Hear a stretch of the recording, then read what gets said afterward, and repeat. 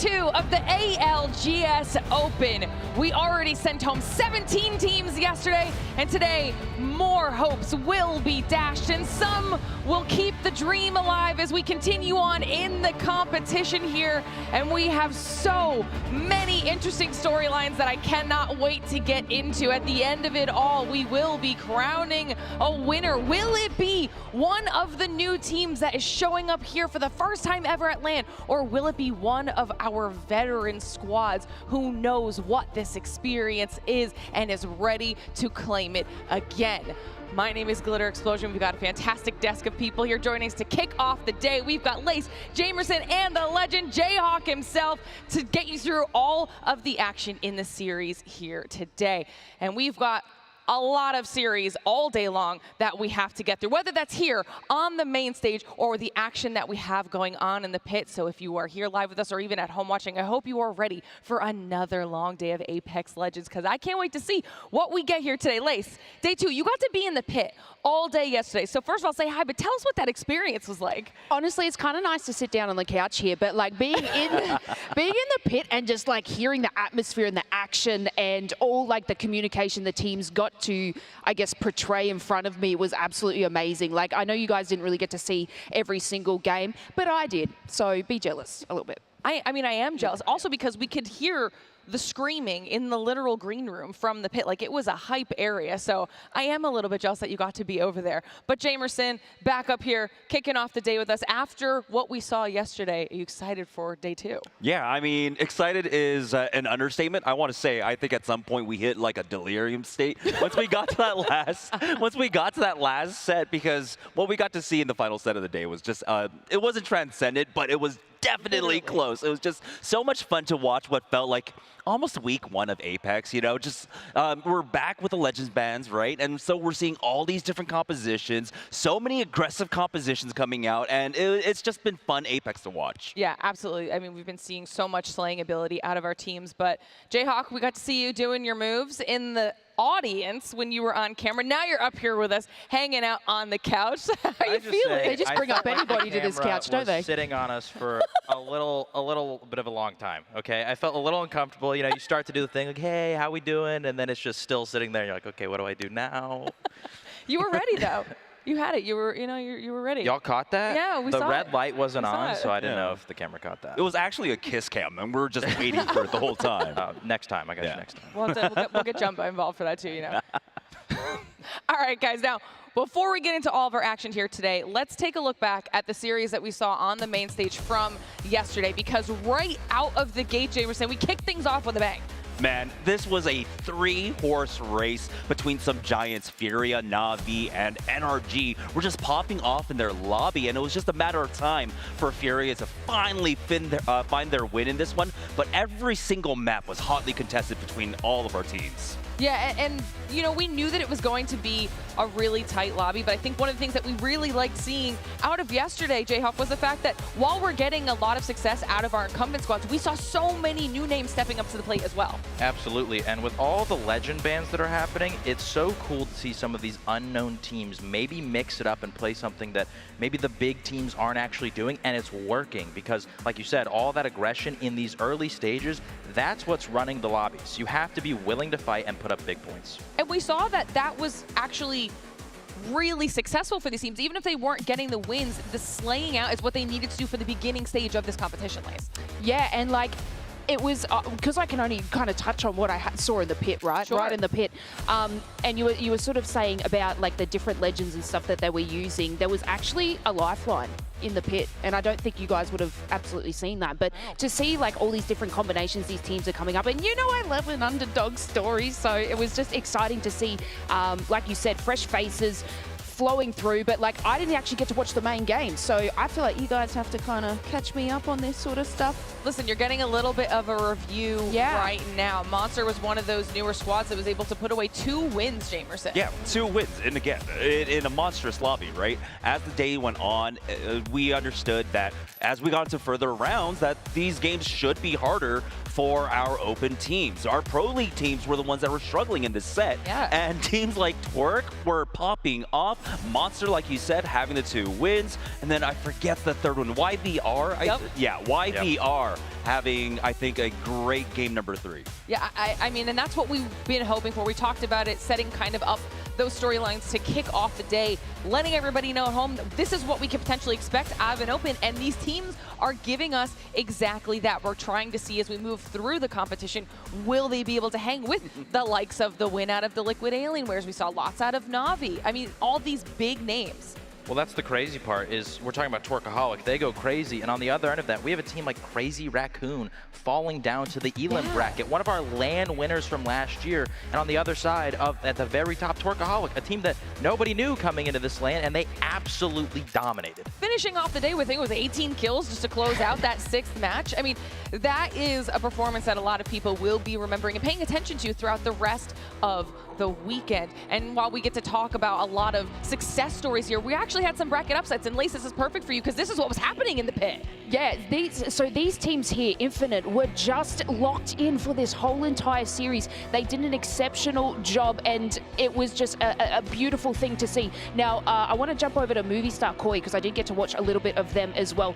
They did struggle in the first couple of matches that they had in their bracket, but did they just like inject caffeine? Something crazy happened, and I believe they got it was like a 17-kill game in one of them, which just literally turned their whole entire series around. Yeah, and then on the flip side of that, we had some pop-off performance as well because we saw just how strong. We talked about Twerkaholics, but got to see a lot of these other teams as well. We even touched on S8, but did you get to see some of these squads in the pit as well? I got to see probably Team Inferno, but yeah, the only thing I heard about Twerkaholics was Immaculate Comms talking about loot. So that's all I've got. Listen, it's going to continue to be a little bit up and down for a lot of these teams as we move through today. Like I said, we still have more teams that will be eliminated at the end of all of our series today, and tons that will move forward through on that winner's side of the bracket and try to move through to match point final as seamlessly as possible, while also still having a little bit of that cushion. But regardless of wherever you are in this area, if you guys are here locally, make sure you're checking out the pit and the main stage because you don't want to miss the action on both sides. Like I said, the pit gets rowdy, and we've had some insane pop-off performances here as well. Hopefully everyone at home has been enjoying that regardless of which perspective you are watching. But one of the big things that had all of us popping off, whether that was in the green room or up here on the stage, was some phenomenal sniper gameplay. Specifically, what we were seeing out of the Kraber. Okay, it didn't matter who had it, but we just kept seeing these gorgeous shots, a little bit of flair added in there as well. And at the end of the day, the biggest thing, which was our Red Bull Showstopper, is the one that everybody's going to remember because we ran about 40 different replays of it because we needed to see it that many times. And it is, of course, the Kraber in the hands of Timmy. The second he gets it, everybody should be afraid. And when we get to this point, it's when he jumps up, switches his weapon off the top of this box, and hits the no-scope for the win. I think everybody freaked out when we saw this, Jamerson. Yeah, it was a fantastic moment, but I mean, it was definitely a crescendo because you were talking about it. Every time we saw a Kraber in someone's hands, they were going to pop off with it. And once we saw Timmy with it, we knew exactly what we were in store for.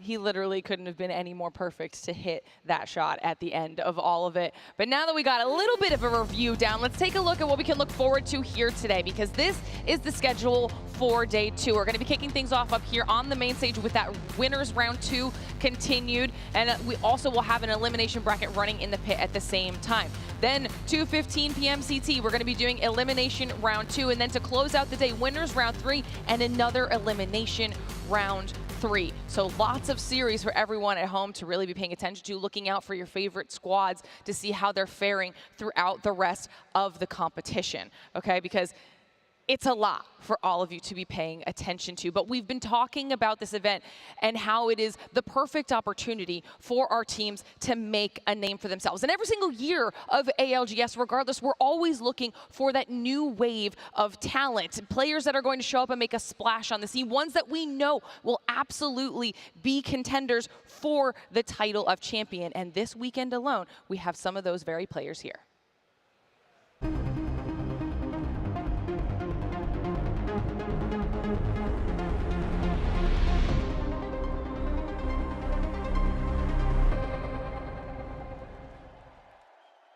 It definitely like turns on game day for me in my brain. Whenever you see the lights or like the stage, you just know that it's time to lock in. It's like time to work. Seeing the fans like in the stand like definitely feels unreal. Every time you look up in the stands, it's like seeing like thousands of fans like cheering you on. What else in the world can like that level of dopamine? To be fair. You just lock in, think about nothing, and just know that if you don't play, you're going back home, and it's time to shine. It's now or never. It's insane. It's like the first time like I really like have you know, like a spotlight on me, and I'm not really like stressed about it. Like I just think we're gonna be like one of the best teams right here in New Orleans, and I can't wait to like show the world how good of a team we are. Being considered the next big thing in Apex, it's good to know. I just know that I have to keep working on it. It's not gonna happen by itself, so I need to put the work in, and whatever happens, happens. If it's meant to be, it's meant to be. Blinks is looking for another angle here. He wants to ping. Oh, it's a collat! It's a collat! One of them is a headshot! Blinkser! My goodness, Falcons just got eviscerated! After like being a challenger player for like almost like a year or two, then like being like a low tier pro league player for like another year, and you always like wonder like, hey, like is it like ever gonna work? Where like to finally like work and pay off. It feels like it was meant to be, but you just never know if it's actually gonna happen. For me, finally like representing an org, because it's my first time being signed, definitely makes me want to perform, not only for me, not only for my team, but for the whole org. Finally like having to show up for something bigger than me and my team is definitely like an unreal feeling. I think for me and like a lot of other teams, just like being at a LAN and playing in front of like so many people is definitely a memory that like we're gonna cheer on forever. Not many people in their lives are gonna have the opportunity to attend something big like this, and it just like feels unreal to like actually be able to compete and follow their dreams playing in Apex. I know we can win, so that's what needs to happen.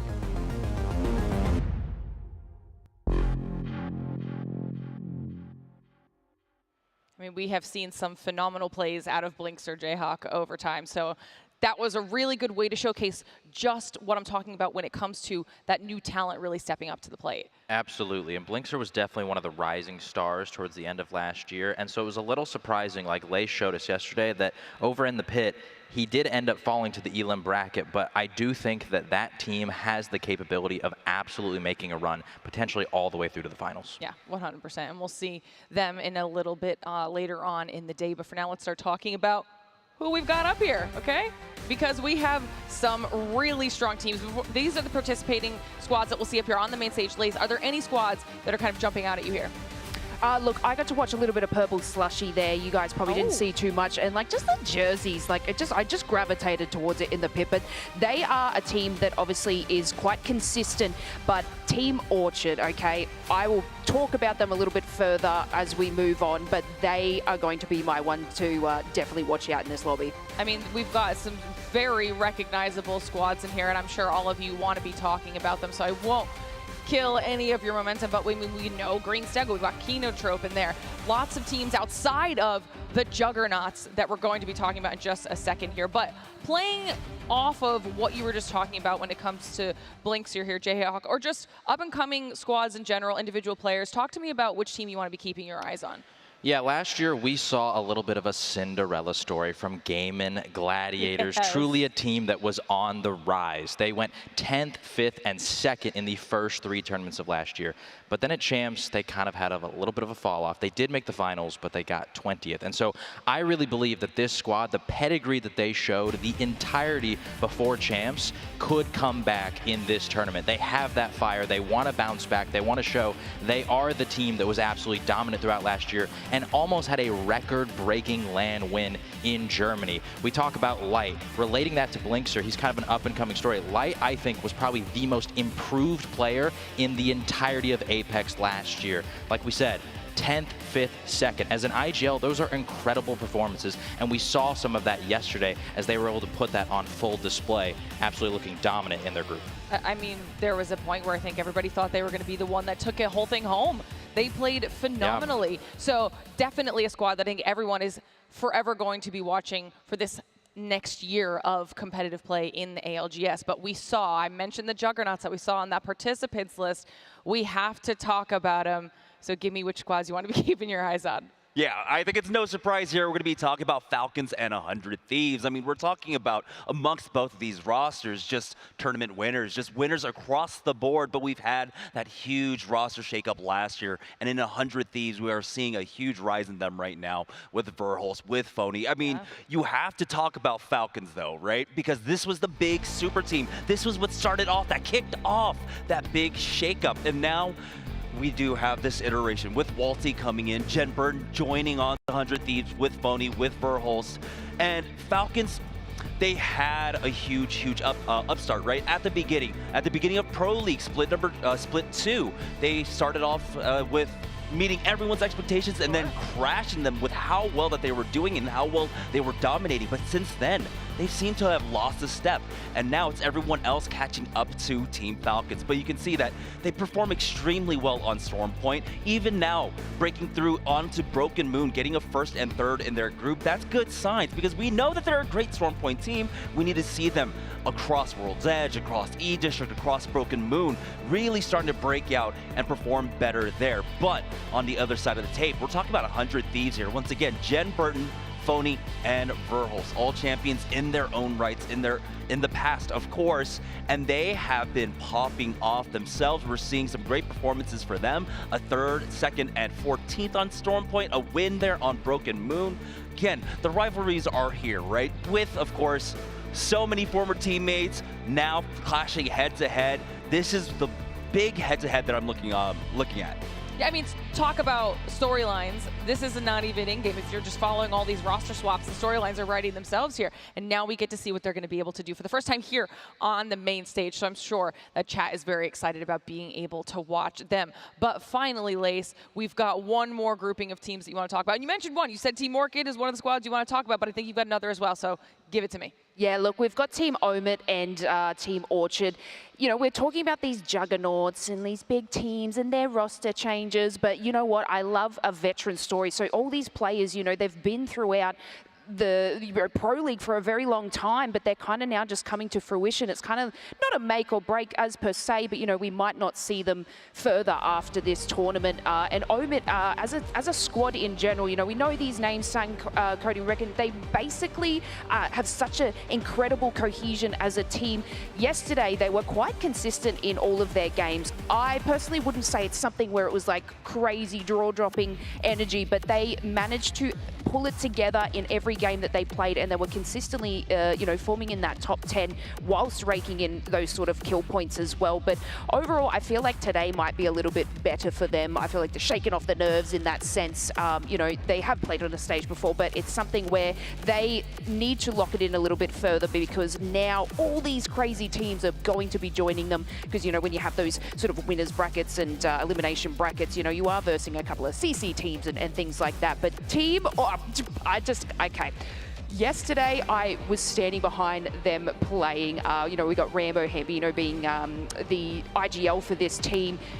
They trumped 100 Thieves. Sorry, but they trumped 100 Thieves by an ample amounts of points. I believe they had something crazy, close to 100.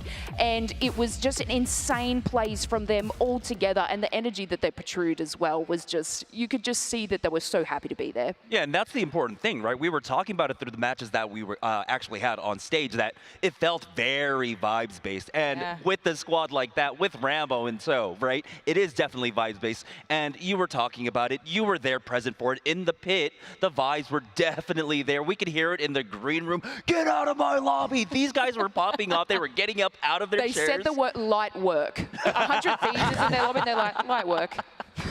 Yeah, so I'm so glad that we do have access to the pit, that our viewers and our audience members have access to the pit, can actually see your favorite players just right there in the raw setting of just combat and competition.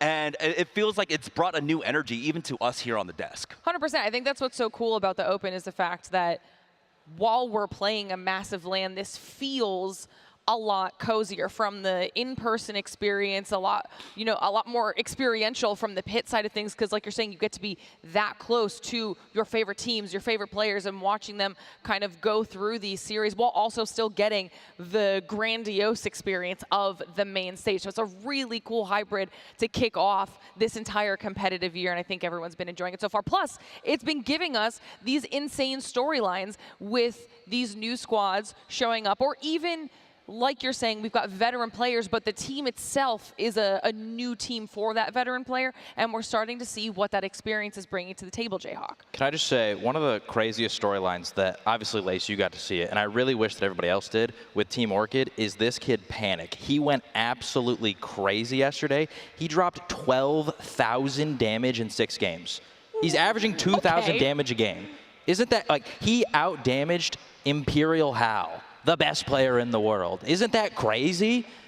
I don't feel like enough people are talking about this. Well, and I got to be there. I know. That's the thing. Like, we are waiting for the next superstar, whether that's an individual or a trio. Are we going to get another dynasty team that comes out, gets the title, and then can continue to do that across the rest of the year when you're having these individuals step up to the plate? But in a really low-key way, because we don't see it on the main broadcast, it also kind of gives them a little bit of like a sleeper advantage, because people might not have known what they did individually over there, Jayhawk, and now when they bring it to the main stage eventually, it could be a massive surprise. Absolutely. Well, 100 Thieves definitely knows what happened. So they're definitely going to be aware of it, but we'll see if Team Falcons is. I know that Hal is a very competitive man, and so he might have seen that damage number and said, hold on, we need to one-up this kid next round when we're on the stage together. I mean, we will have that, kill leader as well, that leaderboard. So and I'm telling you, Panic might be up there. We're going to have to run some of these numbers when we end up back in the green room and see what we can find out for everybody at home. Now, one of the things that I do want to talk about while we're waiting for everybody to get ready for this next series is the fact that, like yesterday when we swapped to winners round 2, that's what we're still in right now.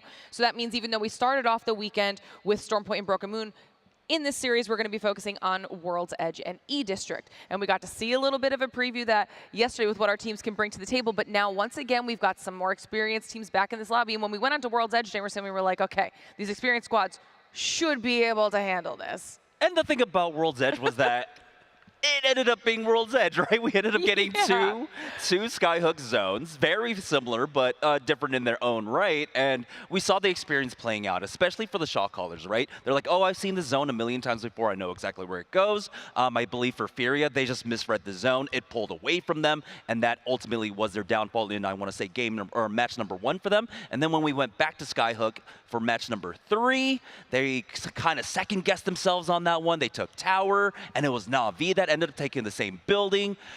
But throughout all of that, we had other players and other teams, of course, the young upstarts coming in and just fragging throughout the lobby. So it's I want to say that, like, even though we're getting back to some classic Apex with being able to see World's Edge once again, the fact that we're here in an open setting, but also because of the legend bans, that it's created an environment where a lot of the young talent can now really shine. It's no more about trying to find young talent that can slot into a meta. It's about now that young talent having an environment where they can just show off their best skills. Absolutely. Absolutely. Could not have said that any better myself. But one of the things that we do need to talk about before we get into the series is, of course, our thoughts on who is going to be winning it. And I'm excited to see what everybody has said, because I think we're going to see a lot of repeats. Love the green Stego shout from Dia.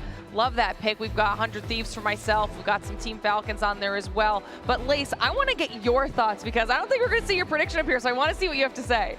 Okay, look, I'm probably going to have to, like, say 100 Thieves, but, like, my heart, I've been talking about Team Orchid, okay? I just, the performance, yes, I know they've got to go toe-to-toe with Falcons as well. So, they were versing one Juggernaut. Now they've got a second one, so it might be something a little bit crazy for them, but no, I'll say Team Orchid. Heck it. I mean, Falcons, even on the competitive Reddit, you 100 Thieves. Jayhawk, who would your prediction be?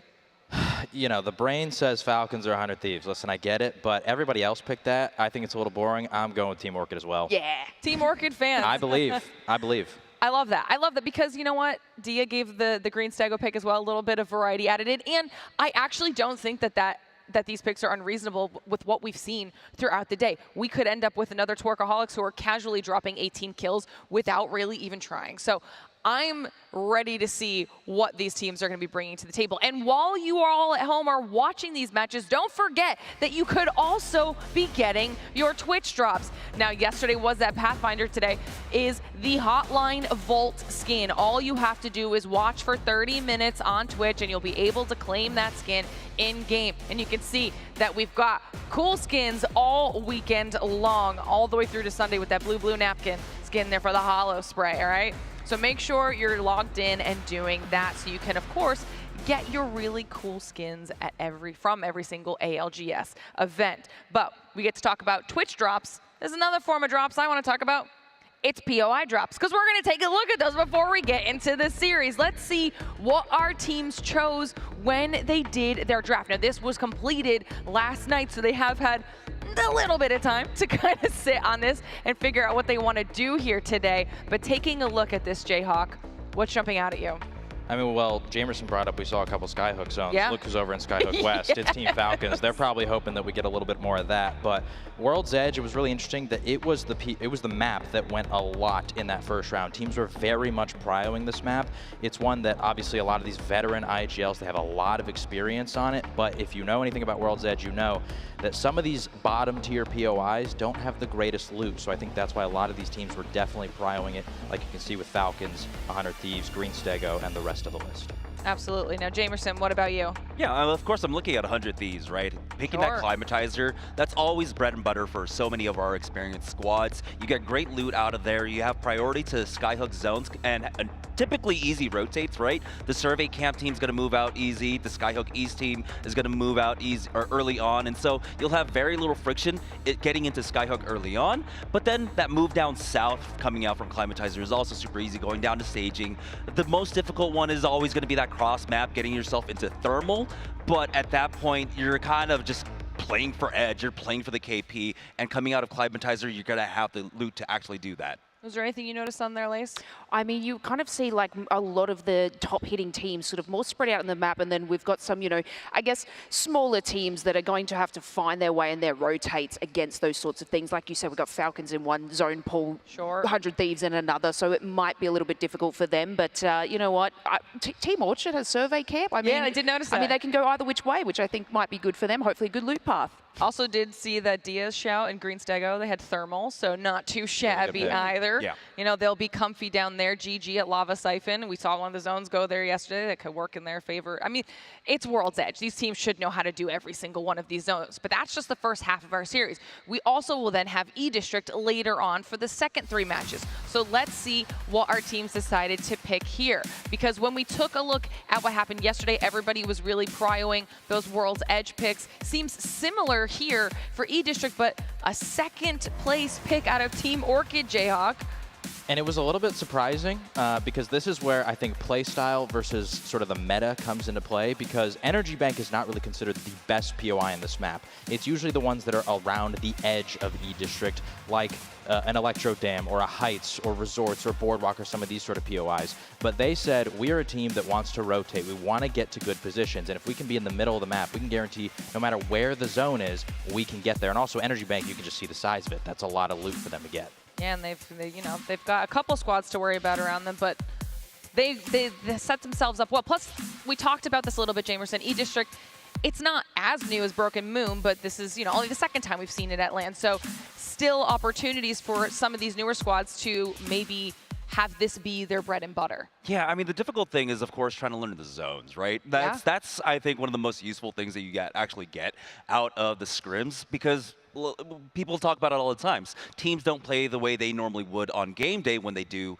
in scrims. Yeah. And so one thing that you can always rely upon is at least getting that zone information. But E-District still has a lot of questions and variables, and you're still trying to figure out exactly how the zone works. And so having that centralized location isn't always the best. Like Jayhawk said, having that having the edges definitely works out. There are great rotation paths. It's a pretty small map as well, and so you can navigate it easy. The big problem is, of course, a lot of the choke points, but that just means you have to stay vigilant. Yeah, I think that we've got a good group of squads here to see what they're ready to do on both of these two maps. And now that we know the drops that they have chosen, let's do just a little bit more chatter, because we haven't gotten to talk to you about this yet, Lace, but we talked about it yesterday a lot on the desk when we kind of got to see the general overview of how the legend bans were going across all of the series.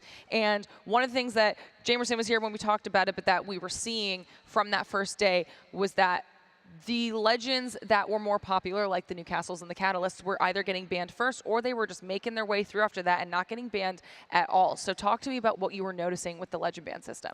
Yeah, well, you know, we always sort of cover, I guess, NA and follow along with their legend bans, but like people keep forgetting about all the other regions that kind of implement it. So I was sort of there with like a lot of Apex South teams, and Crypto is like #1 pick for us, and that's generally happens in Apex South and Apex North. So it was sort of, I guess, a nice little different feat, but I think they're kind of following along with a lot of other teams here. So we did see Catalyst go on first, Alter, and that sort of thing. So I feel like it's kind of they're just a sheep mentality, a lot of these teams. When we were watching scrims, it was completely different. So they're kind of changing their tune.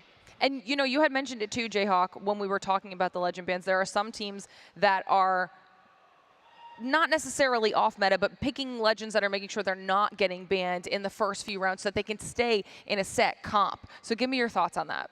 I think it definitely works. Virtus Pro is the #1 overall seed in this entire tournament, and that has been their strategy throughout Pro League. They were not picking Ashe. They were not picking Alter as early as some of these other teams were, where you think that back then Ashe was getting banned immediately. Yeah. They did not care. And all of a sudden, look what's happened. Ashe has kind of fallen out of favor. So maybe they were having a little bit of an early read on the meta. But ultimately, I do think it helps with certain teams, because having that stability with the characters that you play, where you're not having to constantly swap roles and, okay, I was maybe the fragger character last game, but they're gone, so now I have to play a little more defensive. It just changes the way that you have to approach the game from a mindset perspective. Sure. And so if you just have that stability of, we just play the same characters, well, this is our bread and butter, we know what we're good at, I think it can definitely be an advantage. Yeah, and we've seen a lot of teams finding some success with that, especially some of the newer teams. So chat, I hope you are all prepared now that we've done a lot of breakdown here to prepare you for the first series of the day, because our players are ready, the stage is set, and our wonderful casters are ready to go as well. So Dia, Graceful, let's kick off day 2. Thank you so much, Glitter, and obviously our AD did a fantastic job of setting up today's games, Graceful. Now it's time to see what pins these teams will knock down, because yesterday we had our expectations. I had my expectations. In many ways, maybe not shattered, but slowly picked apart by the Twerkaholics. I felt like I was losing my mind by the end of the day going, oh my, this is an ALGS LAN, and the Twerkaholics are doing so well. Now as we change things up, we swap up groups, we are staying in the winners round 2. So these are the teams that have placed top 10 in their previous lobbies, and as our analysts did us the favor of pointing out, have done very, very well in them. As we're going into, you know, later stages of this tournament as well, now going into day 2, the lobbies are just going to get more stacked and stacked. I think we will see a change of pace going further into the tournament, because now people will start respecting each other more and more.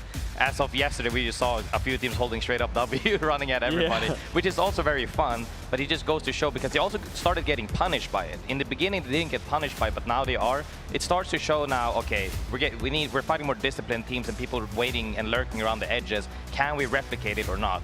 We'll have to see. Yeah, I mean, even running straight at teams like Red Rams, like Gaming Gladiators, like Purple Slushy, like Green Stego, it's going to get you knocked out of the tournament pretty early, because these are teams that are ready to fight, and they are not by any means a complete list. When we're looking at all of the squads in the lobby, however, the fact that we're on World's Edge is going to be really important contextual information, as those will be our first 3 games of this set. We'll then be moving on over to E-District, so both actually maps that are pretty closed quarters, that do incentivize a lot of building play. Maybe those conservative squads that are used to a higher level of play will find more success today.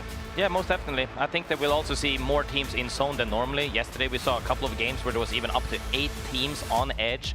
specifically tied to World, there's probably not going to see as many. As we move on into E-District as well, definitely possible because that map is just overall super playable. Well, it's time for us to start the first game of the day. Game 1 of the second day of the ALGS Open. Kicking off right now, a reminder, this is winner's bracket round 2, group number 2.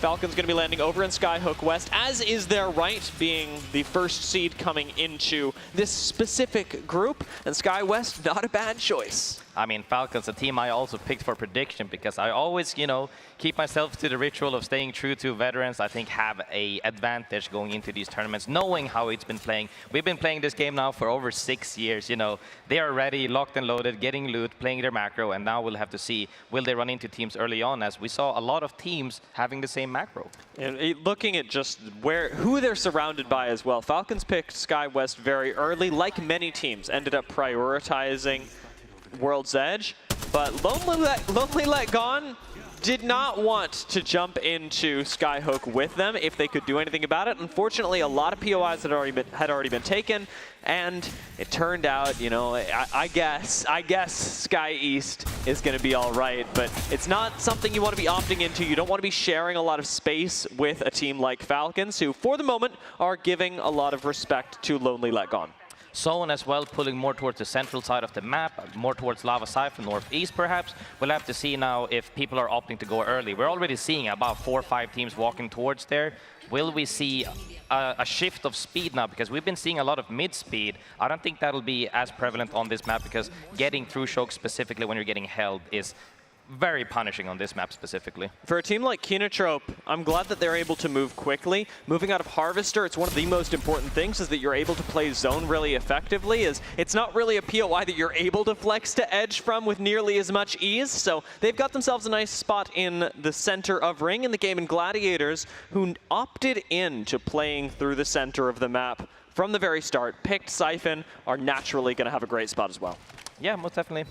Still seeing some early rotates right now. Some teams are actually, I believe on mid green Stego. A couple of the teams on edge are still waiting for zone to fully close before they make the next move. It's going to be fun to see. VVV actually pretty stable for right now. Bit of an interesting compositional choice though for our first game, Ballistic, Rampart, and Altar. You don't see that every day. No, ramp specifically tied with Altar. If you can make yourself way into a spot comfortably where you can set up the walls, it's going to be really strong. However, might be struggling a little bit more on the mobility as compared to, you know, maybe Wraith and Ash as well. But I think since they're kind of early and they're literally dead center, could see some big plays happen. Got to appreciate the creative use of the Altar portal as well. It's clear that there's practice not just on the Legend, but on this specific map, looking for rotations. Team Orchid starting to move up on a fight, and well, we may be ending that fight pretty quickly. CCG do lose one, and well, I believe this res is going to go off. A Renock is instant with that nade. Swiftness just not getting to play Apex Legends today, and Spritzy going to be chased down. It's Panic who's on his tail. Doesn't have the tether available just yet, but the G7, one more shot would finish this from the air, not going to get it. Orchid looking to put their first 3 KP on the board, will be able to do so right now, taking out our first team of the day. CCG go down, and Orchid start the ball rolling early. Our friends on the couch as well was really hyping them up, and I see for exactly this reason.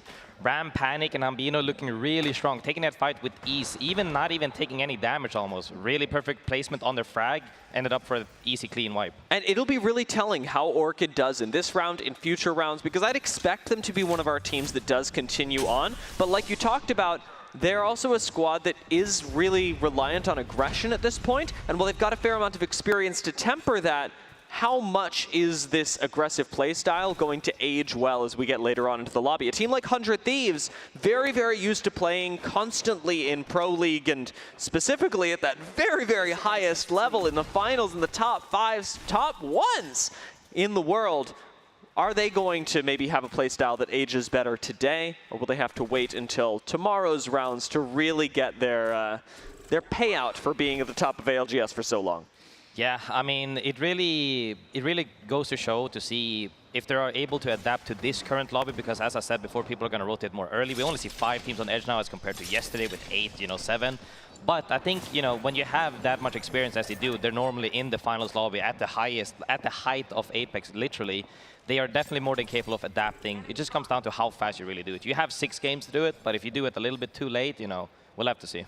Orchid playing out of Harvester right now. This is an odd place to play through the mid game, although it is pretty flexible when it comes to moving through chokes. Actually, Jamerson on the desk was pointing out that chokes are such a, for some teams, inconvenient part of World's Edge, that a reality that you just have to deal with. When you're opting into playing Harvester in a ring like this, I think you know what you're doing. Team Orchid have an idea that they're going to have to fight through other squads in order to make it into late zones.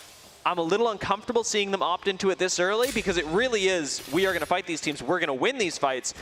If you think that you're on even footing with the rest of the lobby, you don't go with this strat.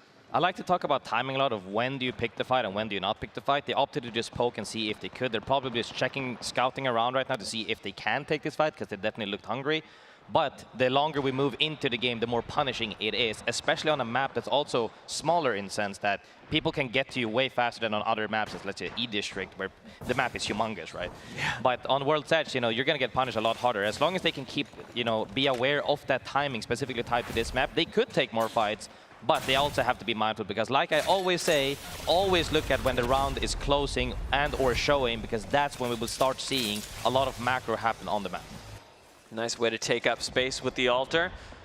It is just, I would call this still early game, as we haven't had that first round close yet, although it'll be closing in a few seconds. And we've already established what teams are going to be playing around to the center of zone, who's got their predictions, whether they be right or wrong, and then the teams that are playing around the edge. 100 Thieves, Lonely Let Gone, Falcons, and Green Stego.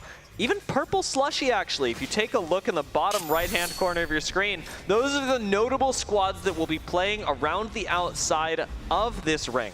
Yeah, and when you see Purple Slushy as well as Reignite on the side of the scene, everybody, 100 Thieves, even Falcons, everybody's playing around objectives, because like I said about mid-speed, they're looking to take these objectives in the form of ring consoles, in the form of beacons, to then decide the next play. They pretty much already know where the zone is going to end, but they need to make sure is, hey, is this area free? Because they, you know, 15 teams was ahead of them. They can't just go in blindly. That's why we're going for objectives before we walk in.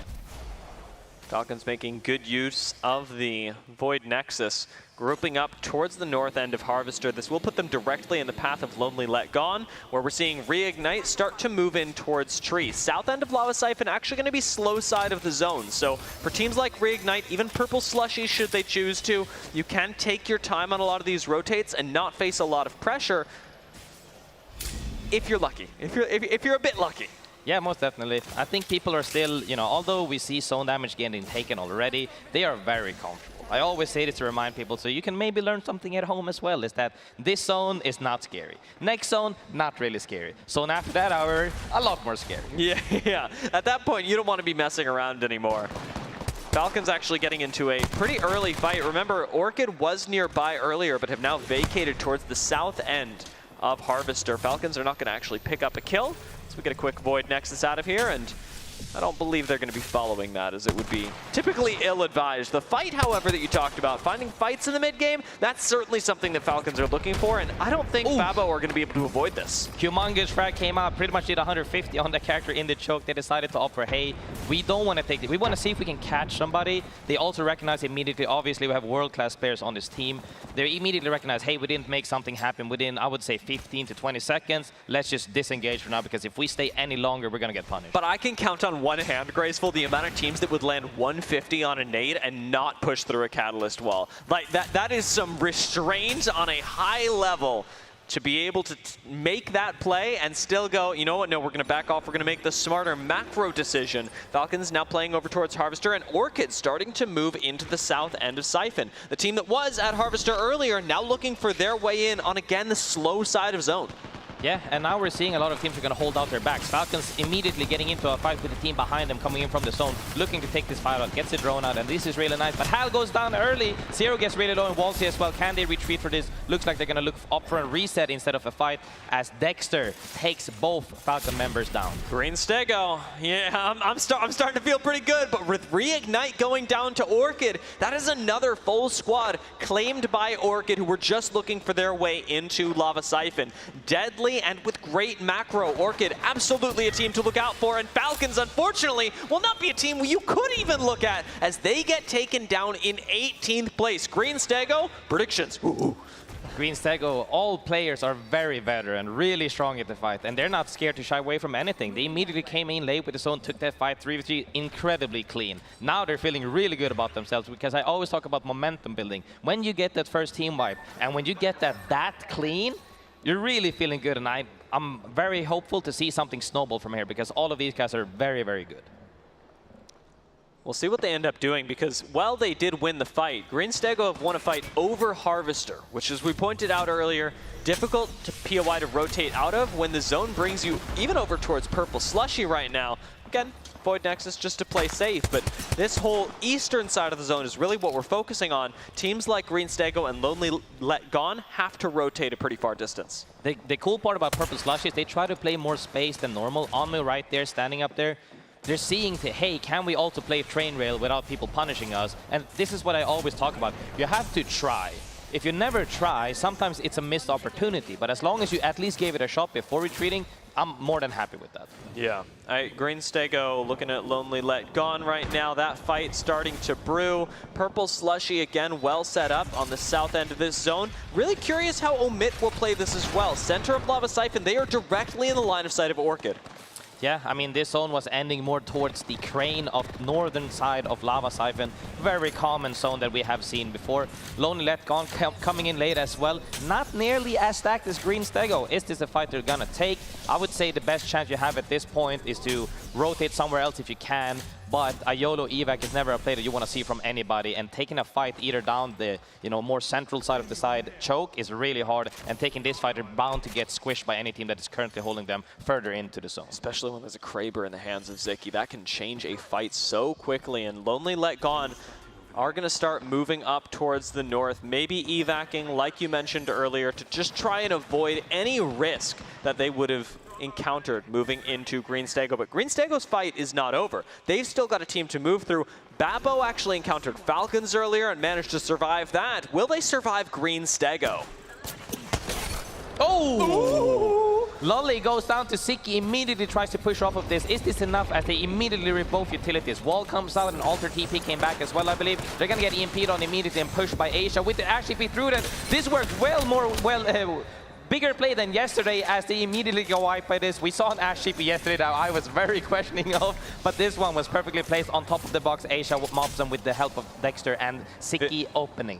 Very, very smart play from Green Stego, and jumping on top of the first opening they found. Kraber so incredibly powerful. However, we're starting to eliminate teams around the map as 100 Thieves actually start contributing. That's going to be a fight happening over towards the eastern side of this ring. Green Stego taking their time. Not another fight they have to take for a little while. Instead, our focus really is going to shift up towards the north. We've got a quick rotate coming in with the Void Nexus. Relatively safe for right now. Pricey's going to stay alive, and a Newcastle wall makes this all the better. If there's any comp you want to play in this crevice right here underneath where the zone pretty much ends, north of the crane, is this team comp. They got Newcastle, they got Watson, they got Alter. That means they can go up if they want to. That means they can also just hold their spot with the help of the Gen and Newcastle wall. So they're probably very, very comfortable right here. As other teams are starting to set up, if they only have one part of the puzzle, let's say, they might not be as, defendable as other areas. Omit starting to take their fight with Orchid. The center of the zone is going to there's only room for one of us. Sang jumps down. Rambo cannot get away. And Omit taking down 2/3 of the roster that dominated their group yesterday is a fantastic start for them. And the KP, it's not going to hurt too much either. I was talking to Cole RKN earlier today. He was like, Graceful, please hype me up. And I'm like, bro, he's already hyping himself up. If they're popping off like this, we're going to talk about them all day. So I'm really happy to see this snowball start rolling now, as they got a couple of kills. They're currently 4th, and they have a good placement to walk in from. They are, however, kind of on a tight budget right now, where they have to walk in with the zone for 10 seconds. They're going to have to fight for something, because most likely something won't be free. And for a team like Omit as well, no Newcastle is going to make this particular walk-in a little more difficult for them. We do have 100 Thieves who are starting to move in from the opposite side of the zone. They've actually gotten their fair bit of action recently, so let's take a listen in with 100 Thieves, see what they're thinking moving into the next zone. Shoot this around. Well, we have time. Put that wall up. I do not have portal. I do not have portal, by the way. Yeah, we can't make that cross then. Let's see if we can evac. We can evac bottom. Yeah, can evac. Put one there then. Yeah, heard. I'm weak. They're gonna be a really hard cross, boys. Yeah. Like, We jump left. Just jump left. Jump left. Dropping. Take zip. They're fighting building south. Come. Same. Going up. Down my corner. Down my left corner. They're here. He comes back. Wall in. Get a wall. Nice. We gotta focus on building, boys. Yeah. Watch your back. Good shit, Evan. They're on altar. Crack on. There's 100 Thieves with no portal managed to survive the rotation. Still collected, I'll say, even as the comms get louder and louder. A lot of teams around the map have been forced into closer quarters, but we still got 15. Maybe Gaming Gladiators not too long for the world as Light does go down, unable to make it back into the rest of the squad. And towards this north side, Lonely Let Gone, take out Cat, moving us down to 14 and staying true on the north side. They made the rotation work. They managed to avoid all the fights except this last most necessary. Yeah, and we're seeing fights break out all over the map right now. As Circle 4 closing is mostly when people are getting pushed out of their comfort zones. However, 100 Thieves right there on the screen. Very, very refreshing to hear. A lot of input that's not overtaking. The IGL is still the IGL, but hearing the input of saying, this cross might be hard, could be enough to get him into load into a different mindset of saying, okay, we'll see if we can make this happen. And then somebody says, hey, maybe the evac on a low ground. That sounds like a great idea. The IGL is still the IGL, but having input from all team members is great. BVV certainly given Gaming Gladiators a lot of input to take them down. That's 13 squads, but this exit from Lava Siphon, I think understandably, is becoming a war zone. You're really not going to survive a lot of transitions out of here. Hammer Drill does get up to the high ground, making this a little bit safer. Red Rams right across.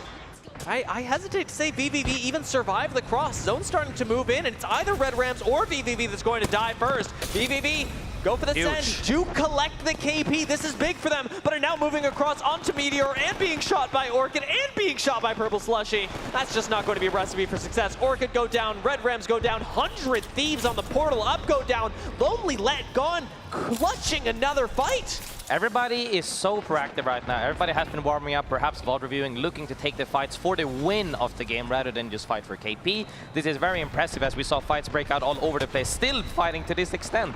I love seeing Alter getting played to the extent that he has so far now. Oh God! Through walls and up on the roofs. Newcastle wall, bit risky there. Green Stego surviving with 50 HP on the low ground, still going to be in this. Purple Slushy, unfortunately, will fall. So will Omit on their exit. We talked about no Newcastle for the squad. It bit them, and in the end, Green Stego poured up to the high ground. Gonna try and reset up here. May yet be able to, but there's too much focus on the squad still. And right now, Green Stego, even surviving is gonna be a difficult task for them. You know they're being shot from above. Right now, that's Fusion who look to take them down, and Green Stego will in fact fall, moving us down to just the last 5 squads. If anybody from home is recognizing that was a ranked moment right there, we would have gotten a reset if they only didn't play the one character to stop a reset. But it's very fun to see here now. Lonely Let Gone on top of it is looking to dominate this zone, as the zone is actually in their favor. Everybody else has to move out into their line of sight as the zone is slowly moving further towards the low ground. Whoever fights for the high ground here should be winning, unless we see a lot more playmaking happen in the fights for the fight of the God spots. And the macro from Lonely Let Gone has been so good to get them here. Remember, it was conservative at the start of the game. They have only taken the most necessary fights, and we've seen them win those in quick succession. Fights against Cat, fights against 100 Thieves are over in seconds. When Lonely Let Gone need to press go, they can do it. And right now, with the Maggie Ball thrown out, they may be doing exactly that, making certain that this high ground is all theirs. They push him off the high ground. Now they're going to look for KP. If nobody's contesting it for height, they're going to close out this game very, very easily, as they're just looking for KP. Kino Troop going out, Fusion going out, still Rowie down. He's a 10K going out. It's coming down to a 3v3 where they have absolute height. They should be closing this game out completely, and Pricey goes down, and Lonely Let Go. Absolute height, absolute advantage. That was textbook from Lonely Let Gone. And they were able to collect so many kills. It was like playing whack-a-mole at the end, just picking up player after player, team after team. There was no contest for the high ground, no contest for the win. Yeah, I mean, that was just smooth.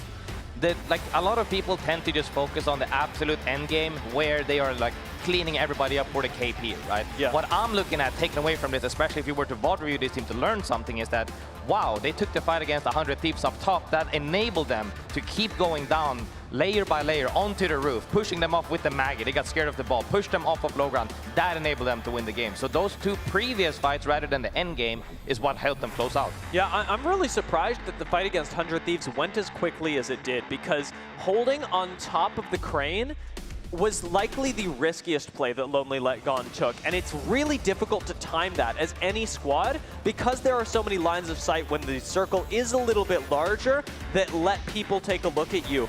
Not being looked at, though, lets Lonely Let Gone have so many lines of sight on other teams. 15 kills in the first game alone.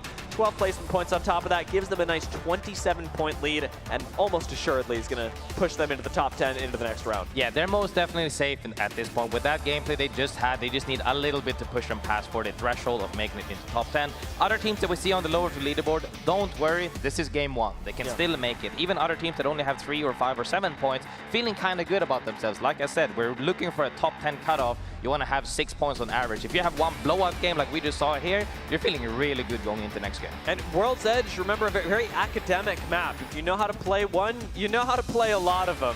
And the fact that Lonely Let Gone start with a really good game makes me really excited for seeing what they'll be able to do through the rest of our World's Edge matches, as we've still got 2 left to go. Looking a little further down the leaderboard, I'm noticing the big standout Green Stego with 10 kills that game, technically placed second via points alone. The cool part about Green Stego here is that we're seeing a lot, you know, like Twerkaholics.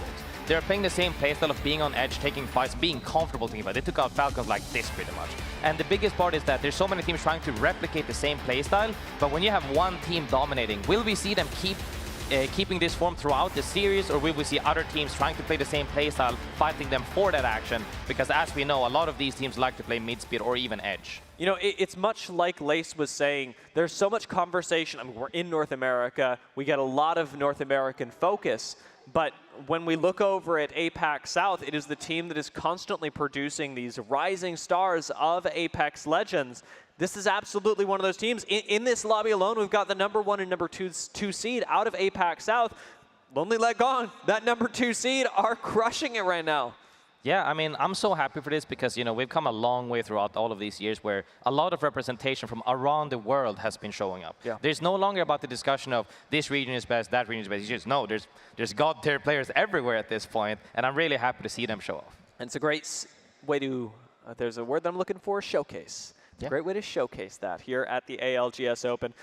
Great start, at least for Lonely Let Gone. Coming out of Sky East, I'd expressed a little bit of doubt around this POI pick. I didn't see them being particularly confident in it, even in the draft itself, just where the order of when it happened. But turns out sharing space with Falcons actually ended up going worse for Falcons. And I got to draw some question marks around this roster as well. If you've been keeping up with Apex, you know that there's a lot of internal volatility. And that's something that I like keeping track of as well, for as interesting as it is to watch all of these personal dynamics play out. We're going to see how that now impacts their gameplay over the next couple of rounds. I think that we've also seen, you know, everybody has had their own success in their own right. And when you have a lot of stuff coming out, then you have to kind of burn through it. When you have just had success and not had rough times, at some point you got to go through them. And now everybody's just trying to work out their discussions. And discussions aren't bad.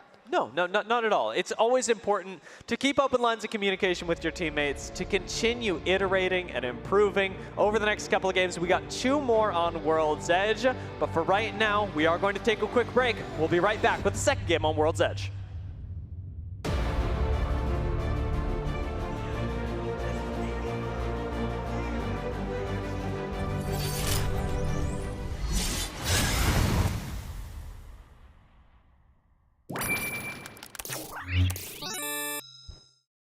The return of Area 51, Alienware's highest performance desktop yet, equipped with powerful Intel Core Ultra processors. Innovative architecture designed for ultimate gaming. Engineered to evolve alongside your game. Encounter the legendary Area 51 at Alienware.com. The human body was built to move. Not trapped at a desk in one singular posture for 12 hours a day. It's time your chair evolved. This is Secret Lab Titan Evo. ergonomically engineered for you. Gamers, hybrid workers, artists, backing your every move.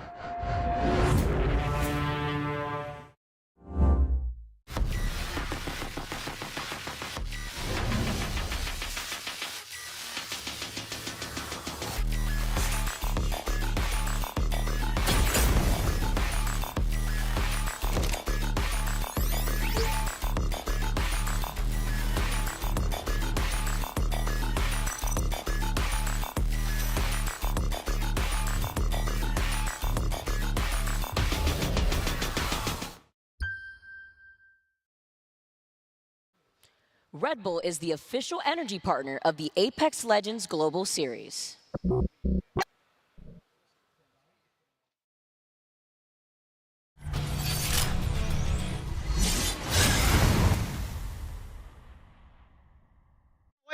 靠位置，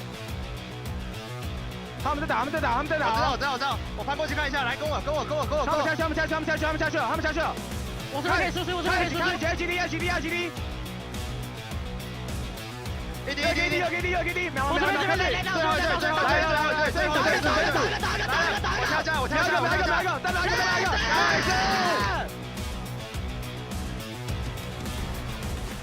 I can tell the excitement's getting to you, Graceful, because we're talking about playing the game. We're already scheduling play time for when we can next link up and get some Apex Legends in. Right now, we are going to be watching the second game coming up here in New Orleans at the ALGS Open. We've had a fantastic game to open us up. Now let's see who can change the leaderboards, who can push themselves a little further up as Lonely Let Gone do take an early lead, but we've still got teams like Orchid who smashed yesterday in the lobby, 100 Thieves, Green Stego, Falcons, Purple Slushy, and of course the Game & Gladiators, both top 3 in their respective lobbies. These are squads you really want to look out for to make a splash in our second game on World's Edge. Yeah, and second game going into World's Edge as well is Catalyst got banned. And this is a thing that a lot of people might have been worried about, but honestly, what we saw in this gameplay, it was mainly used for when somebody got cracked just to, stall for a little tiny bit of time, which most often of the time didn't do anything because the Ashes walked through the wall and TP'd on them anyways.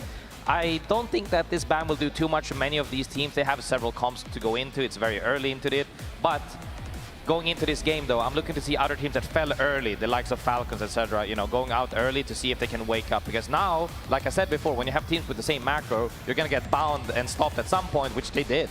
Yeah, there's always going to be something, especially with the lack of Catalyst early, that can take advantage of a momentary weakness. The other legend that has been notoriously good at doing that, at stalling things out, has been Newcastle, notably not banned. And we've seen a lot of first-round Newcastle bans in our first day of the ALGS Open. Now changing that up to the Catalyst may result in a few different playstyles, although I will say Newcastle maybe not nearly as popular on World's Edge since there's so much safety inherent to the map. A lot of people like also, a lot of the time you don't want to spread yourself thin, so you want to go all in. Sometimes you want to play full on defensive and full on offensive. And full on offensive we already see here with the Crypto Maggie Ash. And you're getting run down. Waltz, you immediately go out. Falcons not off to a good start. Not something typical we'd see from Falcons. I'm used to seeing Howler Zero start to disagree on where they should play. I'm not used to seeing Waltzy so separate from the team, on a completely different page from the rest of Falcons. Granted, it's part of the early loop path, so we can give a lot of credit to Lonely Let Gone for laying a trap and executing it. At the same time, I'm looking at Falcons and going, all right, well, now you've got a member that's typically on the same page as at least one of you that's been taken down, and a reset still difficult for Falcons as they don't have easy access to a crafter from here. Yeah, Sonas here looking to the east of staging. Kino Troop already looking very comfortable in that area. Falcons, however, needing to reset. It is what it is. It was very early, so it is probably fine. Lonely Let Gone, though, is very confident because the further this goes, if this keeps happening, Falcon's going to be low amount of points, and at some point you can't even risk dying early anymore because that means you're going down into the lower bracket. Yeah. Ooh, the excitement already. I can see the Reddit threads now. I do want to talk quickly about Kinotrope since you mentioned this zone is pulling close to them over at Harvester. Kinotrope had early rotation to a zone last game. Ended up placing 10th, not what you're typically aiming for when you have a zone that pulls close to your POI. So the barrier of execution, maybe a little more pressure on Kinotrope once we're moving into the second game, because not only are these games they should be succeeding in, there's zones they should be succeeding in as well. And seeing here, you know, Player K, Pricey, Strafing Flame, playing the double defensive. Like I said about spreading thin, you know, you want to play something that amplifies what you're already looking to do. Newcastle plus Watson is very strong. We even see Newcastle and Ramp. Another fight breaking out here as well. Orchid actually went for a fight on this very same hill. Not against the same team, however. This time it's 10K who rotate ahead of Team Orchid, and it's not nearly as quick of a fight for the lads on Orchid. Falcons do get a respawn, which is going to be nice. Everybody back up. 60 teams, 60 players, 20 teams. It's like nothing ever happened. Big Stinky! Ram playing the Caustic coming out. I'm very happy to see Caustic. I don't know why, he makes me happy. I remember fond memories of him. Still looking to kill it very early though. Everybody's looking for plays right now. As I said before, more along the side of Circle 3, Circle 4 closing specifically is where the action is bound to happen. On Edge, however, it's the opposite. Everybody early on wants to take fights. And I do wonder how aggressive you can really get. Like you said, excited to see what the Caustic looks like. I do think of Caustic as more of a zone legend when you're playing inside the buildings, playing a little bit safer. The fact that Orchid, who actually were playing mostly around the edge during last game, I would say mid-speed, maybe a little bit more descriptive of their specific play style, now are running the legend instead. It's a bit different than what I would expect from them otherwise. Maybe something like a Fuse. Yeah, I mean, I think it could be a pick due to the fact that this map you play in very small encirclements. You don't really have a lot of space to play as compared to other maps. So, you know, Caustic Gas is a lot better in close, smaller quarters, so to say. Yeah. And I think they could try to make that work. We'll have to see if they can deny space a lot. But not having, like we said before, you know, maybe the Newcastle or even Ramp is going to be hard. For the moment, Orchid's high ground that they actually are giving up right now. Very weird to see this, specifically because that hillside is so often an end zone area. Orchid opt into the fights in tunnel, which I actually think is interesting given the Caustic point. They're playing for the tunnel because of the closer space. Exactly, that's it. You gotta fight, you know, if this is good for us, we do this. If it's not bad, we relocate, and that was a good, very good decision to do. Now it comes down to the question is somebody just gonna evac behind them and pinch them or not? Depends on the timing of when you fight and how fast you close out the fight. And who ends up taking that hill? Big question for me as well. I think it's similar to playing the Crane over at Siphon. You don't want to do it too early because there'll be too many angles on you. But late game, picking up that hill right outside of Harvester, that's a first place kind of position. Lonely Let Gone, hoping to follow up their first place kind of position, are looking right down at 100 Thieves who are rotating through here. It is a conservative look for Lonely Let Gone. I'd love to take a listen in with them to see what they're thinking in the fight against 100 Thieves. 他们飞机在附近。好。我打点帮我看，打点帮我看。我现在看不了，我要去抢屋顶。我被 Q 到，被 Q 到，被 Q 到，9%刀。我觉得我们先回去吧，少姐来，位置烂。他们踩下来了，他们踩下来在压你们位置。位置太差了。我们还可以反打的。我们还有大招的。他们走掉了。 走掉了，走到这里了。这里看到2个，三个都在，可以捡钱，然后往城内走。Defensive Ash Portal, conservative play, great job from Lonely Let Gone and 100 Thieves both to respect each other, maybe look for an angle, but decide, you know what, this is a pretty good team we're going up against. Let's just get some distance and continue our rotates. Both teams will remain on the edge for now. Lonely Let Gone and 100 Thieves perhaps to clash later, but it's Purple Slushy who find themselves a nice bit of early advantage in the form of a loot box early on, and they'll be coming from the south side, mirrored by other teams like Red Rams. Yeah, recognizing that the fight, if it were to take place in that area, they decided to relocate with the Ash TP. It's definitely what I'm saying about, you know, staying disciplined. They're saying, this is a bad fight, let's relocate, let's not take the fight. They did that to make sure, okay, they moved away, let's focus on our other plan right now. Macro, as we can see as well, east of staging, or even if you say west of Harvester is fine as well. A lot of teams are already in there. Not that many teams on edge, as we can see. Only a couple here and there spread. Like we said before, instead of 8, it might be more towards 5 right now. It's gonna be really funny to see now. Next circle closing, circle 4, like I said, is where all the action is because this area does not have a lot of playable area. A real focus for me is going to be around the north and south end right now with Lonely Let Gone fighting 100 Thieves. A lot of the north end is actually going to be determined based on who wins this fight because they will be the Titans coming in from that northeastern Harvester side. Lonely Let Gone have pushed 100 Thieves back. and it does seem to be pretty safe for now. The other teams to keep your eyes on are Green Stego and Game & Gladiators, who are almost sure to fight in the south.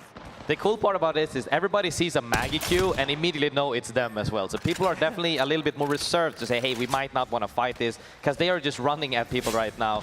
But as we go into the later games, Maggie probably won't be banned. So can they keep this going forever? Or are they just going to swap out one character and keep at it? Or is this specifically tied to this map? Regardless, they have had a lot of success. Falling over at Verhulst and Jen. Doesn't look like the stun was enough. At least secures the 1-for-1, but Lonely Let Gone don't have a huge advantage just yet. If anything, Roy's going to have to be the one to make this up, but canceling the shield bat is a very risky play just for the early look around the corner. Verhulst and Phony resetting for now. I think Jen Burton's going to be able to get back up. A lot of utility expended to make this happen, but it's well worth it if you can create a 3v2, and they have. Jen Burton's back into the game, and it's going to be Lonely Let Gone, winners of game 1, who are now on the ropes in game 2. Teo going to run away for now. Roy comes in to try and defend up against Phony, who's playing the outside of this fence miraculously. Great job, covered by Jen Burton and Verhulst.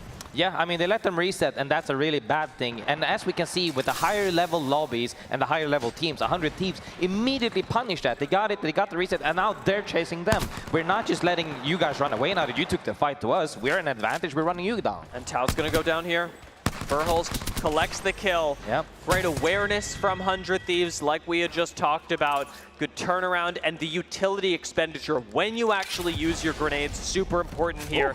Evac tower as well. You know they are not letting this go. Lonely Let Gone, likely going to be chased, and it's nice for 100 Thieves because this chase also leads them directly on their rotate into zone as it closes behind them. Yeah, I mean, they're definitely not letting him go because, you know, you came to us, now we're going to take you out. 100 Thieves looking really good now. They have plenty of loot as well. Zone is still rotating slowly, but they are even actually jumping towards them. Again, right here, chasing down Rowie. Can he get out or not? We'll have to see. It seems like he's going to take a straight 1v1, and, you know, you can't fight Gamburden because he got hands. You know, it was close. It was close. I'll give that to Roy. It was close. Team Orchid, another notable elimination happening at the same time. That's Falcons that take out the squad that, remember, we talked about, opted into this small space with the Caustic. A fight they should have won, taken by Falcons. And that's what I said. If a team lands between, if you're playing in the tunnel, then a team lands behind you and you get pushed from the front, you're gonna get pinched. Probably what happened. We couldn't have really seen it yet. Still another team playing in tunnel as more teams are opting in from the northern side. Yeah, talk about a pinch. 10K between 100 Thieves and Falcons? I wouldn't be there if you paid me. And 10K, I think, hoping to survive this encounter, are going to have a difficult time of it. The pinch, impossible to get out of from this angle, and 100 Thieves likely very frustrated to have found a team right in front of them. Again, expending utility early on. They know that making this rotate happen with speed is worth it. And this is kind of, yeah, like the mid speed we're talking about is somebody's gonna try to hold you out. But if the circle is small enough, they're gonna get pinched behind them. 100 Thieves right now looking to pinch this, but they're getting played on by a huge Q through the wall. Almost immediately get punished. They had the awareness to react to that altar port through the wall.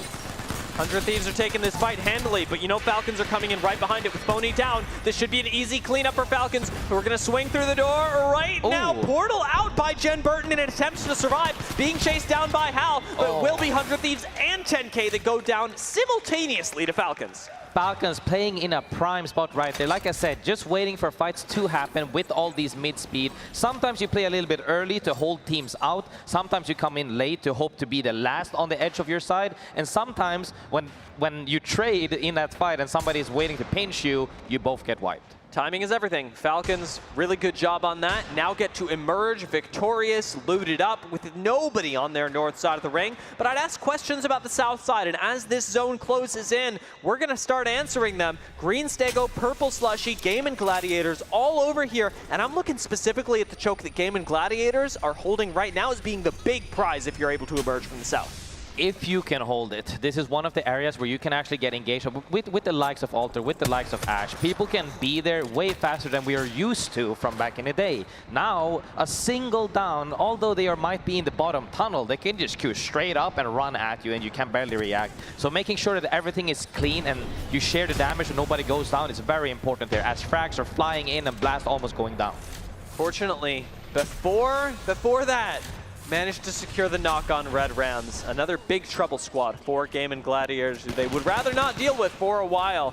Skynade may find a bit of purchase for Lufka, but Gaming Gladiators aren't able to hold on to the high ground for now, are going to choose to retreat, and that's very, very telling, Graceful. This low ground, not particularly good, but at least it's safe for now. Red Rams will take the high ground. Green Stego on the other side, having a bit of a crisis as to which side they want to play. Now need to send Red Rams. They're going to have no choice in the next zone.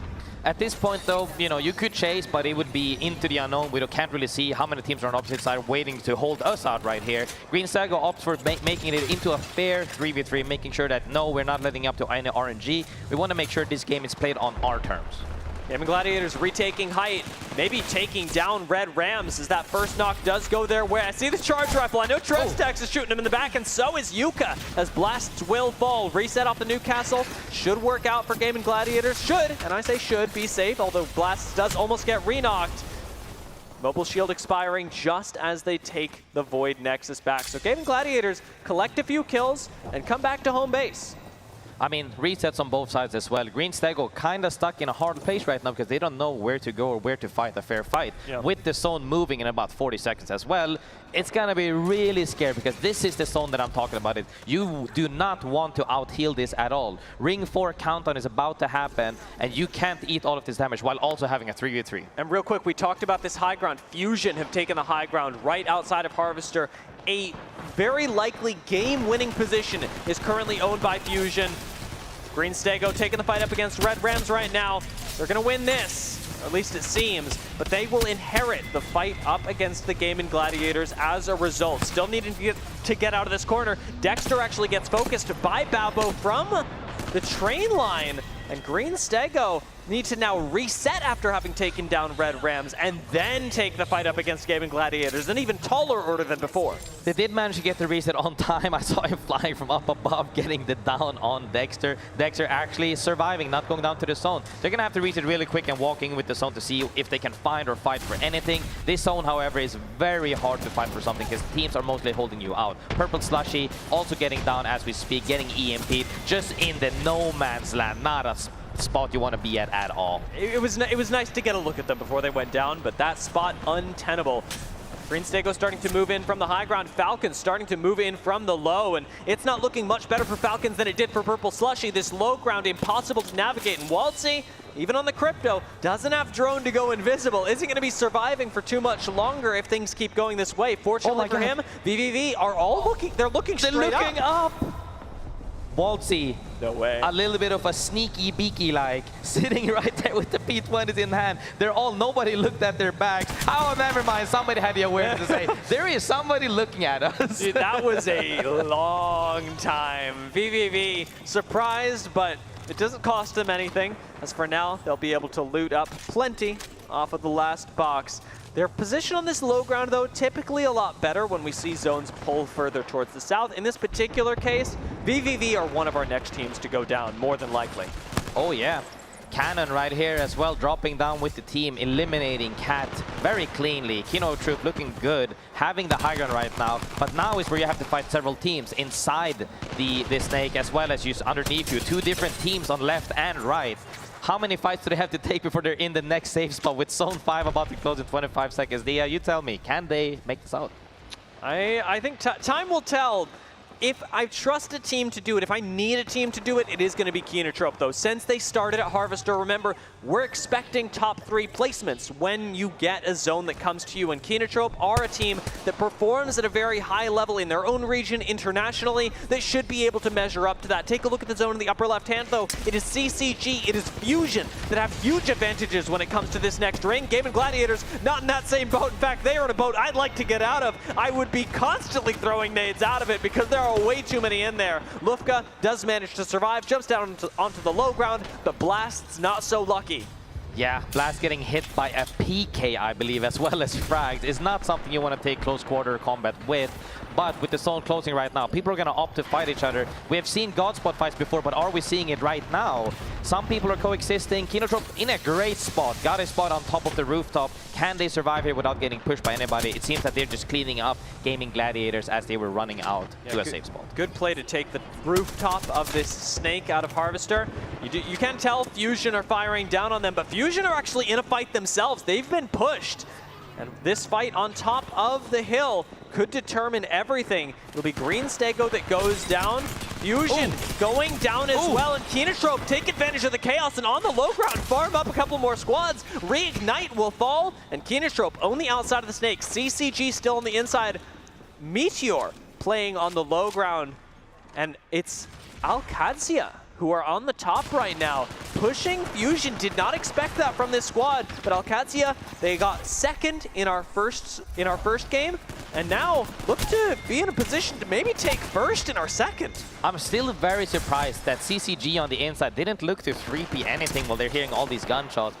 Pricey and the boys right here are looking to feel very comfortable because the zone actually ends on top of them, Yeah. Everybody has to fight their way out as they're just gonna have free reign. As long as they don't do any drastic mistakes here, they should be winning the game. As I say, Pricey goes down.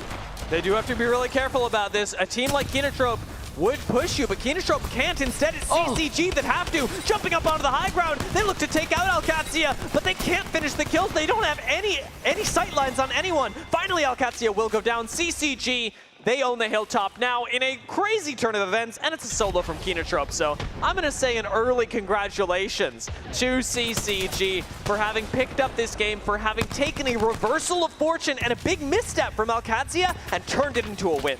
Big misstep indeed. They might have heard what I said. Why aren't you guys proactive when stuff is happening? They said, we got you. We're immediately going to just close out this game just to shut you up, Graceful. Yeah. They went straight for the queue up, claimed the high ground after a big mistake from the team up top. But the fact that you can punish teams when you messed up, I'm going to take this win now. Very, very looking good for them. I'm very happy. I got to celebrate Cannon as well. He's making this way harder than it has any right to be. Finally, the kill will go down. CCG are like, oh yes, that's right. It is just one person. We can just sort of ape this. They do it. They pull off the win, and nicely done by CCG to secure themselves an extra 12 points, making them a whole lot safer when it comes to this overall bracket. 2 out of 3 games down on World's Edge, and CCG push themselves up into the top 10 easily. I only see 3 kills, Dia. Not very happy with that. When you've had the opportunity to play towards the center of the zone for quite a while, you need to be picking up more kills. However, as I say that, 15-point game is more than enough to set you on a good path towards being safe. Yeah. So they're very happy with that, but I would like to see that proactivity, that hunger that we saw at the end game. I would like to see that maybe a little more throughout the early and mid game, because if you can rack up maybe just 5 extra kills or anything, that's just super good. But if they just won that with 1 kill or 2 kills, that's, you know, people aren't too happy about it. As you could see when they were cheering for each other, said, nice game, that's it. Yeah. As we saw before when they had a humongous kill, they said, woo, you know. Yeah. I want the woo out of them. Yeah, I think they were almost surprised by being able to win that game as well. You don't expect this awkward alter misstep from ALGS, who again, should have had that game in the bag. It does get a little awkward. The nerves get high. You see CCG and ALGS, though, taking some pretty big steps up. And I'm actually specifically calling out ALGS here simply because they placed in the top 3 in our first game. Top 2, actually. Top 3 in this game. 15 points for them. Keenatrope as well. I'm going to call this a huge win for a team coming out of Harvester. They didn't get the position they wanted last game. This game, it's looking a lot better. Yeah, I mean, I think a lot of teams looked a lot better this game, even though the zone was, you know, a little bit away from Lava Siphon this time, and the playstyle is very different. There was not as much playable area. You're forced to take a lot of fights earlier, but I see a lot of hunger in people holding out their backs properly, but closing out fights has been a little bit harder, though. Yeah, it always is, especially with Alter in the game. A lot of resets. Alter now taken out, maybe changing things for game number 3. You're noticing all 3 of our top squads running with Alter. That's not a coincidence. As it stands, Lonely Let Gone still lead the pack with their really big first game. It wasn't nearly as big this time as they got shut down pretty early, so the leaderboards actually closed by quite a distance. ALGS just 2 points behind Lonely Let Gone. Again, huge praise to ALGS for what they've been able to do today. Keenatrope right behind them. 2 zones that have gone really in favor of Keenatrope. They've made the Harvester playstyle work for them. And then we look down at Meteor and Green Stego and say, well, we're taking maybe baby steps up towards the top of the leaderboards. These are teams that are doing well, but that I'd expect more from if they're able to get 1 game of good momentum. I mean, I'm very happy with your scores right now. Only 2 games in and you're on 19, you're on 15. I would even say 15 is fine because that's above average. I'm looking at anything above 12 would make you happy because you're still on par with making it through. Just a little bit of a push in that right direction and they can just glide right in very comfortably. Yeah, there are, of course, still teams who are having a tough time on World's Edge. There's a lot left to solve for this map, but only one game left to do it. Things are looking good for teams like Kinatrope, like Alcazia, but can Falcon step up? Can 100 Thieves put themselves back in the conversation? We'll find out right after the break.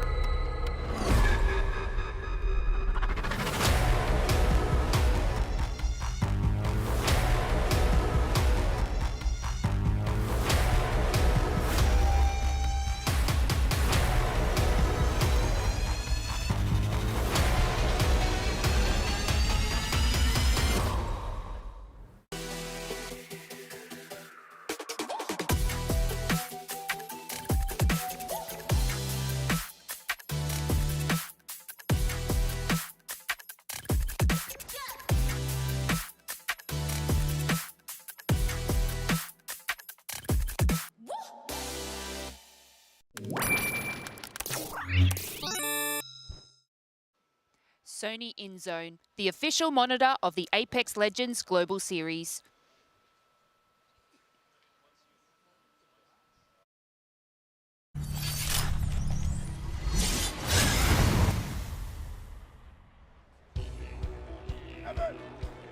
Secret Lab knows the body was built to move, and their Titan Evo chair has evolved to meet that need. Well, the 4-way L-Adapt lumbar support systems cushions your spine and a Y-shaped lattice of living hinges. In the 165 degrees of recline and class and hydraulics, they'll keep you steady while backing your every move. Graceful, it's been fantastic to have Secret Lab on with us and making sure all our players stay comfortable because, you know, Rain Day likes to say you gotta be comfortable being uncomfortable, but that should only be in-game, not in-chair. I mean, I feel like, you know, having sat on those chairs as well is that they're very comfortable. I always, you know, when I play on a LAN or when I come visit a LAN, it's always like, I wish I had that at home. Yeah. It's nice. I'm still on that yoga ball grind. You know what I'm saying? This guy is bouncing on a yoga ball this whole time when we're chilling and playing. You play on it too, right? Yeah. I'm waiting for the Secret Labs yoga ball collaboration. I'm sure it's coming. Well, I've got that to look forward to. I will say, I'm also, in perhaps more of a focused way, looking forward to this third game. We've had two very different games on World's Edge. Yeah. Despite the fact that the zones were actually pretty close together, played out very differently. And now we're going to be going to our third and final match on the oldest, most studied map in Apex Legends competitive, where we are seeing not our oldest, most experienced teams come out on top. Yeah, I mean, and also we've seen a lot of good play from Alter players overall. Alter being banned is going to change a lot of things. I like to talk a lot about verticality. That's now gone pretty much, because nobody plays Horizon nowadays. You have Ash still to make that play, but then you have to decide the same way when you have utility. You know, do you want to use it aggressively or defensively? If my teammate gets down, I want to relocate to get the reset, or do we use it for mobility to get to our next path? So when things don't go the way that you hope they do, you now only have one option. And just as a real quick point as well, I know we're going on to World's Edge, so it isn't going to be as prevalent, but the verticality you just mentioned, Alter missing from E-District is going to be really interesting. And it's all games of E-District. It's not just the first one, just the second one that you get Alter at no point. So that'll be a really interesting map to look at because teams will be forced to adapt, and we will likely see some fly and some fall as we move onto that map that does so typically rely on the presence of Alter. For World's Edge, however, we're going to be seeing a lot of teams bring back the old, the gold, the Wraith that really did dominate World's Edge back when she was the only legend that could make a single portal.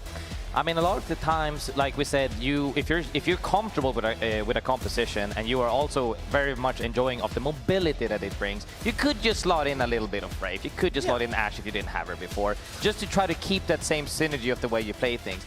But on the other side of things, when teams are picking up Wraith a lot more now as well, it also gives you more aggressiveness with the front end. Like we saw yesterday, perfect examples of how to play Wraith. If they can replicate that, fights are going to look very different, because now we saw a lot of resets, but when Wraith can go just that deep, it might be able to close out the fights way faster. Yeah, Wraith is such an interesting legend because you can fill, or you have to fill, to play optimally so many roles. You have to be the IGL, the rotator, the person who's planning ahead for how your team is going to move, but you also have to be the person that is starting fights, that is putting your team in a good position. A lot of times in modern Apex Legends, we see those roles separated, as Wraith isn't nearly as common, and especially over the last couple of seasons. You'll have somebody like a Valkyrie IGL or even Crypto IGL that doesn't have to fit both of those shoes. Yeah, and as we can see on the map now as well, still kind of central.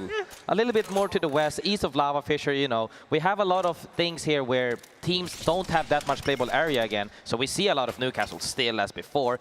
Orchid still on the big stinky, which I'm very happy about. Price already looking happy with double defensive. This is one of the zones where playing double defensive is really, really good, because it allows you to survive in areas where you normally would not be able to, even with just one of them. Because sometimes you might have the Watson gen, but you just get shot and destroyed. Sometimes you might have, you know, the Newcastle wall, but you know, you don't eat all of the nades after a specific period of time.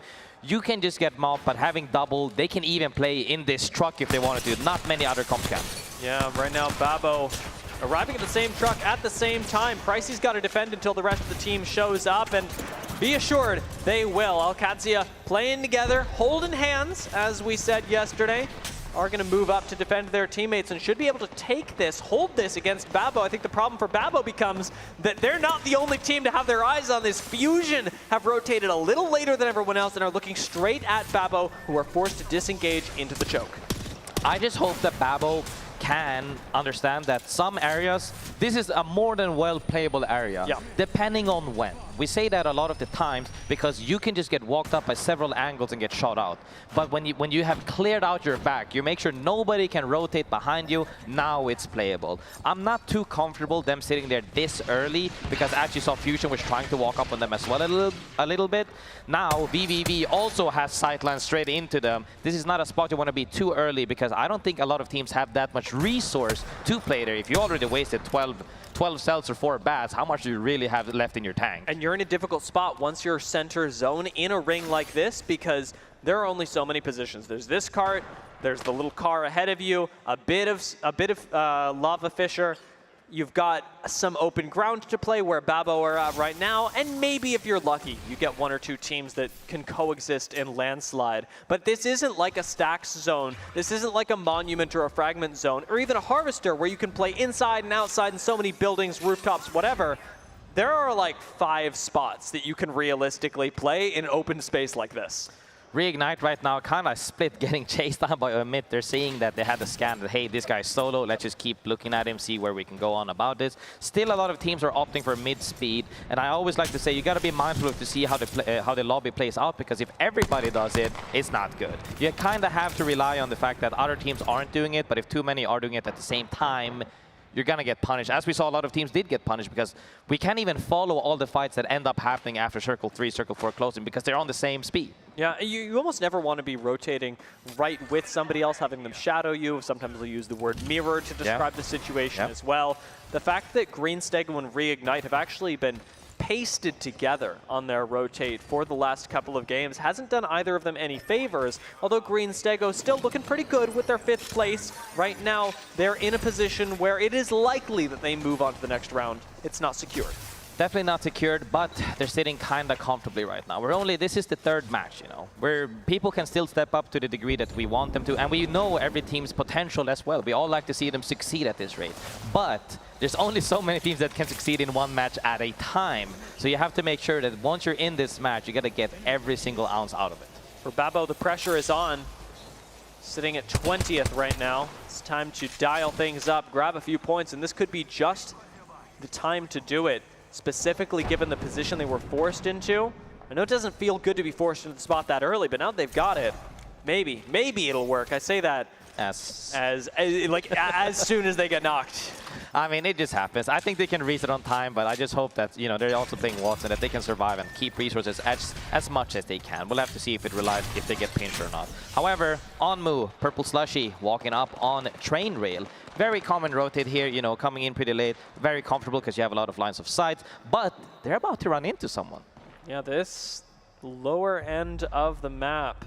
South with Purple Slushy, Green Stego, and Kinotrope all in the same area. Purple Slushy and Green Stego especially, two teams that do like to find a fight every now and again. Purple Slushy very much so, and Kinotrope in the area could just take advantage of all that. Falcons, another big story to follow for today, haven't had their start that they would like just yet, but could be taking one up against Orchid, one of our other squads to watch. In fact, the squad to watch coming into today with Panic not even really getting to play against Falcons. He never fires a bullet back at them, and it's Hal that with the P2020s picks up the last kill. It was mostly the frags until then. Getting balled at right now though. Hal's got to survive, gets pushed, and immediately this aggression by Falcons is punished. Hal is down, and it is going to be Lonely Let Gone that pick up the kill. Lonely Let Gone will not let them rest at all after game 1 and now game 3. They are hunting people down. Yes, Falcons took a great fight with the double frag knockdown by Hal. However, if you are not ready, he was kind of ready because he immediately went for the fuse ult, but he also ate too much damage at the point he got swung. If you're not aware, and people at this level, in these lobbies, these higher level lobbies, which will only rise throughout this tournament, they will punish you for the smallest window that you have open. And Falcons, fortunately, recognize that and do only lose Hal. This could have been a lot worse had they all committed into that building, all gotten Maggie Balled and naded. In this case, it is only one, and you trade that for 2 KP. So a positive trade for Falcons at the moment, but it does necessitate a reset. Where on the south side, Cat versus Red Rams is likely going to claim one of these teams. Cat seem to be coming out the better end of it right now and certainly have the zone priority to work in their favor. Yeah, I mean, Taxington getting a down early, Calamitous also getting down now. They're very happy with this. This is enough to get the ball start rolling, but they're not looking too good with, you know, triple blue essentially. I hope that they're getting more stacks. We also see gold max and stuff coming out. So good start. Coming from Tree, lots of opportunity, especially as you pass through Harvester to maybe collect a little bit more Evo.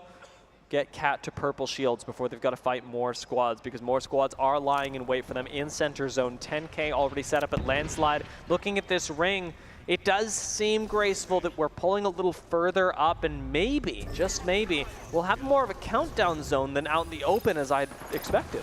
Could be countdown, could be southeast of countdown.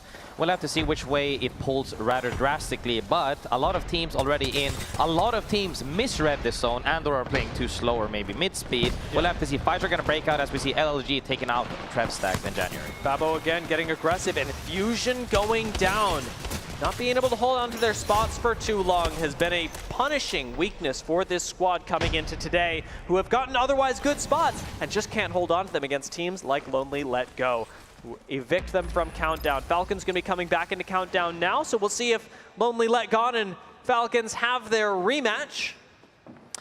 I mean, they did get the reset, are now fighting for essentially a god spot if they can. Lonely Let Gone, though, not letting anybody stay near them at this point. They're just Maggie balling straight at you and running at you. Falcons' position does necessitate that they pick up a little bit more Evo. Unfortunately for them, that's going to be so much more difficult than it has been in previous games, since they don't have a lot of space to maneuver, and it will have to be damage or nothing, and Babo right in the path of Falcons could be the focus of that. Lonely Let Gone, though, not wasting a moment, are already focused on finding another fight. I kind of want to see Falcons try and pick one as well, get a little bit more aggressive with the positioning, because they're playing very conservatively right now for a team that many would consider to be near the top of Apex Legends. Definitely playing conservatively, but 17 teams still up at this point. Zone is now closing. This is where I'm getting the heebie-jeebies. I'm getting goosebumps right now, because how much longer do you want to fight for at this point? Are they going to get punished? We'll have to see. But taking that fight against Falcons earlier on as well is really good, but scary for Falcons that are on the cusp of holding a average right now. Cat, however, coming in from those 2 kills they had previously, feeling kind of good now with double purple armor and P20s. This evac tower does seem like an unnecessary risk for the squad, however. They certainly could have, should have been able to walk this in, and I suppose that because they passed by one choke, maybe having the extra speed is going to be really good for them. Question is now, with Omit already having lost one, they picked RKN back up, but how long can they survive the pressure from Gaming Gladiators? Another one of our squads that would really like to get going, as Gaming Gladiators currently sit in 15th. Gaming Gladiators put a TP right next to the house as Cody, really good player. Played a lot of rank with him as well. Superb player. Managed to hold them off for this moment as they get the reset. Nobody wants to overcommit at this point because they don't know where everybody is at. ALGS right in the center of zone. Remember, they took this cart early, and ALGS have performed fantastically over the last 2 games. Top 3 in both of them, even finding themselves so close to a win in our second game of the day. Had a great position earlier, and again, I'm looking at their gameplay and going, that is such a great position. This is a team that I don't think we saw a lot of predictions for, but that are certainly showcasing an excellent grasp of Apex Legends of World's Edge macro. Zone as well, west of landslide. Very common zone here. We're going to see a lot of fights coming out. Next zone fully closing, as Cat already got a slot really close to Lava Fisher, a comfortable slot. But you're going to have to fight for something because this is not safe as they are looking down at Gaming Gladiators. I don't know, this zone specifically, very hard to play unless you're playing double defensive because you're bound to fight with a bunch of people at the same time. Hey, that's another point in favor of ALGS, if I'm honest. Double defensive, one of the early things we pointed out about their composition. Green Stego getting quite aggressive themselves, though they may not have the defense, but they certainly got the offense to take out Reignite. Very comfortably as well. Barely even went down. Dexter took shots now from another team, but that fight was very clean. As GG is actually walking up on them a little bit with a TP, but not nearly fast enough because that was quite a way to make it that way. If they maybe had an, immediately Ash TP or something, it could have made it on time, but with just the Wraith needing to run all that way, not really fast enough. You gotta manually place your portal on both sides? Whew. It's tough, it's tough. Maybe an altar with a little bit of pre-planning could have done it.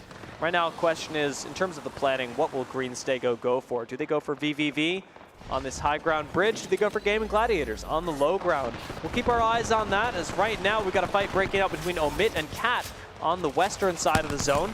A fight for a pretty good positioning, if I'm honest. Cat will go down, and with the pylon, Omit should be able to survive and reset long enough to make sure that nobody else pushes them for the moment. It is difficult to actually get all the way to Omit, but with this truck being their only cover, it may not be that difficult to take them out without ever firing a bullet. We're just seeing abilities thrown at Omit, and Sang's got 20 HP to work with.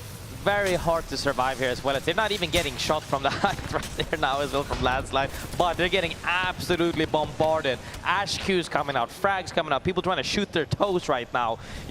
Sang trying to survive. I believe he could get the reset here, should probably do it as long as people just gave up from him. Gaming Gladiators sitting kind of comfortably underneath the bridge. As we see Falcons, again, they made it back from having a kind of a rough start, but they're here, triple purple armor, super solid weapons, and they're just trying to keep their backs clean before they commit to anything. You could feel the frustration for Falcons as well. Really, really wanted to take that. Down towards the south end of the zone, however, we had questions about what would happen with Green Stego. They're currently fighting up against Kinotrope on the low ground. VVV still above this, but it's Green Stego that get the first knock. Difficult to actually push and finish off Kinotrope as you risk being shot in the back by VVV. So watch Green Stego's positioning as they play right underneath the cliffside and swing to finish off a few kills. 100 Thieves finding ARN in the kill feed as well.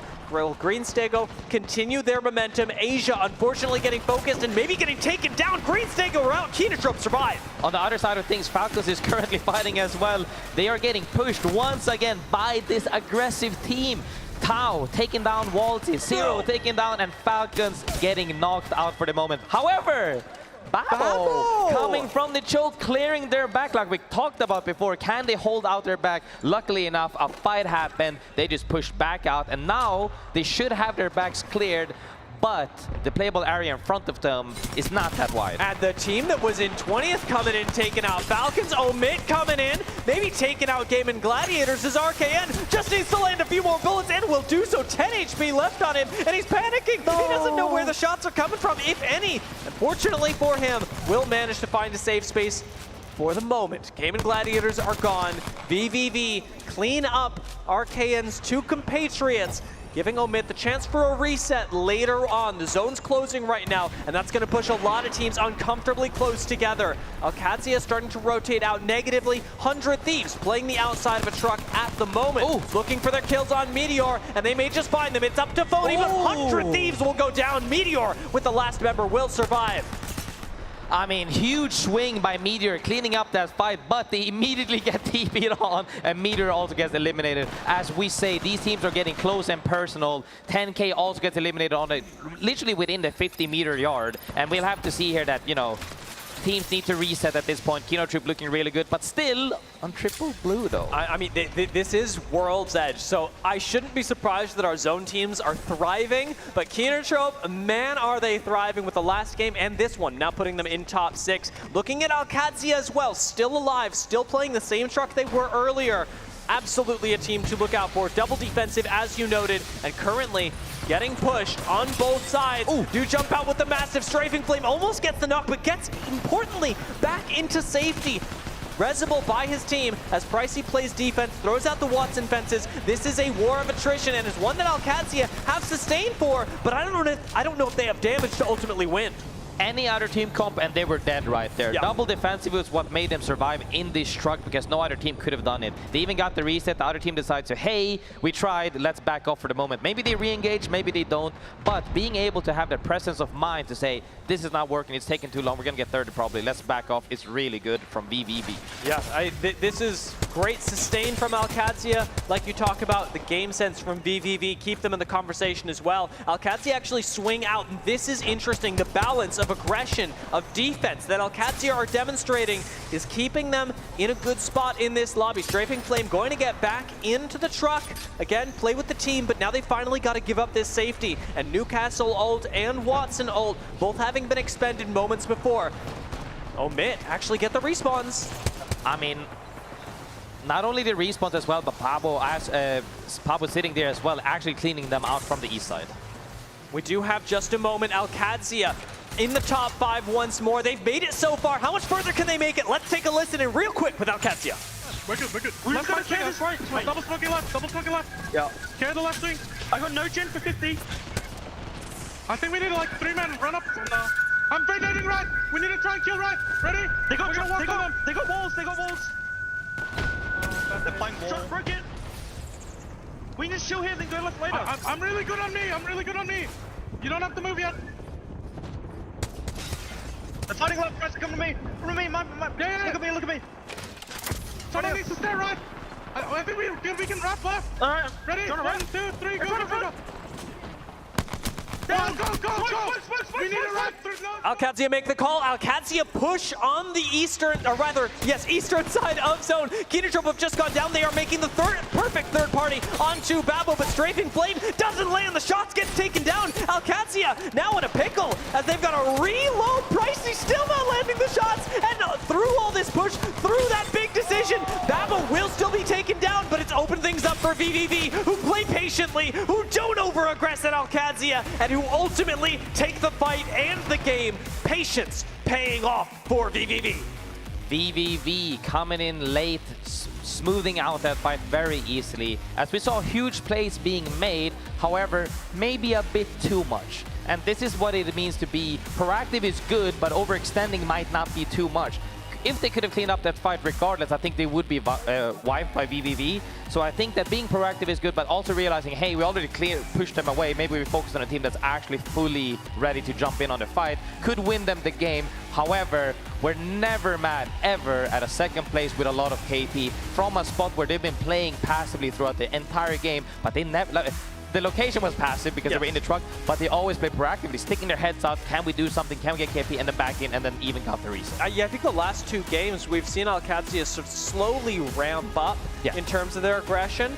VVV, I'm tracking a similar story with the way that they were able to play. They may not have had the positional success that ALGS had earlier, but their kills have been slowly ramping up over the last couple of games, and they likewise were able to actually take a position. I want to talk a little bit more about ALGS macros. It did grab them a 2nd place finish. The kills that you were talking about collected largely at the end keep them in the top half of the leaderboard, and by a lot, as ALGS remember, are stacking this on top of another 2 top 3 finishes. Yeah, I mean, as we see as well with the placement point as well as the kills, they could have just had, you know, only placement points, no kills. But because of that decision making, no, we're swinging.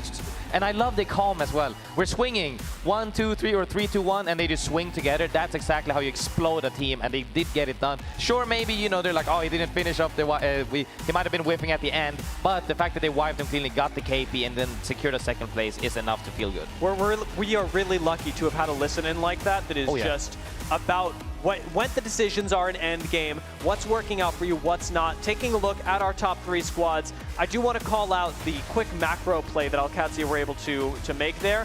Recognizing that VVV was a lot harder to push because they had that little bit of high ground, a lip that looked over ALGS. I think in this case, I like the play to go for 2nd with a little bit of KP, and again, it does keep ALGS in the lead, still by 2 points, as Lonely Let Gone continue collecting enough kills to keep them right behind ALGS. You cannot drop out of top 3 if you want to keep your lead. I'm actually so hyped for even later on into the tournament as well. As we see, a few of these teams are exploding in raw fighting prowess. But when we're in a lobby where there's like 6 or 7 of them, there's only so many fights on the map to be had.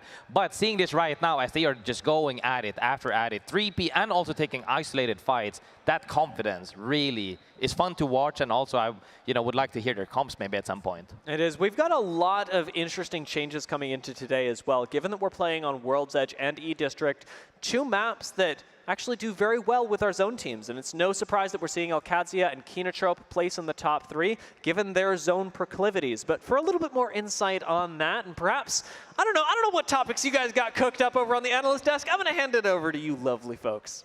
Thanks so much, Dia and Graceful. You guys absolutely killed it there for those first 3 matches in the series. And what a first 3 matches they were. We talked about how it's day 2. Things can still be shaken up, and we are kicking off this winners round with 3 teams we have not spoken about. This is what we're looking for in the Open. And to be fair, we're going to see a recognizable name or 2, but we talked about the 100 Thieves, the Falcons, and it said we're getting LLG, CCG, VVV. It's all, the whole alphabet is here right now, Jayhawk, and this is a great way for these teams to kick things off. Absolutely, and that's the theme of this tournament, honestly, is all these teams finally having a chance. Can you show the world what you're made of? And they're doing it. And some of these teams going up against Falcons and 100 Thieves, they're not scared. They don't care that these Titans are in their lobbies. They're willing to run it down, and it's working.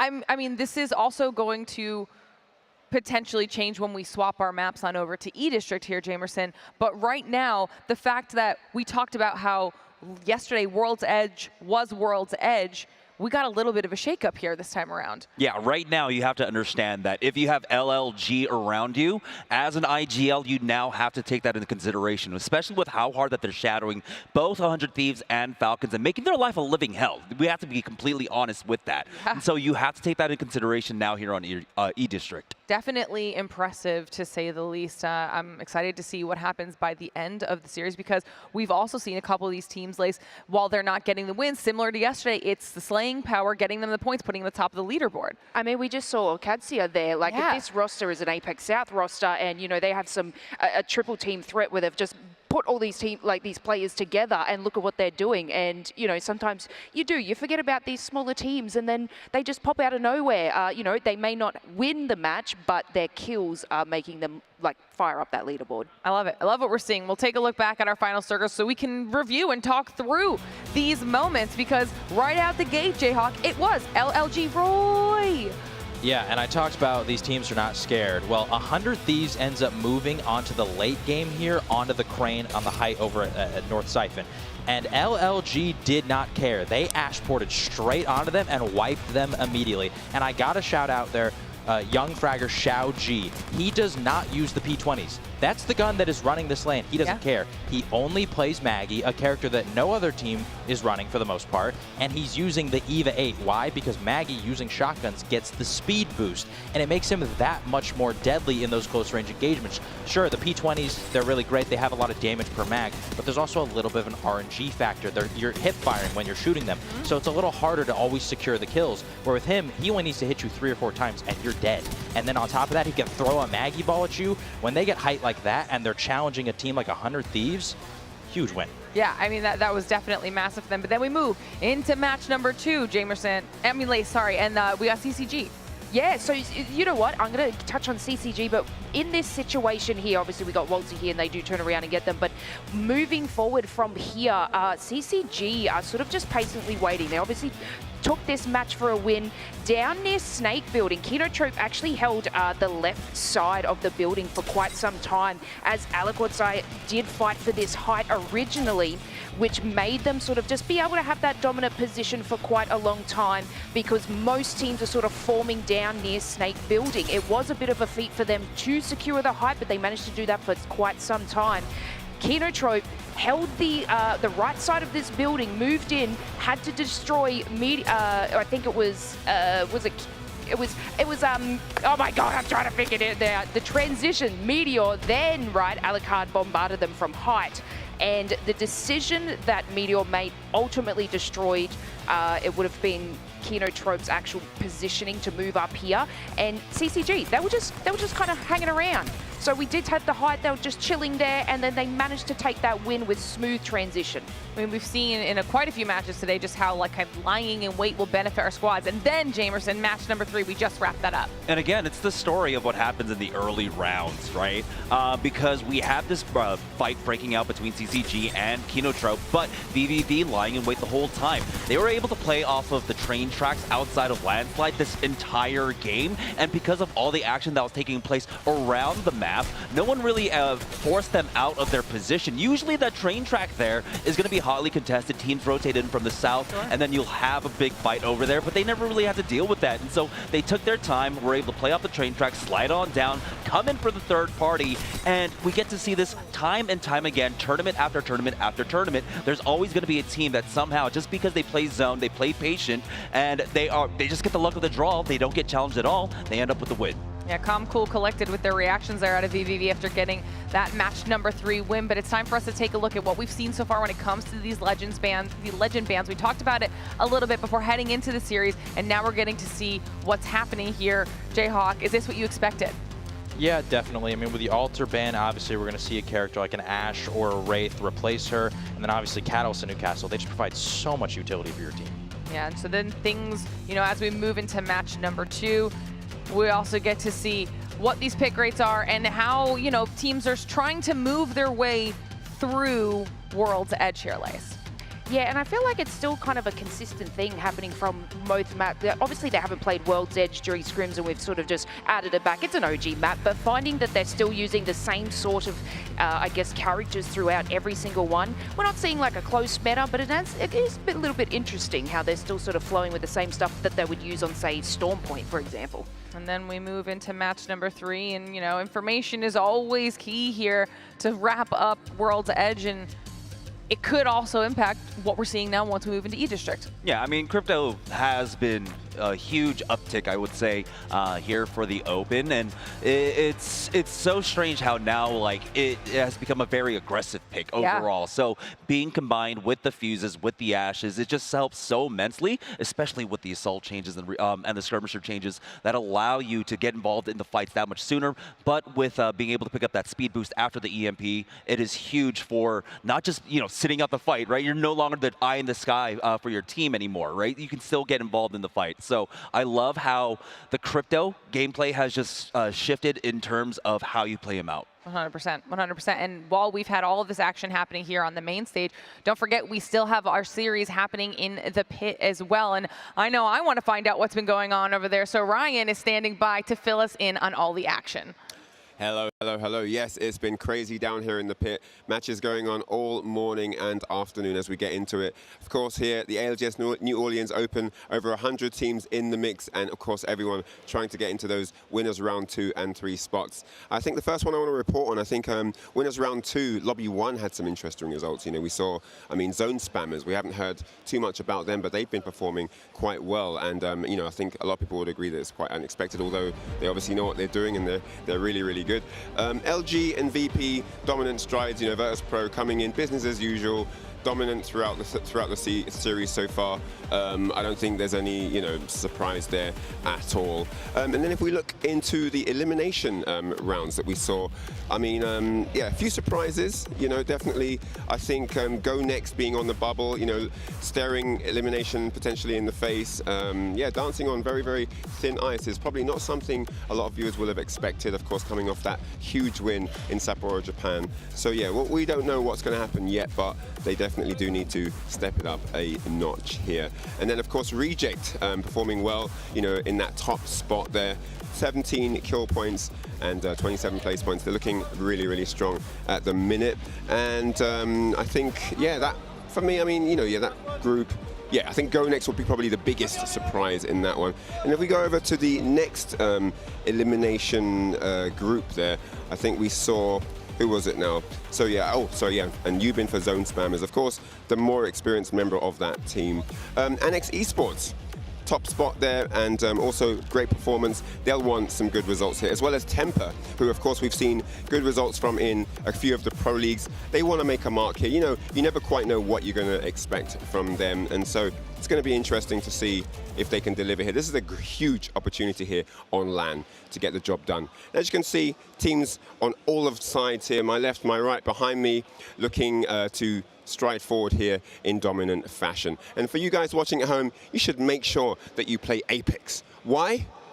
Because it's absolutely necessary. I'll see myself out.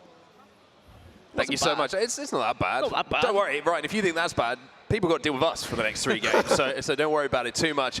Great to be back, though, here on the main stage. Time to get some more games underway. We've got 3 now on E-District is where we're going there. I wanted to say World's Edge. It was in my head because we just played World's Edge. But we're heading over to E-Districts, and something just to note, no Alter available for E-Districts as well, which makes things very interesting, for sure. It does. Some of those rotations are going to be very difficult, especially going through Energy Bank, for example. So I think there'll be a few teams looking to try and find Legends to maybe pass through a little bit of a different way. And there are a few teams who are currently struggling in this lobby. Maybe teams that we expected to be doing a little bit better in a winners round 2.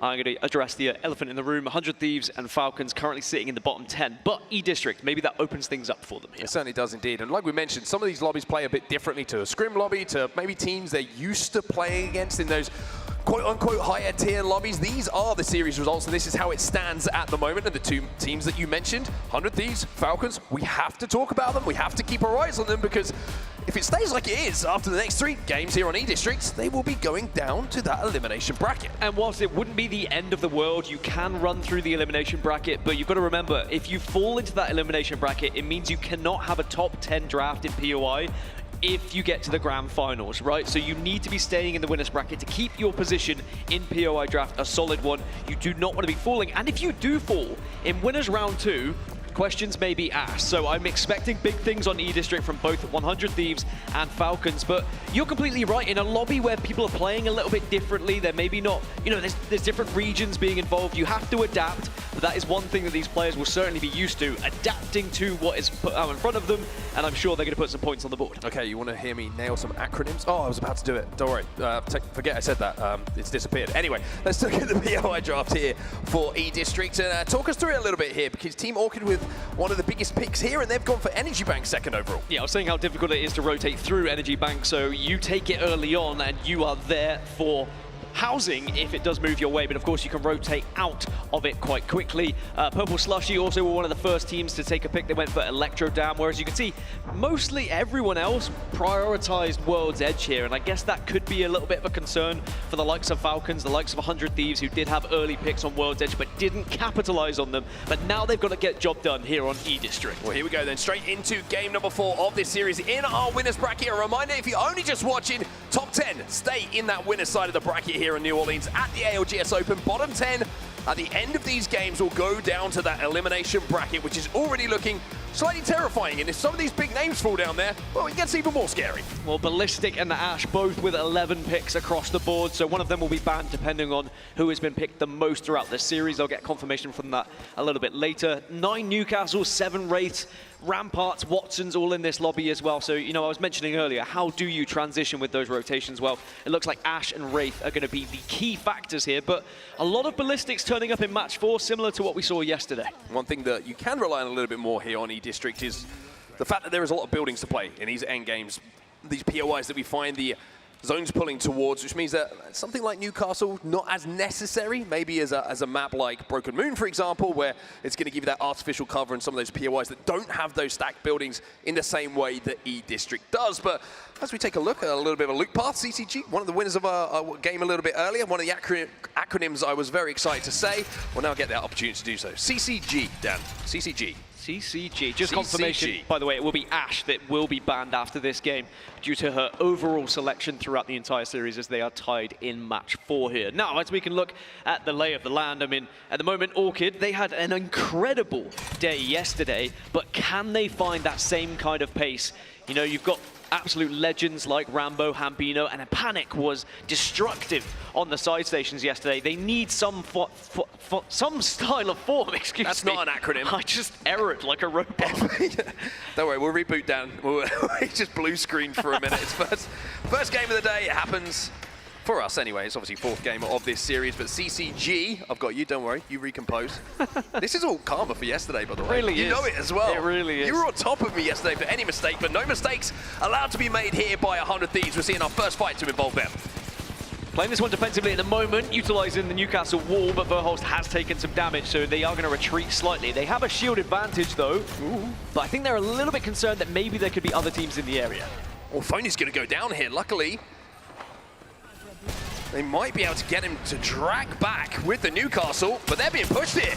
And Verhulst might be going down, but Verhulst turns that one around. It's now a 2v2, but Verhulst barely any HP behind this knockdown shield. He somehow manages to get Phony back up. Phony will jump into the void here on the Wraith to stay alive. And I tell you what, 100 Thieves probably should have been dead to rights here, but have somehow managed to stay alive.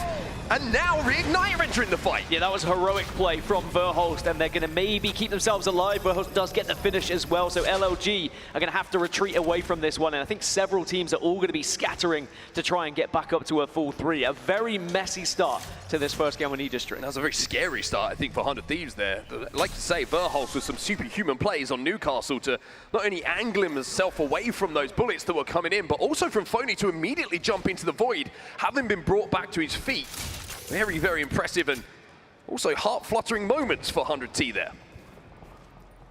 It's one of those as well, when you're rezzing as a Newcastle, you have to decide very quickly, am I going to be taking this fight, or do I think I can pull off the res and then take the fight? He utilized the shields for as long as he could, and then he started to engage. So Verhulst, that's what you'd expect from a player of his caliber as we move over now to Team Falcons, and they are in desperate need of some points. It isn't kind of panic stations just yet.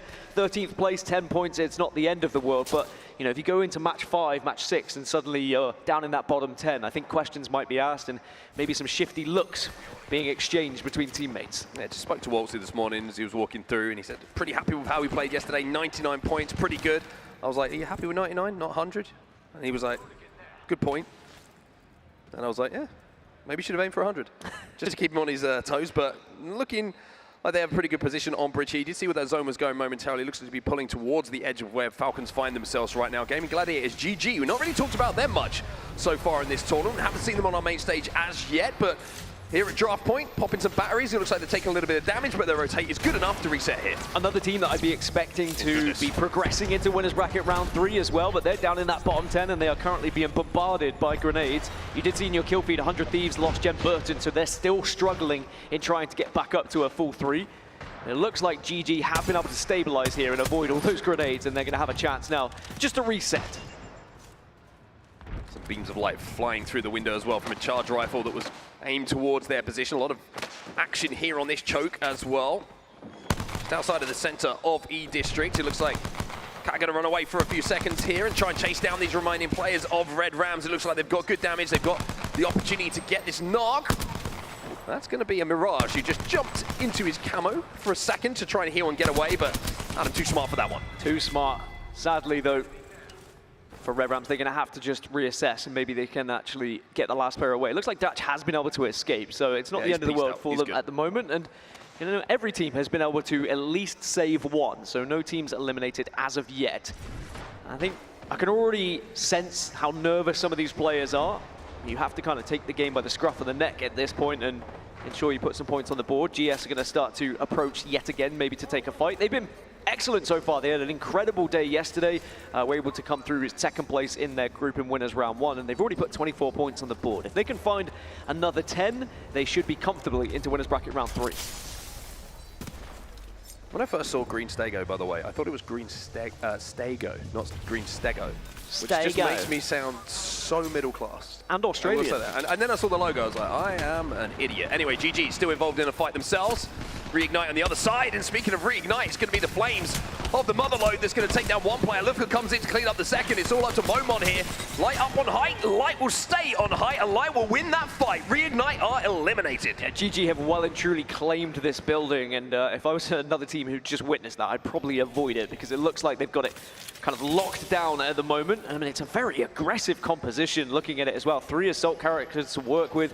Ballistic is always going to be a nuisance, and then you've got the escape possibilities through Ash, not to mention the ring capabilities with Fuse as well. So it's a little bit of something that you need from everyone. Oh, Ziki, bit of a tough landing for him.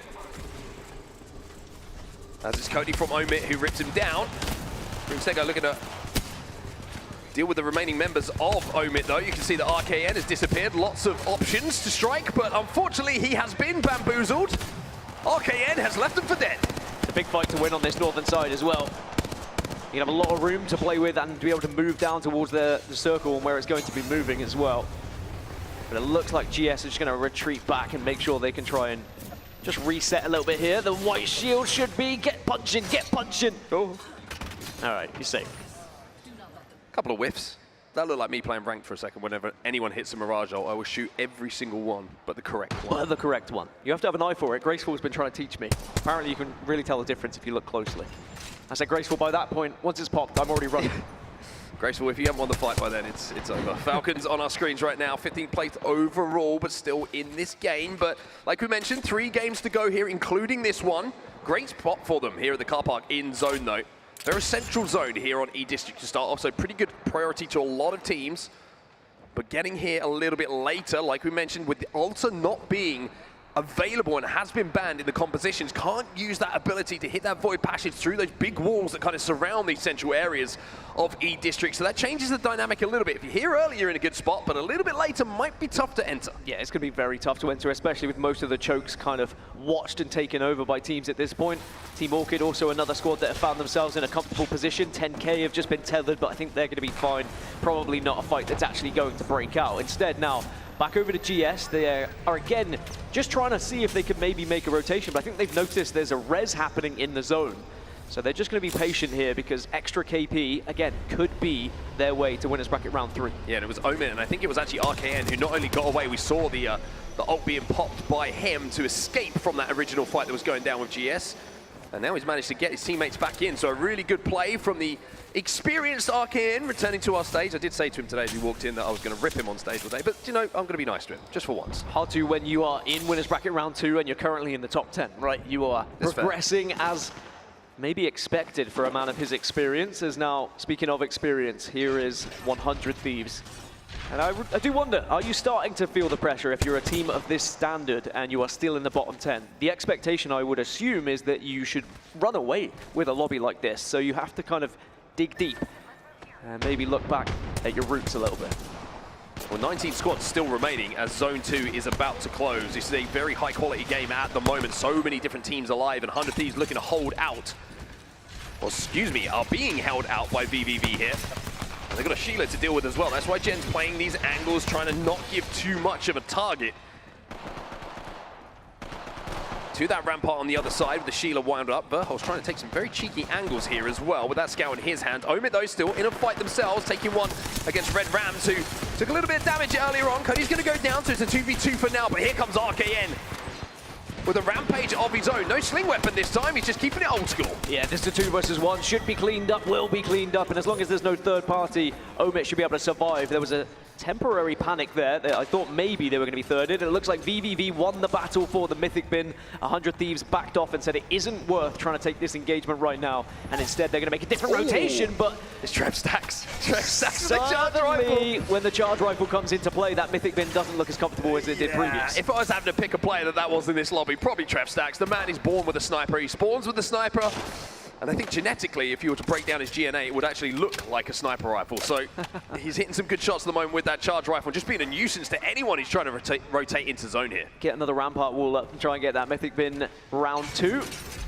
This looks a little bit safer for my liking, as Green Stego are going to be pushing in again, and it's going to be QAD on the other side. Strafing Flame has already gone down.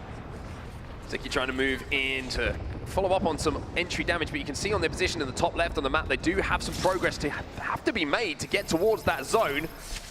And the res will come in here from Player K on the Newcastle, so nobody going down as yet. It has been finished. A lot of these fights, we've seen those knocks going in, but nobody able to get the clean wipe. Only one squad has been eliminated, excuse me, 2 squads from this lobby have been eliminated. As Zone 3 is now closing in around 30 seconds, and it feels like only a few seconds ago we were talking about round 2 closing. Of course, there's the cut-off at the moment, 15 points. Expect that to be doubled, if not even more so, depending on how many points the top of the leaderboard will take. The QAD on the back foot, have taken a lot of damage, but that is great defensive play. Again, just getting as much damage on that first player who is trying to entry to ensure they have to back off and reset. Yeah, I think Green Stego have done a pretty good job here to actually force that team back. Now they are safe in zone. They just wanted to take the space away from them, and by being aggressive, but most importantly, like you pointed out, not getting knocked in that situation, you force QAD back into that little hut, and they have to now move their way through a choke. As Green Stego try and fight their way through. Ziki has gone down, and maybe this is going to be the opportunity now for QAD to move through themselves and try and third party this. They do have the numerical advantage as Omid were eliminated. Can they make this work, or is it going to be a fact of now Green Stego just escaping from this situation? Ziki's gone down, Dexter's been finished off. One player is still alive, but you have to wonder at this point for how long. And of course, ALGS are going to be very confident at the moment in first place, 40 points. They should be comfortably getting into that winners bracket round 3, but you want to solidify your spot in that POI draft as well. So you want to continue playing at your best as Falcons, and now starting to have teams join them with where they were previously residing, but you can see where that zone is shifting. They have to move a little bit, but there's already a ping there from 0. This is where we're going to be transitioning to. We're going to hold that northern side, and they may be able to pick up some kills. Kinotrope Gaming have just been eliminated as well, so 4 teams now out of the lobby, and you're about to see that cut down quite considerably as the zone starts to close. You can see Falcons were just about to make their rotate. Looks like they were trying to play for either the bottom level of that building that was in front of them, or maybe just a little area outside of it, but 0, he's under duress, he's taking a lot of damage, and now Hal is left on his own. It could be the end of Falcons' game, and they are out in 15th place now. Falcons, 2 games to go. We were saying that maybe there were some warning signs. Well, maybe we were right to talk about them. 2 games to go for Falcons to put it right. I mean, of course, a team like Falcons, there is always going to be the chance to put it right, even if you leave it to match 6. But again, nervy times, and some questions may be starting to arise. But CCG, one of our winners from game 2 as well, they have a position in the northwest at the moment, but they have to move a little bit further south. So it is going to be a Wraith play here, just to try and move past some of these squads. Well, Swiftness is using that Wraith portal to get them at least temporarily safe, but this is only a kind of a part 1 of 2 of the rotate that they're going to have to make. Green Stego have been eliminated, Lonely Let Gone have been eliminated as well. We mentioned that the pace is about to pick up in this lobby. Well, you're seeing exactly that right now as they assault and they jump ORC, who are on top of this building. They didn't have an armor advantage, but they certainly had the element of surprise. Swiftness, though, now left on his own.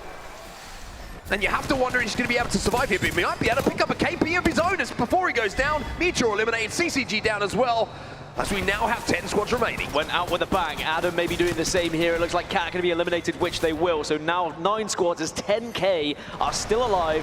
9th place, 22 points. And the irony of what you see on your screens right now was 100 Thieves, who are in shambles at the start of this game. One of the teams who almost lost that first fight, who certainly did a good job of just surviving those early moments. Well, now they're inside of the top 8, and they're also completely and utterly controlling this side of the zone. I can't see it go down as well. 7 squads now remaining down. This is a really good position for 100 Thieves. Not only are they going to get some bin resets here down on the south, but they are one of the only teams down on the south. So they're going to be able to watch everything unfold on the north, and then they can join the fight whenever they deem fit. And maybe with some of the weapons they have, they can actually join in with some damage, especially Jen Burton will get involved later with Sheila. Well, Omu's going a little bit crazy. The feed right now. He's just taking down blast at Lufka from GG. So that's looking pretty good for Purple Slushy as they take the height. They got 10K underneath them as well. You have to wonder if they third-partied that because it looks pretty clean from the resets that's come in. Maybe 10K were involved in that and they just managed to steal a couple of those kills away. But now they've got to worry about 10K. And once again, it's just an assault. It's a creep up on those stairs to the team on height and they just do not know that they're there. And I like they didn't overextend as well, even with the knock, and they recognize they're probably going to get the res up there. If they had overcommitted to that one, they probably would have lost the fight because there's other teams in the area that could join in. Big Tether coming out onto Purple Slushy. They're going to be kind of scratching their brains a little bit, hoping they can escape, which they do. And they're really concerned about 10K being below them, but they're going to be safe after this round 5 closes. They are within the next circle. Pretty sure one of the security guards on the way in, his name was Big Tether. Gaming Gladiators have been eliminated. They go down as well. Babo now trying to survive, but it's only Pinky and the Ashu's available right now to stay alive as a duo. But Hull's picking up a kill as well, one of those kills, I should say. Now they're going to be able to get the reset here. They don't have the Newcastle in the competition, so this res might be a little bit more uncomfortable for them to try and make. It's about punching that player into the corner to try and get them in a position to get them back to their feet. Fusion's still alive as well, just kind of going about their business below everyone. I don't think they've really been spotted out by some of these teams on height. They are certainly going to be a threat, though, when they have to move to this final circle. As I say that, they decide to join the party. Yeah, I don't think they had many options. They try and assault the team. They try and start a fight. And here come 10K. They see what's happening, and they're capitalizing on that damage. Once again, Purple Slushy just get ambushed on that height, and this time, kind of not their fault. They just got pinched by the team who pulled up onto them. All the meanwhile, by the way, 100 Thieves are still sat south, still watching all of this unfold in front of them. Purple Slushy have been able to stay on top. 10K is still in the stairwell. Fusion do finally get eliminated, but the bad thing for Purple Slushy, they're only a 2, and if 10K notice that, it could be their end. Onmu decides it's all up to you, buddy. I'm going to leave you and try and survive a little bit longer. 10K finally take the ultimate height here. 30 seconds left until that zone will be closing. Onmu can't survive any longer. Purple Slushy will be eliminated. And now we find ourselves with 4 squads remaining as the zone starts to close again. Babo have already taken a lot of damage here, but they are still going to be a real threat in this final circle, especially with the Watson being involved. But it looks like they're going to get back up to a 3, so 10K not able to capitalize on that one, mainly because they're being pressured from VVV on the other side. And then all the meanwhile, you still have 100 Thieves on the southern side. Igarashi doing what he can with his Havoc in his hand, using that Select Fire to just hold off teams from distance, something you don't see a huge amount of. Usually that Havoc is known for that close range engagement, that medium range engagement, but he's making it work however he needs to. You can see the port going down, like you say, from 10K. They're trying to work on their next rotate, but it looks like maybe that port isn't as good as they wanted it to be. Or it was perfect. I think it could have been bait. Both other teams kind of ran towards it, and maybe 10K need to think about second place here, because I really think 100 Thieves are in the lead position as Kashira goes down. Postkill's also taking a lot of damage. 10K just trying to survive here. Is there an armor swap for Postkill? Yes, there is. That box saving his life and certainly elongating it a little bit longer, but we mentioned how 100 Thieves have completely and utterly controlled the southern side of the zone. Well, this is what you can see from their POV right now. They can walk in, but they're not going to be able to get involved in this final fight quick enough to make it a comfortable third-party opportunity. It's a straight 3v3 with Babo for the win here. Yeah, but Hulls needs to be careful because there is a height advantage here for Babo. They are going to be able to lay some shots down, but remember, Jen does have Sheila as well. They're trying to send it. Jen's going to go down first. Damage was done. Lully now on your screen, he should be able to finish off Furholz. Phony is the last alive. It's a 1v1 here between Lully and Phony. Phony doesn't know where he is. The whistle will go in, but it doesn't quite connect. He's going to slide in. Phony just being a nuisance here, jumps into the void. No boxes on the floor for him to work with to get that armor swap. Phony can't clutch, and it will be Babo who win the game, but a 1v1 to close out there. That is how you want to end a game of Apex Legends. Yeah, I'd love to see that from Phony's side. I mean, maybe he got hit by the Whistler, also maybe was trying to reload. He definitely was just trying to avoid gunfire for a short time. But that is going to be Babo taking the victory. 16 kills alongside it as well.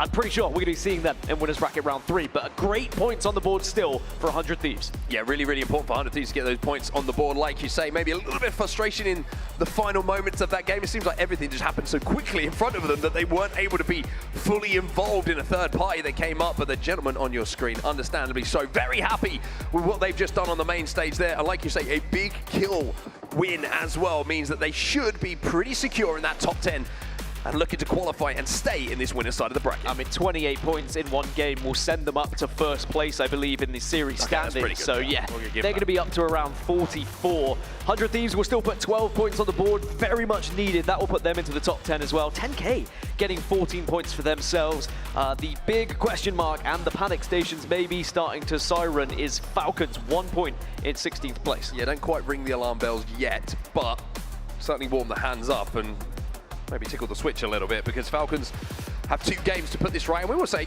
again, you look at what Baba just did in that last game, put 28 points on the board in just 1 game. There's still 2 games to go here for Falcons to find one of those type of games, which if anyone in this lobby is going to do it, probably is going to be them with the history that these players do have. But it still should be highlighted. It's not looking good for them as it stands, as Ballistic will be the next legend to be banned. Let's take a look at the head-to-head of our last 2 teams. And I think that you mentioned it, 100 Thieves may be a little bit frustrated, but they couldn't have really played it any differently. They had to wait for the engagement to happen.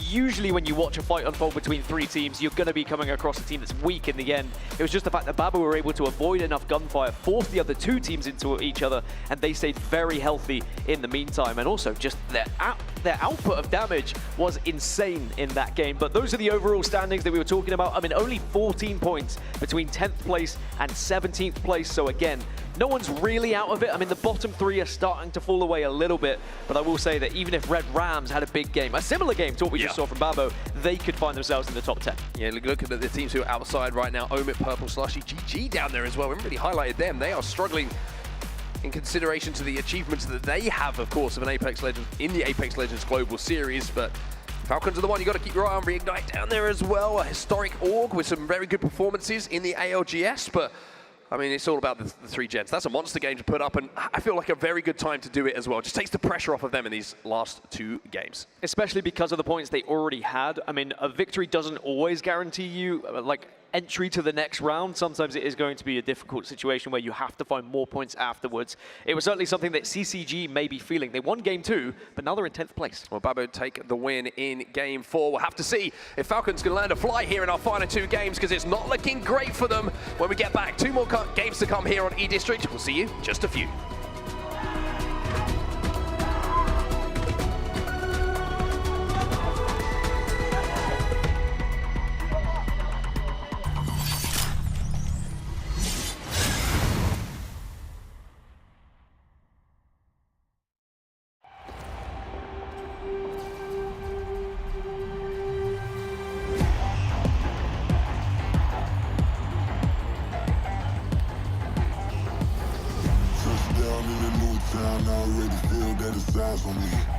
I'm getting looked up, down with these big frowns. They already thrown by the size of me.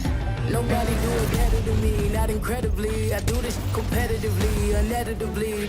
Falling silent when I walk up in the building. Worry about their future like I'm here to snatch their children. That line was brilliant. It's about to get critical. This moment is pivotal. Get to feed the streets, they say my influence unbillable. We gon' make it grimy. They gon' get behind me. Told you I'm the best. I done said it with my chest, so for real, nobody try me. I already feel that it's eyes on me. I'm getting looked up, down with these big frowns. They already thrown by the size of me. Two frowns with my boots up. I will not live in the promise. Going to catch your breath for a second. Look at your neighbor and check in. We bout to march, so if you not, get to stepping. I done told you who I am, bitch. I'm a force to be reckoned with. I think just be mad because my voice is so decadent. I'm setting the precedent. No mistakes and no accident. We ignoring the standard set because our lowest is passionate. This alone is a classic hit. I'm a verb amongst adjectives. If the industry full of then my words is a laxative. It's a go time. It's show time. I ain't calming down until this place is a ghost town. Tired of the fact that fuck me bringing that no town. No staring this go around. I'm taking no prisoners, so prepare for a showdown.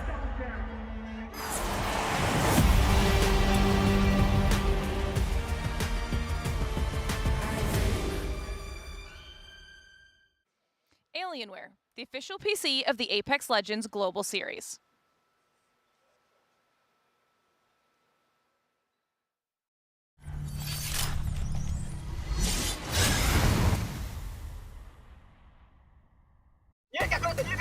¿Qué?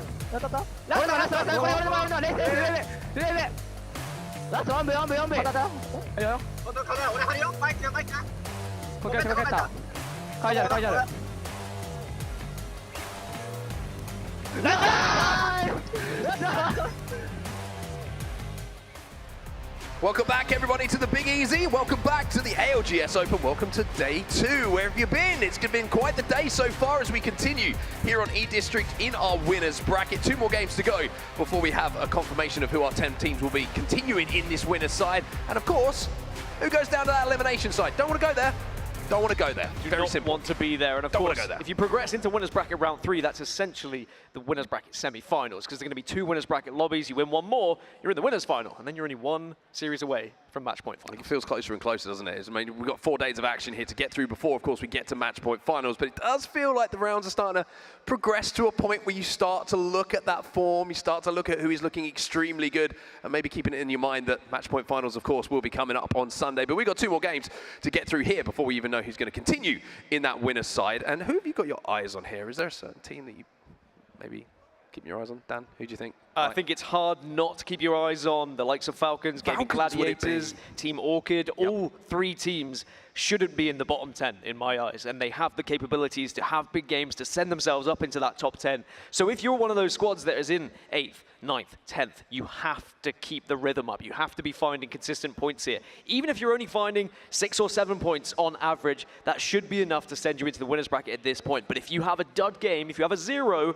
then suddenly you're going to be looking over your shoulder at those big teams that are going to be clawing to get into the top 10. Well, we have the opportunity to look back at that previous final circle in our game number 4 to see how it all went down. It all happens very quickly. It's always good to just take another look when we can, exactly how Babo managed to close out those final moments of the game. And of course, it was Babo down on that low ground a few times, Dan, who actually had a player knocked and had to reset back to a 3, but it was the action in and around the height of this building that kicked the majority of this kind of end game ruckus off on that side of the map. Yeah, they were currently under a little bit of pressure from the likes of 10K, but I think because VVV were on the other side, 10K became the meat of the sandwich, and Babo were able to just kind of pull back a little bit, do a little bit of extra damage, and then they stayed very healthy, and then it was the high ground advantage. Sure, when it went down to this 1v1 though, this is when it started to get interesting. Now I said I wanted to see it from Phony's POV. Oh, you can see him. Did get tagged by the Whistler, right? I think he just didn't see him. I think it was just damage from the gun that just chipped away a little bit as well. I have to watch it back another time just to make sure that you might be right, you might not be, but there's just some really good shots in the end. I mean, Phony did everything he could. He came down to Lully being left on about 1 HP, if I'm not mistaken. He almost turned it around, but it is Babo who closed out those final moments. But you're quite right. The ruckus on that side of the map, they were in the best position to wait for the exit of all of those teams from the building, clean up that damage, and by doing so, we're pretty healthy in that final fight. Great to stay calm in that final 1v1 as well. It is not an easy thing to do, especially on the main stage in front of the fans, and knowing what a big win it could be for your chances to get into winners bracket round 3. And they look, all cheers, they all look pretty happy about themselves right now. So I'm sure they're going to be going into the next game with even more confidence. And that's one of the scary things. If you are one of those squads that I mentioned in that bottom 10, when you need points, you're going to be going up against teams who are confident to fight, who are maybe going to take a little bit more risks because there is less of a risk of them falling into that elimination bracket. Yeah, they're just thinking about points here. They're just thinking about staying warm, essentially. This is what happened so far to get us to this point. Match number 1, LLG. Match number 2, CCG. Match number 3, VVV. Finally, I get to do my acronym acrobatics. Match number 4, Babo, we just saw take that one home with 16 kills, by the way. This is something that really shouldn't be underrated with that performance. Looking at the bans as well on the Legends, it was Cat that went out first, then we had Alter disappear, which made E-District all the more interesting. Then we have Crypto falling out, and now we have Ballistic falling out, and I believe in a tiebreaker as well, which always puts a smile on your face. Yeah, I mean, well, excuse me, I said that Ash was going to be banned, but maybe slightly different tiebreakers to what I'm used to in Pro League, so my bad. Ballistic's going to be out of this one, and in match 5 we will have Ash available. I think that's actually very important for a lot of these teams, because I think without Ash, suddenly then you're restricted to just maybe Wraith for those rotations, and if you're not a team who's used to playing Wraith, again, that's something that we don't really mention that often, is how deep your Legend pool goes.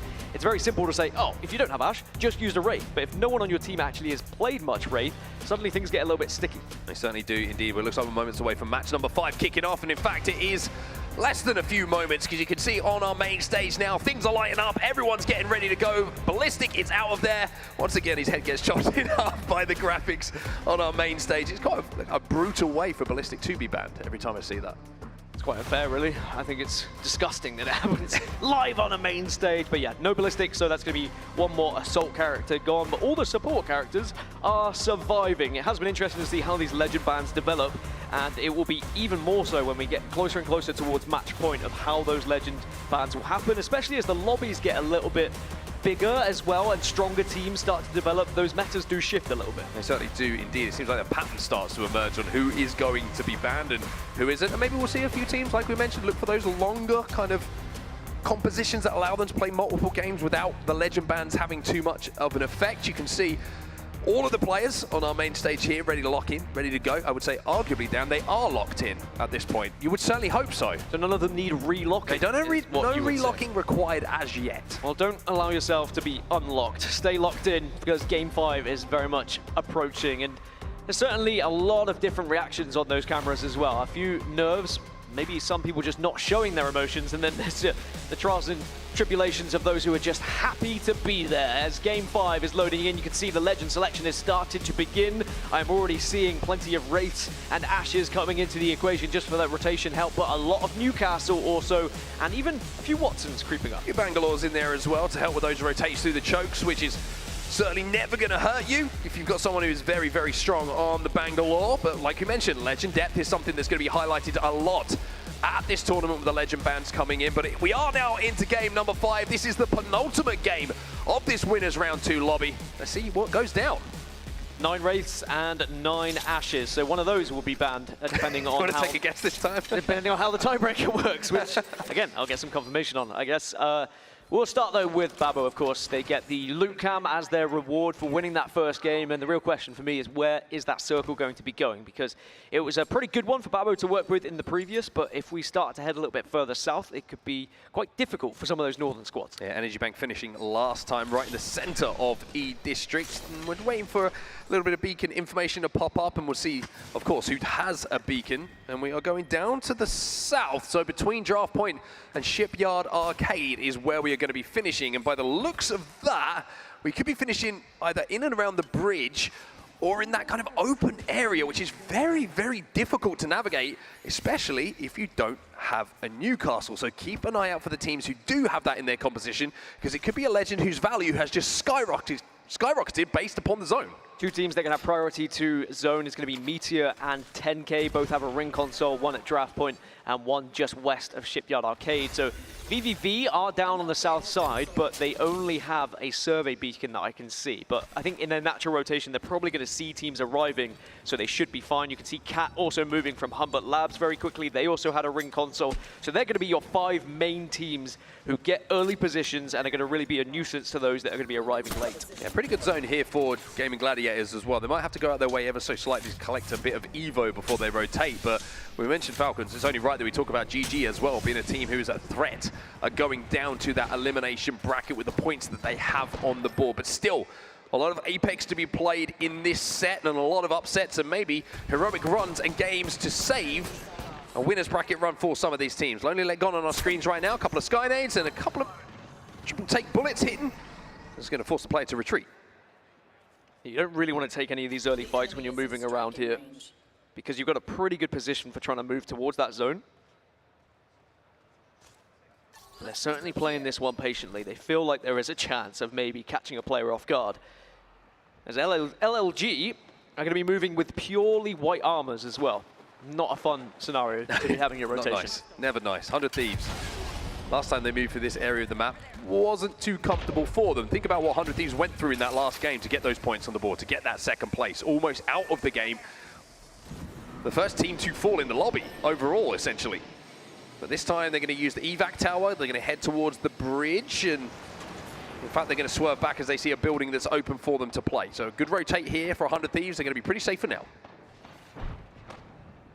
It looks like Phony's going to maybe actually look to try and get them a little bit further as well with the Wraith Portal. Again, one of the advantages of Wraith, you can just make that move, and they've gone very central indeed, and may just find themselves in one of the better positions now. Plenty of buildings to work with, but I think you mentioned it, you know, when it does pull that further bit south, there's just a lot of open space. There certainly is indeed a very deep portal there from Phony right into the center of zone, as we're going to see something very similar here from Arneb, who are trying to get their way into one of the buildings that maybe 100 Thieves were in a few moments ago. But this one's going to be a portal to not such a central location for the zone, but certainly with the beacon information they do have is going to be good for quite some time. So I think this might be a quiet time for those who have already moved south. I think we're actually going to get a few engagements on the rotation through the choke points, especially around Energy Bank. It looks like Purple Slushy and LLG are going to be next to each other, as we currently see Falcons and Omit just going up against one another as well. But this is going to be a test of confidence for Falcons, right? Yeah, it's going to be a test full stop, I think, when you look at the zone. At the moment, there's about 6 or 7 teams who aren't in the zone. And I'm not just talking about the zone at the moment, I'm talking about Zone 3 info that a lot of teams, Zone 2, excuse me, info that a lot of teams would have had from hitting those ring consoles early on. They've had to travel all the way from Boardwalk. Falcons, their drop spot, all the way down to the southern, will have to travel, excuse me, all the way down to the southern side. They're kind of being shadowed by Red Rams. They've got Omit right next to them as well, so it's going to be a really tough way for them to put points on the board, but it might also just make things a bit simpler. We have to fight our way through zone.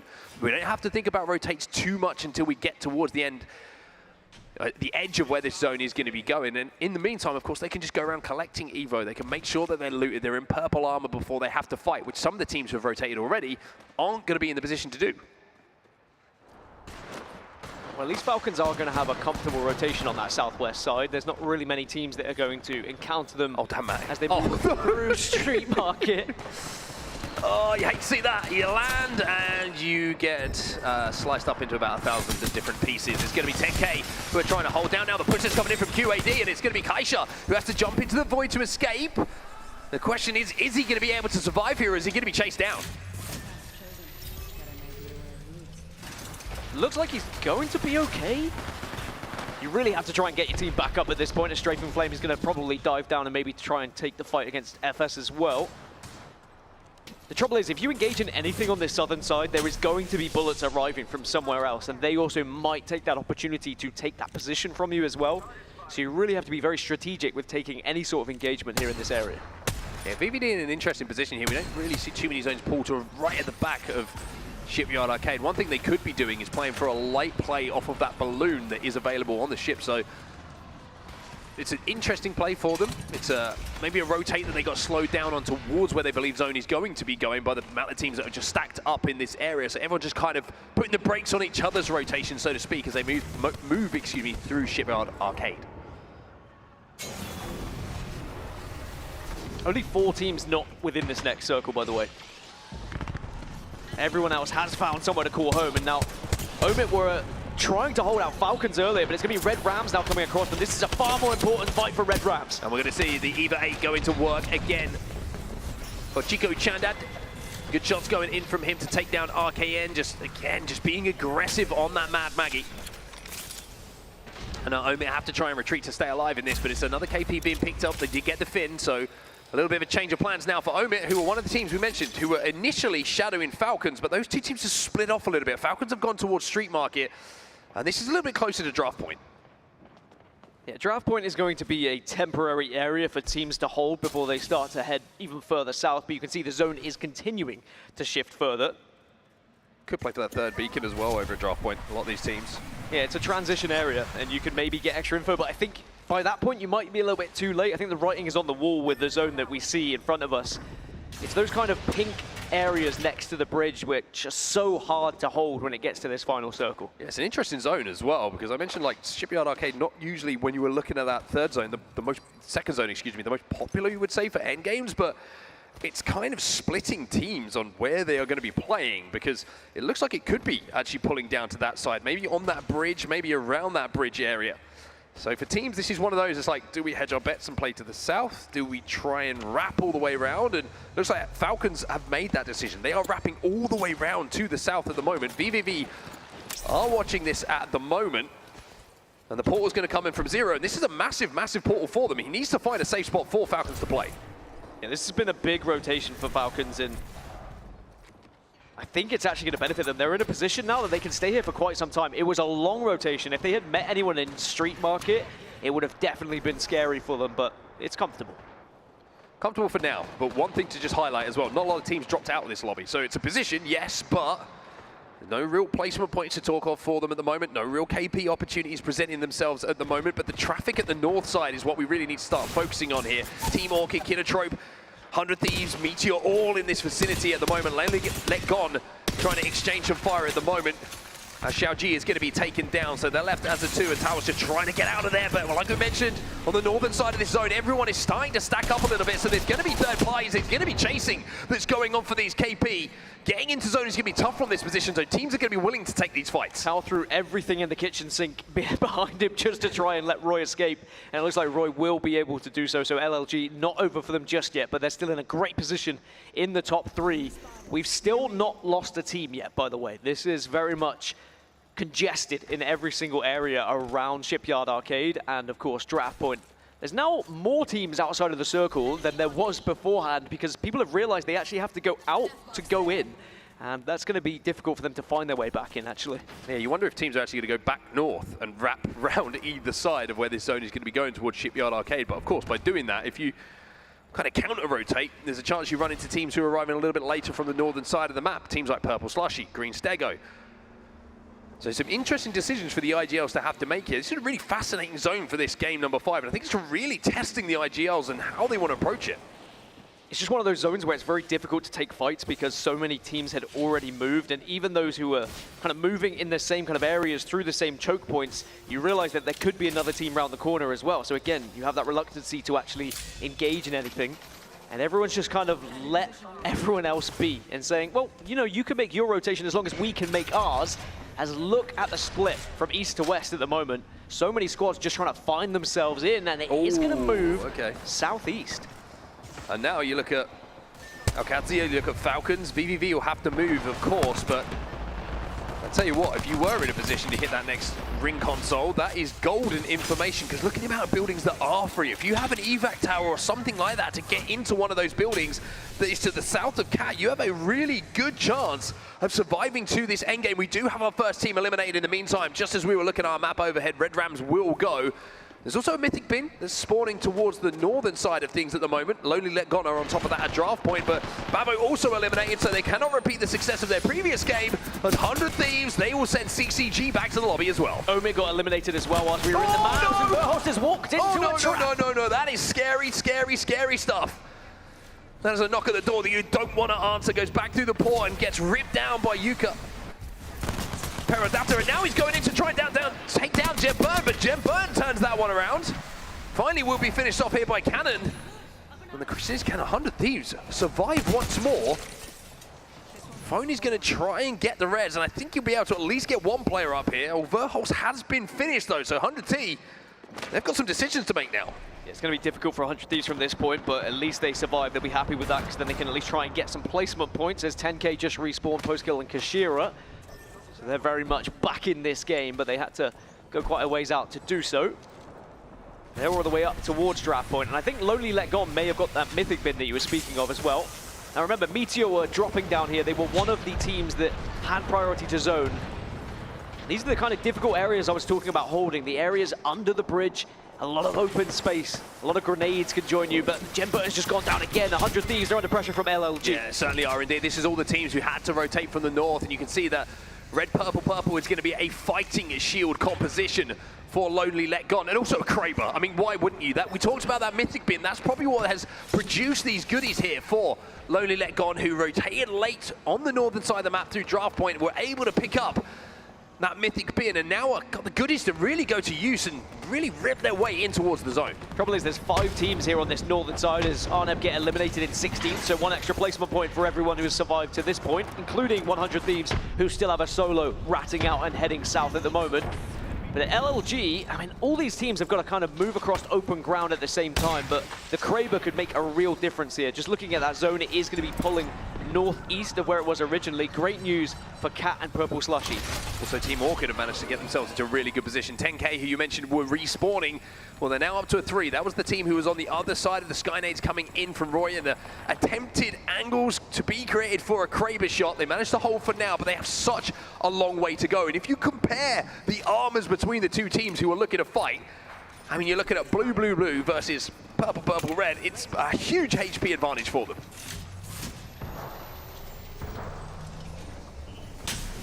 Decisions to be made here actually for LLG, because when this zone closes, if they don't give themselves enough time, they're just going to be running and won't necessarily be able to pick up any KP. So I'd like to see them move soon, which, okay, they do start to transition just before that ring starts to move. Give yourself 30 seconds because you don't really want to engage in a fight when a ring is about to close. Otherwise, it just becomes so hectic. Falcons continuing to port in towards zone a little bit more. There's going to be a lot of scary portals going down. There's also going to be a lot of scary angles to try and deal with at the moment. As ALGS start to line things up, Pricey will find two, one with the nade, one with the 30-30. As ALGS look to find the last remaining players. I tell you what, Striker and Flame is just ripping the heads off of that head glitch. They will be able to get up to a full 3 here, and they should be able to just about sneak into zone as well. Said that position from Meteor, it's just so hard to hold. They have just about been able to survive, mainly because of some good shots just turning back, but they're literally between a rock and a hard place at the moment. Yes, they're going to get back up, but you need to be thinking about moving, otherwise you're just going to be sitting ducks, as LLG have been able to move down and find themselves within this next zone, so success for them, and it means Kraber is in play. No altar as well, which makes just these little positions a little bit easier. Not going to have someone just sitting down one of those void passages to surprise you and get a little abduction going when you feel like you're in a really comfortable position. That natural cover is going to be more reliable to play. Green Stego forcing their way inside of the ship at the moment as well. They will be able to force the team away from them. 15 squads remaining, by the way. 15 squads still alive as Zone 4 is closing. 10K might finally fall here as Kishera is down to about 40 HP. He'll go down, but somehow or other, someone else is still alive to keep 10K going. 10K quite literally fighting for their lives in the moment, but you mentioned it, 15 squads. This is Apex at its very core. Everyone playing survival, but now these engagements are going to have to start happening. Pricey left on his own. 1v1 here with Roy. And another team getting involved. He gets the bang smoke down. He's got the perk as well to give him a little bit of health regeneration while this goes down. Can he get out the battle in time? Yes, he can. And now it's just a straight gunfight, which he cannot lose. And unfortunately for him, he is going to be one that gets lost. Roy left on his own, though, does have a Kraber. And on the Ash as well, has got some mobility to survive a few extra seconds. Roy's our boy, and he's going to still be alive with the Kraber. And actually, Meteor may be his next target. But he has to worry about the team that was previously griefing him from above. Maybe they can get some extra placement points. Crazy that you have to work this hard to stay alive whilst there's still 14 teams alive. You'd be thinking at this point in the game, maybe you're picking up extra placement points as Roy does finally go down. LLG will be eliminated, and somehow, some way, Meteor are still alive down in this canal. Something I just want to highlight, by the way, two teams who have made fantastic rotations into where this zone is going to be ended. One of them is GG, a team who are outside of the top 10 that we were talking about really shouldn't be there. The other one is Falcons. Somehow they found themselves right inside of where that zone is going to be going. So two teams outside of the top 10 have been masterfully led to these positions. 100 Thieves trying to match what is going to be going down in a few moments' time, but the zone is closing. 10K eliminated. Fusion gone as well. We're down to 10 as Kinotrope will be the next to fall. Top 10 extra placement points good for 100 Thieves. They're up to 33 now. That is a far better scoreline than when they were on World's Edge. And they're now at full 3 as well, but they are being certainly attacked from all angles. This Wraith portal could be massive for 100 Thieves' chances here. But he's going to jump into the shed and he's going to say, boys, you can follow me. It's a good place to be. It's safe. We are just about... Are they? Close enough to that next zone. Okay. I corrected my own sentence, I'll be honest with it. For a second I thought that was safe, but it's safe enough for now to reset at least. Meteor again in that position. They're just being assaulted by everyone who has any sort of utility. GG get eliminated in 10th place. Green Stego still hold the height here, but everyone has now been able to get into the zone. But 100 Thieves and Orchid both losing players. Orchid are the ones eliminated though, and 100 Thieves will stand strong. Little shield swap coming down here to keep Green Stego as comfortable as they can, but Zero's found a Kraber. Now, the opportunity for the Aussie to hit some heads, but instead it's just going to be the shields from the Rampart that are going to absorb those bullets from the gun of Zero. Can he land on a few more? We'll find out in just a few seconds. In fact, let's jump into the comms of Falcons now. This is a big moment for them. They're sitting there. They're resting. They're cut. I can feel them.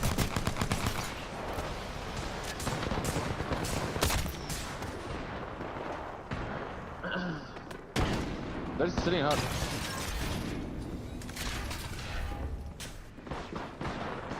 They're sitting there fucked. I think the first team to move has a bit of advantage because they can set up all. Yeah, I mean, I've got like one team in a building, right? I think that's 2, I think, at least. Yeah, I think it might be 2. 7 squads. Look at this kid upstairs! Oh, it's right. They want beneath me, Fine, what? Wait, someone down here! Let's find them here. I think. Yeah, there's a team under here. Okay, I'm peeking. Put it back in here. They're gonna pull it out. They're right for no. Can you take that? Can you take that? Oh, one down here. One down here. Bullseye from Zero, he connects with the head. It's going to be cleaned up immediately, and it's 100 Thieves who feels like, to be at the end of a Kraber from Zero. Very important comm as well from Zero, saying first team to move can set up walls, and maybe they get an advantage if they do so, but Falcons, they have to worry about the teams that are around them. 100 Thieves eliminated in 7th position, but now they have to worry about the other teams below them. Oh, reignite, they're trying to move in, and Zero has to phase out immediately. Does manage to somehow find a little cubby that's going to give him some cover away from all the action that is going down. So Falcons now into the top 6. The longer that he survives here, Zero, the better their chances of qualification and staying in this winner side of the bracket. Yeah, it could be some huge placement points for Falcons, but now we turn our attention to teams that have been a little bit more central. VVV have found themselves a place to call home on the stairwell, and they are going to be pushed here. I don't think they know them. Zero's behind them as well. Zero's just waiting for all this to happen, and he might be able to move in. As the teams are taken down in front of him, reignite eliminated. There's more placement points here. Thanks to Zero and being able to get out of that position. 2 downs in front of them, he lets it go, tries to find a place to play. Now it's just about survival, jumps back through that portal, and he's going to line up a Kraber shot. If he hits this when he comes out, it would be big, but they won't be able to do so. VVV gone, Green Stego gone in the meantime, as Cat now move in to try and close this one out. They were in the best position for the majority of this game. Now they just need to hit the bullets down. Have to hit the bullets, and I think it's going to be a simple cleanup because it was the portal who did the job in the end, and Cat find a victory in match 5 here to give themselves a fantastic chance of going into winners bracket round 3. Well, fans at home are reminded it's not just the animal, the Falcons that we talk about. There is also a cat on our main stage, and that is going to be the team who wins game number 5. But I think there's some important stories that have developed from that game number 5 that set us up so well for this match number 6. 100 Thieves, pretty good points on the board for them. Should be thinking about being safe, staying in that winner side of the bracket. Falcons as well. KP I saw being picked up in and around that building. Good placement points as well for them, but still some work to do. But Cat, you got to wonder, how many KP did they go out of that game with? Is that going to be the kind of performance from them that puts them into the winner side of the bracket and keeps their winner side run going? I mean, it certainly sends them into the top 10. They're going to be in 8th position on 34 points, our Cat. So, you know, one average game in match 6, and you should be able to call winners bracket round 3 a comfortable stretch for you. It does mean that Falcons, yes, they put points on the board. Excellent placement points by Zero as well. Just knowing those extra couple of points you can get, utilizing Wraith's abilities can help you, but they do still find themselves in the bottom 10. So still in the bottom 10, still some work to do. We'll give you the standings in just a few moments' time when we get them to present to you at home. But Cat with some really good endgame management there. I thought that Zero might have a little opportunity there, just a couple of knocks in front of him. Maybe he was going to win the game. Wasn't to be this time around, but now it sets us up. Like I say, that penultimate game really does open up the lobby. And we talked about how the ALGS Open might create a casualty. Going down to that elimination bracket means you've got a lot of Apex Legends to play, and trust me, it's a lot of games that you will have to play. If you want to go on a run to be involved in that match point finals, you do not, if you are one of the biggest teams in the world, want to be going down this early, because you know there is a scary chance to not just that you've got to play a lot of Apex and got to go on a great run, but you might not make it. And you might have a bad POI draft if you do make it as well, and maybe play from a POI that you're not necessarily as practiced on or as comfortable with, or just a bad POI, because it does happen as well. There are a few stinkers in there. I do appreciate that Zero went for the more intelligent play, though, of just playing for placement. Yes, you could have kind of gone around and maybe surprised the team, and you know, if you hit every shot, you might be able to get a few kills on the board, but you can almost get the same amount of points by just surviving that one extra step on the way. So again, intelligent from one of the better players in the world, so I'm not really surprised. We'll have to see if Falcons can clutch up in this final game and what that top 10 is going to look like when we get back from this break. Match number 6 is just around the corner, and we've got some stories to find their conclusion. We'll be back in just a few moments.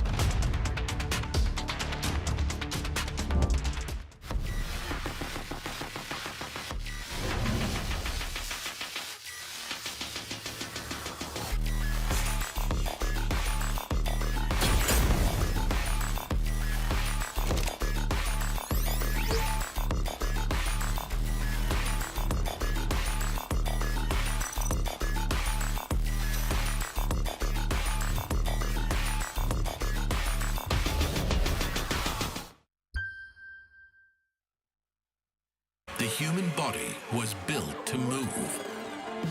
Not trapped at a desk in one singular posture for 12 hours a day. It's time your chair evolved. This is Secret Lab Titan Evo. Ergonomically engineered for you, gamers, hybrid workers, artists, backing your every move.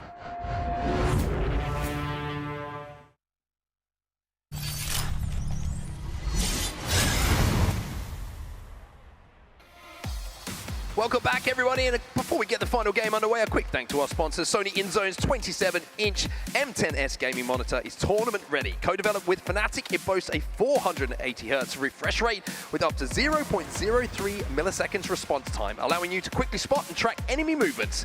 Combine that with a 4mm small footprint base, and you've got a monitor that is ready for competition at home as it is on the ALGS main stage. It's a beautiful thing, Dan, as I get a feeling this game number 6 is going to be as well. Yeah, this is going to be a nervy one, not just for the players, but also for the fans, the family of said players as well that may be watching at home or in the audience. And I'm certainly going to be just eager to see how teams play this one, because I know, yes, it's going to be zone dependent, but also if the zone attempt hasn't really been working, do you go for a little bit more aggression? Do you start to push some fights that maybe you weren't previously, or are you scared of dying? Do we see teams trying to spot certain teams and send them down to the elimination bracket? That's another thing to keep in mind here, everybody. It's a controversial take, but it might be a smart one. If you're, I don't know, the likes of 100 Thieves, maybe if you're the likes of anyone up at the top, BBV. I mean, if a team like Falcons, like Orchids, like GG were to fall here, the elimination bracket suddenly becomes far more difficult for those who are down there, of course. But as you mentioned, in the winners bracket, suddenly it might be a little bit of an easier road for you. Yeah, got to keep those things in mind. We'll have to see if that does play out. But the way that that last game played out, that game number 5, was, it felt like the more traditional style, right? I think teams are still trying to not only get the points they need, of course, to qualify, but trying to keep the rhythm and the repetition of how they want to play a little bit going forward as well. Because it's very easy to fall into the trap of, oh, we can just have a game here where we're just going to int a little bit. We've got enough points on the board. We want to try and send some teams out of the lobby and play for KP. But then when you get into the next lobby, it's a little bit more difficult to do that if you're in the winner side because there's so many good teams. So I think just keeping that chemistry, keeping that flow, keeping that kind of mindset of how you want to play moving forward is important for these teams to do. I also think in match 6, it becomes a bit of a crapshoot as well with how some teams are going to be approaching it and how you may want to approach it. Because I mentioned, do you go aggressive? Do you play zone? If there's a team who's got, well, there's a team in last that has like 5 points at the moment, Arneb, their only way of qualifying for the winners bracket round 3 is to get a lot of kills. So they have to play aggressive. They are going to be playing an aggressive composition. And if they run into a team that is trying to play zone because they only need a few more points on the board, suddenly they're not going to want to take that fight, and Arneb could ruin your day. We could also see them, I don't know, play an Octane. Let's see them play Octane. We haven't seen Never know. yet, I don't we haven't think. seen it. Not on main stage, One anyway. in Legends I feel like we haven't seen so far. We'll have to see if that's going to be true. Let's take a look at the final circle from that previous game, though, just to remind you of what's happening as we see Papa Gen out there always representing the boys. Home or away, he's always there. Couple of good shots coming in from Zero with the Kraber, but sadly Falcons were not able to find a position to actually really play the end game they would want to. Instead, it was just an attempt to try and stay alive for as long as possible. It was VVV who were holding this stairwell, and I thought maybe they were going to be one of the favorites, but I think actually when Zero went past them, they got a little bit flustered with what was going to be happening in front of them. How many are behind us? I think there's that little bit of a panic when you're trying to res. They popped up and they gave away their position, and that opened things up to the likes of Cat. Yeah, smart play from Zero. I think he was trying to get the portal down so that he could instigate other teams fighting, but unfortunately the teams just above him on the bridge were already preoccupied, and it was Cat who had that high ground at the end. And when you're looking at it from their POV here in these final moments, it's a pretty simple end game for them to win. Damage done from the height, then it's just about holding the lines, hitting your shots, and you can see the pop-off as well. I love to see that. This is day number 2. You can only imagine what it's going to be like tomorrow. It's not quite job done yet for Cat. 34 points in 8th position. They are very close, but all it would take would, 11th and 12th position, both having good games here, and they could maybe fall. But I think that 34 should be good, but you don't really want to risk it. You want to put it in your own hands and just have a good game here. Just put a few points on the board to send you to around 37. You should be safe. Yeah, one thing just to highlight here, I think the cutoff as it stands is 30 points. So it's been weirdly around 30, 31. And it looks like this might be a little bit higher. judging, well, it could not be. You know, it could be around what we find ourselves at the moment. So that's what to keep in mind. The chasing pack at the moment, you've got CCG or on 24. They won a game, by the way. They did. Haven't done much since. That's what's crazy. 23 points for Purple Slushy. Falcons on 22, Fusion on 22, and GG on 21. And I mean, you can even throw Omit and Team Orchid in there, right? 19, 8, and 16 respectively. It's very, very close. Speaking of Team Orchid, shout out to you and the beautiful side. But it's very, very close. You know, any one of those teams, if they win this game, a couple of KP alongside it, a couple of teams inside of that top 10 have a rough one, this is going to be somewhat of a roller coaster of a game here. I love the fact that we have this. There is only 14 points again between 10th and 17th place. So Team Orchid, you know, a win plus kills, and you find yourself in that top 10. It is very much achievable for those teams who are still down bottom. So if you are 10K, if you are holding that position in 10th, you're on 30 points, you need points here. But this is what I was talking about.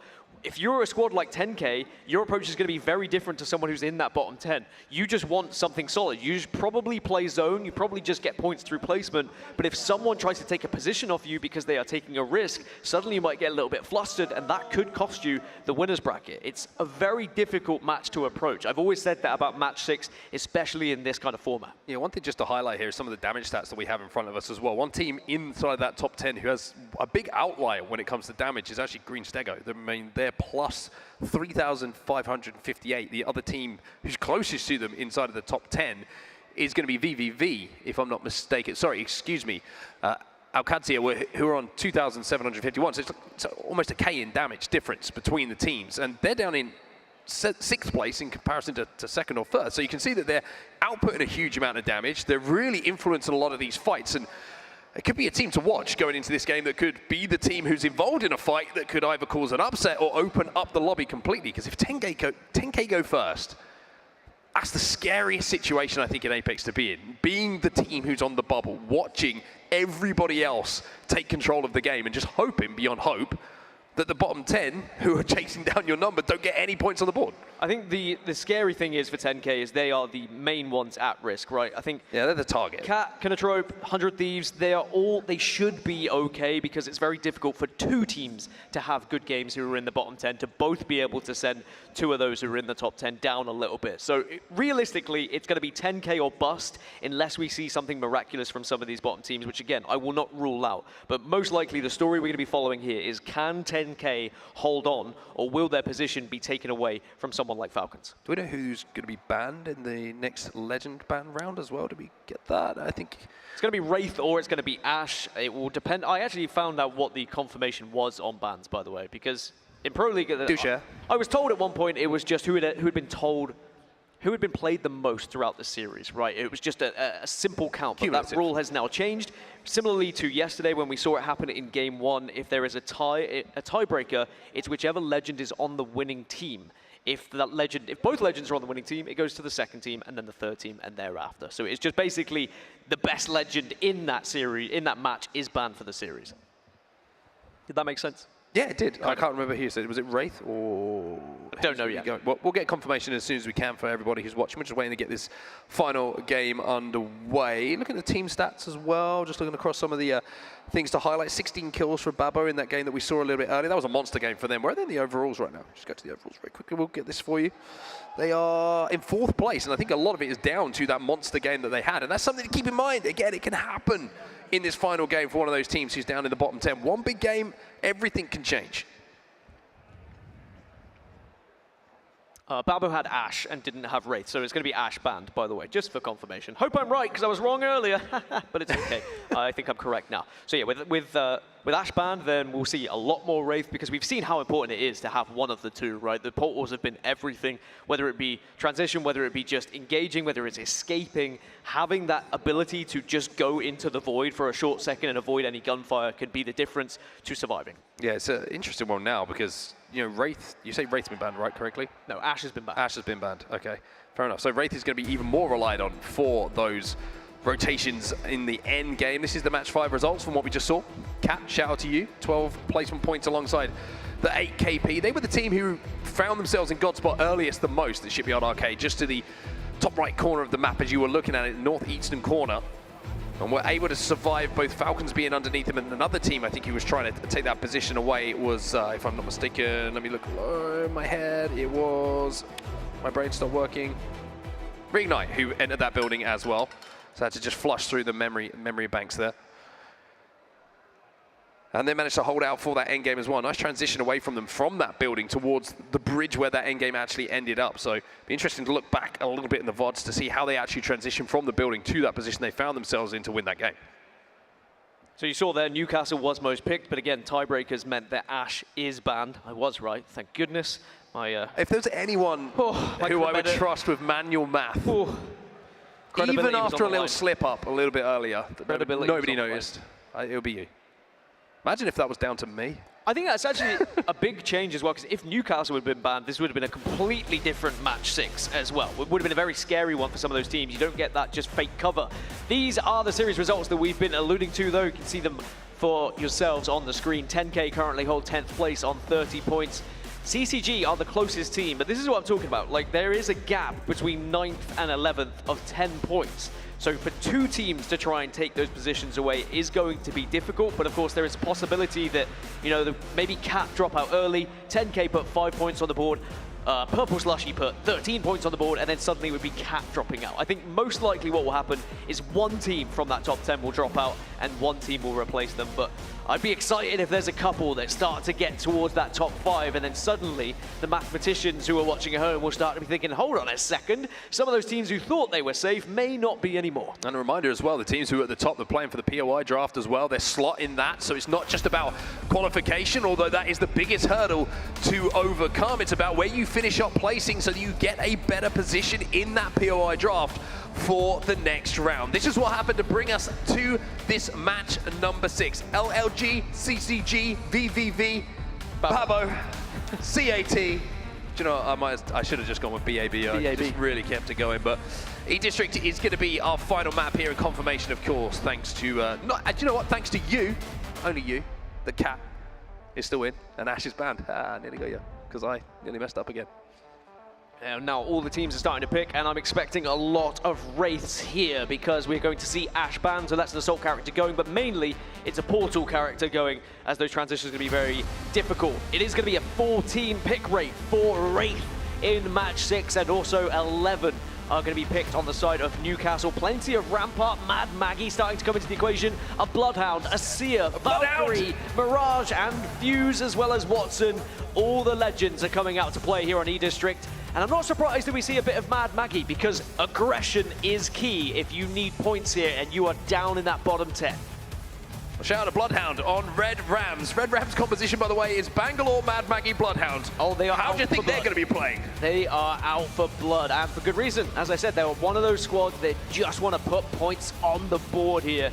And with a composition like that, they could be a real threat to those who are just trying to play the steady game. All right then, New Orleans, game number 6. Here we go. We are finally into it.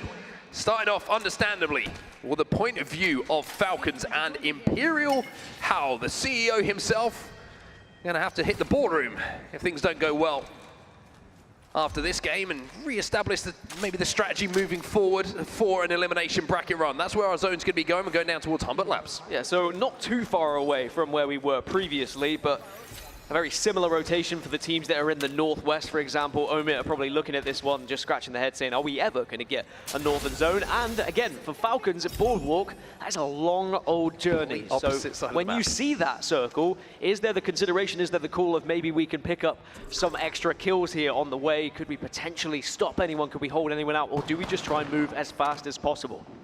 Well, 100T are being pinned at the moment in and around Stadium by the looks of things. It's Babo who are trying to put some pressure on. A little bit different when you look at composition to what Red Rams were running. You've got Newcastle and Watson here for Babo. So 2 very, very defensive characters for them to try and lock down some space. You would think that they would love to early rotate, because doing a little bit later might be a bit tougher.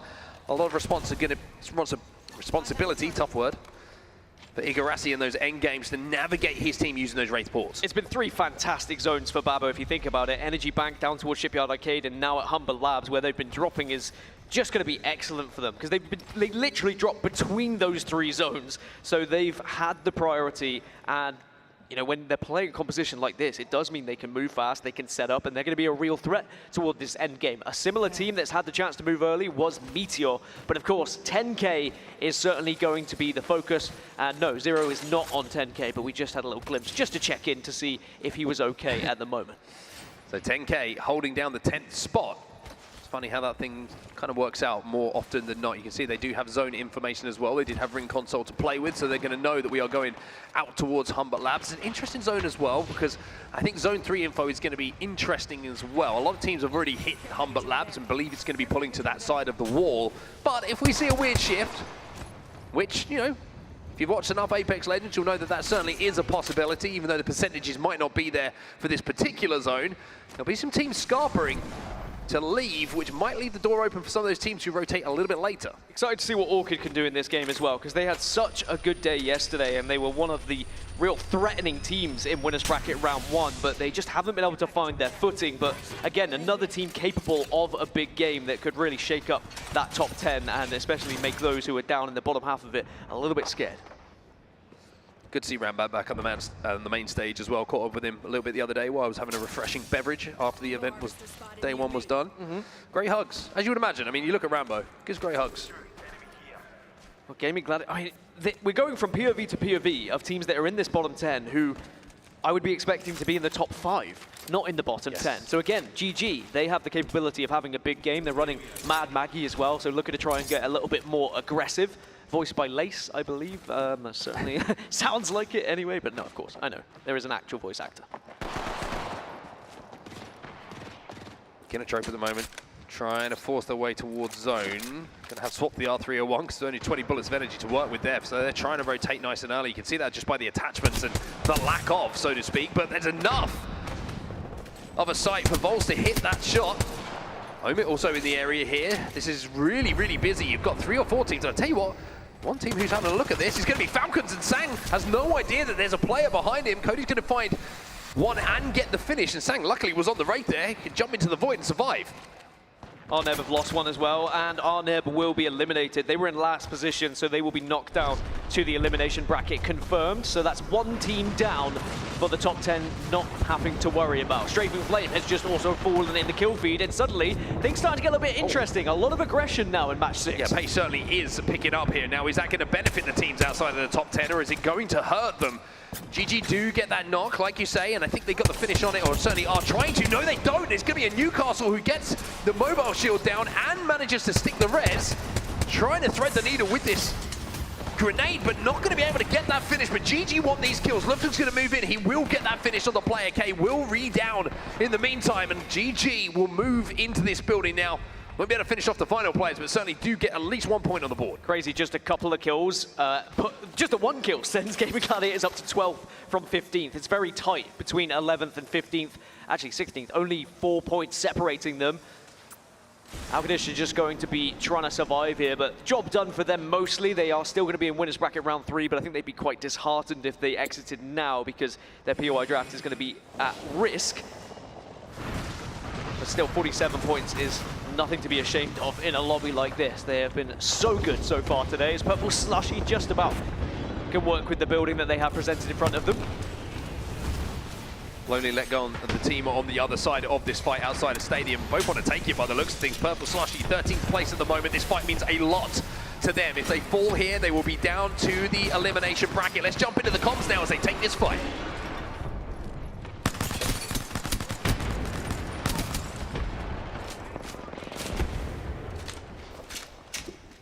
I'm rezzing.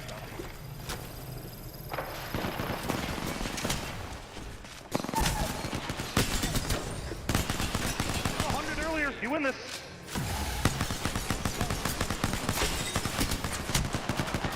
Good fucking shit. Rezzing, let me res on him. Move.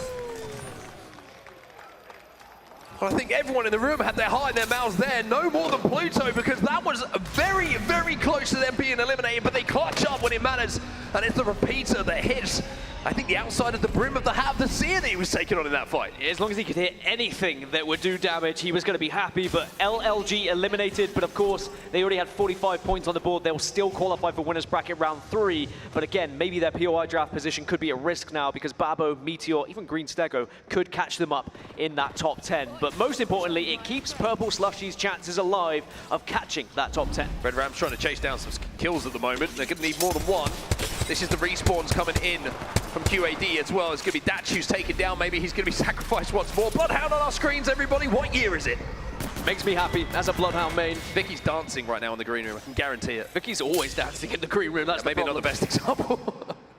2 down and a couple of kills for Red Rams. I mean, it would be an insane comeback if Red Rams were somehow finding their way into the top 10. But at the moment, they're doing everything they can as Reignite have lost 2.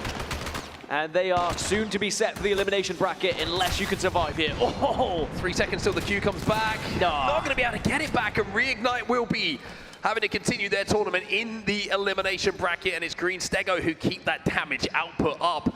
More kills going down for them. 17 squads are now remaining, and when we turn our attention to our map overhead and we're looking at the zone, busy is an understatement. That is insane. And if you're trying to force your way into the top 10, you'll see what we mean when we get to it. Falcons find a spot in that said zone, and they are playing the Newcastle as well. Newcastle and also Rampart for them. Very interesting. Well, Falcons fans, I'm sure, watching with bated breath because Falcons still need points. They are 8 points behind the top 10 at the moment in 14th position, and they are sharing this building with many a team. And one of them is 10K. You saw just the player highlight, and Cat are actually going for a little respawn as well here. Looks like they might be able to get away with it. And they're going to be back up to a full 3. So the 2 teams that Falcons are kind of chasing are certainly close to them right now. Lupins will be resetting after this zone closes as well. Portal down, House is trying to command as much space as he can for his team, but they know how busy it is. 17 squads still alive, like we mentioned. And only 4 of them, excuse me, outside of the zone. Purple Slushy, the last team outside of the zone on the very eastern edge, but every other team is inside of this zone right now. It could not be more busy. And if you're stuck in a corner and you see Taxington playing the Mad Maggie, that could be a problem, but you could also just output damage to send him back. Oh, bit of aggression here from Falcons, maybe recognizing there's weakness on the other side, and they know that they need kills, but Cat continue to retreat and continue to put down blockades with these fences. Yeah, the Watson fence is just slowing down this push, and they're going to be able to reset, going to be able to pop some batteries, but now I think they're a little bit pinched, and Zero with that scout in his hand, and the P20s alongside it looking to clean up these kills. These P20s, though, sometimes that spread, the bullet spread is so difficult to try and finish off a player, and it looks like they get 1, but they probably don't want to pop out too quickly, because there's going to be other teams that will hear all this commotion, and we've alluded to it. There is almost 14 teams within these set of buildings, within this circle. When I asked the question, are you going to play aggressive? Are you going to play for zone? The majority of teams playing for zone here as Purple Slushy will take the fight against Babo. Babo on the outside of this, Omni with the R9, has to switch, but can't get the damage needed. Purple Slushy will be eliminated, and that will be them down to the elimination bracket as well. Babo, by the way, having a fantastic set of games here in our winner's side, still alive. And I want to talk about the zone shift. I just looked at the map overhead. God. I'm just saying, sometimes we have a funny shift. We might be seeing that right now in our Game 6. Well, 10K are holding down a position with that map pull, by the way, where they'll be pretty happy with it. They don't know it, but you can see on our screens, it's going to be shifting west. All these teams were kind of predicting it being further on the eastern side. 100 Thieves, Fusion, Meteor, Babo. I mean, all of these squads, as Red Rams will be eliminated, and that'll be them down into the elimination bracket. A good effort with an aggressive composition, but sadly, they'll have to fight through. Green Stego have been very impressive in their team fights. Cat eliminated in the meantime. Should have done enough, you would imagine, on the standings. Should have done enough as I lean over. Oh, maybe they're right on the cusp, and maybe I might have just cursed them. Who knows? We'll have to see when the game is done and dusted, if it is going to be the case. Apologies. They will certainly be biting their claws. Let's put it that way. 10K are very close to Cat, and you still have 6 teams in the bottom 10 still alive that could pose a threat to their position in the winner's bracket as well. One of the teams who is going to be comfortable is Green Stego, but how comfortable is this landing going to be? Is there anywhere to call home? The answer is yes, because they are the only team on this western side. As the zone is shifted this way, they're going to have so much room to play with here, and arguably in a great position to maybe even win this game. An early call, but they certainly have the most space. You'll see what we mean on the map overhead in a few moments' time when we get to show it. That's how it stands on the right-hand side of your screen at the moment. You can see Purple Slushy eliminated in 11th place. Peacekeeper in the hands of Imperial Hal here, which is certainly going to help them. And Zero also hates the wall. Has found himself a red helmet to get that red armor. So Falcons looking good when it comes to inventory, so to speak, for fighting. But so many teams being on this side of the map makes it so tough to take a fight at this point, because you know a third-party opportunity is going to happen as soon as you try and get involved in one of those. I mean, one thing I can say, it's very likely we're going to lose one of Falcons, Gaming Gladiators, or Team Orchid. 3 teams that I would have expected to be in the top 10, and that is going to be a scary-looking elimination bracket for whichever team ends up there. Oh my goodness. Hey then. Okay, we're going over there. Well, you know, this is good for Team Orchid. Look at their position. Actually, if they transition to the western side of that building, they would still be within that circle. You're looking at Kinotrope Gaming as well. They might be in a position where they can wrap to the north now and completely own the northern side of that zone. But everybody else, I mean, in a straight line down the middle of that zone as it stands at the moment. This is going to be a rough end game for a lot of these teams, and it's going to be about keeping your cool, finding a way towards the end game, whether it's through fighting, whether it's through taking space or a smart rotate, whatever it is. It's got to happen for you now if you're outside of that top 10. Well, Falcons do find a way into the next circle, and they have an exit as well when the circle eventually becomes visible to them afterwards. But again, a difficult transition from south to north, but you do have the Wraith available to you, so those portals could be kind of doom or gloom. Suppressing fire coming in from Lolly here, doing his best Cyril Figgis impression, but can't quite connect with some headshots for now. 24 seconds left until this zone does close. And they are going to have to make a little bit of progress to get closer to it. GG, by the way, on the southern side of this zone. Another team who would be a little bit heartbroken, I think, to fall down to that elimination bracket early on. They are down on the south, but they have control of the majority of the south. It's this busy area in the middle that is going to get cut in half, you would imagine. 8 teams probably can come out of this alive, if that. This circle, I think a few teams are going to get taken down, but should be able to find a place called home. It will be the next circle after that, which is going to be absolute chaos. Babo looks like they're going to be taken to the skies, by the way, and maybe could take away one of the positions from Green Stego. They should be able to find a comfortable spot here, and maybe they'll be quite surprised by that. But again, when you see a zone shift like this, actually going up into the skies can be one of the best things you could do. KN have just lost one. VVV, GG are also having a fight right now. The GG have had to force their way from that southern side into a safer position. Babo will be safe. VVV have been eliminated, but they are going to be safe. They are going to be #1 as it stands and will be in our winner's side of the bracket. But Blast, he gets taken down. GG trying to hold this high ground, but so many teams are going to have LOS onto them as we jump over to Falcons, who are under duress themselves. Fighting tooth and nail, not just to stay alive, but to stay in the winner's bracket at the moment. Plenty of rampart walls going down. They are playing very defensive. They are thinking about the long game here, thinking about how they transition to this next circle. They're not taking unnecessary fights as Kinotrope Gaming will be eliminated. Will they be safe? They were in 8th position on 36 points. They might have just done enough. It's going to depend what happens elsewhere. Zero's going in here. He goes into the void to get past the remaining members of QAD, and by doing so, he's output some damage, he's created some angles, but he needs Waltzy to get in a position to help him here. It can't all be up to Zero. Now it's all up to Waltzy. Waltzy will clutch, gets the Q down, and will bring Falcons back to their feet. Do anyone push? 100 leaves! Oh, it looks like Phony isn't going to have the timing on that, and Falcons will survive. Phony dips in, and then Phony dips out. He says, peace, brothers, let's see how you do in the final circle. Falcons now up to 11th position. They are 5 points behind 10th, and more importantly, 8 points behind 9th, because I think Cat could be at risk here with how everything's playing out. 10K have the chance to maybe surpass them with just a couple more placements. GG, 12th place as it stands. 10K on 32 points as it stands are in 10th place. Falcons are trying to line up some more KP in front of them. Let's jump into the comms in one of the most pressurized places they've been in so far in this tournament.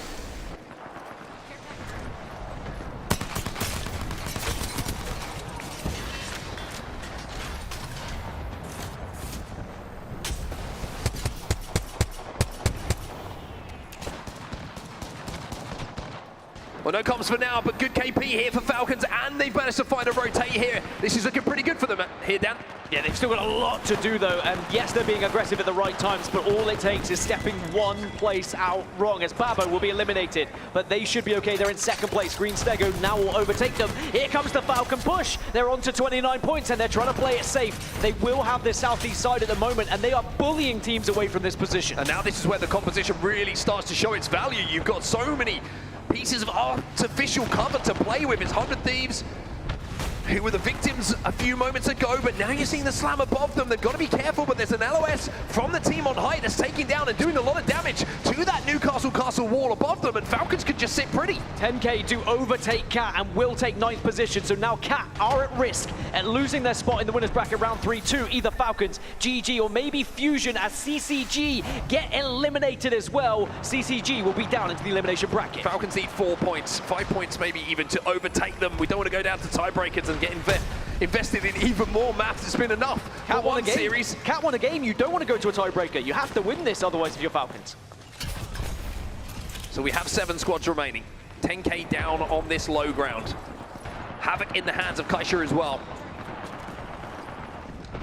Panic's going to get a knock on to GG. GG still involved, by the way. As I say it, though, they will be eliminated.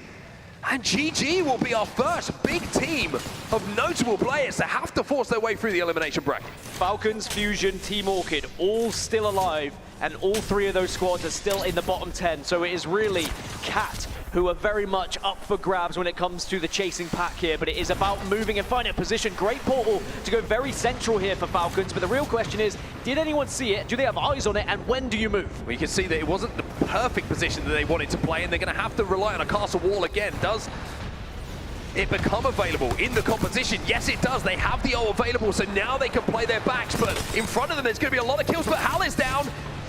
Zero's taking damage, even though he's outputting it himself. Hal will be brought back to his feet by Waltzy, and it looks like Falcons will be able to survive for now. They are desperately trying to scrape through the winners bracket here, but you can see a lot of teams putting a lot of pressure on them as well. Orchid have just lost 2. Maybe their chances of winners bracket are about to fall. Yes, they will. Orchid will be into the elimination bracket. Castle Wall's been shot out here for Falcons in the majority as well, so you can see that they don't really have too much to play with. They're just trying to hold off Green Stego from above by just using raw gun skill. 5 squads now remain as teams Green Stego, take first place away as well. That's huge news for them. Falcons need 4 more points. You don't want to go to a tiebreaker with Cat. Remember, tiebreakers how they work. It's how good you did in your best game, and Cat already won a game as well. So still plenty to do for Team Falcons. And don't count out Fusion, still alive here, still with a chance of breaking into that top 10 as well. Everyone is so close to each other.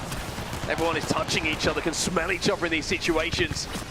It's almost like, what meta are we playing? Has it changed from Sapporo, Japan, the champs, where we're having the Newcastles have such a huge say in these final moments? Falcons are going to have to move. They have 10K just below them as well, but I'm not sure they're aware of any positions. Green Stego are in such a good position here, just up on this high ground to fire down on anyone. They're going to be safest for longest, but now comes the play. Falcons, I'm pretty sure they got slammed on. Zero has to jump into the void. Zero's last alive. Zero gets hit by the fence and the wall, and Falcons will be eliminated. Falcons are down to the elimination bracket as Green Stego will be your champions.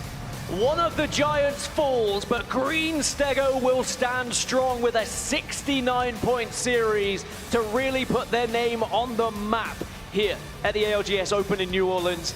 A big struggle in that final circle. There was just so many teams, such little space, but sadly Falcons could not find their way out of that corner. It does mean Cat survive on 35 points. Kinotrope also, 100 Thieves will be going through, and 10K actually pushed themselves up to 7th position. But sadly for Falcons, it's going to be an elimination bracket run for them. The 2 teams who miss out, Falcons and GG, the 2 closest teams to staying in that winner side of the bracket, but unfortunately for them, the road gets even longer if they want to be here on Sunday as part of that match point finals. But Green Stego, I actually want to take a little bit of time to talk about this lineup, because what a performance it's been from them. The amount of damage they have output in that 6th game, plus 7,097.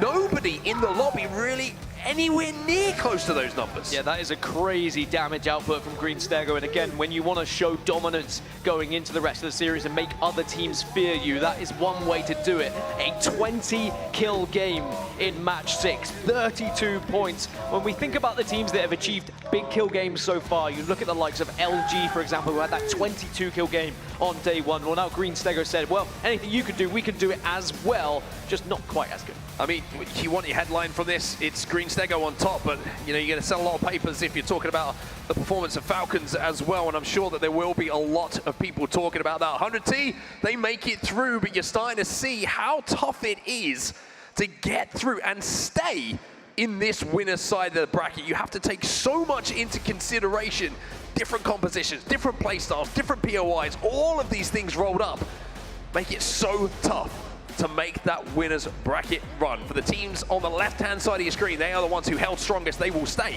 in that winner's side. The rest of the teams have to drop down and fight to survive. One team fight, a couple of placements is the difference between a long old road in the elimination bracket and still surviving in the winner's bracket. And whilst, you know, 100 Thieves, they might be saying, you know, 8th is not really as good as we would expect. As long as you stay in the winner's bracket, and you get all the way to match point finals, you're at least going to be top 10 for that POI draft as well. And I think any team would just happily be there, getting into the finals and being in the top 10. For Falcons, for example, they will not ever get the position of top 10 now in any sort of pick in the elimination bracket if there are winners bracket teams dropping down, which is kind of crazy. Yeah, kind of crazy. I mean, so many different things get influenced by your positioning and how your run is formulated. And even if you, like you say, you make it through to that match point finals, which is a long, long road at this point for some of those teams. All of these things taken into consideration about how tough it's going to be in that match point finals. But it sets us up for some wonderful stories moving forward. And speaking of which, it's up to us to throw it back to the desk because we have our first big headline, I feel, from the ALGS Open. Falcons down to the elimination bracket. I think there's a lot to talk about after that series. Not only are we looking at big names in the elimination bracket, the casters talked early on in the series about the implications of that as well, as far as never having a good draft pick now, having to fight if they make it all the way through to match point finals, always being bare minimum 10 behind when it comes to those picks. But it's going to be a long road. This is only day 2. And then on the flip side, while we're talking about the names we recognize falling down to the bottom, this was a series of teams we didn't really get to highlight, of either newer teams, of squads that we've seen, but now are popping off here at LAN, or even Diaz Call in Green Stego with the 20 KP to close it out. I mean, Lace, this was an insane series. Well, look, Green Stego, this is a team that has been playing together since the dawn of Apex. So, you know, they're an Apex South team. We sort of watched them there. So it's not a crazy feat from them, obviously, but it is something that is just coming to fruition. Like, I've always known that they've had the talent, but, you know, to see them on this stage and be able to outperform these juggernaut teams is a pretty exciting feat. Absolutely. I mean, this is, we're going to keep saying it, but this is what we were hoping for out of an Open, Jamerson. So many of these teams are really stepping up to the plate. Yeah, it felt like a continuation of the games from last night, just not at the same kind of tempo, right? This was a much more controlled game overall across all 6 matches, but you have to give it to all of our teams that showed up today, especially for this match. The fact that none of our big hitters really were able to perform well. I mean, 100 Thieves coming out in 8th at the end of this, and they were only separated from the teams that got knocked down by about 7 points, right? I believe they were sitting at about 40, and Falcons had about 33, 34-ish, somewhere around there. So the margin for error was very thin. Yeah, I mean, we were wondering if things were going to change when we swapped from World's Edge on over to E-District. Were we going to see a pickup in the bigger names? Were we going to see a lot of these other smaller teams start to kind of continue this trend of popping off? And I think what we're getting, at least for the start, and we're still in winners, mind you. This is winners. These are the harder brackets that we're going to be going through as our teams continue moving throughout these phases. But we're seeing that anything can happen right now on our main stage and across all of our series. And this is what we were hoping for out of opening up the competitive pool to all of our teams from all of our regions. Is just really, at the end of the day, Lace, this is about showcasing all of their talent. Yeah, and it's happening. Like, big teams, watch out. Like, that's all I'm saying is that you don't, these teams that have such, long standings in being a pro league team, there are other teams, like I said, Green Stego have played together for ages, and we have seen them at LANs before, but then all these other mini teams that I've been watching in the pit just dominate, and they're laughing while doing it. Like, they don't have like that locked in face that you see a lot of the professional teams have. They're actually like giggling and laughing and having a great time, which is making them and help perform well. Which has also kind of been the trend, Jamerson. We've seen all these squads up there on main stage. We cut to them after a win, and they're either just like, all right, yeah, done it before. Yeah. like we've been here.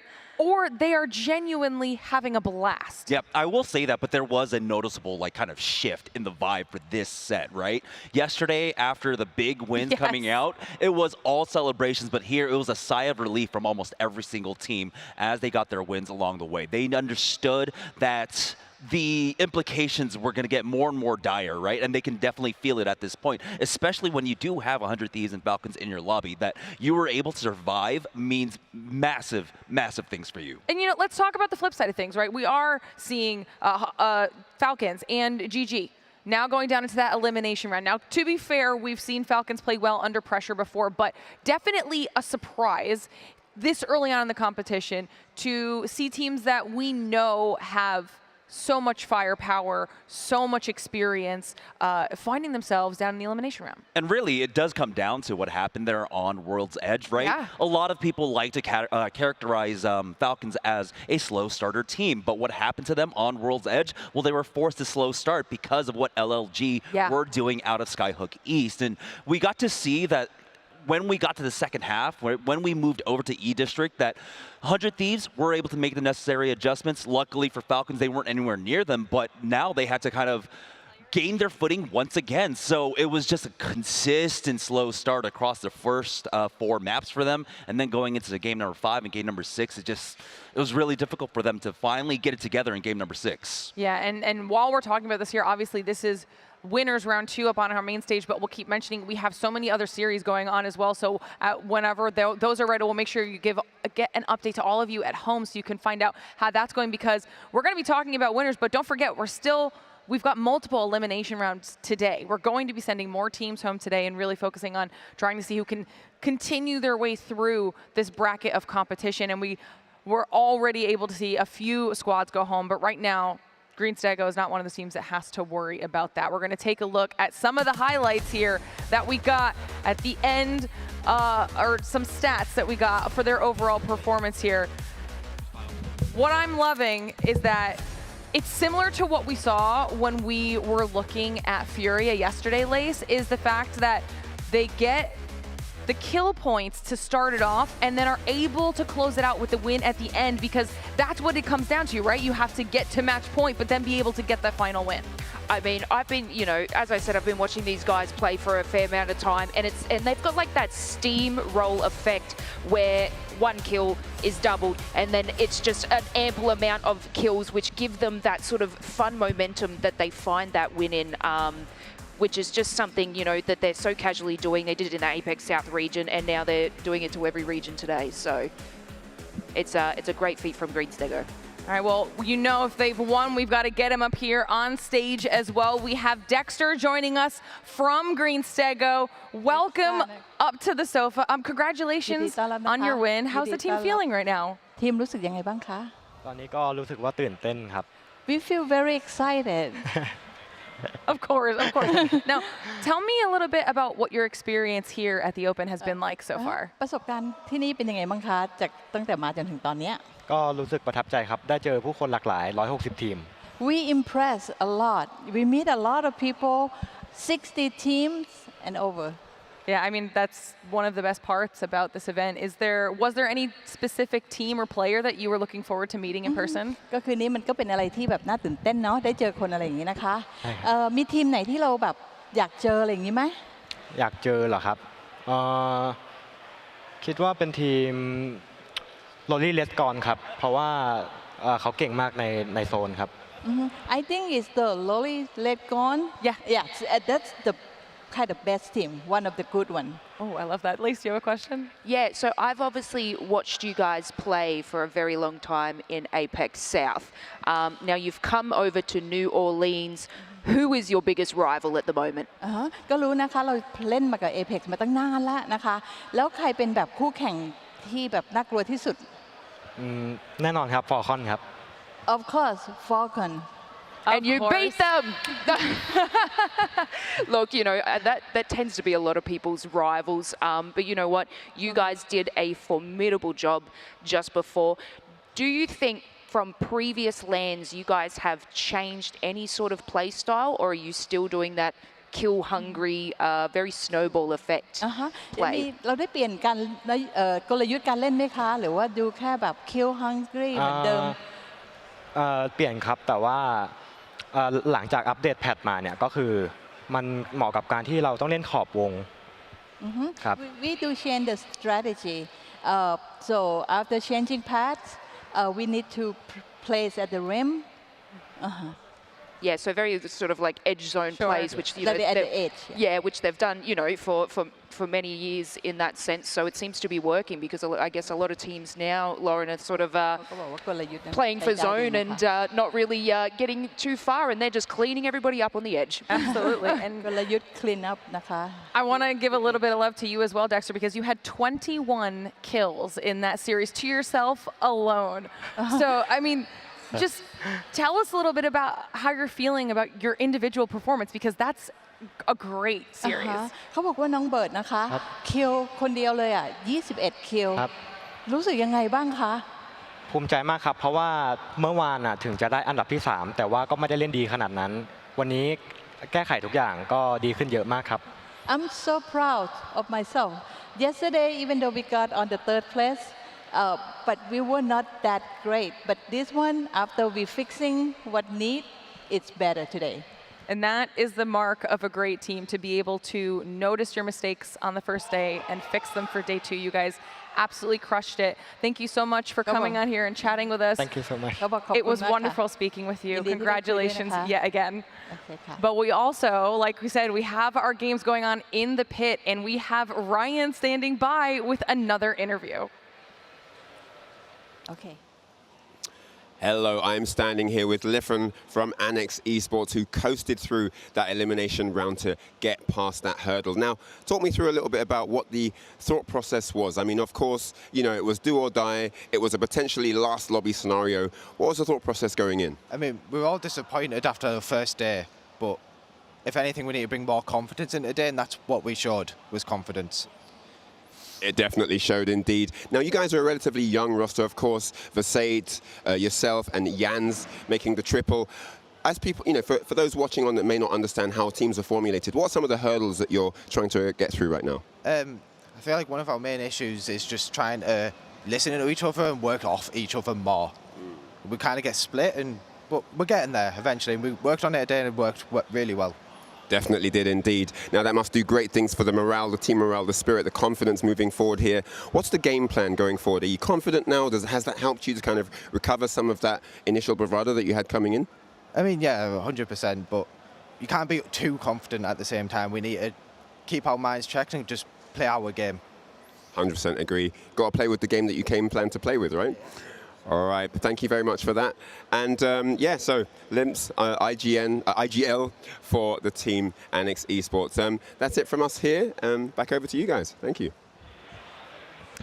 Thanks so much, Ryan. We've got Jamerson and Jayhawk back up here on the desk after our interview with Dexter as well. And I do just want to say that, like I mentioned when I was saying to him, pointed out the fact that they felt like they had a couple mistakes, which is crazy because, like you said, they got 3rd, but had some mistakes and they were able to overnight really work on those and hone them in for this next series, Jayhawk. And you can see that it absolutely paid off by closing out with 20 kills.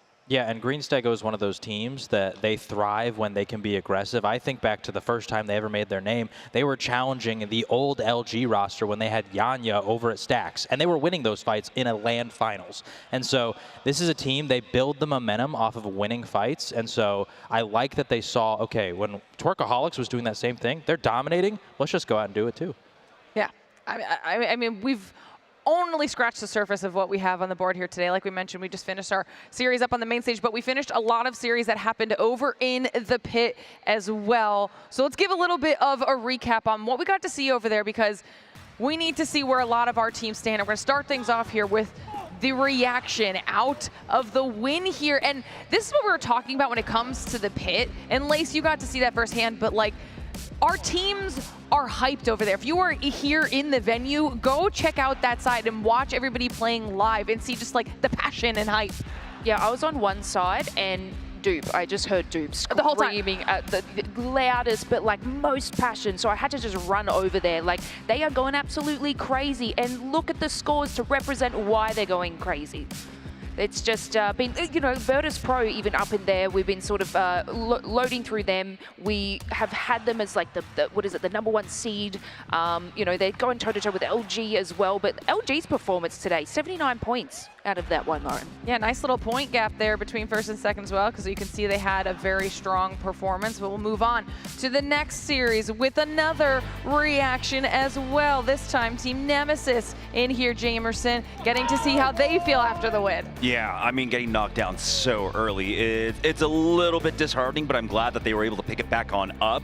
But you can see, it is more relief. It's relief, and now they get to go ahead and celebrate there. But I'm glad that they were able to pick that one up, because, again, they were one of the teams to look at, and it looks like they were able to really figure out that style. If you look at that breakdown, 27 kill points, 27 placement points, that means you are playing consistent center zone. You're able to finish out with really strong games. Yeah, absolutely. You can see which teams will stay alive in our elimination round, as that's what we're looking at there, and a couple more squads eliminated. Meanwhile, we just heard Ryan Hart talking with them. Team Annex in here getting their win. Jayhawk keeping themselves in the competition. Absolutely, and those wins are big, because when we talk about draft position, as you continue to move throughout the tournament, like Jamerson's talking about, there's relief, but also just the confidence you can now feel going into the next round, getting the POIs that you specifically want. That is a huge win. And when you do it with 83 points, it's also a high likelihood you can win that tiebreaker against the other team that might be trying to get the first overall pick. Yeah, getting lots of consistency going there for Annex Esports, but looking over on the eliminated side,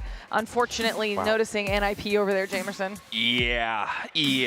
This was definitely, I thought it was going to be one of the biggest struggles, I think, coming into this year of play for year 5 for Nasky and company, because, again, so much has changed, so much has evolved in competitive play and since his come up, and I feel like right now they haven't figured it out. So unfortunately they go down early, but, you know, now you get to watch the games at least and figure out what's going right. Definitely a learning experience, I think, for all of these teams that even come through here and kind of see how this is all playing out on a much larger scale than what we would typically be seeing here at LAM. But as I had mentioned, it means we are continuously eliminating our squads, and some are staying alive, Lace. And pretty soon, we're going to be shifting on over to the main stage entirely, but that's not going to happen today because we still have so many more series in store. How have you enjoyed this first one? Honestly, it's just been absolutely chaotic. Like, I sit here and I'm like, do I want more games, or am I like just, okay, no, but more. Like, I'm craving like all the different storylines that we can find out behind these teams, and just the way that, you know, they take it from one series to the next and they've just completely changed their attitude, and then it reflects on the scoreboard. So yeah, more please. Absolutely, and we're going to be shifting our focus to those elimination rounds coming up next here. But Jayhawk, thank you so much for joining us for this series. It's been a pleasure to have you up here as always. Tell me about your thoughts on the first series now that it's come to a conclusion. I'm just loving that we're seeing so many different teams that we're maybe not accustomed to normally seeing perform, and they're absolutely taking the moment that they've been given and they're making the most of it, because it does feel like with this sort of open tournament format, that's what we wanted to see. We don't want to just see the usual suspects that we always watch dominate, continue to perform, and then, you know, we don't have any Cinderella stories, but we're already seeing some crazy teams that we've never seen before absolutely pop off. Yeah, all right, well, Jamerson, we've made it through the last of winners for today. Shifting our focus after this, how are you feeling? Yeah, it's a huge vibe shift, right? Like that's the difficult thing, because we were on like cloud 9 last night, where it was just all fun. But the stakes have really set in, not just for the players, but now also for us here on the couch. We really do have to stay on top of which teams are right there on the bubble. You heard on the last call for game number 6, for match number 6, that like we had to keep track of Falcons, Game and Gladiators, but they still had a lifeline at least. They still had one more chance, and now it's going to be all or nothing.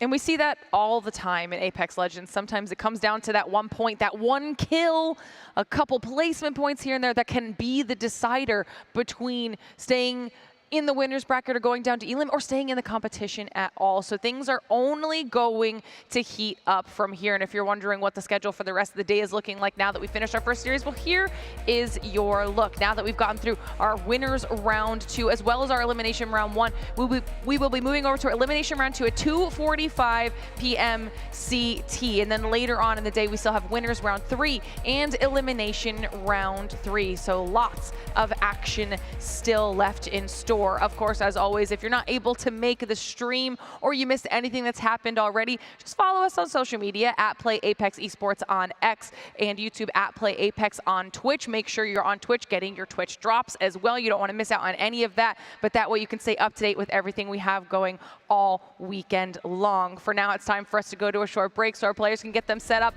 and ready for that next series. When we return, teams will be sent home. You're not going to want to miss it, so don't go anywhere, Legends. Punched myself in the face.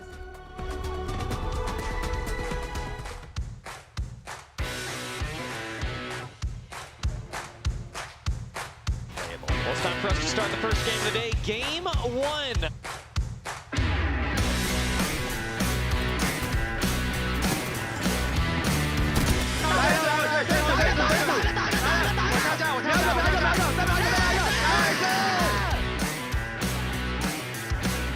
A little bit of a sneaky beaky like sitting right there with the P-flooded in hand. They're all, nobody looked at their bag. Oh, never mind. My audio's fucked. No. Good shit. Let's go, baby! Let's go, boys. Let's go. Let's go. Let's go. A reload. Pricey still not landing the shots. And through all this push, through that big decision, that one will still be taken down, but it's opened things up for VVV, who play patiently.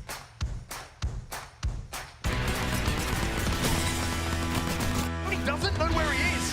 The whistle will go in, but it doesn't quite connect. He's going to slide in. Phony just being a nuisance. He jumps into the void. No boxes on the floor for him to work with.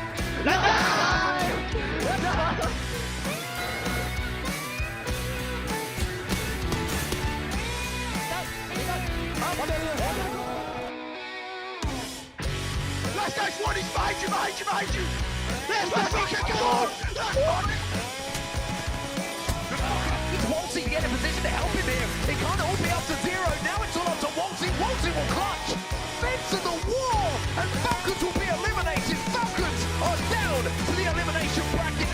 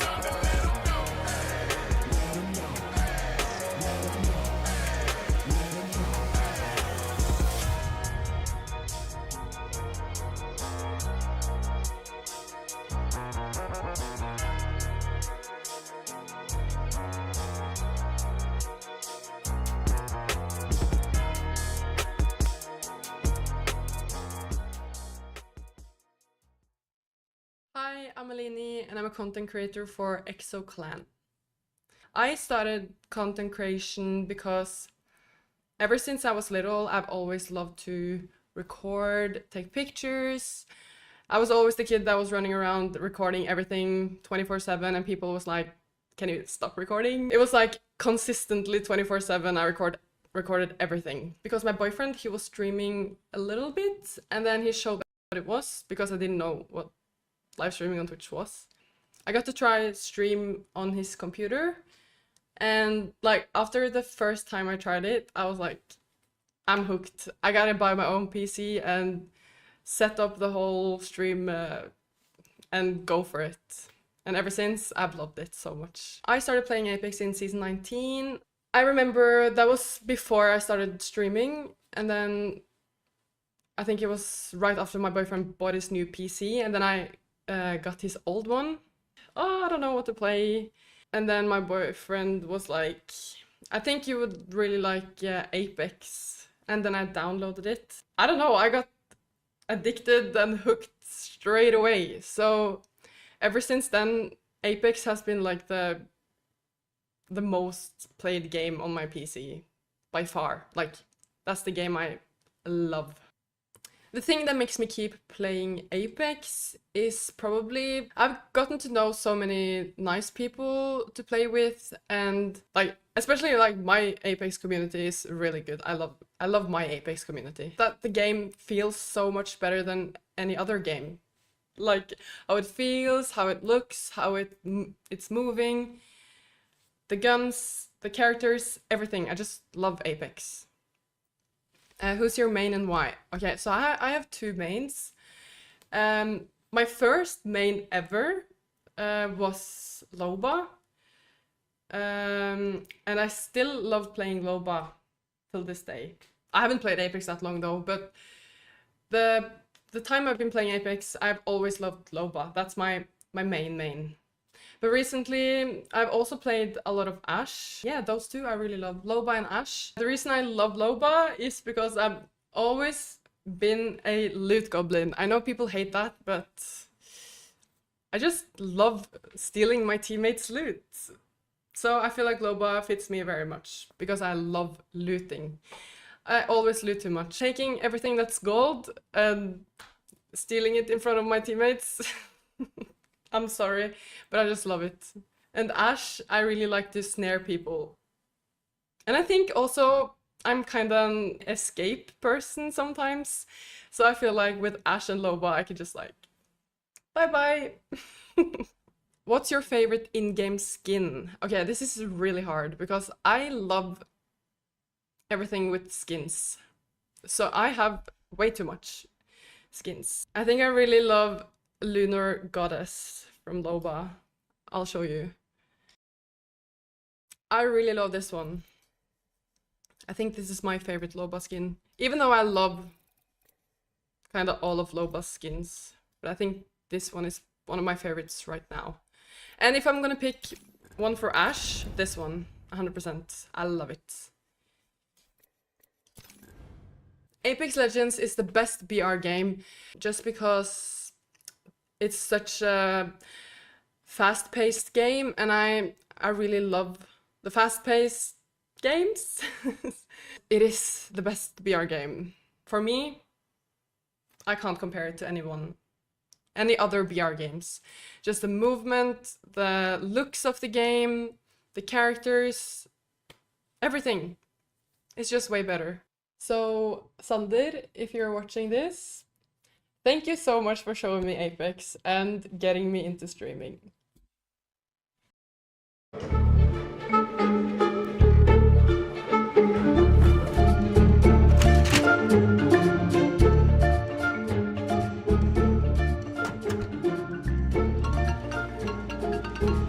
Hello Jin, hello Navi fans, my name is Yarka, and together with Uksako and Zidane we won the ALGS Championship in Japan. Today we are joining Navi.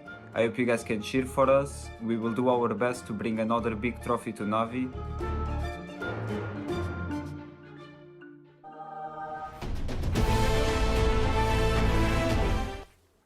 Yeah, down below me, one guy. So. I know. What the f? On right side someone. No. Oh my god, there was some TikTok clip. I hear the steps. Yeah. Here, it's stuck here. Oh my god. I tapped him on the head. Can you come to me? On me? He took TP, he took TP. Yeah. That man. Yeah. One guy behind me. Oh no. Yeah.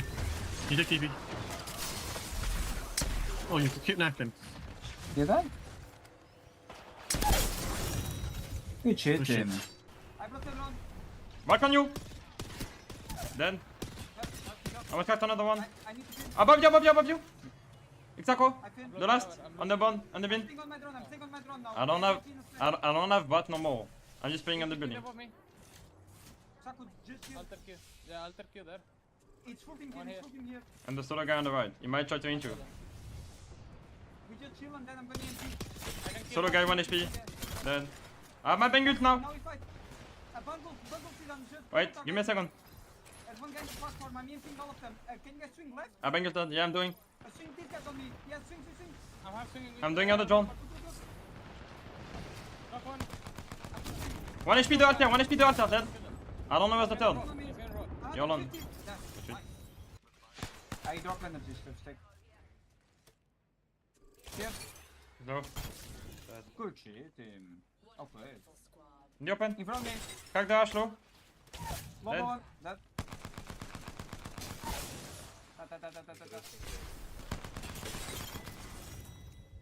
Well played, team. Good job. On the other side, all on you. Cracked one. Ash low. Body 6-1.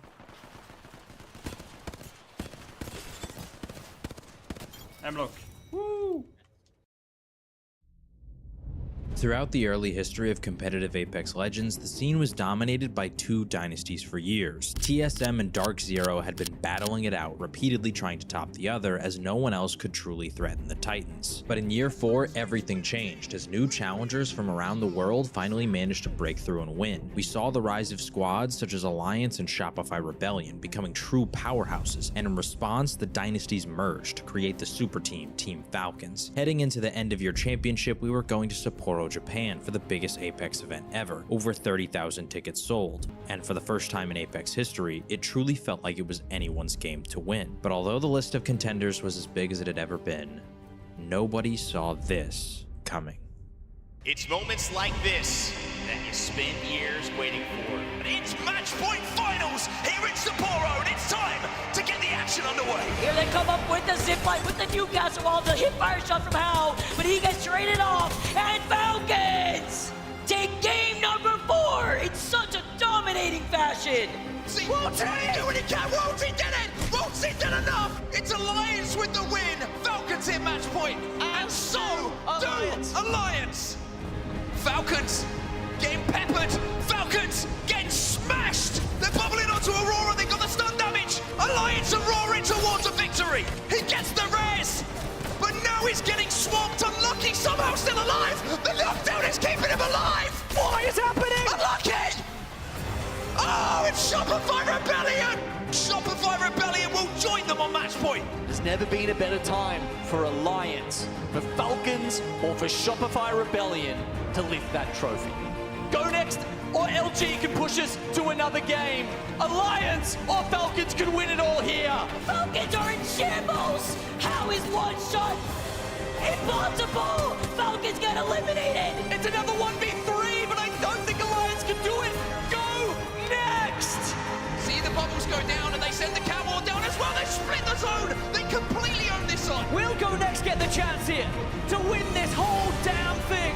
Now in the slam! The slam for VP, but Go Next will hold. Looking to claim their destiny. Go Next, win it.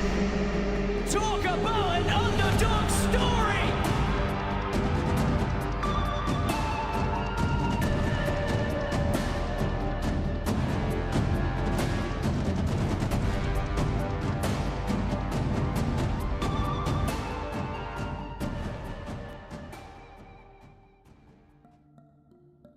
This Go Next roster was centered around their IGL Hiarka and his longtime duo Yuchako. They both have a storied history in the game, having started competing around the beginning of 2020 and first ended up teaming together for the ALGS Online number 4 in EU. But then everything in the Apex competitive scene changed as the ALGS Pro League was introduced, and in the preseason qualifier number 2 for EMEA, Yuchako Hiarka under their new team Kick managed to take the win qualifying for Pro League.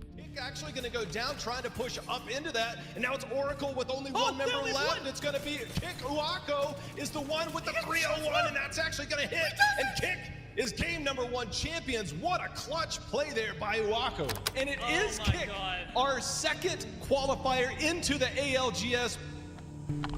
Over the coming years, they made a handful of lands. There was just one big problem. They were incredibly hit or miss when it came to making a finals lobby, and even if they did, the results were not great, to say the least. There's a lot of experience at lands with this roster. Not necessarily a ton of high placement. Maybe there's some potential there, but again, I think it's going to be a team that might struggle just based on kind of how they play and how they go about things. Because of this, they always had a constant rotating door of teammates, and with Apex's roster mania, you'd expect for, at some point, them to have broken up, which they did for a short period of time, but when those opportunities fell through, they came right back together and continued to stick it out. I think with time we created like the bond of not only teammates but also friends. So I think that's what made us stick together during this whole time. Based on their careers up to this point, there was no reason to believe that Go Next was ever going to become a true contender. But heading into every LAN is a new opportunity, and with it comes a lot of change. And in that change, Go Next might have just found their answers. Hyarka and Uchaka were looking for a spark, something that could elevate them to the heights of the elites. And in their search, they came across two individuals that completely changed the outlook this team had. The first was Zidane, a rising French player in the EMEA scene who had just started competing in the higher levels of pro play around 2023 and had just gained his first bit of LAN experience in Germany. Yeah, I mean, he's just one of the best rollers on EU, right? The next was adding a new coach in Esteves, who worked with Hyarka behind the scenes to get this team in the right positions. We got a new coach, right? He helped me a lot on the situation of the other way I won IGL, and he did it perfectly. We pretty much knew every zone, right? Because Esteves had a map full of all the zones, so I kinda had the easy job on that. And perhaps his biggest impact of all was in regards to the meta shift that the game was undergoing. In Germany, we saw the rise of Newcastle, large in part thanks to a team like Gaming Gladiators who absolutely dominated with him. And in Japan, he was still a mainstay of the meta, but this time he was joined by Gibraltar, Catalyst, and Rampart. Gibby received some pretty huge buffs in the fact that his bubble could no longer be destroyed by a Maggie Ball or a Crypto Drone.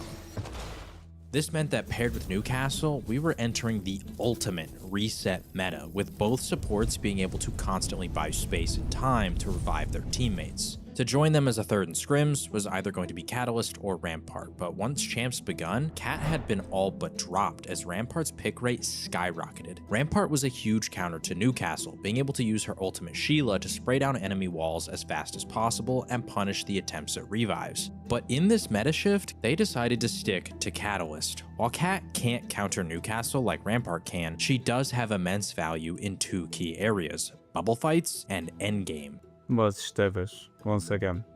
Coach Diff. During the whole time we run Catalyst was because of him. There's only Alliance playing Cat, so it was like, okay, every bubble fight, we win. If a team tries to bubble fight, we just queue the bubble, and we win the fight already. This meta was a lot of pullbacks, right? If you don't guess the zone as a Rampart, it's really hard to move.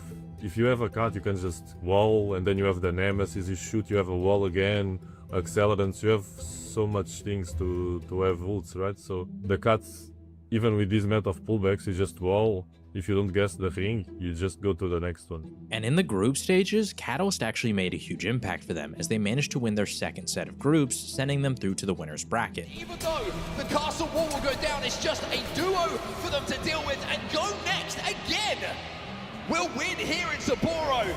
And in that winner's bracket, they took a late Game 7 win to push themselves through to the finals. Another Catalyst won't separate the fight. Go Next, take the high ground instead. Alley-ooping everything as they finally drop down. It will be Go Next. It will be Go Next that avoid the fight and take the win. But they had done this before. Back in LA, they had actually placed 5th in winners, and still it didn't translate once match point began. And so although they were celebrating, what lied ahead was their biggest test. Could they finally make a mark on a finals lobby, or would they forever sit in the land of mediocrity? Over 13,000 people in attendance, by far the biggest event in ALGS history. Here for Match Point Finals, Championship Sunday is about to begin!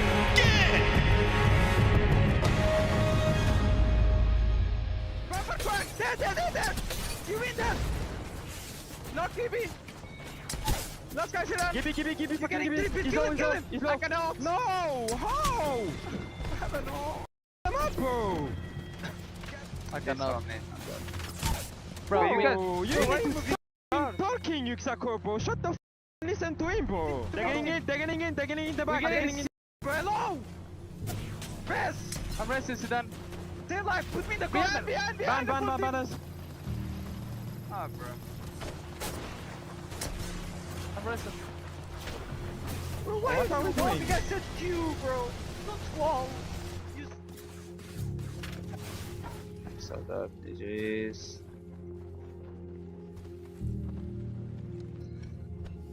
I got the Skynet that bounce into frag. After like third game was already, I mean, our experience from previous finals, top 18, top 20, 14, was never like great, right? So I kind of felt very, very tilted in sense of we can do more than this, right? Through 4 games, they were sat in 14th place with 17 total points. And in the ALGS Match Point Finals, you have to hit 50 points and then win a game in order to take the tournament. And Go Next was nowhere close. And although in Game 5, they had a nice jump, picking up 12 points to get themselves inside the top 10, all of the tournament favorites were living up to their reputations. Shopify Rebellion, Team Falcons, and Alliance had all picked up huge wins already. The latter two having hit match point, with Shopify and Complexity hitting it after Game 6. Heading into Game 7, Go Next could not afford to allow any of these elites breathing room. Championship is the biggest event in the Apex Esports calendar, and it could be decided right here, right now. We just kept saying like to each other, guys, if we win, nobody else can do it. If we win the game, nobody else can close, right? It's a pullback. It's pulling here. I'm almost 100% sure it's there. Normally when it's like Electrodome touches it, you know?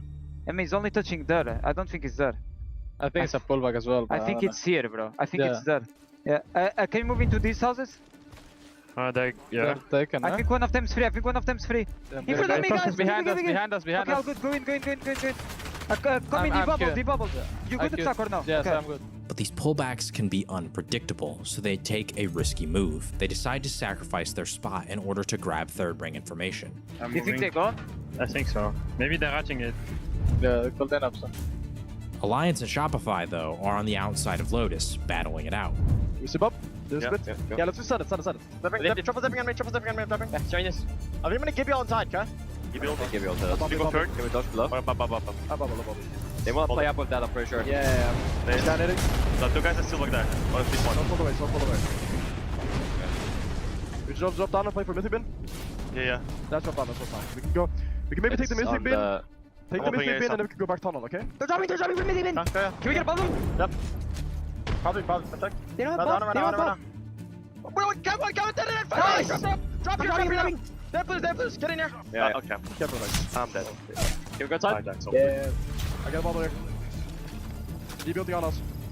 Yep. Deciding, I think. Come inside. Yeah, go inside. I'm batting. Nice. I'm still on, careful. Okay. I'm peeking a bit. Can you come back?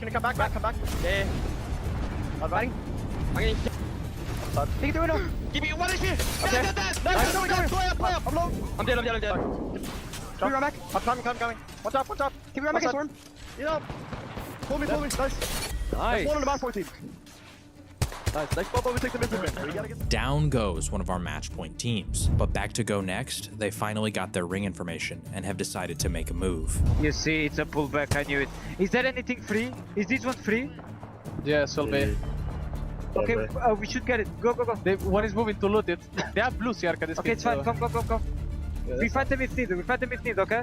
Okay. And then they're aiming at us. They know. The right one is aiming. I'm mailing. I get. I'm gonna bubble. We need to go back. Come. We have to go back. Go. Oh, we are dead. Go away. Survive, you can. When I saw Yerka dying, I was like, we probably die here because, yeah, we're in the middle of the rotation point. But we managed to get a knock. They're coming now. Work on you. I'm a Skakta. Gas on one. Give me Skakta one. I have to get something. Back dead. Nice. ALGS, you're done. I'm a test out. You need to go for the second. He's gonna raise. Okay, he's resting. I think you just play edge and don't press me. Yeah, come to me, exactly. Yeah, I'm with you. We're getting made by the dick team that we played. We need to move forward. Scout something. Is the thing in front of you? Left, it is for now. Oh, okay, for now it is. Go there then. On me, so safe, yeah. Okay, on you safe. Okay, dude. Safe? You need to go forward, you need to go forward, just go forward. Come to me, forward, guys. Man. There's nothing we can do. I can grab him. Ah, man. What are we? I think the worst timing was when I grabbed Zidane and they broke the knockdown. If they actually break it earlier, they will have killed us 100%. It was a scuffed. I wasn't kind of nervous there, not gonna lie. Yeah, they might push. No, they are. Can take the banner again. They're going back. Yeah, you can get banner. I can kill my banner. Do. 1 HP.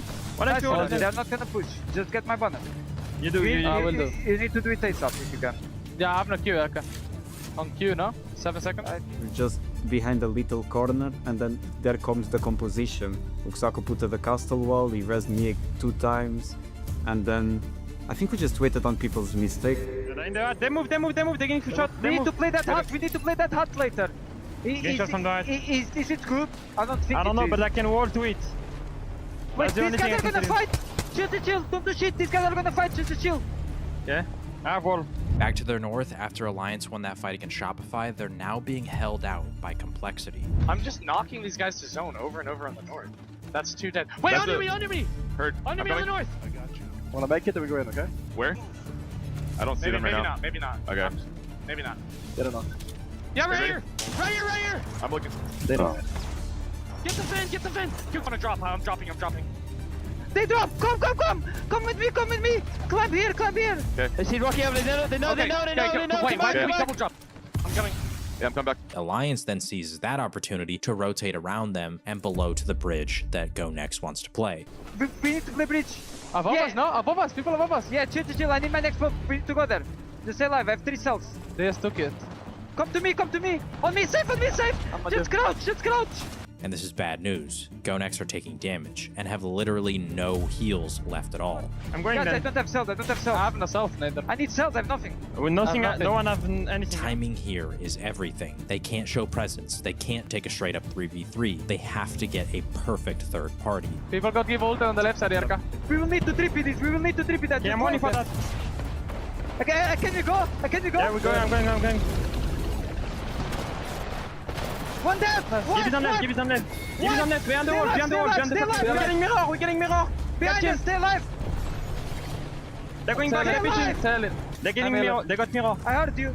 And after we had like 10 boxes to loot, so we were like back in the game. With their loot replenished, we reach the final 5 squads, Alliance and Team Falcons with a chance to win it, Aurora, LG, and Go Next attempting to play spoiler. And this is where we get to see the endgame prowess of Catalyst. Go Next has almost no cover on their rotate in, and Alliance is looking to pounce.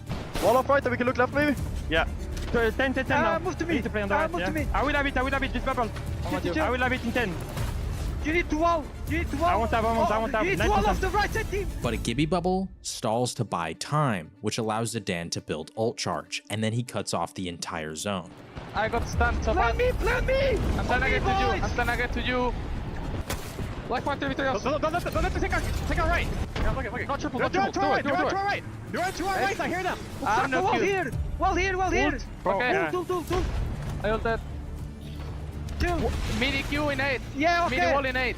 Stabilize. 5. Don't do shit. Play the card. Shoot left. Fuck you. We're good. No, Can we get your hot kill? We need your plus to kill. No, we got hot. I got to kill one. Falcons do win it, but Hal is the only one able to escape alive, leaving Alliance and Go Next in a final 3v3 to decide the endgame. But right before Alliance can drop down, Zidane is able to put some Catalyst Qs on the roof. I have no Q on them. Shoot them! 3v3! Below, correct him. Cat fucking below. Cat dead. 100! It is low. The castle 1, all you see that. You win this. 1v1. You win that, it's 1 HP! Push him, Zidane!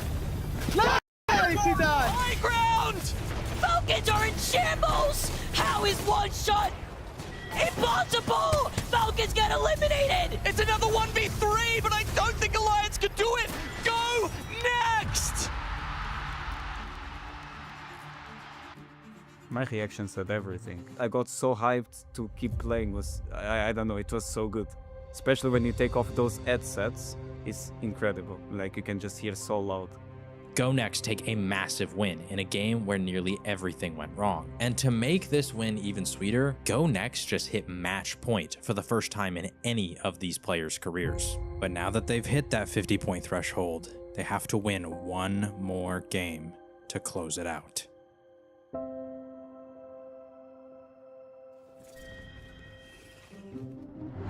Climb us on overlook. Looks right. I pull like hard. Yeah, overlook. Overlook. Yeah. Only good to go next. It's a pullback. It's a pullback. 100% a pullback. I think I know this one, boys. With no team over at Geyser, the rotation path is far more clear. Guild on the other side of the map, though, coming from Landslide, have the zone pinpointed as well. Back. But not all the way over here.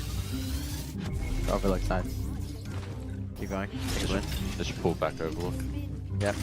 Up here. I agree.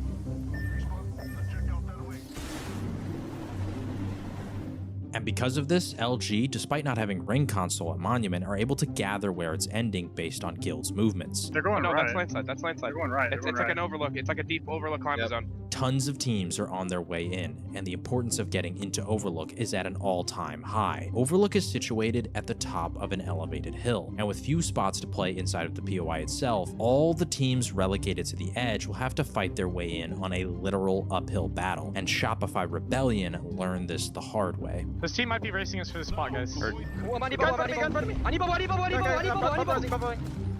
Cracked him.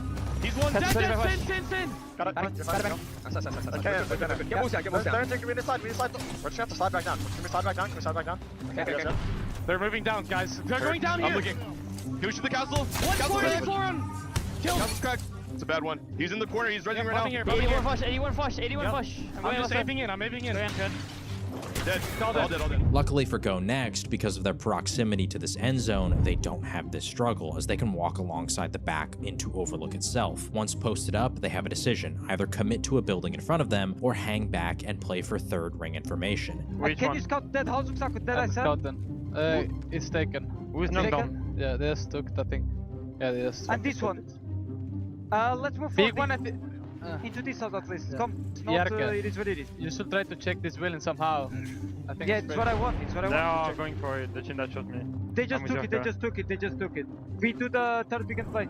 Let's go back there. Meanwhile, for another one of our powerhouses, Team Falcons is struggling. Should be good. I might be dead. Whoa. Run race. Zero does manage to get away and reset, but it's short-lived. There's someone next to you. Okay. Wait for 3.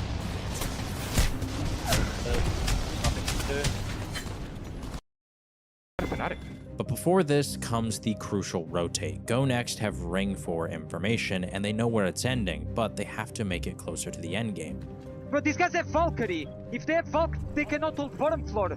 And you can wall all the right side, and we get bottom. Yeah, I That's what I'm saying. Yeah, do.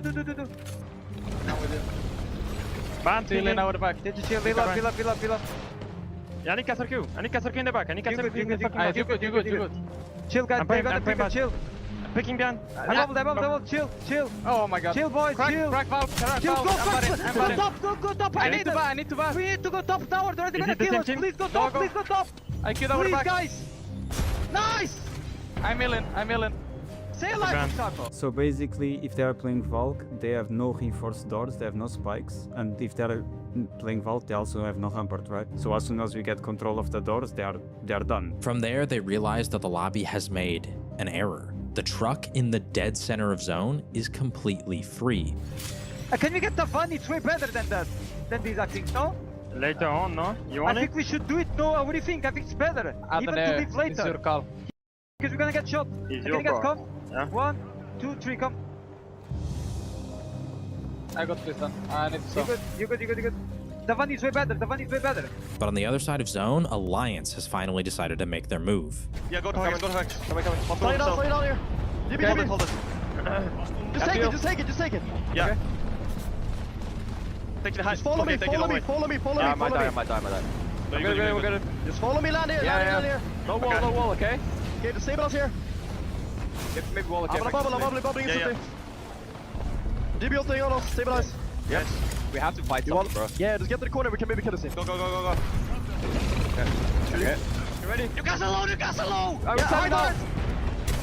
Look at the one! Keep me on top! No on top! Keep me cracked! Keep me cracked! Keep me cracked! Keep me cracked! Last one. Shield.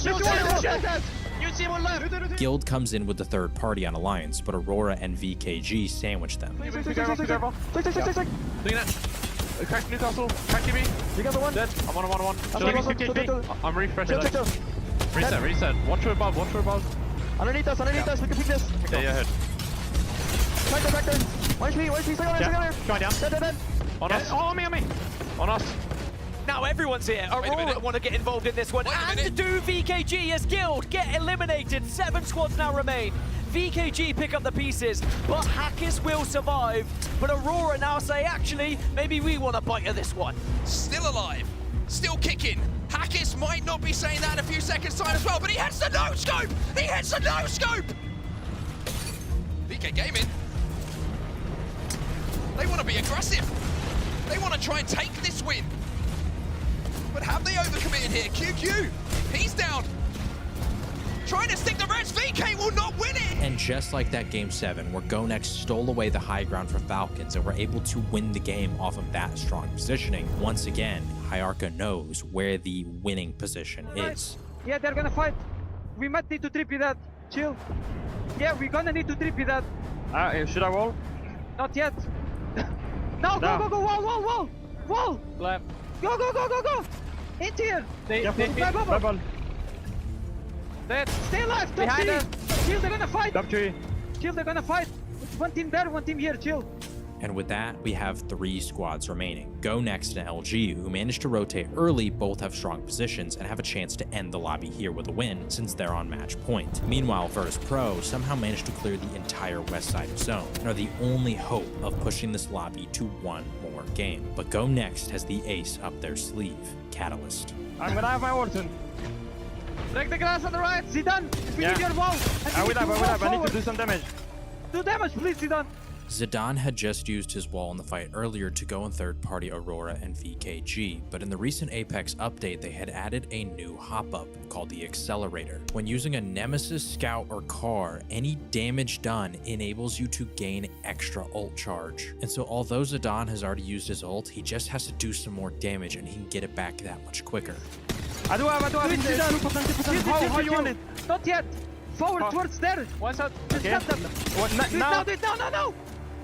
See the bubbles go down and they send the catwalk down as well. They split the zone. Both teams on the low ground are separated by a fence line, and as the zone closes, they will want to focus the team on height, being GoNext. But with Catalyst, they can once again split the zone in endgame to buy time. In this final fight, all 3 teams are playing to delay as long as possible, which is going to allow the zone to shrink to such a small size that the actual fighting that's going to take place is incredibly chaotic. And this is where one of Newcastle's most important abilities comes in. Newcastle, when slamming down his ultimate, creates a wall, but it will also destroy things such as another team's wall in front of it, and it'll launch the enemies that it hits into zone. On Virtus Pro's side, Lou is going to throw his Gibraltar ult. I'm giving you but Zach reads that GoNext will bubble, so he's going to try to launch them out of the bubble utilizing his Newcastle ultimate to push them into zone so that they take damage. They're gonna dome on height.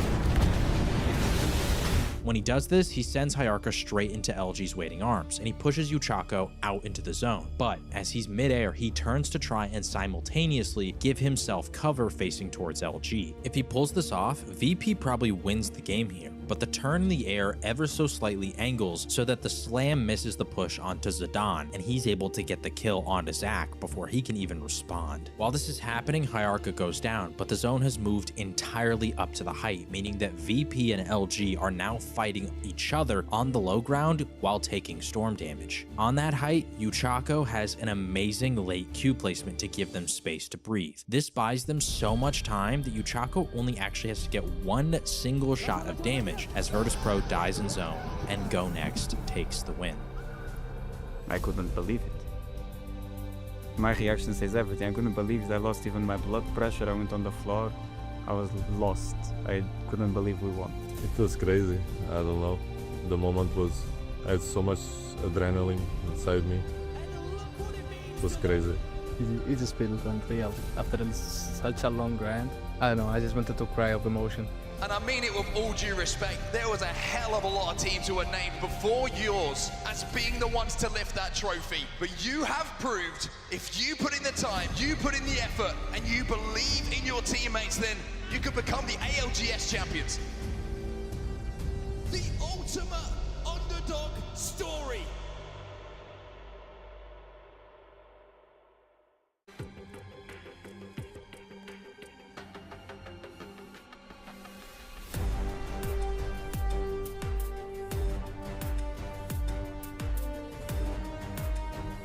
Live. So who are you and what do you do? My name is Tanner, Tanner Treb. I go by Rogue online. I'm a streamer for Team Liquid. I play Apex. I mainly play ranked and stuff like that. I don't play competitive anymore. I think my old age has got to me now that I'm 29, or am I 30? I don't remember. I think I'm 29. So what's the origin story behind the name Rogue? The name Rogue came from World of Warcraft. I think my Xbox gamertag at the time was like Witching Coyote. I've stuck with it ever since. It's a great name. I love like what kind of goes with Rogue. So why are we in a garage? Car stuff has become a big passion of mine and my fiance's now, so I have a fascination to go fast and things like that. And I have this leased shop. It's now my little gaming hub. It's more of a space where I can share my hobby with my stream, and also something that someone's never done before. How did you originally get into Apex We Legends? played it the minute it came out. Like we knew of it like a few days beforehand, I think, maybe, because it came out like as a big secret. Like it was just like a big shock to people. Like it came out of nowhere. So we played it, we loved it. I mean, everybody loved it. Everybody in gaming loved Apex, playing it ever since. I loved the lore that Apex gave, the character relationships. Like I remember like being so infatuated with when that TV broadcaster died in Apex, like the one that was like a character that was supposed to come into the game or something, and then Revenant came in. Or there's two worlds when it comes to like games like that, and it's like you're a casual who loves like the story behind it, and then you're a competitive player who absolutely pays no mind to it. But somehow I paid mind to like some of the story that Apex had, and I loved it. What has been your most like epic play in Apex Legends? I mean, the most epic thing, the 1v9ing, but I had a 1v9 that was insane, and I had to kill a cheater, and I clutched like a 1v2, a 1v3, 1v1, another 1v2. Back. Play my shield. Kill them. Play my shield. I got a bomb. One. Kill them two. One. Kill them all. Nice. Kill them. Nice done. Another armor song. Play shield. You're good. Climbing. Nice. Another armor song. Grab one. Right here. Behind you on the way. I have my shield. Keep playing it. Let's go, Rogue! What? Where's Gibby? Get self for that. He does! What the fuck? I'm literally 303 Fury! That's a highlight moment, and that gets brought up a lot. Can you tell me your favorite legend skin and your favorite gun skin in Apex? Sure. One of my most favorite skins is probably Centurion from Bloodhound. It looks like kind of like the Spartan gladiator kind of just Roman Empire vibe kind of thing, you know, just a mix of everything. Gun skins wise, that'll have to be a 301 skin, and I think my favorite was probably Exposed Wiring. It's just a sick skin. I mean, if it's not that, then my second favorite would just be Ghost of the Graveyard. It's the purple and green neon, like glow in the dark Halloween skin from a long time ago. Were you a pro at one point? We were playing Apex, and we had two teams in Apex, and this was during like the Face It Pro League era, where like you have kill race tournaments. Eventually we had to boil down to one team. It was at that point that I had left like competitive gaming, and I had joined NRG. And then that's when I think I had gotten the garage. I think like some Team Liquid people was joking about like having like a Team Liquid logo in here or something like that. And I was like, you know, winky face. I ended up back on Team Liquid as a streamer, and I've been here ever since. What's the most fun you've ever had while playing Apex? Launching a car across Olympus with Lou and Drop. Things like that have always stuck with me. And they're some of the funniest moments I think I've ever had. Is it hard being a full-time streamer? Well, it's hard being a full-time streamer because I think in order to grow on stream right now, you have to be like a shock value streamer in the times that we're living, and I'm really against that kind of thing. Like, I don't like doing things for content that are very obviously skits or fake. Your only chance of really grinding and growing is putting in a lot of hours. So that's rough sometimes, especially during rank 1 grinds, which are rare. But like, I have recently done one and it was insane. Like, it was like 800 hours in a month and a half. You are people's entertainment when you come home, so, or when they're working or whenever. So you got to be there for them. What was the last real job you had before you started streaming? The last job I had before any gaming, before any streaming, I think I worked at Staples in high school. But before, like in the summertime, I was working on my grandpa's construction company.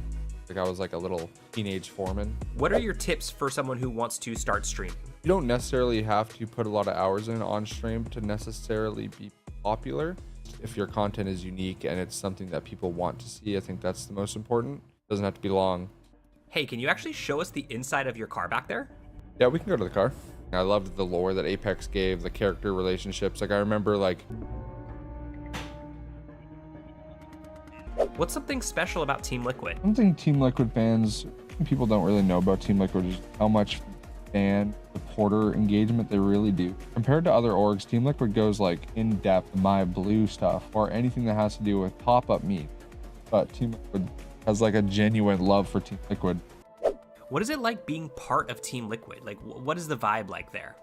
I think Team Liquid's vibe in general, like with the org and all the people in it, it's homey. I mean, like, it's a tier 1 org. You got like, there's a lot of things going on. You have CEOs in the same building as players who are in the same, they live in an apartment complex owned by the whole team, and then like, it's a lot more serious than just like some average Joe org or whatever. But at the end of the day, it still feels like really homey. I mean, you still know everybody in the office, and you know all the way up to the creative directors, to the guy who designs the merch, to Steve himself. I mean, you know everybody in between, and everybody's a friend, and it's like a family for sure. Okay, let's head back over to your streaming setup. All right, let's do it.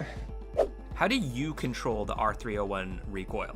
The best way to control the R301 is to have aim smoothing. So like, aim smoothing is this technique that it's whenever you strafe left and right, as long as you have continuous movement, your aim it'll take away some of the recoil. What's your R301 warm-up routine look like? I could tell you, but I'd rather just show you. So I use the R301 like exclusively almost. I mean, especially in the current meta when you have P20s and R3, like having one sort of ammo for the entire thing is just really easy. Essentially, I just take like a 2x or 3x. I don't take the stock or the barrel. So I just kind of practice. And I'll do this for however long, sometimes 10,000 damage.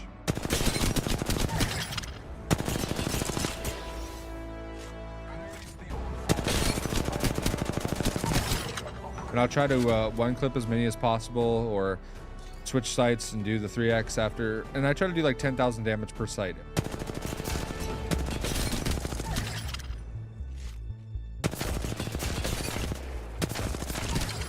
That's the firing range R301 warm up. Okay, I want you to guess your career kills, damage, and wins, and we're gonna see how close you can get. I probably have around like 63,000 kills. 11 to 12,000 wins, maybe 40 million damage. You want me to go look? Okay, so I have 10,300 wins, 43.7 million damage.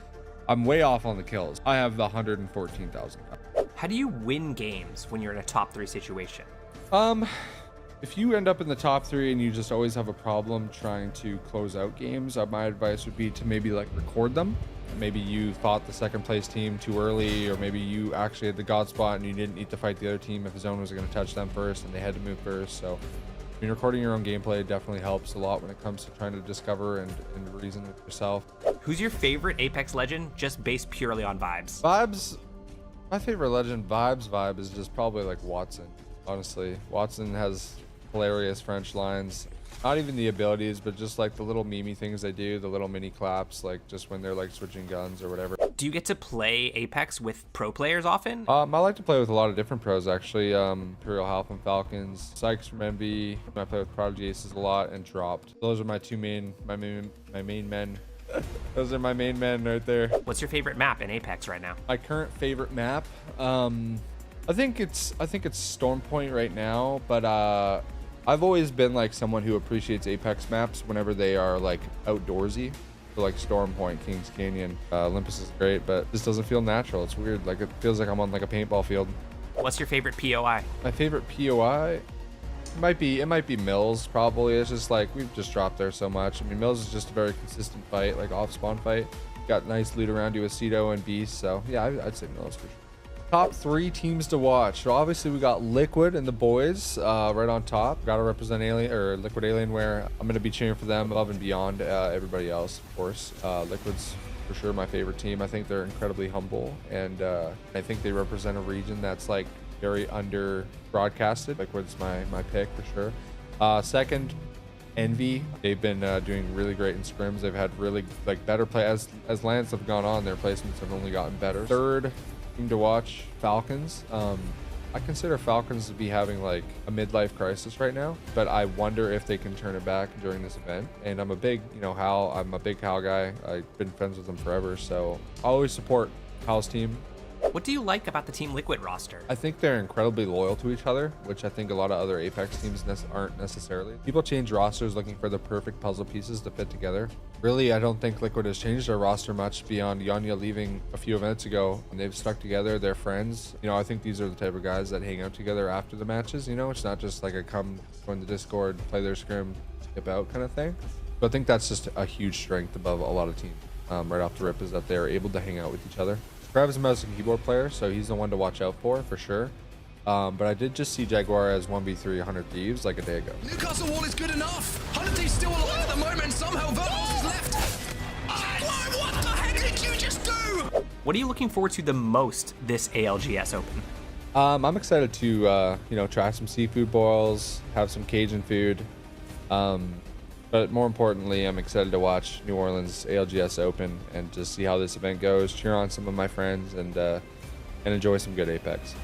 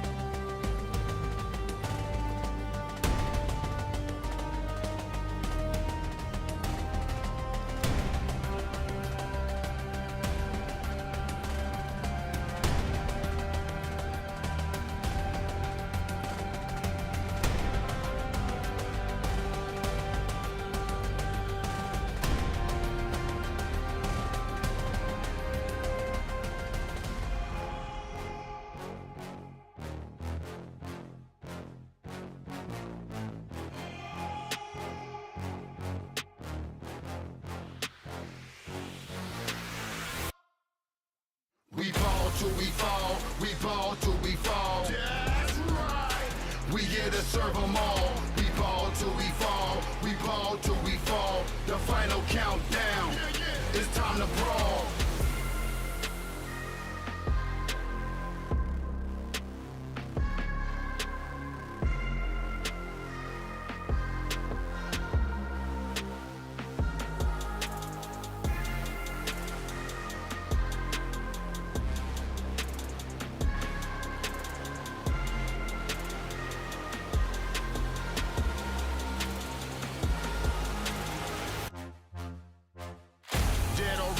Machetes to eat spaghetti, rolling Pirelli faster than Mario Andretti. Checking flag so fast, I got no heart. Out the gate, first place, Mr. Go-Kart. My car speed by, doing $150. Better call an outlaw boys to come and get me. Yeah, I done one and I'm doing over 100. Check my face, done it, I'm so stunning.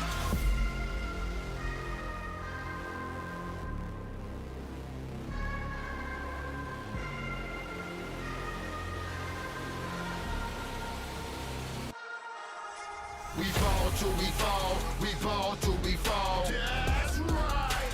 We here to serve them all. We ball till we fall, we ball ball till we fall. The final countdown. It's time to brawl. We ball till we fall. We ball till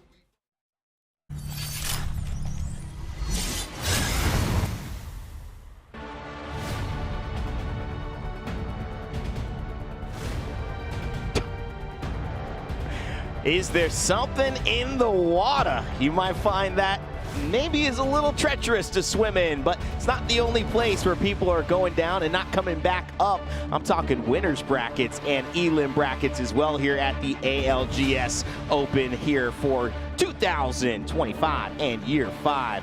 We have had so much action so far throughout these last days, and now day 2 continues on as we see which teams will make it through the gauntlet. And if you thought you were safe, some of the biggest names have already fallen into the elimination bracket. Can they get out?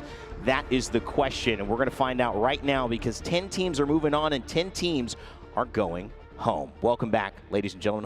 Hopefully you had a nice break. We had some great action before. My name is Rain Day. I'll be your host for this series and throughout the rest of the day. I'm joined by Lauren Glitter Explosion. We've got Ben Zephyrcast and Jamerson here on the desk with me, or the couch, as we're calling it. The Nessie Nook, somebody said. Oh, I like to that. me, which I like. That's a good one. That was a good one. So, you know, we actually are still taking names, but that one is definitely in the lead. Lauren, this was a day that I think when we look back at you know, this tournament, now it starts to feel like the Open because we're already seeing surprises. We're seeing big names start to fall. Which is why that last series was so fun, because we knew that we had heavy hitters in there, and we were wondering, are they going to show us why they are these ALGS Pro League teams, or are we going to see more Open squads come through, show up, and we got 6 different Open teams, or teams that have a little bit less experience than some of our other veterans on that stage. I mean, you know, what's also interesting, I missed last night. I was off on that set, but you know, if you are familiar with the word twerking, there was a lot of twerking going on. Not the dancing, though. Twerkaholics dominated, Ben, and this was a team that came out of nowhere, but, you know, their players actually leading us in kills coming into this day, performing at the highest level so far in the ALGS Open. It didn't matter what legend. Floating was out there, living up to the name, practically flying across the screens and representing Twerkaholics as a whole. Absolutely shaking up the competition in our final moments last night, which is great because it goes on to show that it's not those refined rosters that we've seen in Pro League, that we've seen across some of these lands that highlight the ALGS Open. It can be just about anybody. Yeah, and now we start to kind of shift gears to where we do have some of these lobbies starting to look familiar. Last set, we actually saw some big names going up against each other. We had Falcons, we had 100 Thieves in there, we had Gaming Gladiators. That was a winner's round, but we've now split that back up. This elim round is with teams who have not made it to that top 10. So now we see for Jamerson some of the showcase, the highlights to be on those teams that want to make a name for themselves in the most pressure situation that the ALGS has to offer. Yeah, and we are seeing that pressure starting to mount on these teams. I mean, we got to see it beginning in like game number 6 or match number 6 on the winners bracket, right? Teams were going for those Hail Mary compositions where they had to try and run down the lobby, but now with stakes even higher, where you only have 1 life left, they are leaving it all out on the field. So we are going to see some wonky compositions, I think. I want to see a lot more aggression out of a lot of these teams, because I don't think you can allow the lobby just to kind of move around you. At some point, you need to take charge. Yeah, I'd love to get into that. We've got teams that we're going to focus on in just a minute before we jump into the games. But for those who want to know what's ahead and what has happened, let's take a look at today's schedule for you. We just finished our first series, which was a winner's round. What we're doing on the schedule that you may notice, there's 6 things being played. We're only showing you one on main broadcast. That's because we have a pit where the other rounds are being played at the same time. So as we're playing now, this actually is the one solo round that's just happening. Everyone's getting a break, and we're watching on this stage. Tonight, we'll have another series. We'll be covering winners, I believe, here on main stage, but Elimination Round 3 will also be going on. So the teams who top 10 here will have to play in that elimination round. Remember, it's a brutal format. The second you go into elims, you stay in elims. You cannot get back into winners, and that means that for tonight, winners, if you want to stay there, you've got to win. So stakes continue to get high as we continue the action here in New Orleans. For me, I want to talk a little bit more about what we've got going on today and start narrowing down, because this group, like I mentioned, you know, it is a very, there's a lot of names you would go down and say, well, I haven't seen a lot of them. I have not seen a lot of them, Lauren. But that, I think, when you look at these participating teams, you look at this show that we're about to put on, that's the opportunity that's available here at the ALGS Open, unlike all of our other ALGS lands. Yeah, absolutely. And I really agree with what you were saying, Jamerson, about the fact that now that we're at this stage of the competition, we need to see aggressive gameplay. There is no more cushion. You can't just wait and play a little bit more conservatively because you know you have the potential fallback of going down into the elimination bracket. You're here. Yeah. This is it. We've already sent teams home. Right. We're going to continue doing that here today. So the squads that we see in here really need to step up to the plate. And while there are a lot of unknowns in here that can really make a name in this series, like you're saying, there's actually a few teams that we'll recognize and be pretty familiar with as well. So we're getting a surprising mix of unexpected and expected results. Yeah, I mean, year 5, great example of that. You know, not as Vincier, previously Go Next. There are champions coming into it. So maybe this is the season of unexpecteds. Let's take a look back, if you missed it, though, at what just happened. Because, yes, I kept mentioning and alluding to big names falling. That big name was Falcons, who's now in the elimination bracket. If they're going to get to finals, they are going to have to run through every elim group and top 10. But Lauren, you were there. Jamerson, you were also there for this on the desk watching. Ben and I had a little bit of a break. Walk us through, Jamerson, I'll start with you, how kind of this previous series set the table and tone for today. Honestly, I want to say that the first half of this set was dictated by what LLG was doing on the northern side of the map. It freed up a lot of empty spaces, I would say, on the north because of the congestion that they were causing, right? 100 Thieves, along with Falcons, were not finding easy rotates whatsoever. It was constant friction time and time again. But with LLG's performance, they had nothing else to worry about. Going into E District, both 100 Thieves and Falcons had the pressure on them. And unfortunately here, this is where we saw Falcons fall just beforehand. Green Stego also had a great performance there on World's Edge, I believe, had one good map, and then coming into E District, they just needed a solid one. What did they do? 20 kill win to finish it all off. I don't know how Dia knew Green Stego was going to win out of this lobby. Lauren, what did he have in terms of inside information that we need to know about? He always goes for what I think some people would consider an off-color pick. He has really good intuition with some of these teams that have the ability to pop off. There's just something special about that guy. Yeah. He just knows. Unlike Ben, who's just so off all the time. Let's see if we could change that up, though, as we take a look at our participating teams. I froze you, Ben. I'm going to give you a chance to snap back here. Give me an eagle's eye overview of what you're seeing with this type of lobby. Plenty of teams who've gotten the opportunity to come out of Elim round 1, like Nemesis and many others. Across the board, though, still some heavy hitters, big names like we were talking about. Some we would say was surprising. Reject, not that Reject that we know from this last year, but still a major organization alongside Real Order out of that APAC North. The rest can be said, of course, for EMEA, who tends to represent quite a bit here in this lobby. Danish, Bakelhall, of course, Team Nemesis as well. These are all teams that have a lot of history you will see not just in Pro League, but also Challenger Circuit as well, that are now fighting for their chance to break into that top 10. We saw Sotin in our first series of the day here on main stage. They did well, had a couple of moments. Danish, a team that we've familiarized ourselves with in EMEA over the course of many Pro Leagues as well. But a lot of names that certainly don't stand out in the same way to maybe the traditional Apex scene when you've watched some of our lands. So opportunity abound here for this group in Elimination Round 2. And remember, the stakes are incredibly high. The 10 teams who do not make top 10, they are out of the tournament. It ends right now for them. And the 10 who make it, they continue on to tonight's games. I kind of want to start looking now a little bit at like what can we expect from these teams? Who stands out? Because, yeah, in a lobby where everyone could stand out or everyone could blend in, it is hard to make those decisions as what it is. But there are a few familiar names still here, Glitter, and I think the team you're going to talk about has one of the bigger ones. Yeah, and I think that this is a storyline that everyone's been following because I want to talk about Rock, the roster that everyone will have watched the last 3 weeks in Pro League as VDR. That's going to be Vaxon, Deeds, and Reps. Now, I think everybody will have seen that surprising departure on behalf of Reps. That's leaving right. them as Very a surprised. duo heading into this land. Bad timing. Yeah. Not great, Yeah. right? Well, they were able to get Snipe down, who you guys have seen on the desk with us time and time again, and on the main stage time and time again. Now back up there playing with them, but very minimal prep time to get ready for this land. And now it's also a situation where Vaxon is the one IGLing, which is different from what they were doing prior to this. So it was Reps who was handling all that.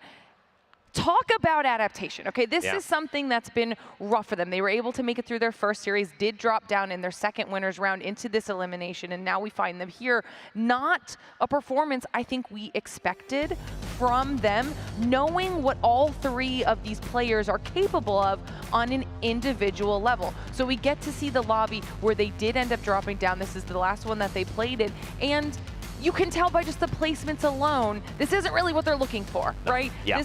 This is a pickup that is necessary right now for them to kind of get themselves back in a good rhythm, because they did better in that first series of the day. But I think, you know, just with how big these individual players are, this is a team that we have to at least pay attention to, see what they can bring as a squad from the Americas region. I mean, you know, Snipe Down's serious when he, you know, turns down being on the desk as well. I mean, that guy, I thought he was committed to the desk, Eric. Now you're going to play with the first opportunity you get. You're never getting back here, buddy.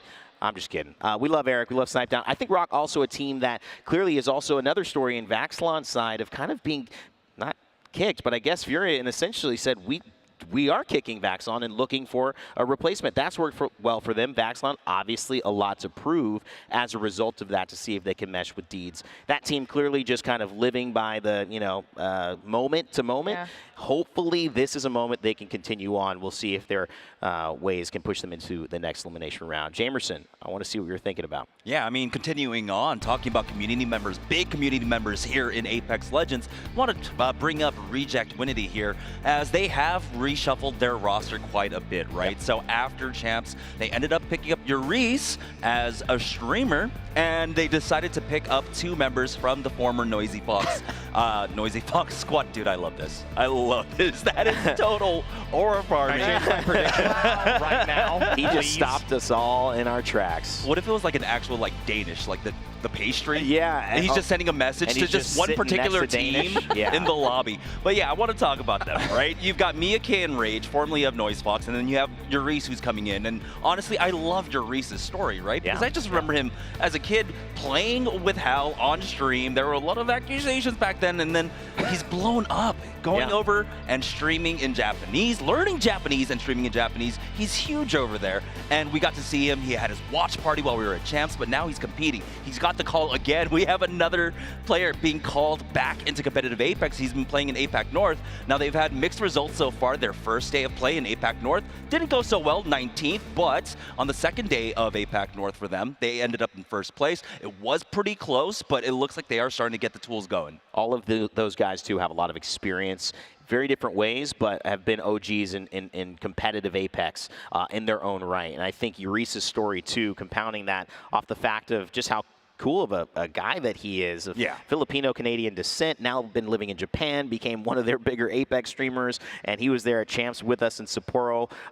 Just a cool story to see him now here in New Orleans competing. So keep an eye out for that one. Ben, you know what? I gave you a little bit of, you know, grief earlier on, but I know how good you are analyzing, so now I want you to highlight 2 teams, okay? Double the trouble for you here. Okay, let's start with Rivals. This is a team from APAC South that has highlighted one side of our bracket, which we'll get into discussion because we're finally at the point where we now have teams entering from both winners and Elim coming into our future elimination rounds, which gives us some kind of analysis regarding, are they better coming out of winners since they've stood the test, or are they going to face some difficulties against those who have a little bit more momentum out of Elims? For the likes of Rivals, currently overall 5th in the Apex South, they've looked relatively good, albeit their performance in Winners Round 2 has left more to desire for. The one thing I do want to highlight between them is the fact that, of course, they do pull off that 3rd place with 7 KP.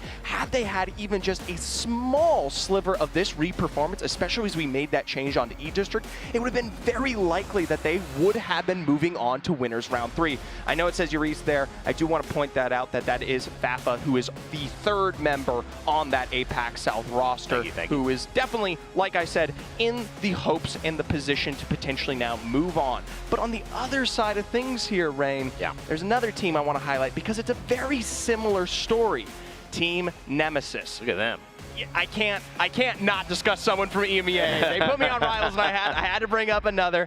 Wave to the queen, wave to the crowd. Absolutely beautiful there. I will say, Remix Power, Zuni, and Noises, those should be names that everyone knows. Yeah. This is a team that is tenured both in Pro League and across lands. All of them competing across the board in both Year 3 and Year 4 when we talk about Split 2 Pro League. So they have some of the best land consistency when we talk about pressure. And one better thing to go alongside it is that then we get into discussion regarding elim rounds. Do you look stronger when you have momentum to build alongside yourself? Even though they were knocked out early and we had some high expectations for them, coming out of this most recent performance here, they are able to deliver some absolute bangers of a game. Notably, yes, another third place, similar to what was Rivals, but also on top of that, one of the few teams to walk away with a win in some high KP. This carries them very healthily to our Elim round 2, and that's what I'm curious now. We have those who have fallen, faced difficulties, the stress and struggles, and we have those who are feeling like they're in the perfect position to continue their onslaught. Yeah, it seems like there will be, my guess is a bit of a wide gap in this one. I feel like we have some teams who have struggled, and that's why they're here. We also have some teams who have done really well in some hard groups, and there's only 10 spots, so unfortunately you're not top 10. That's to be decided though, and especially from you, let us know what you think in the chat. Who's going to take that top 10 slot? Who's going to be your favorite to win this group? I know we certainly have talked about it, and that's where we go to our talent predictions. Now, before this last series, I was winning, and you know, Lauren, you congratulated me on that. Did. That was the first time it's ever happened publicly. That felt, it was a big moment for me. And Dia somehow with that green Stego pick is in the lead. So what we've got to do here is see, oh, look at the spread, guys. Somebody's going up, somebody's going down, that's for sure. I got Team Nemesis. I wanted to echo just the thought on, I like the way that they've come into this. They seem like a very strong team. Rock as well, like you were talking about. That's obviously what Vicky's going for. Dan with the, you know, the kind of out there pick, but I think he's maybe seeing something. He knows something we don't. Rock is where competitive Apex is going, and we always love the competitive Apex is staying with us. You guys are doing really well. Jamerson, currently they're ahead of you right now. Everyone's ahead of me right now. Call out. Everyone's ahead of me right now. It's not hard to be ahead of Jamerson right now. You were so ahead last time that I think, you know, you're taking a break, making it easy for us, giving us a chance. It's the Apex curse, right? Like, if you're at the top, you're going to get knocked down, right? It's like, how many times do we see a team win and then go out 20th in the next game, right? Yeah. It happens. It happens. Okay. I accept it. I roll with fate. All right. You know, making up things, excuses, it's fine. Jamerson, we'll talk about it a little bit later. We'll see how you perform. We've got some time, though, to check in with our other games going on. Now, it has been a busy day of Apex. It continues to be busy, but we've got two of the best in the business to help us understand all of the inner workings. Lace, Ryan, what's been going on over at the pit? Yeah, thank you, Rain. Honestly, we were kind of like walking around the pit and the vibes are getting slightly lower. It was all cheers yesterday. Now it's more fear when we are locked in. The elimination brackets are currently underway. So, Ryan, why don't you take us through Elimination, Lobby 2, and who you think might be on the cusp of going home? Yeah, no, for sure. It's a big one. I mean, you know, we are down here in the deep, dark dungeon depths of the pit, and it is quiet in here. I mean, people know that it's all to play for, teams all around me, and half of these teams are going to be going home today. It's serious stuff, man, and yeah, it's all on the line. So in the elimination, Lobby 2, I mean, I think, yeah, the standout team to look out for there to talk about is Enterforce, who, of course, had a brilliant, dominant run in Japan, in Sapporo, at the ALGS Year 4 finals. And they're, you know, struggling to get through that elimination round. And it's crazy because a lot of teams that didn't expect to be there have just found themselves down there in that spot where it's do or die. You know, there's no second chances. Well, that is technically your second chance, but that's it. Once that's it, you're on your way home, you know. So, yeah, it's a pretty scary time for those people. And in Lobby 3, now I was sort of talking about them on the couch and I was like, yeah, they're going to do so great. Team Orchid is actually in the elimination bracket. So don't ask me to do any predictions anymore because apparently I cannot. But also in that same lobby is Team Falcons as well. You wouldn't think that they would be in there at this sorts of time. And Lobby 4, of course, you know, we've got Movie Star Koi. Movie Star Koi, yeah, X and Y, Heroes, Legion Gaming, you know, Pro League favorites, you know, teams we've seen at many a LAN. They're no strangers to the big stage, and they're all fighting for that spot to get through the elimination lobby. So it is serious stuff down here, man. But that's it from us here in the pit for now. So over to you guys, casting. Take it away. Lace, Ryan, and also Couch Squad. Thank you guys for making us feel right at home with this. And I'm very happy to be excited.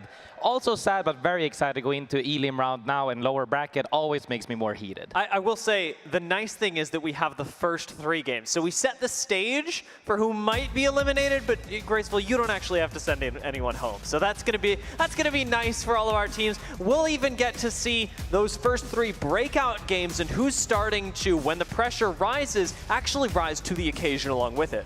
We're starting on Broken Moon, which is absolutely my current favorite map after the revamps. You know, it could be questionable before, but now it's in a super good state. Happy to see that we're bringing it into the comp as well. Seeing all of these drop spots as well, people are prioritizing very differently based on the play style. This map is also one of the maps that is very choke heavy, where it's kind of hard to get through some of the areas, as they have removed some and added some other. But when you're getting funneled through tunnels and stuff like that, you're definitely a little bit scared.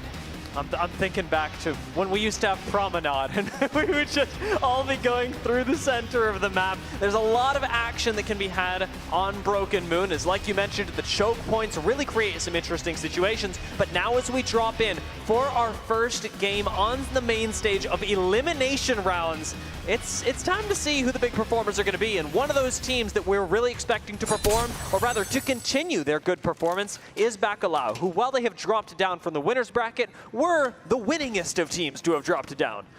Yeah, I mean, we've seen them perform a little bit, but at the end of the day, we are also here in Elim round 2 right now. I think that as we're progressing throughout these matches, people will be more and more unhinged, because at the end of the day, this is do or die. If you don't make it into top 10 at the end of this series, you will be going home. This time around, Zone's going to be starting us off with a slight advantage to teams like No Surrender over at Eternal Gardens, O2 Esports, who are right next door, F9, who are down to the south, and Soten, who are up to the north. Those 4 teams will have an advantage when it comes to securing buildings, specifically in Eternal Gardens. If you do, in fact, think the Zone is actually going there, it can pull to the other side of the hill, but regardless of which way you're betting, you have the chance to place that early. Eternal Gardens is definitely one of the most common zones, especially on the east side of that mountain, as we're talking about in the center.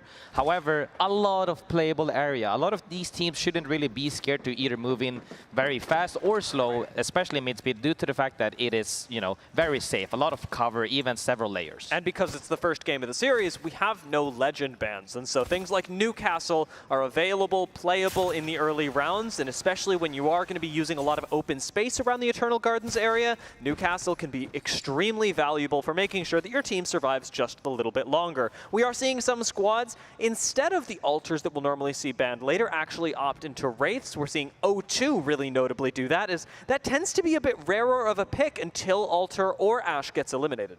Yeah, I mean, I'm looking forward to a couple of different things here. You know, weapon choices overall across all of the maps have been kind of a staple. A lot of people running double light, you know, it's Scout with the P20s. Will we see a little bit different specifically tied to this map? Will be very interesting to see in the stats later on. However, Riddle Order flying in slowly but surely, making sure they're staying on edge, getting looted, and potentially maybe even taking a fight. This evac tower within audible range of Virtue, and I like that Virtue do turn around. You're not going to let this Evo be taken for free, and it is about just denying ease of use for other teams that are in the area. Even with Virtue and Riddle, who realistically don't have to eliminate each other right now, if Virtue can deny a little bit of extra Evo from Riddle and get some themselves by putting down damage, that's going to be really nice for them. For BBL, survival is key right now. They're being fragged at the moment, and Jasonator takes quite a bit of damage with no height advantage and nothing really to fight for, no cover to speak of. BBL are in a lot of trouble.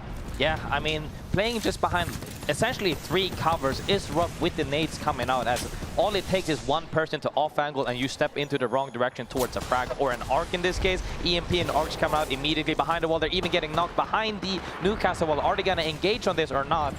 Yes, indeed, it does look like it. Yeah, Vkan waste no time. Remember, as we said, very little cover for BBL, and even climbing up out of the high ground can be dangerous. Vkan do get the first knock, but I'm seeing a full send on the other side.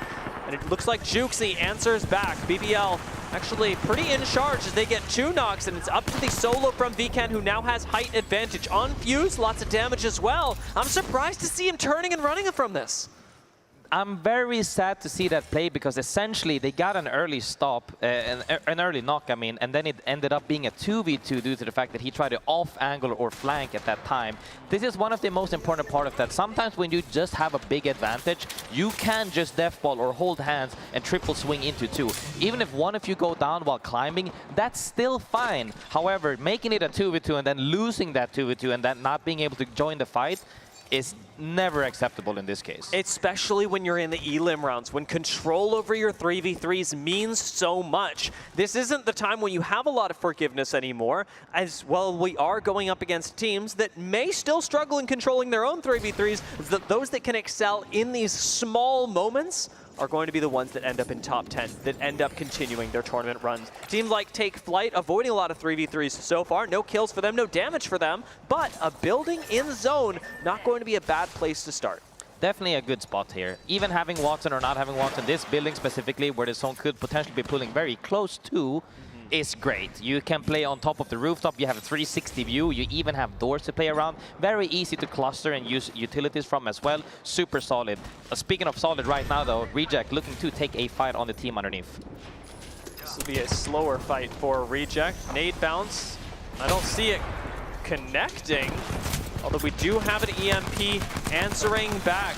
Sangjun, rather, Yuris gonna be jumping around. I think managing to find another knock here, even through the Newcastle res. Reject have played this fight pretty slowly, but it's been taken to them through the Newcastle res and the force on the cancel. Low health bars. I'm worried for Reject here. Now that they've lost Mia, things get even tighter. And with just Ray left, has to play behind the knockdown shield, has to play perfectly to survive. He's one bullet! And Ray gonna close the door, back away. Remember, there's no backup for him, but there's a third party. So as long as Ray's able to avoid focus, he may be able to live for the whole team. Ray might have been able to get out, but I'm once again not very satisfied with how the fight ended up playing out. One of them went down early on their own, ended up being split in a fight that is supposedly supposed to be kind of easy to fight together as a team with. Reject going out here is very frustrating to see for them. However, they need to be more clean in, you know, executing fights. Especially when you've got Deep Cross Gaming, who are so willing to jump on top of a fight already in the area. It was nice that they came in and cleaned up. Well, this is only 2 KP that go over to Deep Cross. It's 2 squads that get eliminated on top of that. So we've moved down to 18 teams. And when you talk about in other rounds how important it is to clear your back graceful, I can already look at Deep Cross and say they're doing a really good job of at least making sure they don't have anyone in the area. They are indeed very happy with that. Happy because they have more of the map right now to themselves. As we see the zone potentially pulling more to the east like we predicted earlier. A lot of teams already have that space. Not that many teams on edge right now, only counting 5 pretty much. They have so much space to decide when they want to take a timing to take a fight, getting more stack from getting those 2 KPs. Will they find a good timing later on? Yeah, we're going to see. Watching Deep Cross, as well as towards the south, Danish start to make their way in through the opposite sides of zone. I am noticing that a lot of the teams that are playing around the edge are those that were doing exactly the same in previous rounds, be they from the upper bracket, be they from the lower bracket. Danish specifically, a team that I've got my eyes on, as I did predict them for a reason. I expect them to take a lot of nice 3v3s. They placed consistently in the top 5, even whilst dropping down. Bacalao, of course, the squad to be looking at, especially if you're basing it on previous performances. They already came from the winner's bracket. They could be doing quite a bit, but Sens gets knocked a little bit early, and on Wraith, that is the sin you cannot commit. I mean, good way to dodge with the Q, but after that, he just got caught off guard. He got swung immediately. He tried to pre-nade to stop the push, but he was kind of alone and got punished for it. That's just one of these ways where people are playing, hey, we're not letting you play underneath us. We're going to make a play on you with that crypto EMP, and they played that phenomenally. And O2 showing us the aggression that let them survive at 1 elimination round already. They're not letting people coexist with them for free. O2 are taking as much space as humanly possible, and even now Rost, from the safety of the building, is using Wraith Portal proactively to get outside, try and control even more space for the team. These are the marks of a roster that understand what pressure means in a game of Apex. Not only do they understand pressure, but this is something that can keep on going deeper into the tournament as well. They might be feeling themselves right now in this lobby to say, hey, can we do this? They're limit testing, and this is super important to see how far can we push something without getting punished before we have to think twice, and that's a great start to do it. For Virtue, a little bit of a scan up here by Alpha Base will be nice, and more than just nice, it'll let them know that a team like Deep Cross Gaming is right ahead of them. Let you plan out your macro a little bit more. I will say, to the detriment of Virtue, as much knowledge as they may have, they don't have a bunch of options.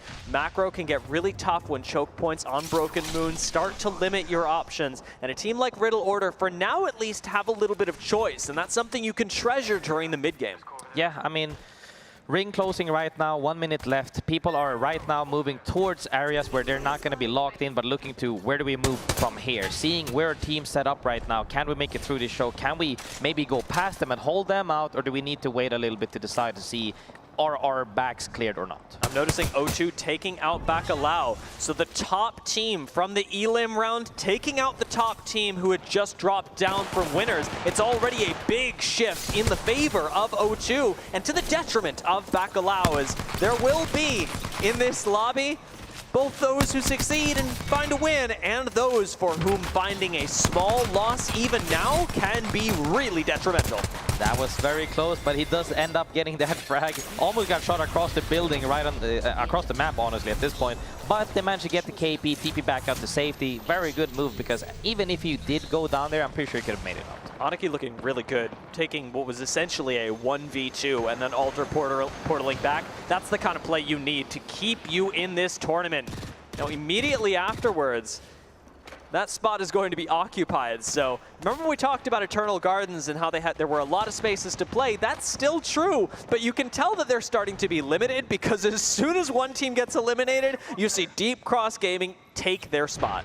Yeah, I mean, looking at the map here as well, west of Eternal Gardens, essentially, very close in the open. Still a lot of playable area, but now teams are going to be fighting more on edge than rather in the zone, because as we go into later stages of the map, people are going to be a little bit more scared. Riddle Order, however, on the cusp of the zone, looking to take a fight in the building where they do not get pinched, because hopefully they know their back is cleared for the moment. And you do have to make use of this time while it's still here. Meltstera loses a lot of shields, however, and this is problematic because Riddle are outside the building right now. Dory controlling the inside is just baiting a lot of other squads into joining the fight, into taking down Riddle, and you need to find an entry into this building. Riddle are going to do it right now, perhaps with a bit of reckless abandon. Deep Cross Gaming dropping elsewhere to O2. Ooh. We're starting this game off with a rampage. Riddle Order fighting, take a 1-for-1, make it a 2-for-1. Not in their favor, but with the P2020s, we are unable to clutch, and Dory will continue to control the inside of the building. This is all around the outside of the zone. We're not in Eternal Gardens here, but inside Eternal Gardens, let me remind you, O2 are setting themselves up for a victory. I mean, we saw there, the fights have to be clean. They weren't clean indeed. Nice pickup though from that fight. Pioneers fighting for their lives right now, as Slayers is trying to stay alive. You know, having played with him before, he is always calm in these moments. As we can see how locked in he is right there in his camp. He's looking for ways to survive. Is there any way I can make this out right now, as we are, you know, solo riding essentially? Rock do a really good job on the third party, and it is going to leave just the single member of Pioneers left. O2 continue finding kills, however, this time on F9. Their control over this building has been fantastic so far, and this looks like a team that, if they don't win, and they still very much could, are certainly going to be in the top 3 for points in the lobby, just given kills alone. Yeah, I mean, they've been proactive throughout the entire game. Here they even managed to get a reset, which is super good for them. Getting more kills could be enough, but I think with just already this amount of points, they're looking pretty safe going into the further matches. The elimination of Pioneers. We're now starting to get that pincher on the outside of Eternal Gardens. Those teams that were not in are getting abused, and Rock are doing the abuse and taking out Virtue on the way in. Good control of the high ground, great rotation from Rock, and awareness of what teams are the biggest threat to them. Rez is going to come in just in time, and this should be a relatively easy reset because there's not a lot of pressure on Rock just yet. Dory is the closest team to them, and Dory don't seem too keen on pushing up into an unknown quantity. I mean, Rock right there going down, but they managed to get the reset. Now, however, comes the hardest part. There's several teams on the west side of the zone. They need to leapfrog at this point. Do we just hold W 3v3, hoping we can clean the fight fast enough and cleanly enough? Because if 2 go down, they most likely get thirded. Or are we going to opt to go somewhere else? Dory already looking through the south choke rather than the middle choke, knowing that there's 2 teams on their side. Really a smart choice, as long as they can make sure they don't get pinched. And this is the big question. Who's going to come out on top of this western side of the ring? It's Nemesis, Rock, and Dory all on one side. And right now, Rock move up on Dory's position, but don't end up actually taking a fight with them as Dory immediately vacate out to the other side. This leaves just Rock and Nemesis fighting for control of the western side of this zone. A big team is going to come out of this because whether Rock or Nemesis win, one of them has to, and that team is likely placing in the top 3.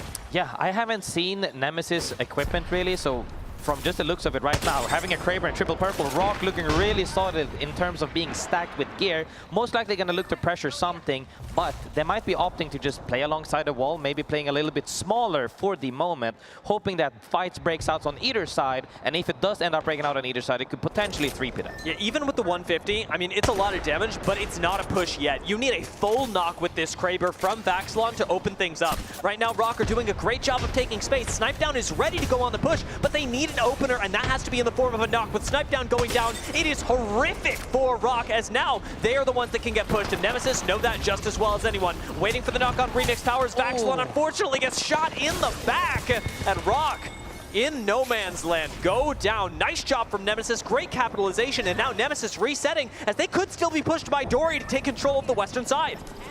Team Nemesis managed to actually replace for some utility to regroup. Even if they had Kraber, Rock had Kraber, they did not care. They're looking for a fight. Huge frag coming in. They know they're behind the wall, looking to push them. Immediately turn on them.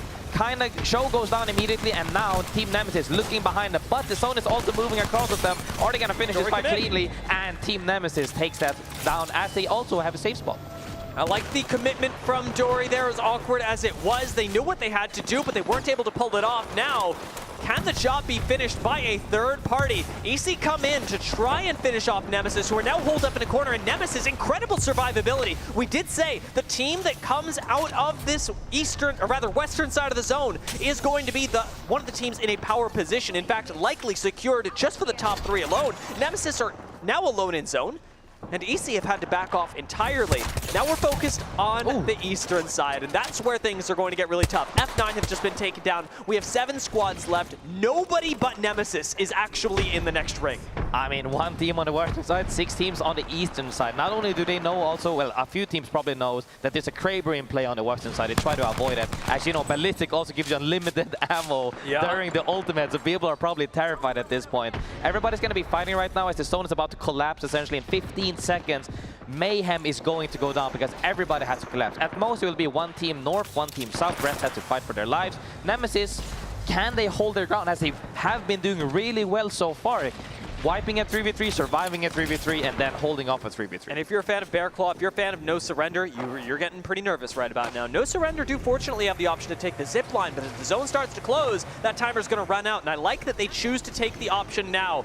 Even this, we'll call it jump tower into zone. It's going to be risky, but it's still going to be a lot better than trying to walk in through Bear Claw. Bear Claw themselves using a wall to try and get out of the ring. Elimination of O2 does come a little bit late in the game. A lot of points still going their way, but it'll be a nice little bit of points for Bear Claw to have the elimination on top of all of that. EC and No Surrender fighting towards the north side of the zone. Bear Claw start pushing towards Danish on the south side. EC putting up a really good defense right now. They've got a Newcastle res going on, keeping them in the game.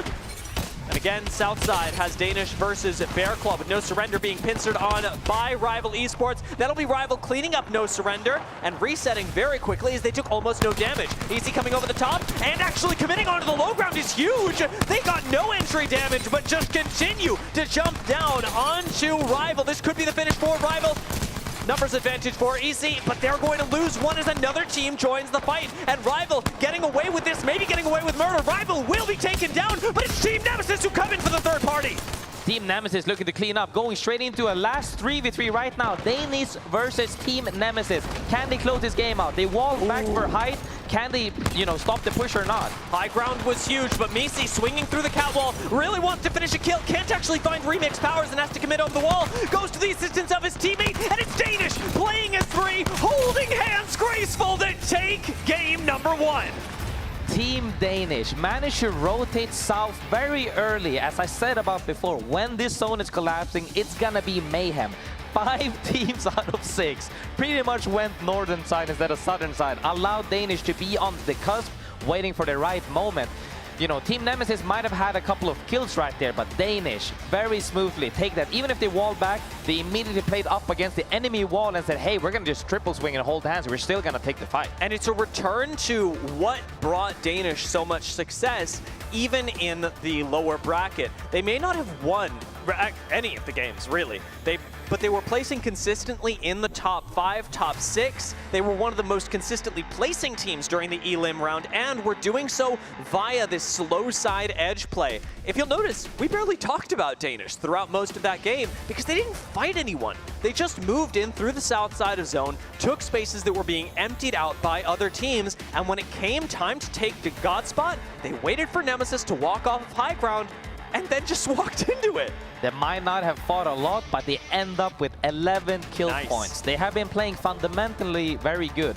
They even probably played zone very early, rotated early to hold teams out instead. There's so many ways to play the game, but at the end of the day, you want to make sure that there's no external factors that could interrupt you. They made sure to clear their backs, they made sure to move early and hold teams out, and then wiped up the last fight. And we have a lot of good things to say about Danish. Of course, the winners, there's always going to be good things to say about the winners. Nemesis also played that game really well. A lot of tenacity, playing in the corner and playing for the opposite side of zone than a lot of people would have predicted. Choosing instead to prioritize the West, ended up being one of the last teams standing there, and fended off the third party from Isigeki, which I think was the biggest factor in Nemesis's victory. Had they had a little bit sloppier of a reset after the fight up against Dore, we could have seen the end of Nemesis, but they didn't have a sloppy reset at any point. We're constantly ready to fight the next team. Great performances from all of our top 3 teams, as this is the elimination round. And Graceful, that means that things are getting more and more tense as the games go on. We've got a lot going on around the venue, so everybody stand up, take a breath, grab some water, and we'll see you here after the break.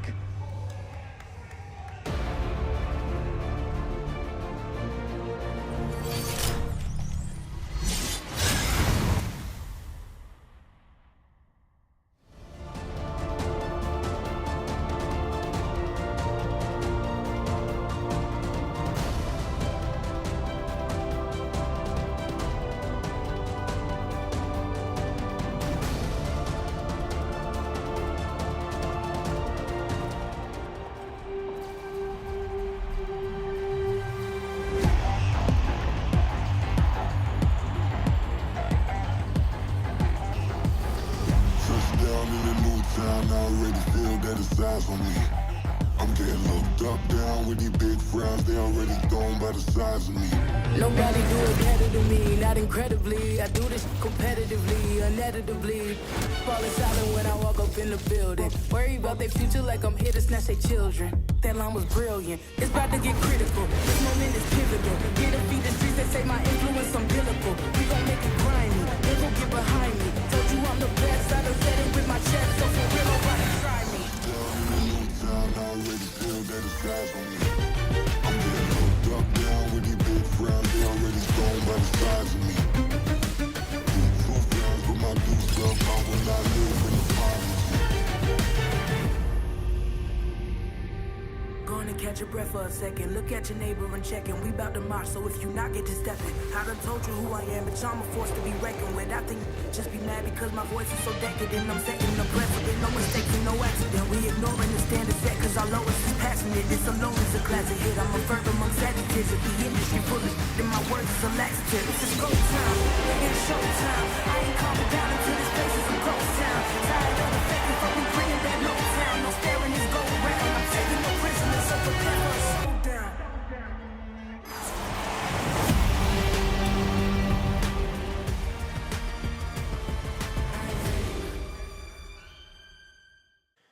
Alienware, the official PC of the Apex Legends Global Series.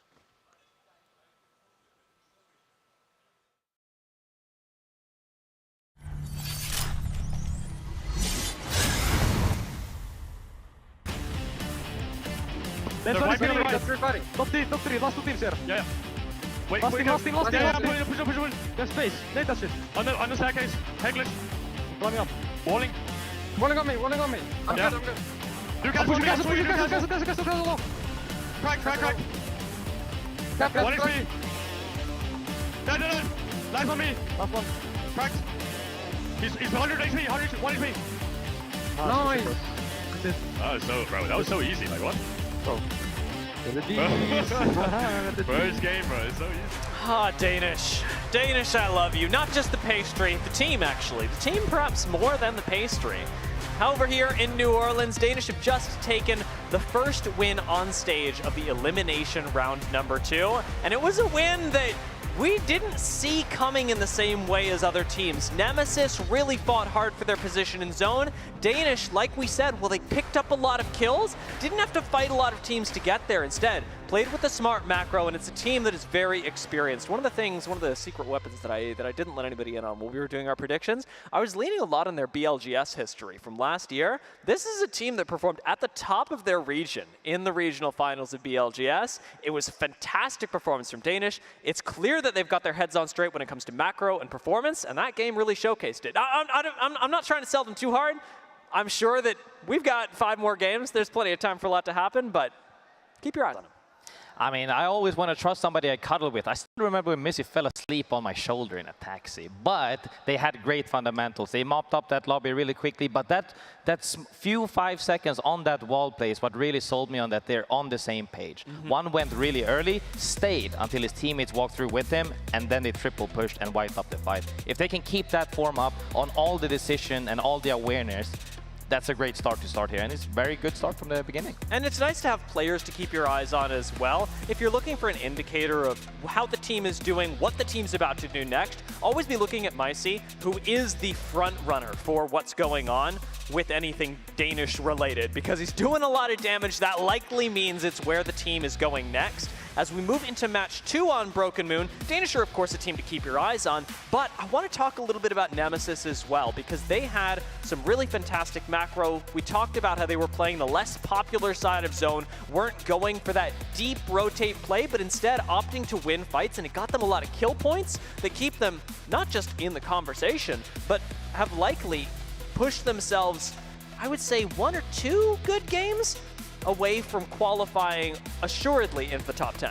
They're sitting pretty comfortably on their points right now, and I am happy with how the game played out. However, I would like also to say that they were on a side where there were multiple teams that it could have gone either way. If they all decided to fight for the same side, that's a really messy fight to take. However, what we saw that was phenomenal in that scenario is that they took a 3v3 even to a Kraber on them. And they still took that 3v3, won that 3v3, disengaged when they got thirded, still survived that, and then almost the next team as well. If they can survive those chaoticness, then, you know, that's really good. You've got mechanical skill, you've got the ability to reset quickly, although I will say graceful. Part of that ability is being taken away as we jump into match number 2 of the elimination round. Newcastle, not playable. And you and I talked explicitly about the value of Newcastle when it comes to Broken Moon. That no longer in play for the second round is going to shift a lot of teams' standings, and a squad like Nemesis, who really benefited from the safety Newcastle provides, may have a very different looking game too. Yeah, most definitely. I'm really excited to see where this zone ends, because if it's pulling more towards the western side or even central side, a little bit away from Eternal Gardens at this point, it's going to be very fun, because there's so many buildings in the central part of the map comparatively to, you know, Eternal Gardens, which was pretty much 99% just open field is where the zone ended. Now we're seeing, though, with the ban as well, will that change how people play? Noticing the zone now given over to Bacalao, a team that we'd expected a lot from, coming from the winner's bracket, did barely get pushed down into the Elim round. And in the Elim round, man, did they go down early, 2-0-2. A very surprising start for Bacalao. Maybe now that they've got a zone on them, things could change. Yeah, with this zone, close around Terraformer, could go either side. They should be very happy. However, that building is kind of a double-edged sword in a way that, yes, it's great, you do get to shoot people a lot. However, a lot of teams can enter into that building from several layers and several angles, and it's impossible for 3 people to hold 5 doors. You're absolutely right, and the curse of Terraformer really does come with what small section of Terraformer are you going to have, because if you try and control the whole thing, your team's going to fall apart. So Bacalao have to make their choice, and they have to make it with relative speed, as there will be other squads like O2 who want to rotate in quite early. Rost waiting for the rest of the squad, but once they group up, having a Watson on the team is going to be really nice, because we aren't seeing Newcastle this round. That means that there aren't a lot of tools to hold down onto space, be it either large or small. Now that you've got a Watson on your squad, you're one of the few teams that's running that. It should provide some nice survivability to O2 that they lacked in the last couple of rings of the Eternal Gardens. Yeah, and I mean, we also see two representations of the way that you apply a ban. Some people say we're going to replace Newcastle and go defensive once again, maybe with a Watson. Some people just go full on offensive and say, if we're missing him, we might as well just go all in. Is that going to change how some teams are taking fights right now? Because last game we saw a lot of teams play early zone. Will that still be the same case now that people don't have Newcastle, might not feel as comfortable going in early, and might opt more for taking fights on edge, as we saw from some teams? No surrender, sprinting straight towards Bacalao, sprinting straight towards Terraformer, but what they don't know is that they are sprinting straight towards quite a few teams. O2 and EC, both in that conversation. I think O2 sniffed that out just in time and are going to avoid the 3-team fight, instead backing away, but still largely in the open. You want to find a safe place, because while Crypto may be able to go invisible, the same thing is not true of Watson and Wraith. Yeah, I mean, people are just setting up right now. We're still at the early phase of the game. People just seeing, you know, they all know their macro. How fast can we make before another team is going to rotate into us? People are just seeing, you know, how much space can we optimally take and reject other people. Like we saw from the likes of O2 in Eternal Gardens earlier, don't play around us. People are trying to, you know, make sure that other people can't or dares to play around them, because if they do, they're going to get run down. Ashe really valuable in a ring like this as well. We're seeing some teams still opt for the Wraith, but especially in zones like this that have so much verticality on Broken Moon, Ashe can be incredibly valuable. And with Dore losing a member, it's O2 once again that are starting things off very aggressively. They are invested not just in raising themselves up by staying alive, but in shutting other teams down. It's this kind of oppression that got them out of the last round of Elim, and it seems to be keeping them in the upper half of this round. Yeah, I mean, very comfortable spot to play in as well. That gen should be safe for the most part, but other teams right now getting swung by Luxor. Actually goes down. It did come really close, but now Anemone answers back. Numbers advantage for O2, especially off the back of that swing. And in a 1v1, we got at least one banner up right now, and I think we're going to go for a respawn pretty quickly. Chance that we get a full res as well. Anemone dancing around with a few different teams looking at this fight. Take Flight actually hoping that they can get back into things, maybe finish it off.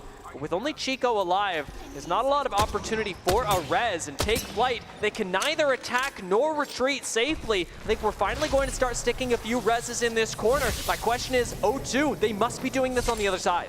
I mean, 3 or 4 people crawling on all 4 right now. Everybody's trying to reset. This is scary for the moment, but should be relatively safe. As I always say, early on in the stage, there's not that many teams looking to 3P or lurk, because people are still doing their macro. On the opposite side of the spectrum, people are also looking to take fights further out on the zone, as we can see here in Alpha Base. Now, Reject doing very well up against So10 with controlling the outside, but they forget about the roof of the building, and unfortunately, that's going to take Mia Knightley down. With Ray swinging, it is going to be a 1-4-2. Reject not favored here, and with only your Crypto left alive, So10 will be rezzing on the inside. This looks pretty unpushable, but Ray's going to try anyway. Swings on the inside of the building, swings into 2 players and gets fried immediately. Reject a little too ambitious on that retake. Reject once again getting double swung, and that's how you share damage. The guy who had HP swings first so that you focus fire him. Even if you have 20 HP, it doesn't matter if you don't shoot the guy with the 20 HP. You get double tapped essentially by 2 people, bam, bam, bam, bam, and he goes down immediately. Reject, you know, it was a good start because it did trade, but at the end of the day, playing as a team against one person will almost always prevail. Yeah, you do the same damage on 1 HP as you do on 100 HP. You know, it never changes, and what seems to never and what seems to never change is Deep Cross Gaming looking for fights, and So10 resetting Right now, still controlling the roof. Deep Cross Gaming have answered back on that and actually taking control of the roof fully. With Alter, there's always a retake available, but Deep Cross are looking to get back inside and actually just take the 1v1 straight up. Does not work for them as Deep Cross take the 2 versus 1 on the inside, and it's exactly the same academic approach that we saw earlier. You called it out, Graceful. Swinging into 2 people just doesn't work in your favor. If they did it as a trio, that could have worked out. By doing it by yourself or even by a duo into a trio, you're gonna struggle. He got evaporated, came out, and then the next guy says, well, I ain't going in, I'm cracked already, and you know, you went down so fast, and now they get mobbed. You know, that's how it goes. You really have to be on the same pace as your team. Soten, Kings of Alpha Base, looking pretty untouchable in that POI. Now, unfortunately for them, Zone's moving away from the POI. They still got to get all the way down here to Terraformer, but with 6 KP in their pockets now, it'll feel a lot better continuing the rest of the game. As like you love to mention, Graceful, 6 points a game is already more than enough to carry you, or rather, it's just enough to carry you into the top 10. Yep, depends on how top heavy it is or how much, you know, how evenly shared the points are across the board, but that most definitely takes you pretty much comfortably into it in most lobbies. So they're definitely more than happy. Isigeki right here with 12 as well on 5th right now. We're in a solid spot, but depending on how this zone ends up pulling, might have several angles to need to be aware of. And I believe that's O2 that they're firing at, just based on the position that O2 held earlier. Isigeki still next door neighbors with this squad are reminding me a lot of our last players that we had in the previous round. Isigeki and O2 both survived really far into those rounds, especially because Isigeki, well, they're always looking for teams to jump on, for teams that are weak, they're playing zone in a really nice way. And notice how they're controlling 2 floors of this whole branch of Terraformer, where a lot of teams would opt to only control 1. Yeah, most definitely. I think that you should always try as much as you can, because if you can get away with it for free, humongous reward for nothing, right? But you have to really be mindful of that. When you do end up going down low, if somebody retakes up high, could change how you end up playing the rest of that game. Danish in a spot next to Team Nemesis. I believe we're just in an engagement, as I'm only seeing a few members of Team Nemesis start to walk away. But holding on to the south side of zone can be really powerful for Danish, Nemesis, or Riddle Order. And it's nice to see similar teams grouping up in similar situations. Nemesis have again put themselves on the side of Ring that really only requires them to fight 1, maybe 2 teams. And while they may not have a good spot yet, there's still a rotation that takes them a little further north of Riddle Order that's completely clear. I mean, here we also see, you know, only 16 teams alive right now, Circle 2 closing, on a map where you don't really need to run into each other that much on the macro. Just goes to show how many teams like to play the same playstyle. And they end up taking the fights for the same, whether that be loot or just the macro overall. Next zone, though, will have a lot of playable area, so I am very, you know, intrigued to see how the game plays out with, will people be fighting as long as Circle 3 closing, or will they be scared after Circle 4 closing? Because as we saw the last game, at the end of the day, 6 teams pretty much ran the same direction and it was mayhem. Soten healing a little bit late. I don't love that they're taking all this zone damage, especially with how far into Ring they have to go. If Soten aren't careful, they could just die to Ring. I think they'll be fine. This zone is not scary, D. I see 2 medkits, they're fine for now. There's also a lot of zip lines. However, you know, if they have to share them, two medkits between 3 people, then it might be a little bit low. I think the thing that scares me is that we have a lot of teams playing on edge. And so if you are Soten and you are taking this much Ring damage, what's going to happen when one team is just looking at the Ring because they have nothing better to do? That happens a lot, and there's a chance that it bites not just Soten, but a lot of other squads a little later on. A team like Rock, actually, I'm surprised to see getting bitten this early into the round, as they've found themselves an engagement that is not going their way. It's up against Virtue, who on the inside get the full thirst on Deeds. That's a 2-member advantage now for Virtue, and I expect to see Rock trying the disengage, but there's very little chance to res at this point in. I believe that they've managed to craft banners right now, so Rock may be finding a respawn. I mean, Rock so far though, what do you think has been the issue so far from game 1 and now going into game 2? Do you think that they're too passive right now as he's getting chased down? Do you think they're playing too reserved in a lobby where these people are considered the experienced players of this lobby? Are they respecting everybody too much? Or are they scared of fighting? Or are they just playing that, no, this lobby will play out a certain way? Because this lobby looks very different from the previous lobbies we have seen. Are they just not on pace with the rest of the teams? It's difficult to know from an outside perspective, and we'll revisit it a little while later as Nemesis do take a fight in a very similar position, but that is going much more their way. They get swung from zone. Never mind. We talked about Soten earlier and whether they'd be gate capped. It turns out they are the ones who end up ganking other squads. Nice takedown on 2 members of Nemesis, and now have to fight Virtue as well. Third party comes in. You almost have that trade, and Denial will end up falling. 2 members of Soten still in this. As we get a quick reload on the P2020s, a swing as a team, and Virtue go down. Great reset, great capitalization from Soten.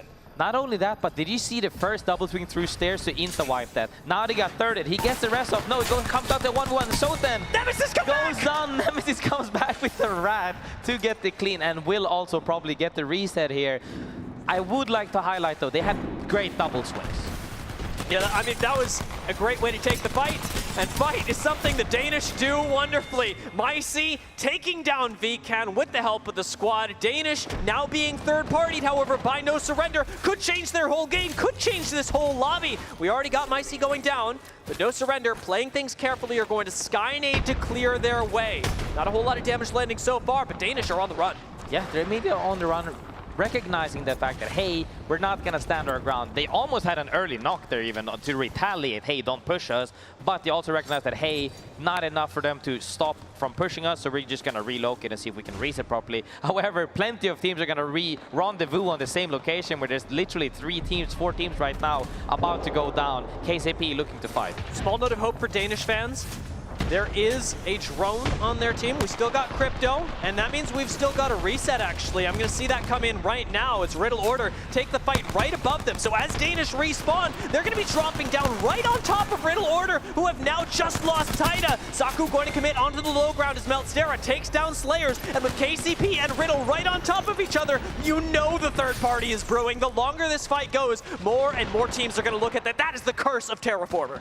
And that really, like, we saw them get split again. So many teams are getting split in these fights just because of the outlay of the map. You have to approach every map and every vicinity environment that you're fighting in very differently. We saw that they got split and they got punished for it, but very fast on relocating for a reset, though, as we see more and more teams do that. Only 10 teams alive right now, so teams that are stacked right now are going to take more and more space, and teams that are just trying to recover, lick their wounds in a corner somewhere, even more terrified. Micey having access to that death box is huge too, as he was the one that respawned with no attachments. Danish, once again, built themselves up in this game. Squad to keep your eyes on. Well, Riddle, who ran from that fight with just 2 people left, unfortunately get caught out in the open. It's a scary place to be running, Terraformer is. It indeed is, as you know, 20 seconds until ring closing. Teams are comfortable right here. O2 Esports looking for a fight against BCG right now, from high hill to down low. This fight is gonna extend for right now, where Heck is going down as well. Clean wipe on Bear Claw Gaming. Only Ross took damage, and they are very happy with this. They've been here the whole game. I love the way O2 play. It's such control, even in a spot like Terraformer, is really impressive to have. Now, Isigeki do back away, trying to stick a res for right now, are going to be able to pull it off, I think, but no, they get swung from the outside. You may not have to take the Void Nexus, you may just walk straight in on them, and Isigeki go down. Really difficult spot for them to fall, as ultimately the reset looked good, but it wasn't quite fast enough. It's Rival to take them down, and Rival now have to rotate in. Rival fought for a great spot, actually. They have a spot to walk in from, but they're going to be stopped by maybe 1, at most 2 teams. They should be able to make it, as Danish is right now running on the right side, and I would really like to hear what they're doing, so let's have a listen in with Danish. I'm going to give you the knock. Take these and the whole side. Play right side. I'm looking inside Terror real quick. There's a team playing under that's TPing. Well. A team is TPing here. Oh, yeah, I'm shooting that. There's also a team on top, okay? Watch out top. There's a guy on top. They TP it out. We have got spots, Hold the right. Yeah, we do. We just need to hold this. We just need to play like where we are. I don't see anyone right, bro. The right side is TPing back. They just also TP'd back. They were bullying this side, okay? Yeah. They're peeking out now, Missy. 2 guys. Oh, sure. 2 guys. Okay. Keep shooting them. There's 1 team up top here, 1 team like below somewhere. 1 team there. 1 team hit UAV. 58 player over here. They're like barely in here. They don't have a lot of space. If you just keep holding that trap, you're gonna fuck them. Yeah, That's they really have double play. They have double play. Yeah, they have like no space, okay? If they come to us, we have to kill them, okay? I have EMP. I'm ready with EMP whenever. Yeah. Nice, good shit. Shot the drone as well. They're gonna get it back when zone is closing, but it's fine. Another drone is going for you. No, a guy walking up here. A guy walking up here. Yeah, like, they might get pushed in the back, guys. Watch out. No. Maybe. They're walking up here. They're gonna play this. Danish are all prepped. We talked about the EMP that they're holding. Even now, watching Rival Esports walk up next to them, they're holding the EMP, waiting for the right chance to strike. Micey set up around the outside. Remember, they've still got Alter here as well, so they can jump through the wall and immediately take down Rival if they're not careful. Look at the climb right now. Micey could take an angle right up above, and is going to do so. EMP still in their pockets, and it's going to get used right now, as we've still got portals through the wall available. Danish very careful about taking this fight. Micey with the first knock is going to try and finish off the squad without risking too much. Finally going through the wall. Micey swings, gets taken down by Rival, and things are starting to get scary for Danish. Rival going to come back on the run right now.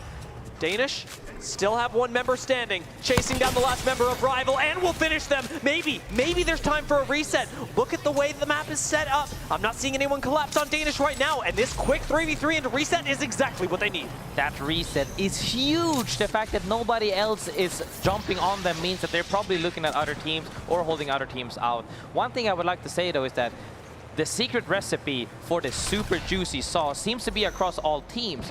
Danish, with the likes of playing majority of the zone right now, denying people space that we have seen from former teams such as Navi, such as Furia, playing a lot of space. They have been doing that really well so far.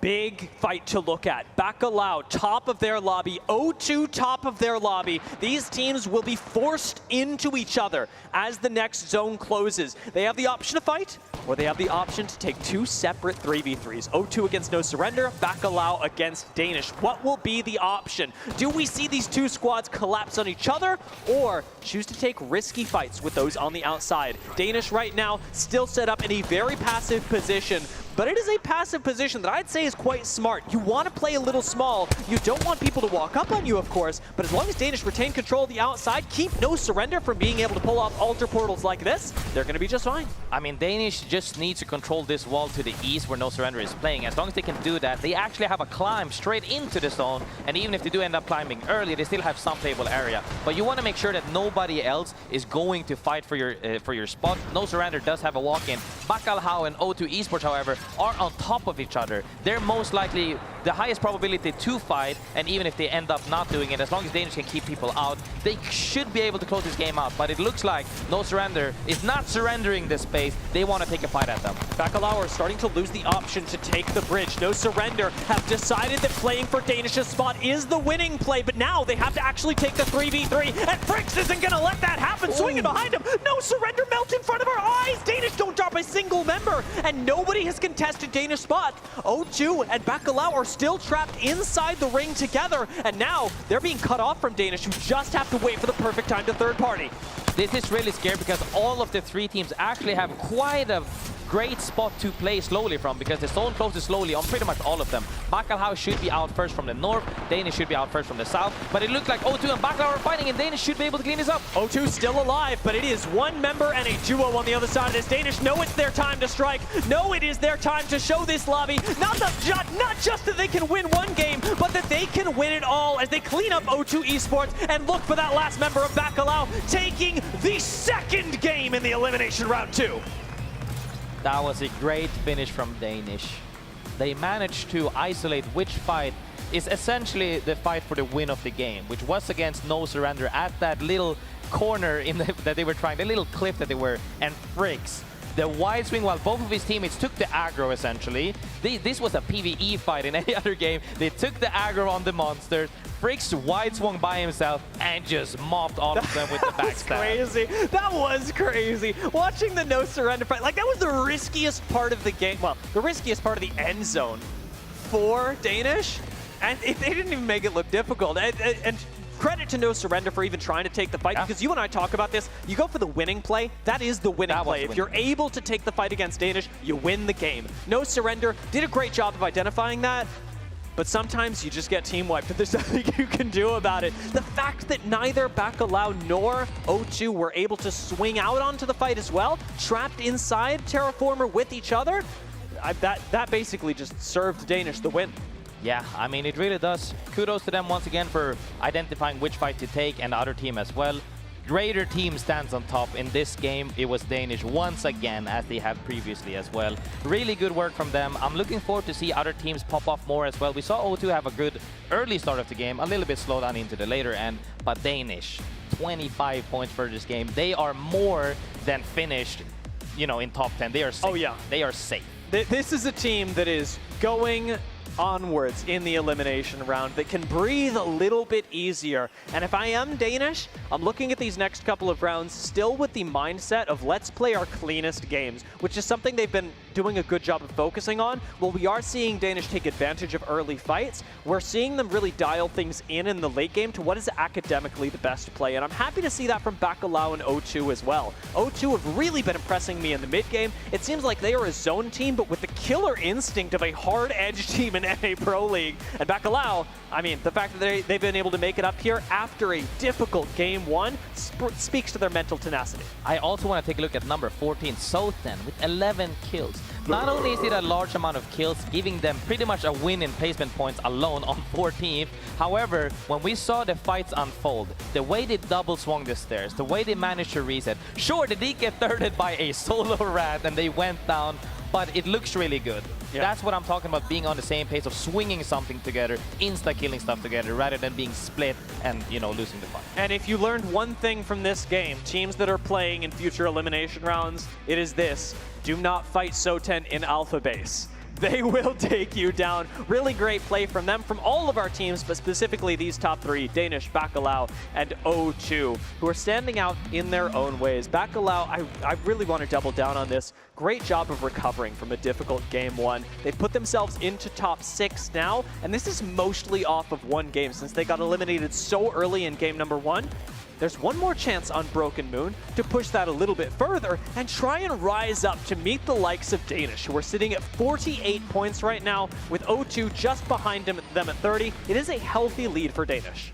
I mean, very healthy indeed. And as these, you know, as these matches progresses on as well, teams are gonna either be more comfortable or very scared, because now we're talking about this going into, you know, Elim further on, but the teams that don't make it further on, they go home. It's true, but I told you, Graceful, we don't have to do that. We've got one more game, and it's going to be Broken Moon when we come back. The last chance for a lot of these squads on this map to show us their best stuff. We've had 2 fantastic games so far, so let's see what we cook up right after the break.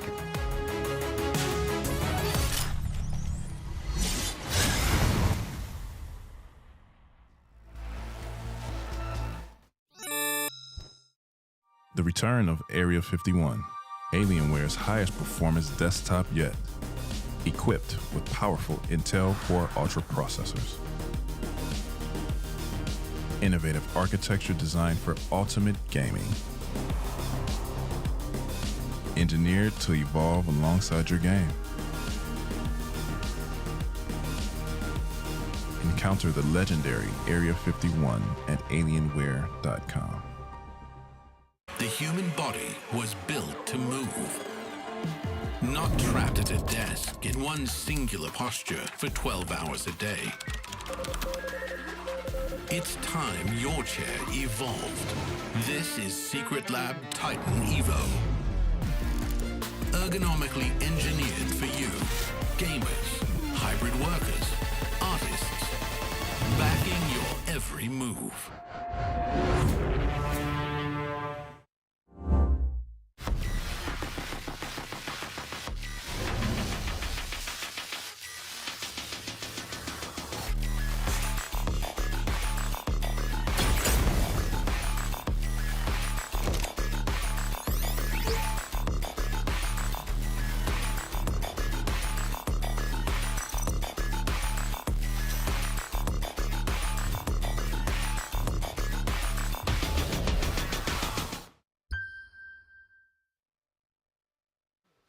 Red Bull is the official energy partner of the Apex Legends Global Series.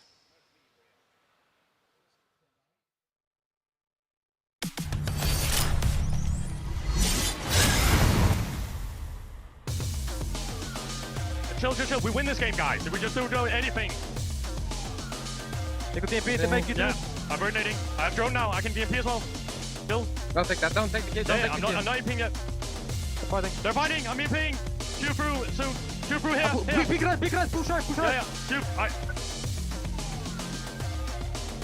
Bro, what the fuck's happening? Dead. Other side, I think. Yeah, other side.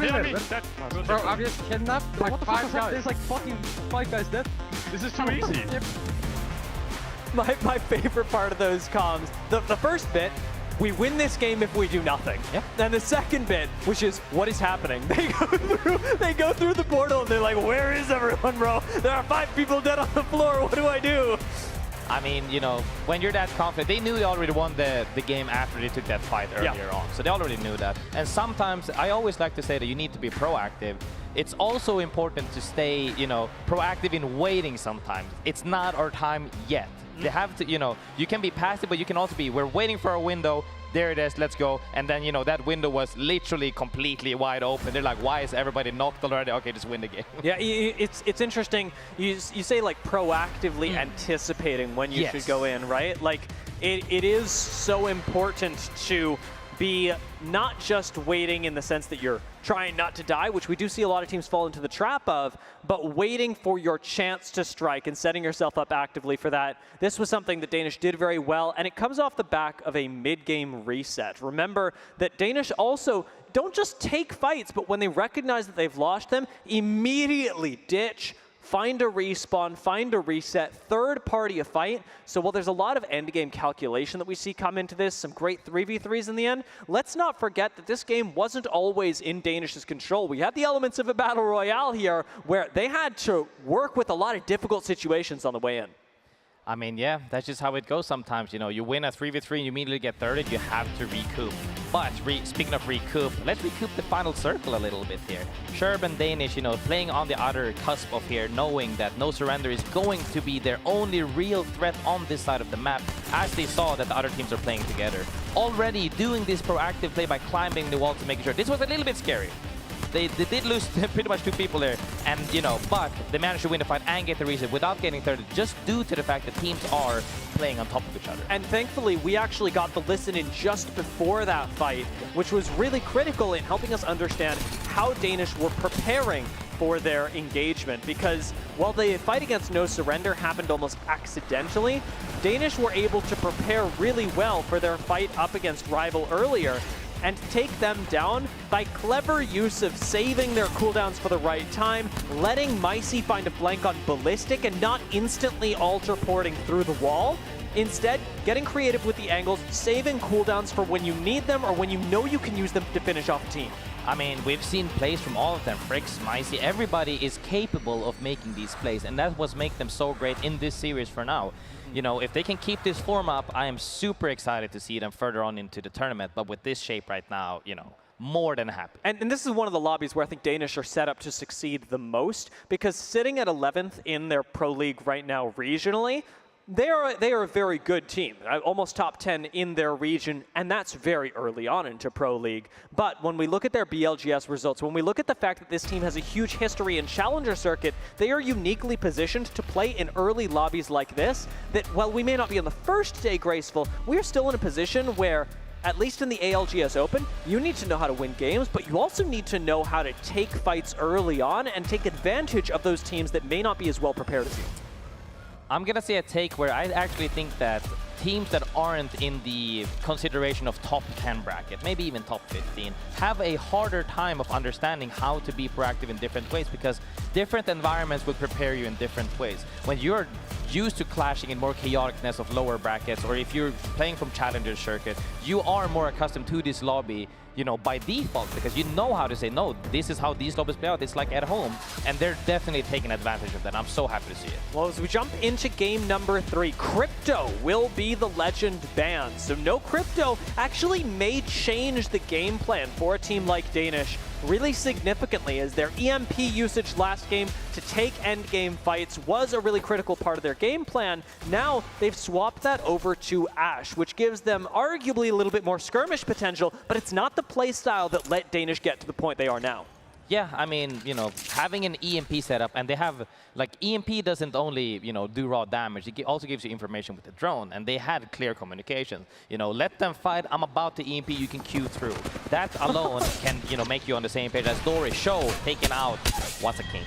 People got to be aware of this. As we get later into the day, teams like Dory are going to start setting up traps. We've seen it from several squads. Twerkaholics was such a big part of this in yesterday's conversation, but Dory taking up that mantle today, going, you know, we may not be in the last 3 games yet. We may not really need these points as they're already sitting in 5th place, but a little bit of extra kill points, yeah, you'll take those. I don't think anybody denies that for sure. As long as you can do it safely, you know, they're more than happy to push that. Zone this time seems to be pushing more towards production yard all the way to the west, most likely. Very common zone as well. Even if it does end up going back more closer towards underpass, or even the tunnel that teams tend to get funneled towards around where Team Nemesis is, this zone is very fun because it is indeed 90% is a large slope.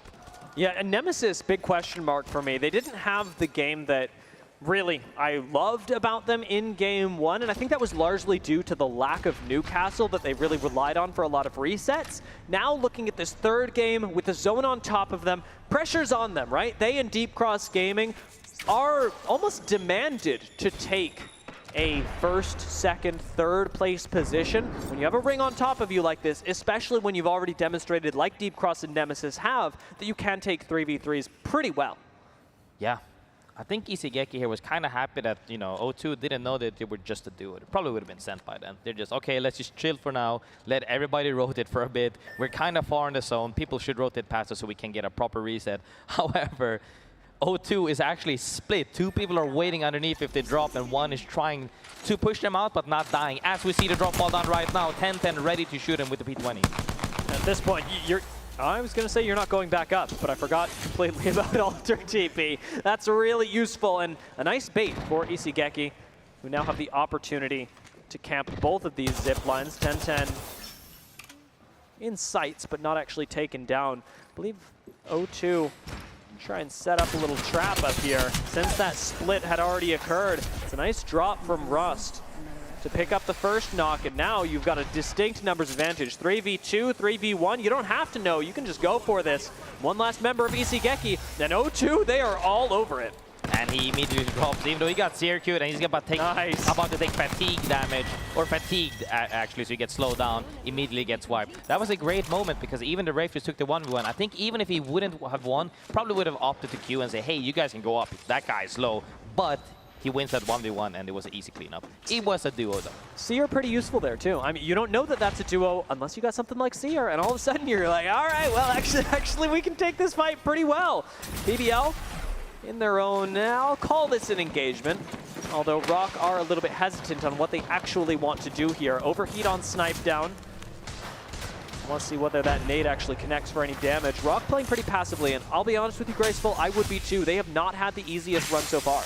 They haven't had the easy games, but they've had moments of where they could have exploded in game.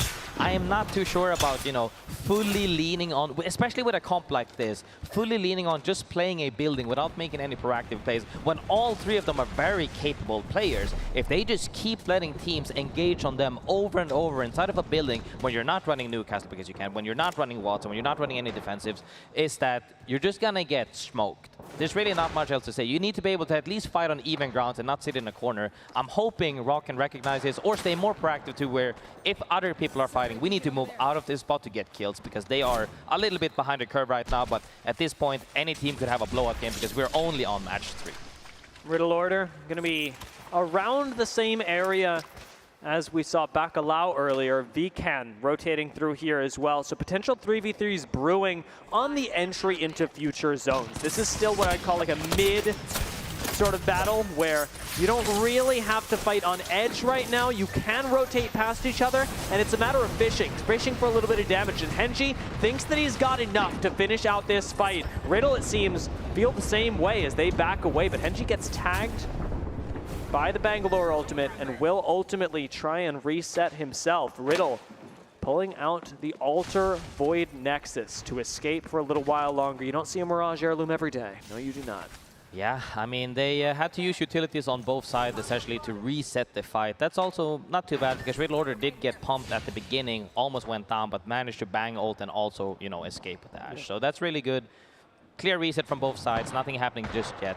BBL sitting in this house, just waiting for this zone to see where it ends up pulling, because people are still, these guys are the early rotators. They still don't know to which degree it's pulling, but they are indeed waiting for the next zone and potentially the next objectives, as we can see a lot of these teams on the cusp or on edge, waiting for the exact same thing. Let's see the zone close, find the objective, then we make our move. Yeah, important to find the extra information, the scan whenever you can. We're seeing a lot of squads do so with survey beacons to plan their rotates, but those that have access to the ring consoles, those that are able to play at the mid speed that you talked about, will demonstrate its strength quite heavily. Oh. ROC in a bit of danger, and I like this play from F9.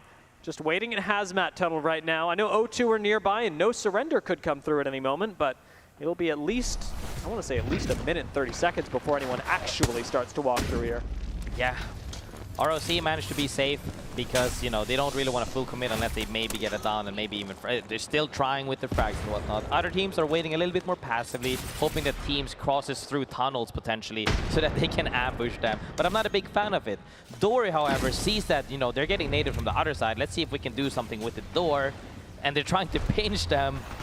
Very rough scenario to be in. Riddle Order versus Danish, and Danish, I hesitate to say they're winning the fight. They don't have a knock just yet, but do have the distance advantage out here with Sherb laying down a little bit of extra DPS with the Nemesis. Micey's still alive in the front lines, and Riddle making good use of the fences right now. Out goes the Alter TP to keep them safe. It is Taida, who on the flank is looking for the finish right now. Danish have taken up to the roof. Riddle Order follow it up. Brix is already down. Through the roof we go, and chasing down the last couple members of Danish. Taida's movement is crazy. Taida's movement is enough to take down Sherb. One last member of Riddle Order. Micey is going to clean it up though, and Riddle Order go down hands to head. What could you have done? I mean, that was a great fight. Phenomenal, you know, movement as well as, you know, overall 3v3. That Ashe TP on the roof is what started this whole thing, but frags came out and evened it out. However, Danish comes out on top with the reset on only pretty much one shot, I would say, 1 or 2 shots. And now they're trying to reset once again. They got the fight. Ooh. Let's reset out as O2 is hungry to clean up this. The fact that Danish retreat, though, it's O2 that pushed them out, but Danish have retreated right into no surrender. So if O2 stay in the area and a fight happens, we could very easily see a third party. And no surrender, I've absolutely noticed a resetting team with an Alter jumping on top of Danish. They don't know that this is the squad that's won 2 games, and they do not care. Taking out Micey, it is a huge blow dealt to Danish's fighting capability. No surrender, take control of the building, and Danish run for their lives. Yeah, I mean, the fact that they just said, skip the loot, we are indeed chasing to get killed. Caught them 1 KP is already good enough. We're gonna see now though, O2 on the opposite side of the angle as well. A lot of teams are lurking on this, like we said, same speed, same pacing of the game, as Rambro Henry is fighting currently in this building against Virtue essentially, or Virtue is fighting another team. So many nades. In these buildings, it can be especially painful to fight, especially when you get swung from behind like Virtue just did. Vcan are going to finish off this fight as it is only 1 member traded back, and Virtue go down through all of those nades. Corn is very difficult to play, and nice job to Vcan, who now get a reset and are going to fully stick that all the way till full HP. No surrender dropping down on top of this, however, are going to be playing around the same side of the map as Danish were earlier, around this Cultivation Solar Pods area, with everybody rotating up from the south. O2 are in the path of both teams. No surrender and Danish are going to have to go through O2 one way or another. Yeah, I mean, they're all having, like I said, the same pacing, the same macro essentially, all looking to, they only did this, you know, macro specifically to get that information, the extra information, and now they know, okay, which side can we go, where's the zone actually ending. We're just gonna look to make sure we're all healthy as they walk in, because this zone doesn't really hurt that much. As you can see, they're all very low, but they're more than covered with all their med kits. And with Patapan actually having the Valkyrie ultimate as well, something that very few teams have chosen to prioritize. Got the extra bit of rotational capability. So 10, our big fighters from last game, are going to be taking yet another engagement. I'm excited to see how this one goes. It's up against rivals. So 10 still do have the numbers advantage. Actually haven't dropped anyone just yet as they start getting a little bit of health back into the gas can. Kakigori swings, doesn't quite find the knock, but Soten should be able to finish this off. Rivals do go down, and it's going to be Soten now with the next zone, or rather the zone continuing to close on them. Darn, in a little bit of trouble. Backing off through the Ultra Portal will give them a nice reset, as there should be plenty of time to pull this off, and like you said, plenty of ability to heal through this zone. I mean, that's a long-ass portal straight 5 miles into Narnia. They do get the reset, though. They could probably make this back as well as Circle 3, or Round 3 especially, doesn't do that much damage. They get the reset. Nice fight, though. That fight actually came out pretty close. So always fun to see that teams are not only, you know, getting completely slaughtered, but can put up numbers of, hey, we're not going to go down without a fight. It is a long way from Ring that they have gone, though, and this walk back in, it's going to be a tough one. We'll wait around because Soten won't be entering the conversation again for the next minute. Danish, however, are entering the conversation right now as they port right on top of Vken at the edge of zone. Danish, who have just come out of zone, are almost immediately getting taken down with Bricks, who already took a lot of Ring damage, has now fallen to the extra damage from Vken. Shurup, last one left alive on 1 HP, is going to go down, and Danish, your winners of Game 1, your winners of Game 2, are going to go out without any placement points in Game 3. Very hard indeed, as you know, you're walking in from the same side as people are waiting from you. You know, huge fight from other side of the moment. For the moment, people are just poking. But we saw the zone, however, pulled south of production, where a very common zone that we've seen in Pro League across all regions. It's going to be interesting to see how this plays out, because many people tend to opt to not play in that building actually, and prefer to play because there's so many cliffs, so many crevices, even rooftop as well. And yeah, it's going to be fun. We could see this favor Vkan even, who are rotating in from the south side because they're not actually going to be in the building and will be able to take advantage of a lot of rocks. A team like Take Flight, who come in from the north, could also take a wide rotation, as they are not forced into production yard just yet. They are, however, going to be forced to take some sort of engagement, some sort of rotating. For that, they will likely need an Ash Portal, because the dangers of walking in, we have seen it claim a lot of teams' lives. Yeah, most definitely. People are still waiting right now. Like I said, last couple of seconds, even 30 seconds might be a little bit much, but 30 seconds to when the zone is either showing or closing, it's very nice to see that people are just waiting. But people that aren't waiting are teams that are looking to take a fight on a building right now with a huge alter queue to drag him down inside a building. But, you know, couldn't really make something happen, but the fact that he tried, big props. Hey, your mechanics checking them, right? Are you paying attention? Have you pressed E at the right time? Does end up working, but Dory still on the ropes, as with Reject right below you in the area. You cannot rest easy. Reject, a team that is very happy to jump on top of you, take a fight quickly. No surrender will go down, unfortunately for them. However, everyone else starting to get a few more placement points as more and more teams get eliminated. We did talk about this earlier. Direct your eyes towards the south. Vkan, great place for the next couple of zones if they are able to hold on to it. Yes. Once again, we have God spots out on the map. South of the side of the map especially is really good. You just have to be able to hold it. People are going to be fighting for it. O2 is currently fighting as somebody, I believe he went down to the ring strictly. He actually did go down to the ring strictly as they're trying to survive. But Reject smells them out and says they're not allowed to play here. They came in from zone, they're hurt. One of them even went down to the ring looking to clean this out, and they are indeed killing both Tenten and Animal. Yeah, they're going to jump on Rost here as well, surely. Surely they smell this out. Oh? Peekaboo. Oh.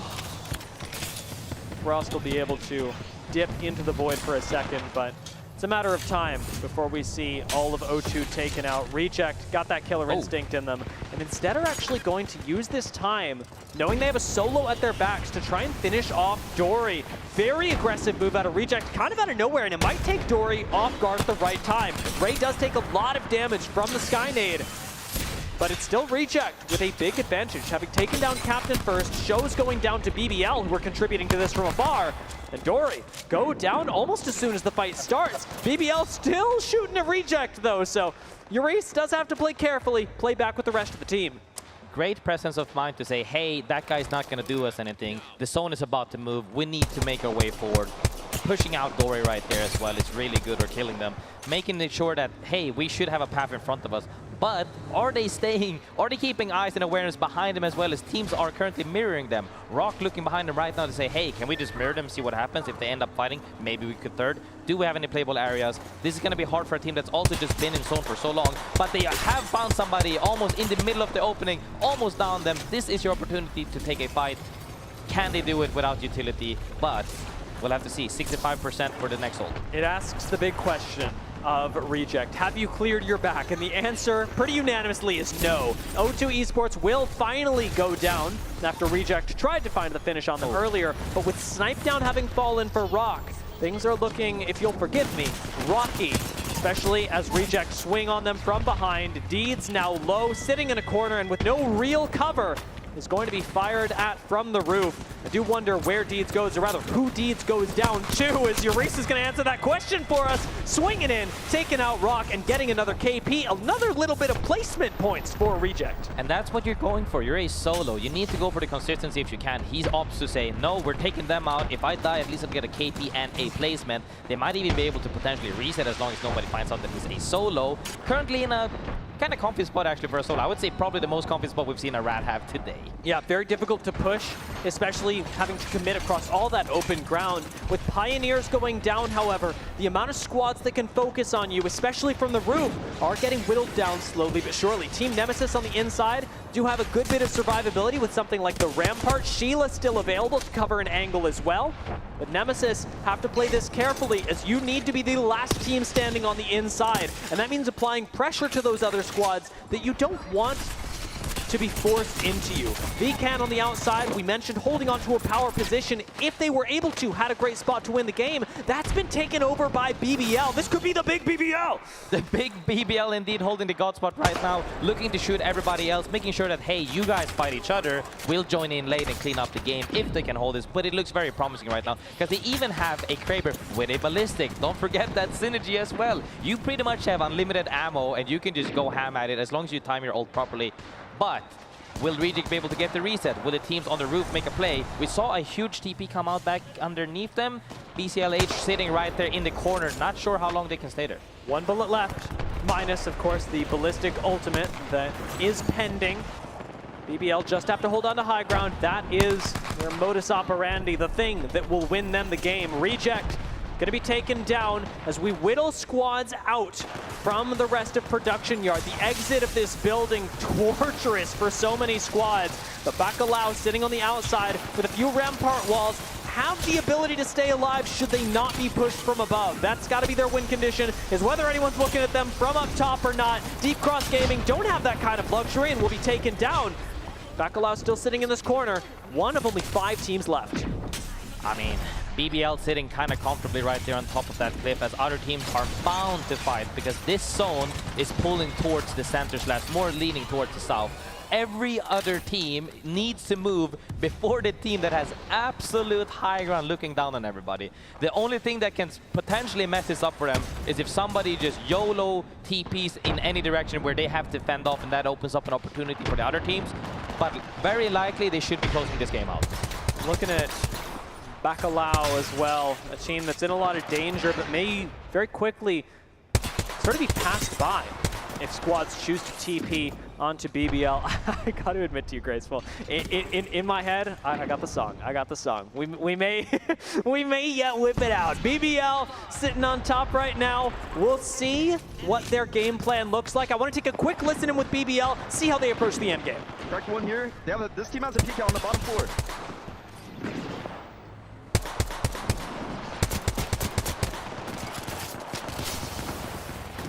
Crack this guy here.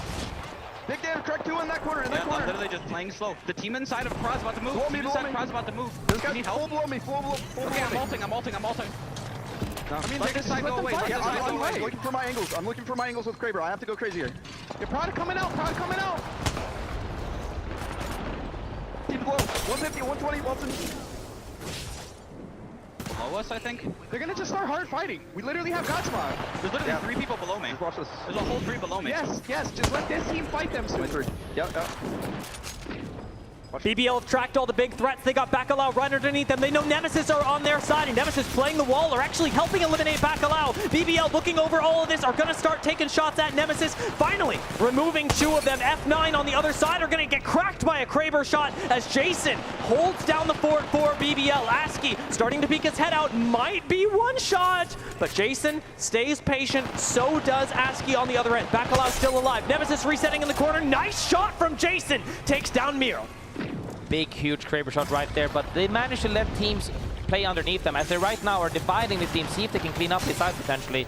Was that wall too early? I'm not too sure. It's so F9 awkward. should be able to reset behind that wall potentially, as other teams are bound to fight. BBL, however, is still on high ground, and the zone is underneath them. Other teams are jumping out right now into the zone to fight, and Team Nemesis goes out. 3 squads left. BBL still have this in control with the Catalyst wall separating them. Jason's going to commit onto the low ground. Rampart wall for cover. Bacalao goes down, and BBL win game 3. Very nice cleanup from BBL there. It was looking a little bit shaky. When two teams, if you're on top of a cliff and two teams get to play underneath you, it could go either way. If one team climbs up to swing you, that opens up for the other team to 3P. Didn't work out in their favor. Wall made it completely fine. The other teams were forced to fight before. As we said, it's looking very likely that the other teams, because the zone is more pulling towards underneath them, they have to fight first. Ended up happening. Clean sweep, but the thing I was really happy about is that they recognized earlier that we are winning regardless, go for KP, and it got more kills than most teams might normally not. And that end game still felt really iffy to me. Like you said, they knew they were going to win, but how exactly was unclear, especially with the Catalyst wall dividing it into 2 3v3s. I almost felt like BBL lost control of the end game for a moment and were able to claw it back by leaping down at the right time and making a team play together. Had they been a little bit more disjointed, I think that Catalyst wall could have come back to bite them. I mean, I was also happy. 13 kills is very good. F9 surviving from the inner sides, coming out late. Did end up getting Kraber headshot by BBL. Yep. They had great potential across the board because I like the communication. Hey guys, you know, there's a team under me. Are you sure? Okay, I'm gonna pop ult. Okay, I'm gonna pop off. Okay, just make sure nobody's coming. You know, they're still on the same page. And if they can keep that up and make sure that they fight for God spots. I don't know how, I couldn't really see how they got the God spot. If they fought for it, or if they just took it because the other team rotated. If they can still navigate that this is a spot we need to take and they get it, they're going to close out more games. Yeah, this was a really good play from BBL, sort of playing on the outside of production yard, fighting for VCAN, who had actually held the spot before. Like you said, this was a difficult game for VCAN when they ultimately got pushed, but VCAN still managed to get a pretty good game out of this, sitting a little lower on the leaderboards than they might be comfortable with, where BBL take that spot and convert it now into a top 4. I would say majority of the people here, we're at the halfway point right now. All these teams that are sitting around 19, I would say 16 and above, potentially just 19 and above, are feeling kind of comfortable. They could have a game that doesn't go too well as long as they play solid on the other two. Doesn't even have to be pop-off games. Looking on the other side of the things where you're now, you know, 10 and underneath, you need to actually have games to where you actually pop off, because if you don't do it, then it might be too late because we're halfway through now, Dia. Yeah, I mean, these first 3 games have set us up in a position where top 5 are honestly likely your safer teams. Nobody's actually locked in yet, but things are starting to cook here, and for those teams at the bottom, the water's starting to get hotter and hotter. Who will rise to the occasion as we transition on over to World's Edge? I don't know. I'm going to toss this over to the analyst desk, because right now all I got in my head is BBL winning. BBL, man. You know, I think there's the entire crowd here who has BBL in their minds, and hopefully they were watching this screen as a result of that. I think this was a team that definitely had its moment just now in front of us. It was a very easy, when you look at the idea of having high ground over a bunch of people who have to move in the zone, kind of setup, but it also, like Graceful was pointing out, could have gone either way. 2 teams back and forth, maybe able to climb up, pressure you, Lauren. I mean, to handle a win like that, that's a great sign of BBL going forward in tough situations. Yeah, and I think we were kind of debating that a little bit here while we were watching it play out, because it worked in this particular lobby and in this instance, and like we heard the caster saying, they were able to claw it back at the end, but that slight bit of fear or trepidation or indecision later on in the weekend is something you really have to eliminate. Yeah, I like a team that you could tell, you know, one of them was mentioning with the Kraber, I got to go big here. This is my moment. And that's seizing the moment when the lights are bright. You don't always get this opportunity as Soten takes a break here and you see teams kind of regrouping after 3 to have a moment to go big. That's where you can kind of see a little bit of the star power in my eyes of some of these players. BBL with a massive win there, but really the story of this first 3 games was certainly none other than Danish. Zeph, we were talking a lot about them earlier on. Again, Dia somehow finding the right picks. What does he know? How does he know We'll get into that later, but really he's right on the money. This team, they were BLGS EMEA winners, you know, $40,000 plus in earnings, coming here with Trix joining the squad in April. They're looking primed and ready to go. Something that I really like out of this initial series from them is the fact that we're getting to see both sides of the coin of their decision making. Their macro has been superb, putting them in primary positions where they know they can win from, but they're still not losing that necessary aggression where they know they have to pick up heavy amounts of KP to rein into a very safe top 10 here. Yeah. They sit above the rest of this lobby, 20 points plus. That's not something you do just making smart decisions. You also have to capitalize on your skill set when it comes to the guns. Absolutely. Let's keep on them as we run through those final circles of the last 3 games that if you didn't catch, we'll show them to you now. Danish on top early on, Zeph, and they continue to keep that pressure. This was a really great game, and notably it was a big discussion regarding Team Nemesis to start, especially outside here, where they were able to take what was this little valley hold there. Now this push, especially between Rival early on here, was what led to potentially the downfall we will see later on of Team Nemesis. They get into this heavy position forward here, looking to clean things up, and while they have this height to their advantage, this is something that they quickly lose, looking to thirst for these kills. You can see there's the Tempest, Noises, Remix, Zuni. I don't think they had to go for the full send on the drop. Danish see this. They understand they have a quick advantage. They drop the ultimate in return, and in this quick position of switch up, they're already at an advantage there. They do try to split off Sherb, but they accidentally lose Remix powers in the resulting cutoff that makes it still a direct 2v1. Could have been something good for Nemesis, but that far push forward was more than enough for Danish to capitalize, and then of course, clean and take the win. Huge to see that momentum from the Tempest keep on going, getting the extra time from the Nox. Jamerson, they would push on. Danish, I know, is a team you've had your eye on. Yeah, I mean, it was a very similar story here in match number 2. Definitely playing off the prio coming out from Bionomics. That's where they ended up dropping here. And going over to Terraformer for our second ring.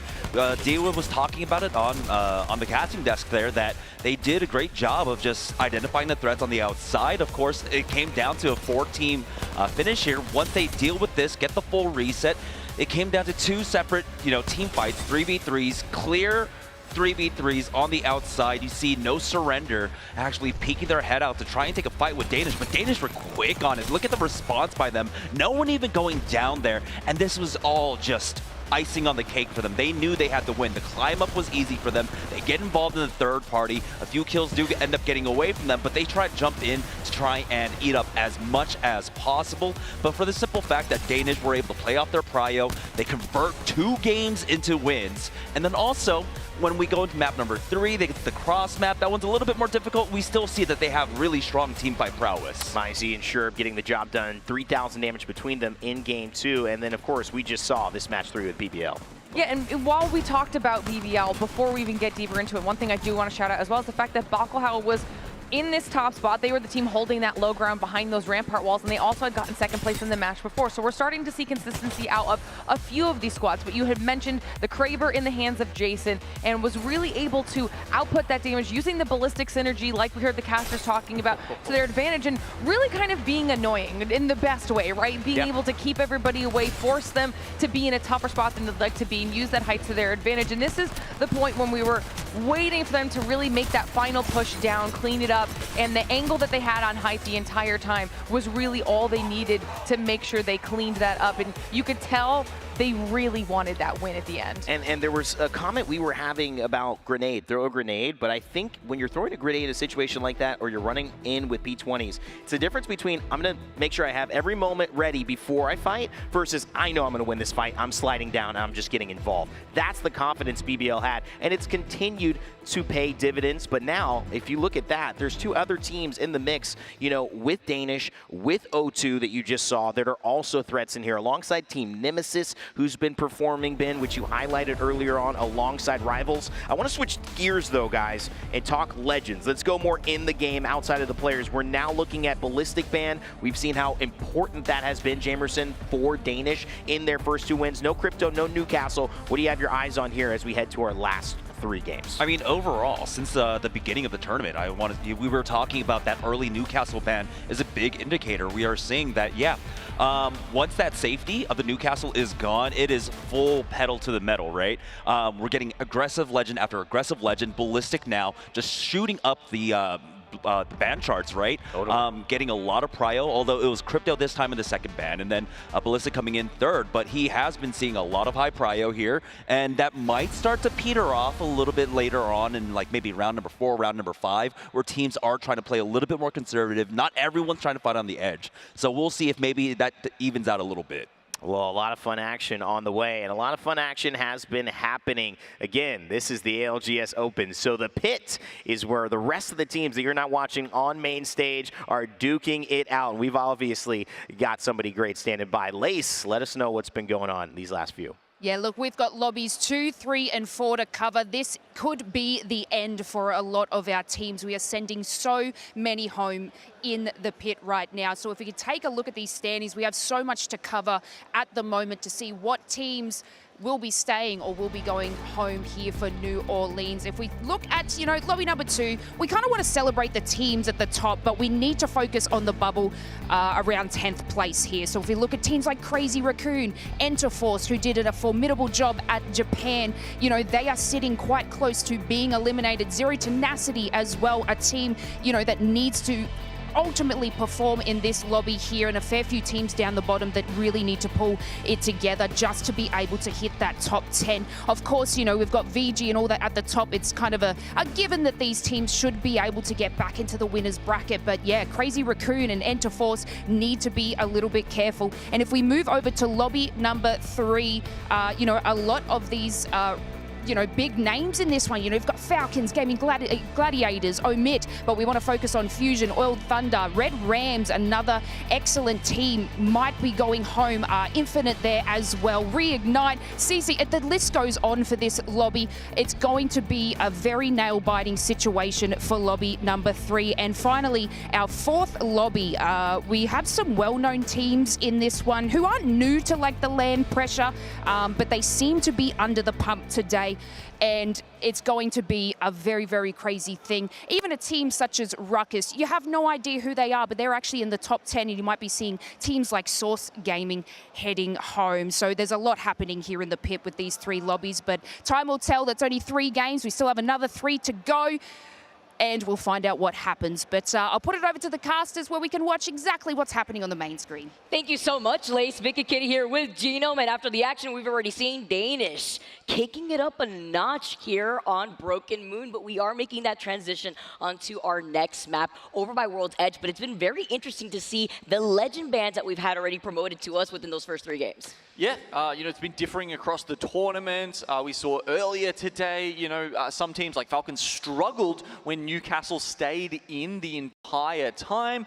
This time it's been perhaps a little more predictable with Newcastle and Crypto going out early, as they really are some of the more, the stronger legends in here. But yeah, gosh, Danish have been looking tasty today, haven't they? I mean, you know what? If I could get a Danish for breakfast, you already know we're actually popping off for the rest of the day. Hopefully popping off just as we've seen Danish out here with double KP dubs on Broken Moon. Can they keep that momentum going into World's Edge? And of course, BBL also coming in with the 13 KP, and that was the game that we saw the majority ballistic.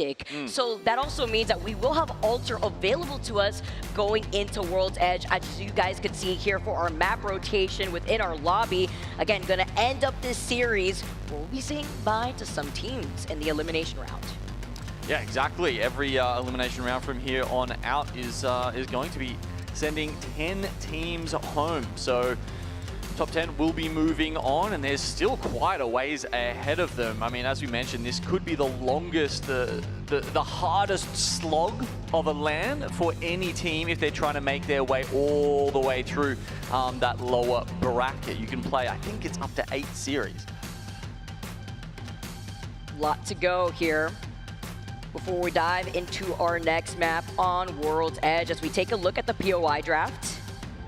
Because I believe Rock, yes, they had the priority here on World's Edge. They will be landing over by Skyhook West. But Genome, after the action we saw in yesterday's end of the day series, we were seeing a lot of these zones pull actually over to Skyhook. So kind of put a dent to Furious side when we saw them in that lobby. Yeah, I think even just like, going back a little bit further, the way Skyhook plays out now, especially between, your Skyhook East and Skyhook West teams, can differ every single game.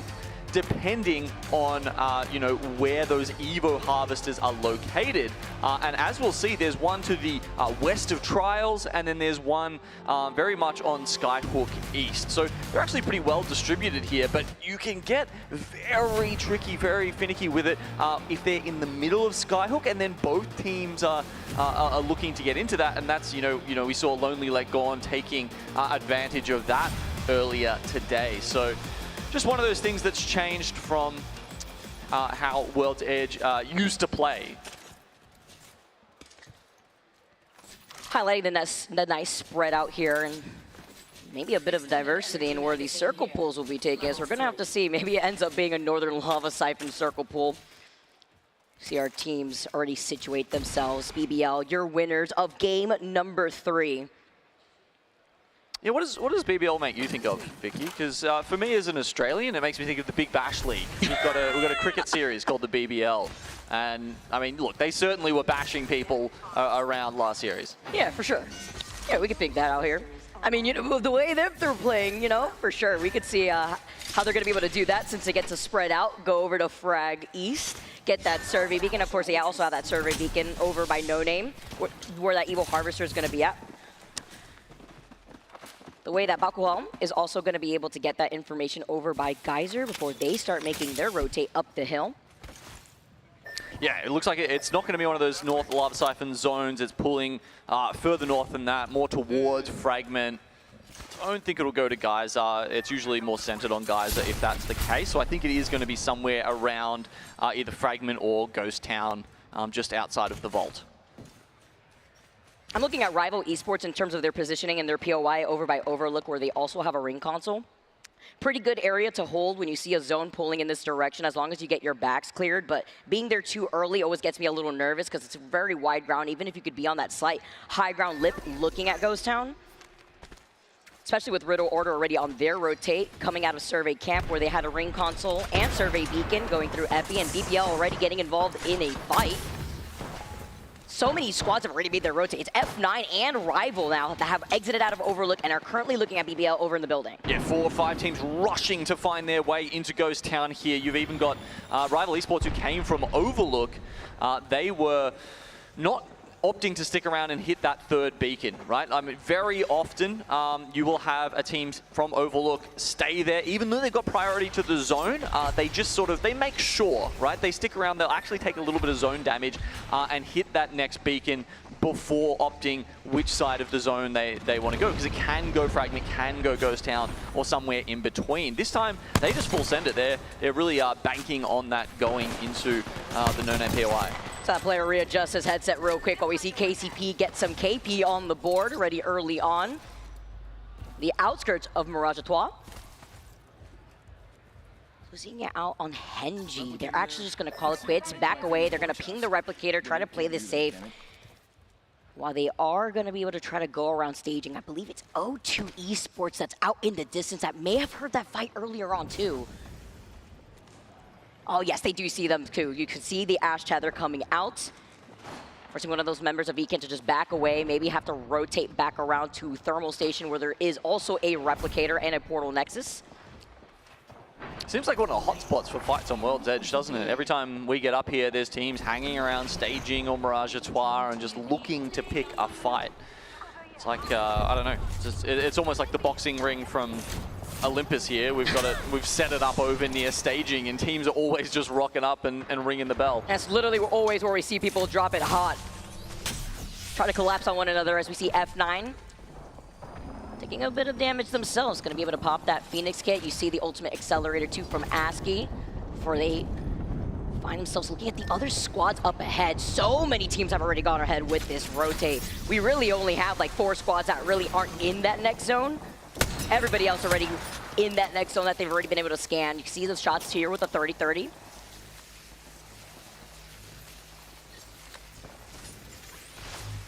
I mean, if you had asked me yesterday whether we were going to be talking about ASCII or NASCII in this stage of the tournament, wouldn't have given you the answer we've currently got here. One of the notable exits from the tournament so far being Ninjas in Pajamas. Welcome to that double Elim bracket. Really shakes things up here within our ALGS Open. That's why it's nice to be able to highlight our elimination lobbies. Deep Cross Gaming. The pings up ahead. Trying to ping Virtue. Taking a much rather slower rotate, playing objective, being able to get the scans on the survey and circle, as well as the Evo Harvester. While they do take their time, they have also noticed Deep Cross Gaming, it seems like, so they could just try to take a more roundabout rotate through Epi if they want to take their time.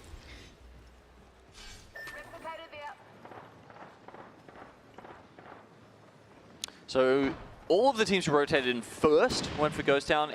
After that, we've seen quite a few, like Riddle Order, for instance, flood into Fragment. So there is still a chance, it pulls back, and the teams who didn't have priority do actually get graced with a zone, but still another 50 seconds before that becomes more apparent. It feels like the calm before the storm, because we are seeing knocks in the kill feed, but we aren't seeing any finishing blows unless we see it right now, because Team Nemesis already got 2 knocks. They're going to be able to take that rift.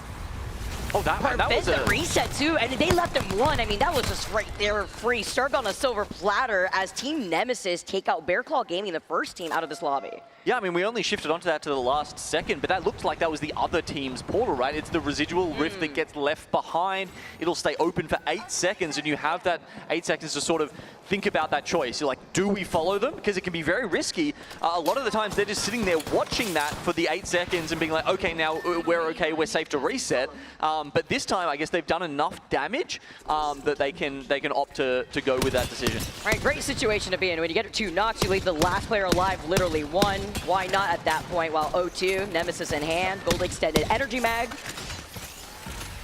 While taking up on top of this high ground, though, I believe this is O2 looking at Danish. So they got 1 minute and 40 seconds still before the zone closes in, before they make that decision in O2.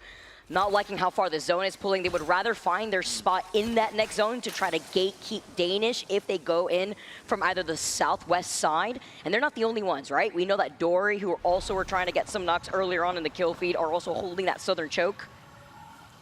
Yeah, I mean, multiple chokes for them to go through until they get closer to the zone. But the way it's pulled makes me wonder if this could be one that sort of nestles into the middle string of mountains, and that maybe a team like Dory or Team Nemesis, who's holding those geyser chokes, can actually walk into this one. Kind of providing you some space to work underneath the tracks too for some cover. Kind of the give and take, right, when you don't have Newcastle out in your lobby to help you reset. But who is available, of course, is the Catalyst. So these walls are going to be so important. While O2 on the EVA 8 gets the crack, tries to get the next one here. Diverting their attention in 2 different directions, though. Well, the player on the other side trying to shoot at them from the window. Looks like an incredibly slow sensitivity on that controller there as you're seeing him shift the EVA from left to right. That's Soten. All up to the last member now, maybe going for the safe res play here, putting the cat wall up. It's a very good wall, actually, completely blocks off O2, but they might just trade this res for res as the third member sits there and blocks the door. Although Soda was able to get that res first, right? Even more important, unless O2 could try to get this full reset, but through the window cracks. And the arc snare. Big play here for O2, prevents the next res from coming out before dealing the finishing blow on that knocked player Rock 2. Now trying to send it onto Pioneers, who are playing inside this. With that Void Nexus before sliding in with the P20 Slayers, though.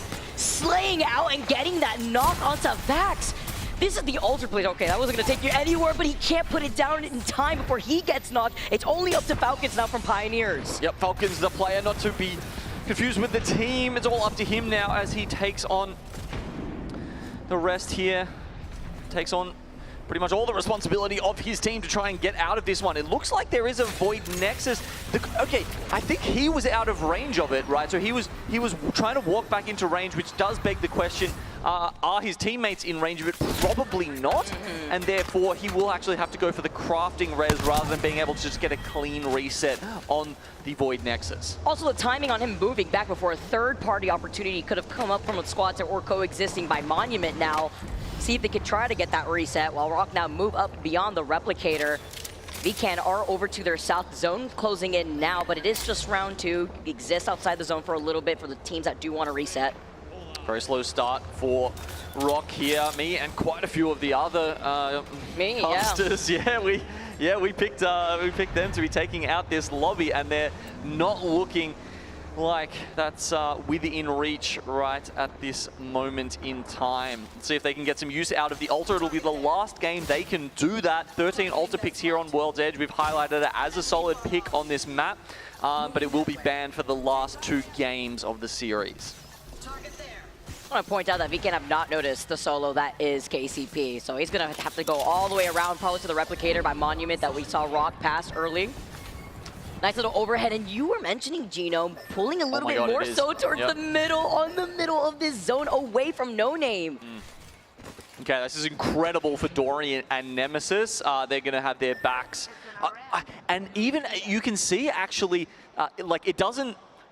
Some of the choke is in, is what I'm trying to say, right? And that means that you get a left wall, a right wall, a back wall covered, and it's just so good for them. Danish look like they're about to get into a fight against Dory here, and this is such an important spot for the future of the game that I really want to hear how Danish approach this. Yeah. I'm healing, I'm healing.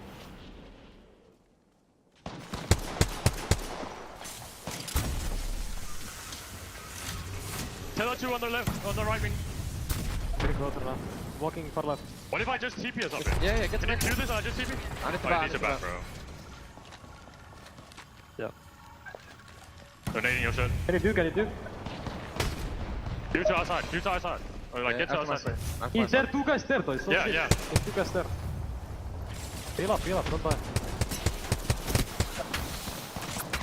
Crack them, I'm pumping bad and then we can TP on them, okay? Pump back. 2 bad nade. 20 plus, Okay, you have to make a TP, bro. Yeah, come to me. You're not bad. You're taking so long. I don't have bats, I don't have bats. I don't care, just go. Go. Alright, go, ready? Give One us guy. that. Ash. One is killing. Nothing. Finish off. Pick up. No. Oh my god, man. Why are you taking so much damage, bro? Like, fuck me. Alright, so Dory defend their spot. We see the Maggie Ball unfortunately coming back at their own team. Sometimes can be a little tricky to, avoid the bounces here. Need to practice their marbles. Will they keep their marbles? Who knows? Let's see. They're playing for all of them right now as Team Nemesis. They had a choke to themselves, but now they push over and take out Dory for what they are just about to see is actually the much more important choke, and this is huge for Team Nemesis. Yeah, if it isn't the 3rd party, then the 4th party comes in at perfect timing now. They can come up, Team Nemesis back away over to the other side to reposition and take a much more wider spread angle. Before VK now back away, they also have to make sure they look to their 6 because F9 could walk in if they want to give up that spot, but they don't have the information on where that next zone is pulling. So even better for Team Nemesis to hold it down. We see squads falling in the lobby between Virtue and Take Flight. 13 squads left, and Weekend had given up the opportunity to time that 4th party. Rejective just full centered onto Rival Esports. It's a rotation far out of the zone here, but it will capture some KP for them and actually put Fafa 5th on the kill leader status here. So 4 KP for him in this game. Looks like Riddle Order are coming for them as well, though currently sitting in 20th place. This is a little bit of a chance for them to reverse those fortunes, but no. It's actually going to be Rival Esports getting out of there. They've got a Void Nexus set up to get them much closer to the zone. But still, so many teams are sitting outside in Fragment, in Ghost Town. No one's really made their way up towards that mountainside yet until now. Yeah, now that's when they actually get to see it. They'll have to start making moves eventually in 10 seconds as Team Nemesis now defend their spot. Wave up another team before utilizing that Ash Portal. O2 now move up to try to find that opportunity. Looking at F9, looking at Team Nemesis are still holding it down on the south side. Yeah, I mean, that was risky from Team Nemesis. They actually leave their spot there for a second just to search for a few KP. I'm very surprised that another team hasn't gotten in there, taken that spot away from them, or made them pay for that. O2 Esports, though, they do follow up and sit in the choke to the side. This will be a good spot to pick up some KP, but it's going to be tough to stick it out there for too long. We can say that for the other 6-7 teams that are still stuck in Fragment as we see them desperately trying to flee towards zone now. It is important to know that nobody got the Mythic bin, by the way, within this lobby. It's actually in the zone right now by the Vault Tunnel. Now F9 holding the middle of this zone while Rival Esports slide in with a P20s to get 2 knocks already. Trying to run from that zone, but still in the line of sight of these players. The nice little wraparound is fine. They were able to get the shield swap immediately afterwards, but they're getting gate capped by the teams that were waiting underneath the tracks. Also Pioneers looking at Rival Esports still staying alive as a solo. This is so silly. We've got like 6 teams playing around this little piece of mountain over here near Fragment, while Team Nemesis and F9 Icar just sit there by themselves. O2 Esports also just, I think, try to sit on one little rock with a little bit of cover to themselves. Obviously, that spot within the bins there where F9 Icar is sitting actually will be okay. It won't necessarily have the high ground, but you've got cover from more angles. And you're able to put down the Moby respawn beacon. So you got some extra cover by the trucks. O2 try to send it though. They saw the rat that was left from Pioneers on Isigeki. Looking to try to punish O2 for trying to get aggressive, considering that they were that duo, and they do succeed. O2 get eliminated. Nemesis get even more KP from this, as they still hold their position behind the Rampart amp barriers. Was the King rocking the Gibby. Hopefully they can hunt down the last 2 members of VCAN, who, as we scan over there, you can see actually quite split on the western side of the map. Nemesis trying to just make some inroads against F9 here. I like this. They are obviously the 2 teams who have the best chance of winning this. And as Nemesis get pushed out, as this next zone starts to close in, actually, sorry, the one after, they will be at a disadvantage as their cover is removed, and F9 will be able to sit there for longer. So it is in the interest of Team Nemesis in being proactive and taking this fight early. Trying to find that opportunity when you still have 2 squads making their way into that zone behind F9, right? And you know that F9 and Nemesis are 2 teams that have that catalyst available to them, while VCAN only have the Mirage alive. Sigeki now move up, 4 squads left. Sigeki trying to make their move right behind F9. The solo that is from VCAN are now rotating off to the side of Team Nemesis while they're so fixated on this fight. You could already see the catwall that was brought in. Oh, King goes down. I think he just used his bubble, so they don't even have that chance to try and grab the reset in that way. Currently, they're just using rampart walls to hide behind. The other teams don't want to push him, though. It looks like F9 are too scared of taking too much damage from Nemesis, so they're not willing to push that, even though they've seen the Gibby go down. If anything, you have to consider Nemesis having that Rampart really makes a difference comparatively to F9 having that Watson instead and that Gen to work here. So one member of Team Nemesis goes down and tries to cause some chaos, while the other 2 anchor from the high ground. Now that things are kicking off, they're going to come and help him. Team Nemesis finding the opportunity with Isigeki, putting in the pressure onto F9 instead. Here you have the Rampart taking out the Sheila. Isigeki, though, are diverting their attention right behind them because Nemesis are holding such a great position. They knew that was a game-winning position that they could hold, and it's just the solo that is F9 that is left before Team Nemesis clear out this lobby. Yeah, this is the kind of stuff we're expecting out of this team as they are going to waltz to a victory here in match 4 as they're just trying to chase down the last member of F9 who wishes he could isolate them in 3 1v1s, but they're not going to let that happen. Congrats to Team Nemesis with a very cute plushie there. I kind of want one of those. Cute but deadly maybe because, I don't know, double-digit KP, they were popping off. Remember, they had fought to hold onto that ground. Perfect timing for them to third party and move in and take that position. They knew that was a game-winning position for them too, right? You have the high ground advantage, you're looking down at the teams. The fence that we saw F9 sitting in was a great spot, but still, with all the spots coming out from Monument, Fragment side, you know that that's where a majority of the teams are gonna collapse on you. I think F9 might have been able to play that a little better as well. We saw them trying to just hold on to that very central spot, but they weren't pushing anyone else's buttons. And, you know, they did have a chance to just clear F9, sorry, not F9, the 3rd team who was left alive there.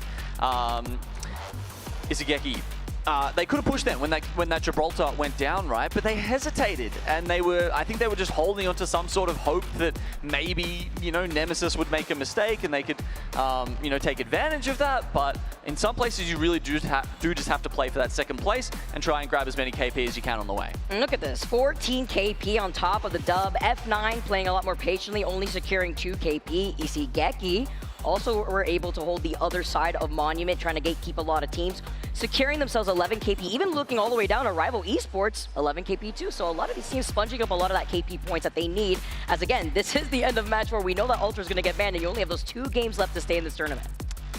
Look at our top performers across that game. No surprises, a lot of Team Nemesis faces popping up there. 7 kills for Zuni, 6 assists for Remix Power. And 2.4k damage there for Zuni as well. They won't have access to Altar anymore, as you can see, joining the other 3 banned legends. And having a look at the overall leaderboard here, you've got to remember this is the elimination bracket now, right? So bottom 10 teams are going home. ROC currently in the bottom 10, sitting on 15 points, which is quite a while behind the leading teams. Of course, they only just need to make it into that top 10 to stay alive, but it's looking tough for some of those teams who haven't put the points on the board just yet. Yeah, you also have to consider Riddle Order, Reject out here. It's looking pretty tight looking at that bubble, but we still have 2 more games to go, 2 more games on World's Edge, and that's coming to you on the other side of this break.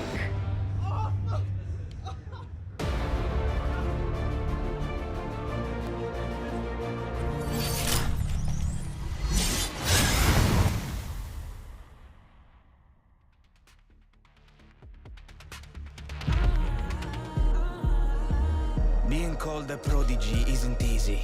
The pressure, the expectations. Nah, I'm just kidding. I was born for this. And yeah. The future is here! Are you ready? I've got endless determination, a lifetime of practice, and a total lack of media training. Success, they don't come overnight. Just watch me put up a fight. Locked in, I'm feeling cold as ice. Let's move. I don't know how to slow down. Found my target. Time to say ciao. Doing work on a holdout. It's looking like it's a blowout. More eyes on you means less on me. Putting in audio with top. Making my way up to the top. Sing it out. The first in line, the next in line. I can't deny I'm in the games, I'm on your screens, and now I'm on billboards? Oh, check this out. Che figata. It's looking like it's a blowout. Putting in audio with top. Making my way up to the top. Coming in hot. The first in line, the next in line. I can't deny. Later, champ. Here I go. Do it again. Surprise. Woohoo!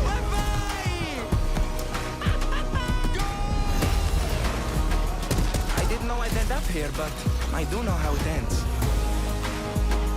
Yeah! I've heard losing builds character. Let me know how that goes. Been waiting my whole life for this. Yeah! Been getting so right for this. Hey! Been waiting my whole life. Hey, ragazzi, we did it.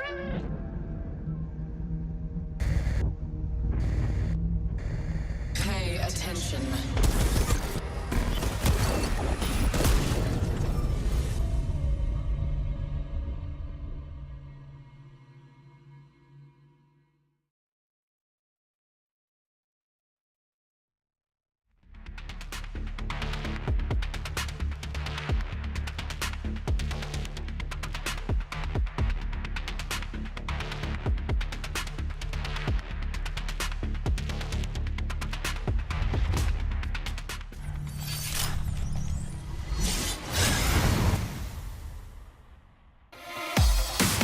Welcome back, everyone. Shout out to one of our sponsors, Alienware. Alienware's legendary Area 51 desktop is back as Intel's highest performing desktop yet.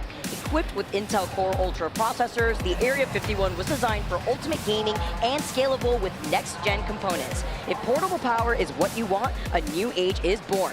The Alienware Area 51, 16, and 18 gaming laptops are made with silicon components and can deliver up to 280-watt total performance power. Try out the Area 51 desktop here in the venue or scan the QR code for more info at Alienware Arena. Well, if anyone's been scaling throughout this series, Vicky, I think it's been Team Nemesis. They are powering up with a big win in that last game to put them all the way to the top, even over the top of Danish, who started off with a dub back-to-back. It's been crazy to hear to see that back and forth within our top two teams. Danish, Nemesis leading the pack, and then you look at the bubble being 17 points. ROC sitting at 15 points in 11th. You got 2 more games to go here on World's Edge, and we say goodbye to Alter in our Legend pool. Yeah, I think it makes it a little easier for some of the teams who are just trying to sneak into the top 10 when you've got a couple of teams, you know, getting a lot of points, amassing a lot of those opportunities. It does mean that the cutoff tends to be a little bit lower because it's when you have a tight lobby, everyone sort of sticks together and then the point total might get raised. Can we talk about, by the way, our winners of our previous 4 games, like double-digit kills? You look at that damage output. It just keeps getting bigger and bigger. I mean, of course, match number 3, we saw BBL come in with 6.2k, Nemesis with 5.2k themselves, 14 KP. I want to see this keep ramping up out here as, again, we have 2 more games to go. Our elimination bracket, the final chance for some of these teams. Yeah, exactly. The final chance. I mean, I guess when you're looking at other lands, you know, it was the, was it the end of, no, actually it was the end of day 3. No, sorry, throughout day 3 where people started going home. So this is, you know, obviously we had a few teams go home yesterday, but today is the day where the bulk of the teams get eliminated. I believe it's 80 teams out of our, you know, 140 plus teams that get eliminated today. And that's why, you know, I think when we saw Lace over in the pit earlier, she was saying there's a lot of solemn faces over there because this is it. This is the end of ALGS New Orleans for, yeah, more than half of our teams in this tournament. It's a give and take when you talk about the Open. So many new faces, so many opportunities for these up-and-coming players. I was hearing some pretty colorful language, honestly, in the back, you know? Some frustration coming through for some of these squads, and understandably. Now, let it rip. You know, I'm always about it. Especially seeing the passion from a lot of our squads, the passion that we saw from Team Nemesis holding down a great position in that final zone up on top of the hill, calling that out. Just waiting for that Vicky Kitty listening. Listen, hold on. I may not be able to be up here next time if that happens, all right? I'm just going to give the warning right now. At least I'm honest. And we are going to be going down south this time around on World's Edge. Yep, okay, zone snaps. We're going towards Tree. Potential for a pullback towards Harvester, the highway area, maybe even the train station near Thermal Station. We have seen occasionally get some love, but it would be fun to see a tree zone. Do we have any Gibbies still here? Yes. It looks like our one Gibraltar player from the last game is still on that, so I was just thinking of the very niche case in case the orbital bombardment comes out and it's been so long since I played Gibby, I forgot that it doesn't go through the leaf on top of us. Yeah, and also, like, I mean, it's pretty good to consider, though, at least what you were talking about, Gibby, because, right, we banished Crypto to the Shadow Realm after game number 2, so you have opportunities, but the same thing could be said about Watson, right? But instead, I'm seeing 15 Ashes. Yeah, actually. 15 Ashes in this lobby, 10 Bangalores out here. Catalyst was 7. Remember when there was the outcry to change Bangalore's ultimate? Because we were like, nah, it's too similar to Gibby. You know, we need to find her a different identity because you can't take the smokes away. It feels like smokes are Bangalore. But the ults always did feel a little... That was forever ago. I remember that. Yeah, well, then they just nerfed her about 6 times in a row, and now she honestly feels kind of balanced. Like, genuinely, though. I agree, actually. We're seeing her get banned out maybe Game 5 or Game 6, you know, which in some series, not all of them, which would suggest she's maybe still, like, I don't know, the 7th or 8th most powerful legend in the entire game. It gives you that makeshift cover, right? And then, you know, when we see the fuse being implemented, no Bloodhound really, very rarely, and then the Seer 2 also coming in from left field sometimes from some of the teams that may feel more comfortable. But obviously, I feel like we will see that fuse more often than not with that mother load. She really comes in clutch, too, especially when you don't also have a catalyst to work off to reset. Yeah, I'm actually surprised there's less fuse in this lobby than... Yeah, there is less fuse in this lobby than I would have expected. Only a couple of pickups there compared to someone like Bangalore. Anyway, here's the Gibraltar we were talking about. He's a walk-in fridge, but he's done it. They've actually managed to get the fight win there. And now they've got Thermal Station all to themselves. Everyone else piling into tree. So, you know, we were saying maybe a Harvester angle, maybe a Thermal Station angle. No one really believing that right now. Certainly all the early teams have taken the tree opportunity. Oh, but Pioneer's trying to take an early fight, but they were at an Evil Shield disadvantage there too, right? It doesn't look like they had maybe an Evil Harvester within their POI and trying to take that fight early. Has not worked as a double-edged sword. Pioneer's trying to run away from VCAN. And gets the next knock. Pioneers now just down to the solo.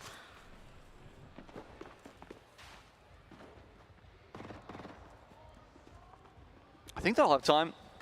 If they can actually work out where he's gone. No, he's actually scarpered all the way to the west. Might get a reset off in Mirage à Trois, maybe Lava Fissure, but it's ROC or Rock coming down through there. And as they continue southward, they'll probably see that res get popped by Pioneers, if that's the case, and take him out. Actually, might just run into them straight as it is. But over here at Harvester, we've got Reject. Oh no! Does not think Mia Knightley is outside that door, and he is just going to get Jason Ada for free there. For free?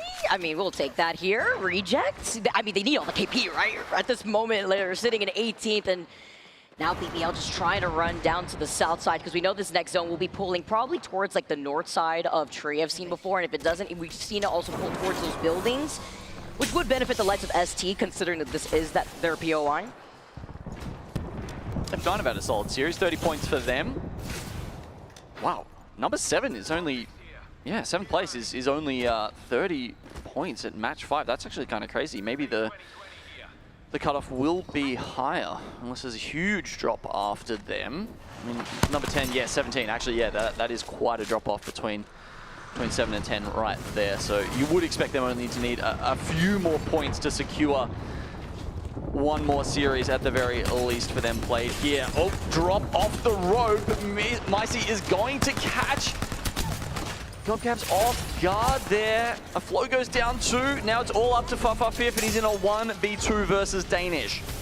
You're gonna have to take a 1v2 though. At least a pretty good building to work off of, but doesn't even want to take that risk. Rival's gonna try to run away while Danish are able to get the reset. An isolated fight here over by Stacks, but we do know that Big Mod had provided that ring console, that survey beacon too, so also being able to play around objective.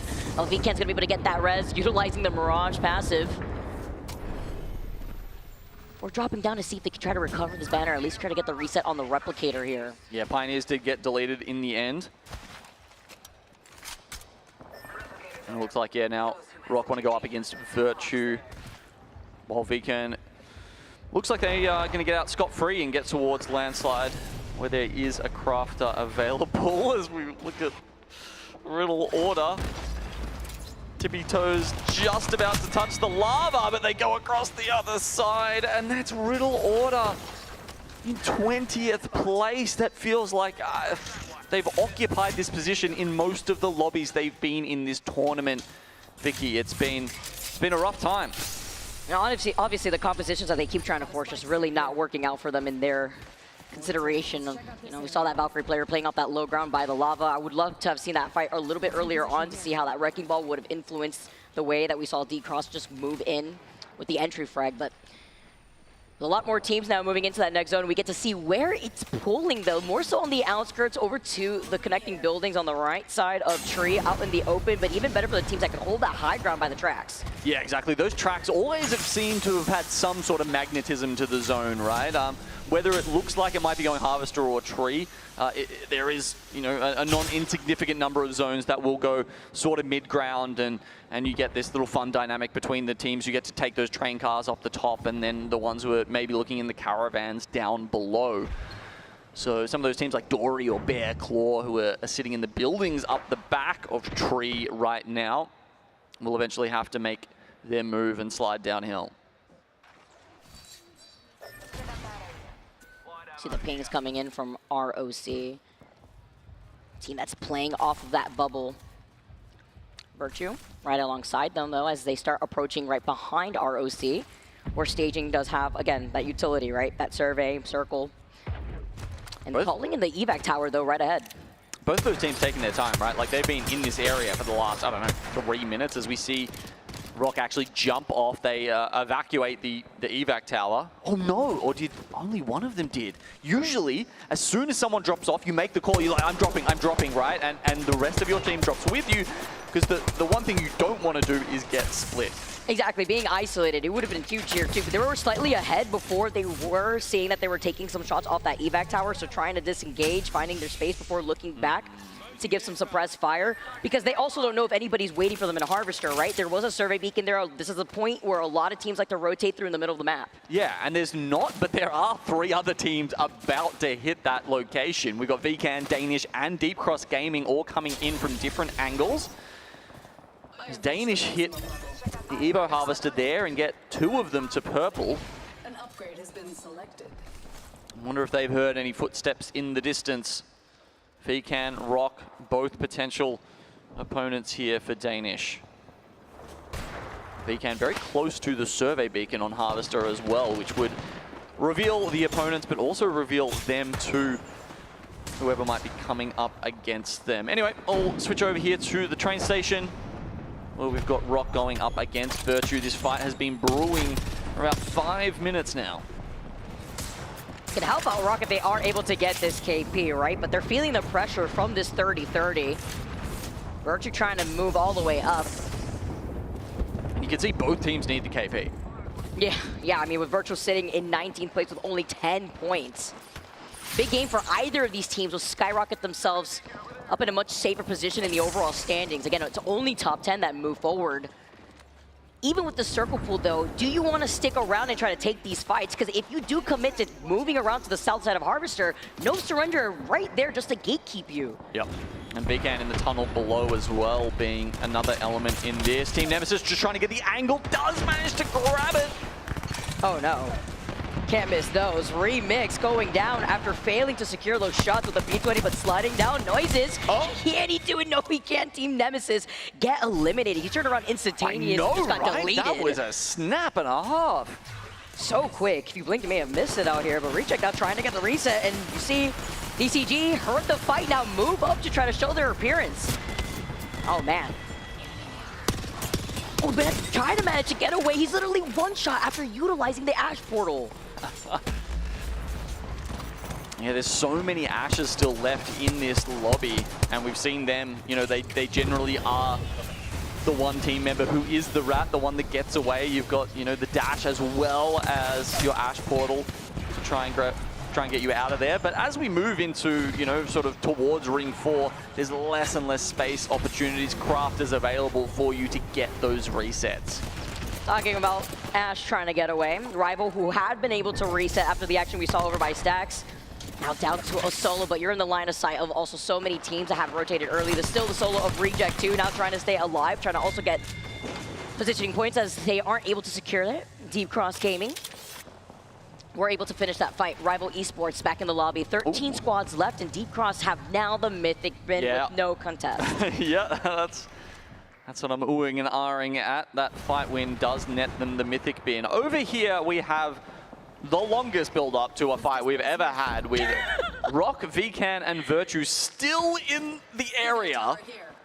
But as they pull closer, there are a couple of other teams potentially going to take a piece of this. It's Soten Gets a piece taken out of them by Bear Claw Gaming. The zone actually pulls away from the tracks, by the way, and back towards the tree. Towards these buildings. No, not these buildings. The one a little further down. The one you can see F9, just down the hill. They are center zone right now. Oh, wow. ROC have flown their way over to a difficult position that we've seen before, over to the north side off a jump tower, and now deeper into that next zone, but not where the zone is going to be pulling, just on that platform here. Yeah, and with some casualties, yeah. They've lost the fuse, though.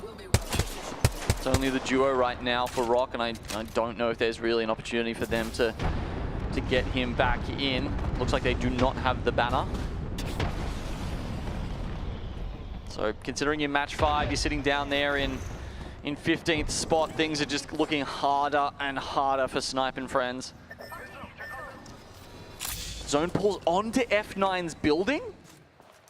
Okay, so this actually is a bit of a classic zone where you have, yeah, that lower dome circular building with F9, and then you have the slight high ground above them with a little bit of a ditch in between, right? So Bear Claw will desperately want to hold on to the spot near the silos there, try and fortify that position, and then you always get this last bit where the team inside the building, F9, they'll just turtle for as long as they can, and then eventually they'll come out of those doors and take a late fight. But it really can be a struggle for any other teams trying to get into that area. Oh, but taking up onto the high ground, maybe with an Ash Portal right here, is on the other side. Deep Cross Gaming just trying to hold it down. Looking at Danish before they drop down. They were able to get that knock. They want to capitalize off of this. Remember, they were able to get that Mythic Pin earlier on.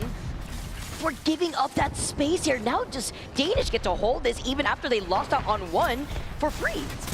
Gold EVA 8 in the hands of Chisu. One of the interesting differences we have seen, some more of the APAC teams are picking up the EVA versus the P20s. And you can see in the right hands, it will delete you faster. And while all this fight was happening over on the outskirts of Lava Siphon, ROC were able to get that res. No way. They were able to get the res, and they also stopped the fight, leaving Danish alive. I think it was a super late crafter spawn. Last time I looked at the map, that crafter wasn't there. So I think they've actually been very lucky to have a crafter spawn near enough to them that they're actually able to craft the banner. They are able to get the finishing blow to one of the members, Isigeki. Still with Evo shields, though. They have all the bots to try to reset if they can. 9 squads left, playing for their lives right underneath tree. But looking at the 2 teams right to their north is No Surrender. Last member of Danish. Isigeki also down to, looks like to be the solo. Yep, they find that last member of Danish. They take them out. 8 squads left now. Okay, this is a really important fight here. DCG versus BCG. And both of them fighting over that silo position, I was saying it is probably Godspot in this particular game. Chisu is going to put out the drill. Doesn't find anyone. Wait, but if ROC timed their third party on this, this could be extremely important in a high ground position that could actually allow them to win this game, especially with only 1 member of Deep Cross Gaming alive. And there's knocks on both sides. I think it might have even been a double knock for both. So ROC, there's no better time to get in here. Had they seen this in the kill feed, if they read it correctly, can they push before the resets happen? But they're playing this so safe, even if they know how much health that player has right there. They got the crack with the tether, as you could see, from Snipe Down, but also feeling some pressure from the teams that are looking at them from tree. It's just specifically No Surrender, but they want to be able to win this fight, cover this space over to this north side. DCG, the Ash player, once again, is the rat to get away, but BCG get the reset. And you can see even now, I don't know if they don't even have a med kit to pop. You can see how low they are on health. ROC had the best shot there to just win the game outright. But I wonder, if you're in this position, right, you had a terrible tournament, your mental is not on right now, you're hesitant, you don't go in when you need to. And you had lackluster loot, you just res a teammate too, and you were trying to run, you're poking for such a long time with that previous team earlier on in this game. Now No Surrender walk up behind Bear Claw, another opportunity for ROC to look at this and try to take some shots. Deep Cross, the 1 solo still alive on the other side. They don't want to ignore this here as ROC now lose out on Vaxlon. Yeah, and No Surrender, I think they might have killed the Mythic Fin team because they've got the Kraber red helm here, and I can tell you what, they're a team that will not hesitate if they get a sniff of it, a chance. BCG do go down as well as DCG with no surrender now staring across at Rock. There's 2 teams inside the building, or at least around it. Let's have a listen to Rock and see if they can close this one out with 4 squads left.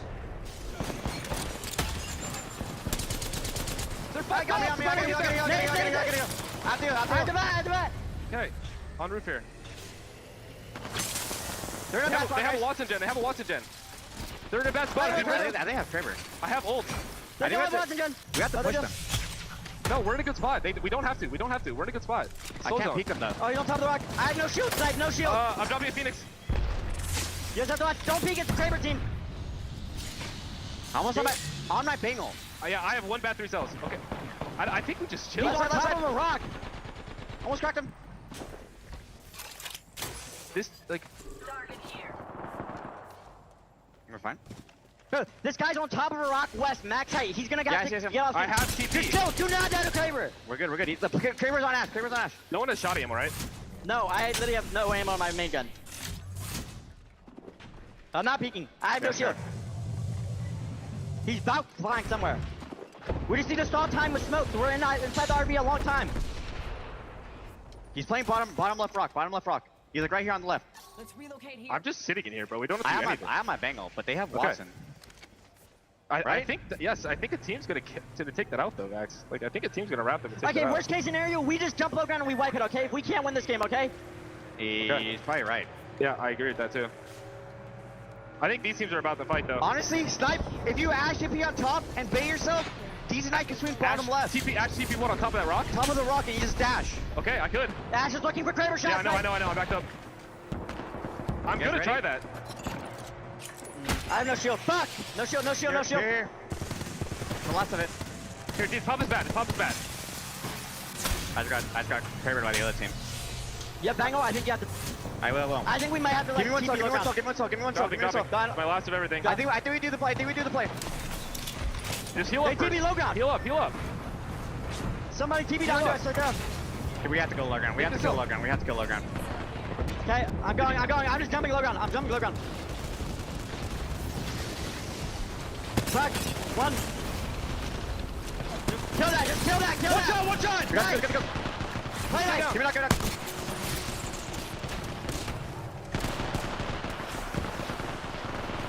Come back. Come back here. You can come back to us. Come. Let me. The desperation to jump off of the high ground. You heard them saying if they weren't going to win this, they had to give up the truck. No surrender now. Hold the high ground. They shoot down at F9. They shoot down at ROC. And no surrender are your Game 5 winners. Great patient play and the pressure with the Kraber. As you could have heard ROC's comms talking about don't peek. They have the Kraber.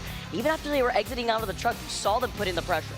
Yeah, but you know when a Kraber's less good, Vicky? It's when you jump straight at their face. And that's why I don't agree with that decision to go down the bottom. I mean, they had 2 options pretty much there, right? You could fight the team down below, or you could fight no surrender and then play for high ground for God spot. So I really think they could have sent no surrender instead, let the teams down the bottom perhaps fight that out a little bit.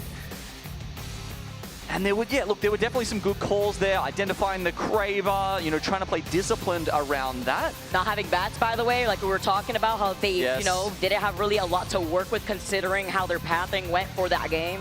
Yeah, but I mean, if you're going up against a team that's got Kraber, most likely you're going to grab some armor swaps and some bats out of their boxes, right, if you really need that last minute. So, I don't know, it seemed similar to that decision where they didn't push BCG earlier on. Where they have just been a little hesitant, and now, points have gone missing. So look, grats to them for getting that reset mid-game. I mean, considering how long they were outside of the circle, it was a bit of a miracle they made it that far into it.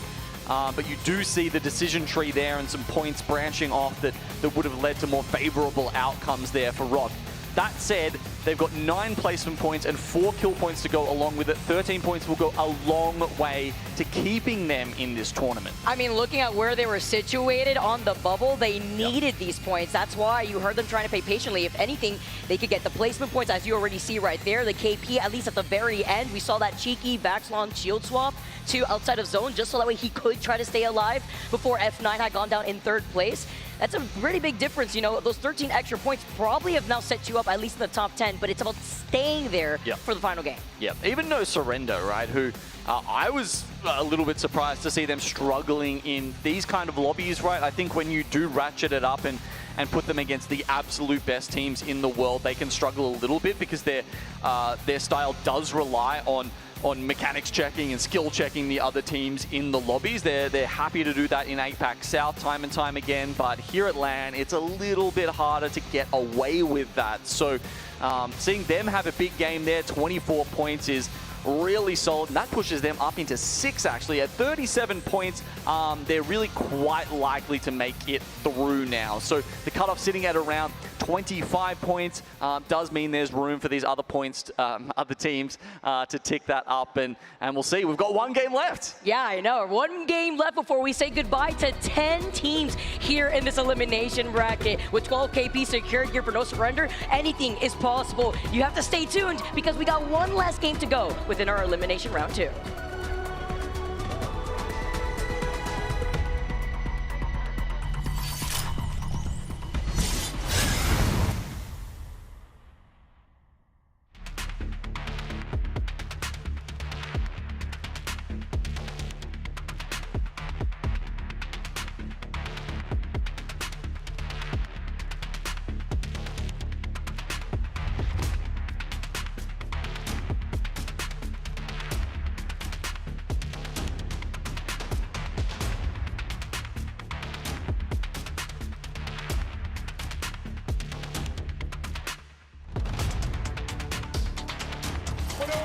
Trophy. The crowd makes some noise because this is the ALGS.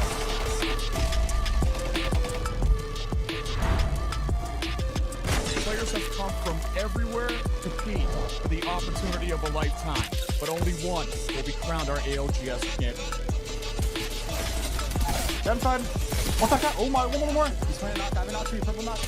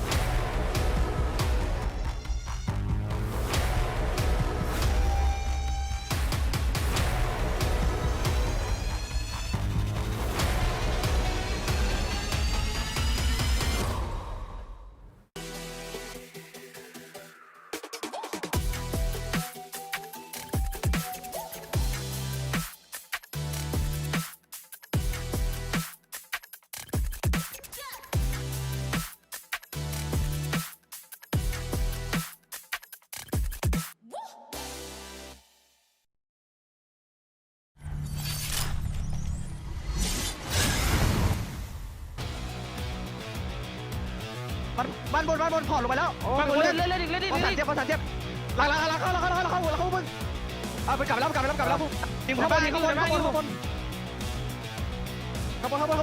ได้อีกตัวได้ตีท้าย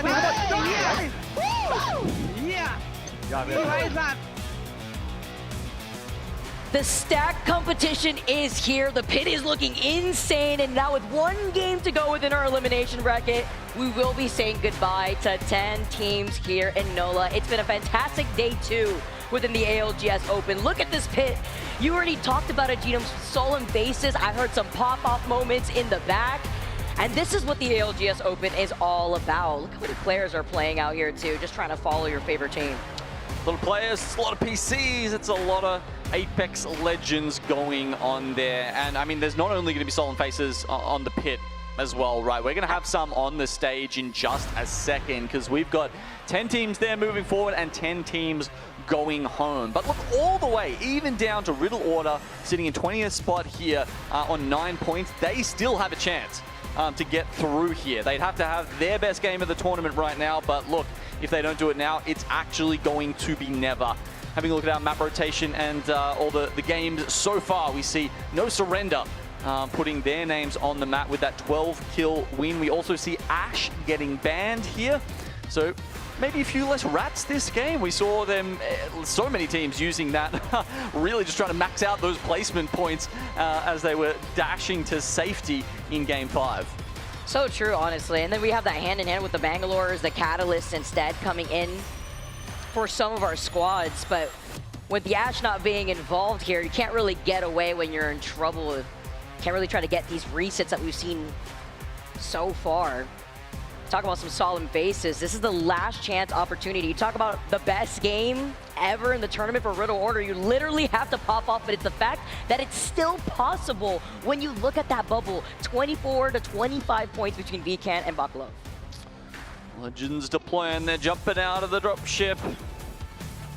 And yeah, look, we're looking at Riddle Order. I mean, they haven't chosen a composition that necessarily says we're going to run the rest of the lobby and pick up big numbers of KP here. They've gone with Valkyrie, right? They're not the only ones. There is maybe 3 or 4 teams who've picked that up and are looking to Valk ult into zone, maybe play for that, you know, 3rd or 4th beacon. What you're hoping for in that instance is a pullback where you've got some spots that are unoccupied by the other teams as, you know, you get a shift that's unexpected and then you can just slam a good spot, a god spot, and use that to fight your way to victory. But it's, look, it's not a certain way to play Apex. Not that there is a certain way to play this game. Right. You know what I do think is really interesting is the amount of mirages now that we see in this lobby, kind of taking over that support role. Evo harvesters are now available. No Newcastle, obviously, but it's just the fact that you opt for that Mirage, right? We've rarely seen that Lifeline. We see like that one-off Gibby. Yeah, a couple of people were picking up Lifeline, but yeah, as you say, few and far between. Whereas, yeah, Mirage, I was having a look through the perk choices before, Vicky, as we see that the ring is going to be up towards sort of epicenter here. And Mirage's level 2 perk choice is actually one of the most one-sided ones out of everything, because Renaissance Man, the perk that gives him access to all class passives, but he doesn't get the Evo for it, that's all. But it does mean he can scan a survey beacon, a ring console, he can open support bins, assault bins like this one right here. It's just such a useful tool that it's almost like a 99% pick rate for that. And a man of many talents, we already know how Puppy Mirage could be sometimes. No Surrender, though, looking at Dory, who are on the other side. Oh, he literally looked for 2 seconds. G7 took his head off. Yep. Now as Dory move in, but catching them slightly off guard, leaving themselves out in the open, shows trying to close in that gap, gets the next player down. Dory trying to make a statement. This is the type of game that you need, though, if you're Dory sitting in 18th place with only 16 points. Oh my god, puts the Watson gen down just to block some bullets, and it actually works here. As Dory, they back off for a second. They are thinking about playing this one safe and getting the res themselves. No Surrender, don't necessarily need these points. Dory definitely do, so they think about playing it safe, and they'll eliminate No Surrender. Peeking that was rather brave, honestly, especially when you were so low. Very unfortunate. No Surrender now out of the lobby. Pioneers have heard this, though, and you can see charging up the 30-30. They've only got the 1x on it so far. Doesn't matter. Still managed to grab a hit. First look at damage there on the Pioneers. They're going to take a higher angle, but they're not actually going to push this. It looks like the Pioneers do have ring information. They can see that they're just on the lip of the second circle here, and gives them a choice whether they stay here and gatekeep or continue to move on. I love the desperation that we are seeing from these teams, right? Final game, risk of elimination, and our bottom end squads are trying to play aggressive. So this is what you could expect, but then you could see the confidence kind of wane a little bit when you see that these teams don't like that trade, or they could suspect a third party coming in. Between Pioneers now moving away, looking behind them to make sure no one's coming out of the tunnel, Dory now being able to reset fully over by Landslide. Also imagine how these survey beacons are going to help put into perspective which teams are within a vicinity, which fights can you take. ROC looking at VCAN and getting that lovely knockout here too with the G7, just as quick as VCAN is trying to get away now, trying to run for their lives, considering that they're in 10th. Exactly, they're on the bubble right. They are the bubble right now at 25 points, whereas No Surrender, who went out with 37 points, very likely to be making it through to the next elimination round. So VCAN, they'll go for the reset. Mirage, the one to go down for them, which makes it a little harder, but regardless. Pioneers, 17 points. No, they probably need to add a minimum of 10 here to look at going forward. But they picked up a good spot. I like this. Playing Grandma's house means teams rotating in through Skyhook have to go through them. There's even a potential of a pullback towards the train station here, in which case they would be very well set up in that building. That said, you know, having the Catalyst instead of the Watson makes that a little harder to play from, but, you know, it's doable.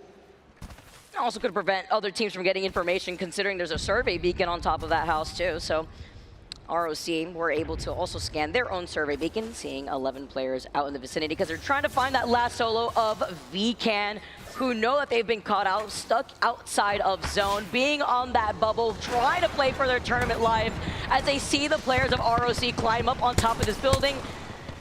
All right, they're going to be able to phase out, but for how long are you going to live? You're going to try to take them all the way deep into zone until you are taken out. ROC continues to try to secure their placement, considering that they're now in 9th place with 30 points. All right, yeah, 2 kills so far for Rock.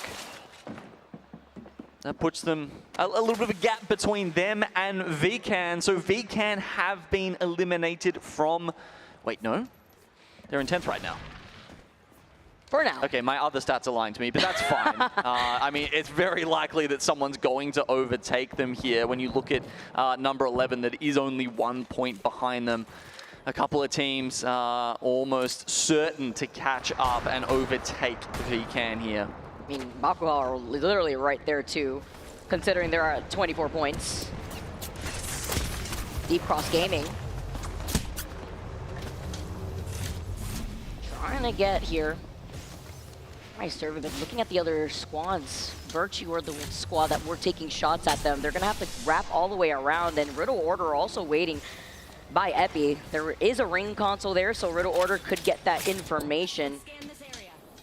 Still fully alive as a 3-man squad too. It's important to note with Riddle Order, since they are in 20th place, they haven't really been able to secure that KP, holding 9 points. So it goes north. Or the north here, maybe. Still great position for Pioneers too. This is a tough one, actually. I'm having a look at this and I'm like, I don't know where that's going next. I've seen it pull towards Pride Rock up to the right side, out in the open. Now, whether it will commit there or whether it will commit towards the open area is another story. That's by the fence line north of Monument. Near the little tri-bins, or? The tri-bins over to the behind the big rock that you could kind of hold behind the banners, yeah. Or do get a knock here, but they get the trade. Oh, looks like they are able to secure holding that middle console. Virtue now slide in. They're not the only ones, right? There's another team out in the distance with Deep Cross Gaming not liking the situation, rotating all the way to Survey Camp where there is a replicator, and we know that Rock are also in the tunnel exiting out of Skyhook. Heaps of teams over at Epicenter right now. A couple near Landslide, a few in Skyhook, but really this is where the action is as Riddle Order get eliminated in 20th position, solidifying being the bottom of the barrel right now. So sad to see this team has done some awesome things at LAN before be eliminated. Our first official team too, right? Rival Esports don't want to match them.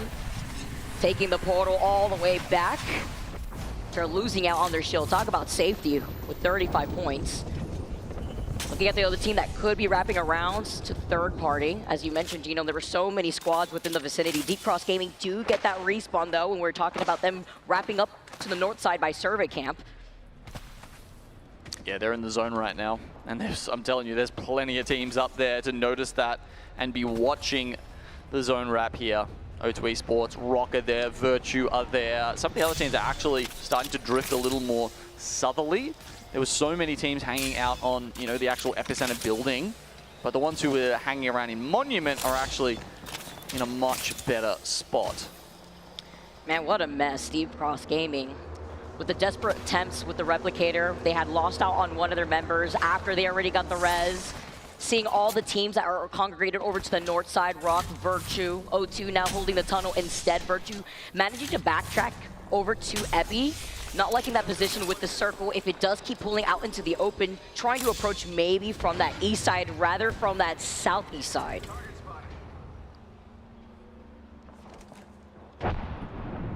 Yeah, next circle pull will reveal to Pioneers that Grandma's house is no longer in, so they'll have to find another home. TCG, as we said, I mean, yeah, so many teams just having a gander at them. Playing out from Survey Camp, and as soon as the ring closes, the zone starts to tick even harder. And looking at Chris's backpack, there's not a lot in there to keep him alive, Vicky. It's rough out here. He's actually, he's going for the crafter just to get a med kit now, I assume? That's literally a last hope there for DCG. It's either the med kit or the manners here. You have to decide. Probably the med kit, right? Because you want to be able to at least stay alive for placement if you're desperate.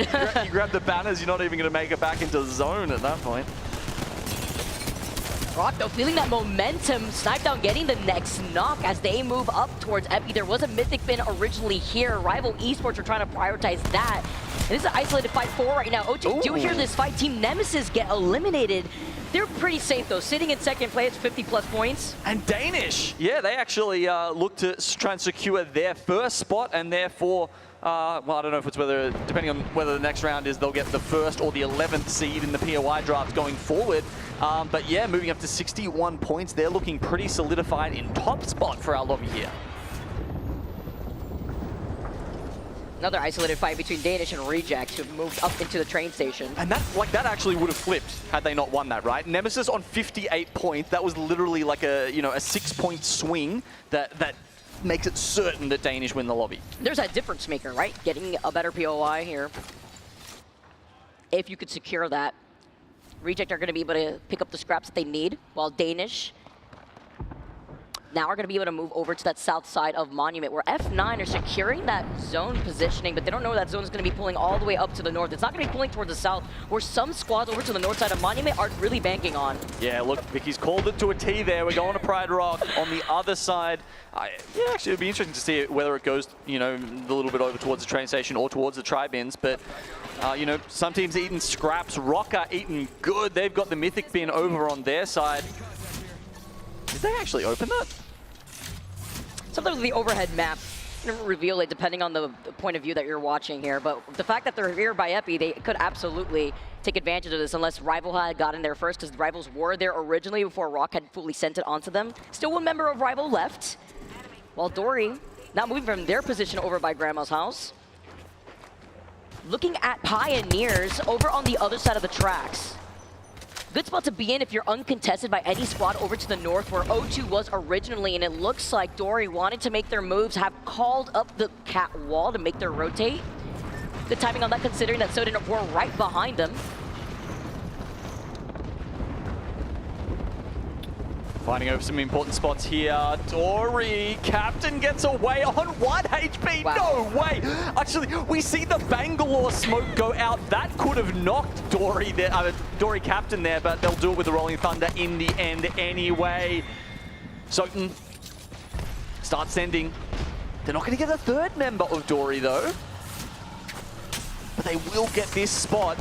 Now they just have to worry about O2. There we go. Scout shots start ringing out towards them. Soden actually may be helping out Dory as the solo just for a little bit. You saw those G7 shots as Soden was looking at that one member of O2 that wanted to try to take a fight on that 1v1 versus Dory. Rock, by the way, were able to get that Mythic bin finally. It was left open just for a little bit, but the circle completely shifting over to the Pride Rock, looking at all the teams that are going to collapse on each other over to the south side once they have to funnel outside of these buildings in Monument. O2 just doing laps around this rock right now, but there we go. Maybe they're like, oh, did I hear some footsteps? Yeah, you did. That was Dory, and Dory have gone down, and they've gone down in 16th. That's the end of the tournament for them, Vicky. As well as we lose, I think there was another APAC North team, Ikigeki, but yeah, no, they're going down in 3rd and 4th as well for O2, but likely enough points to stay in. Still eyes on those teams on the bubble. VCAN have officially gone out now as teams surpass them. Bakalhau being one of those.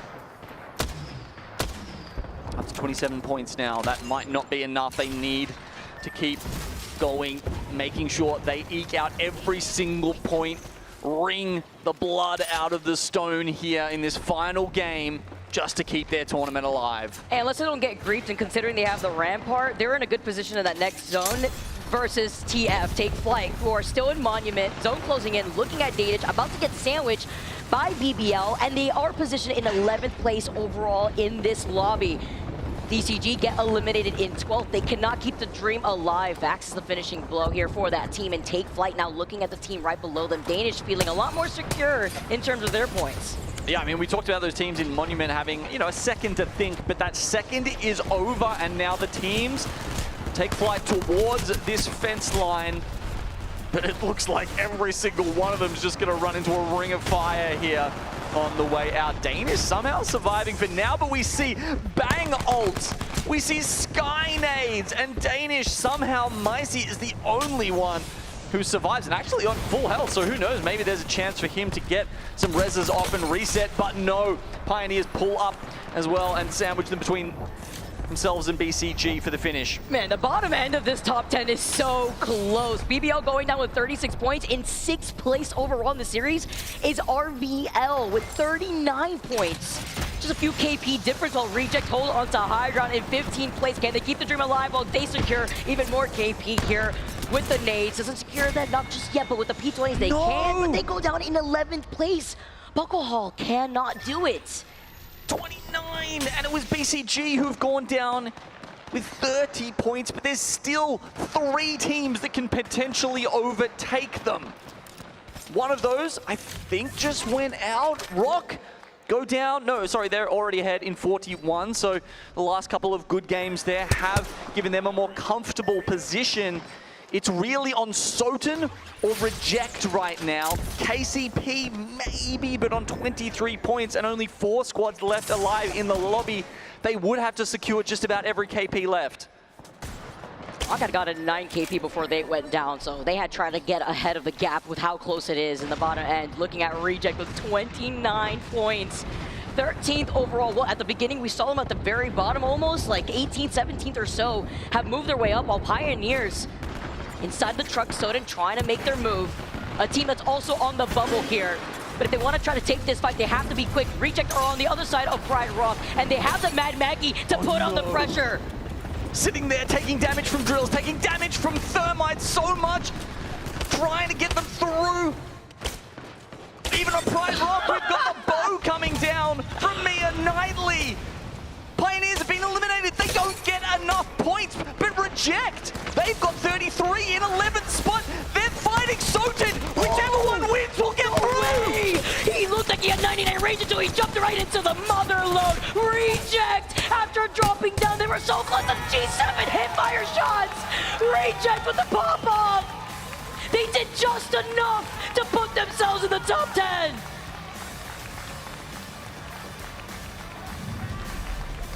What an intense finish, the last 2 teams. It comes down to them, and I think the initial pop-off from Reject was like, hey, we won the game, this is nice, and then they turn around to look at the coach, who probably had, you know, a better idea, was tracking the points to see whether they'd won or not, and they get the relief. Oh, that was such an intense battle there between them and Soten. that was literally the battle that determined which team was going to move on, because I believe that set Soden up for 11th place. Yeah. Crazy match 6 results out here. Reject taking the dub, 10 KP to their name, and Soden following up right behind 7 KP. Pioneers, another team. What an end game. That's insane. No, imagine being Soden and getting 16 points in the last game and falling just short of continuing on, of making it to the next round by... I mean, it was a couple of points in the end, but, you know, it really was. It was literally just that last fight. The scoreboard doesn't really tell the whole story there. Wow. Looking at the series results, BBL, they escaped by with 36 points. Look at the difference maker. Literally any of these squads, all the way looking down at even Dora, Deep Cross Gaming, a pop-off moment in that final game would have put them in the safety zone for our top 10.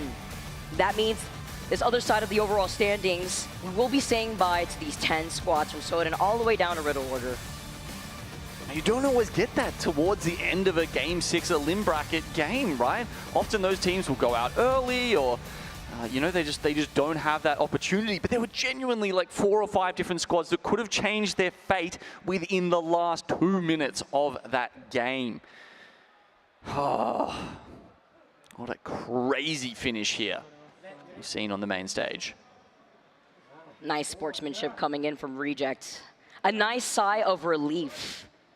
And a good game here. Shout out to Reject, keeping their dream alive, their tournament lives alive in this Elim bracket. Collapsing to the floor.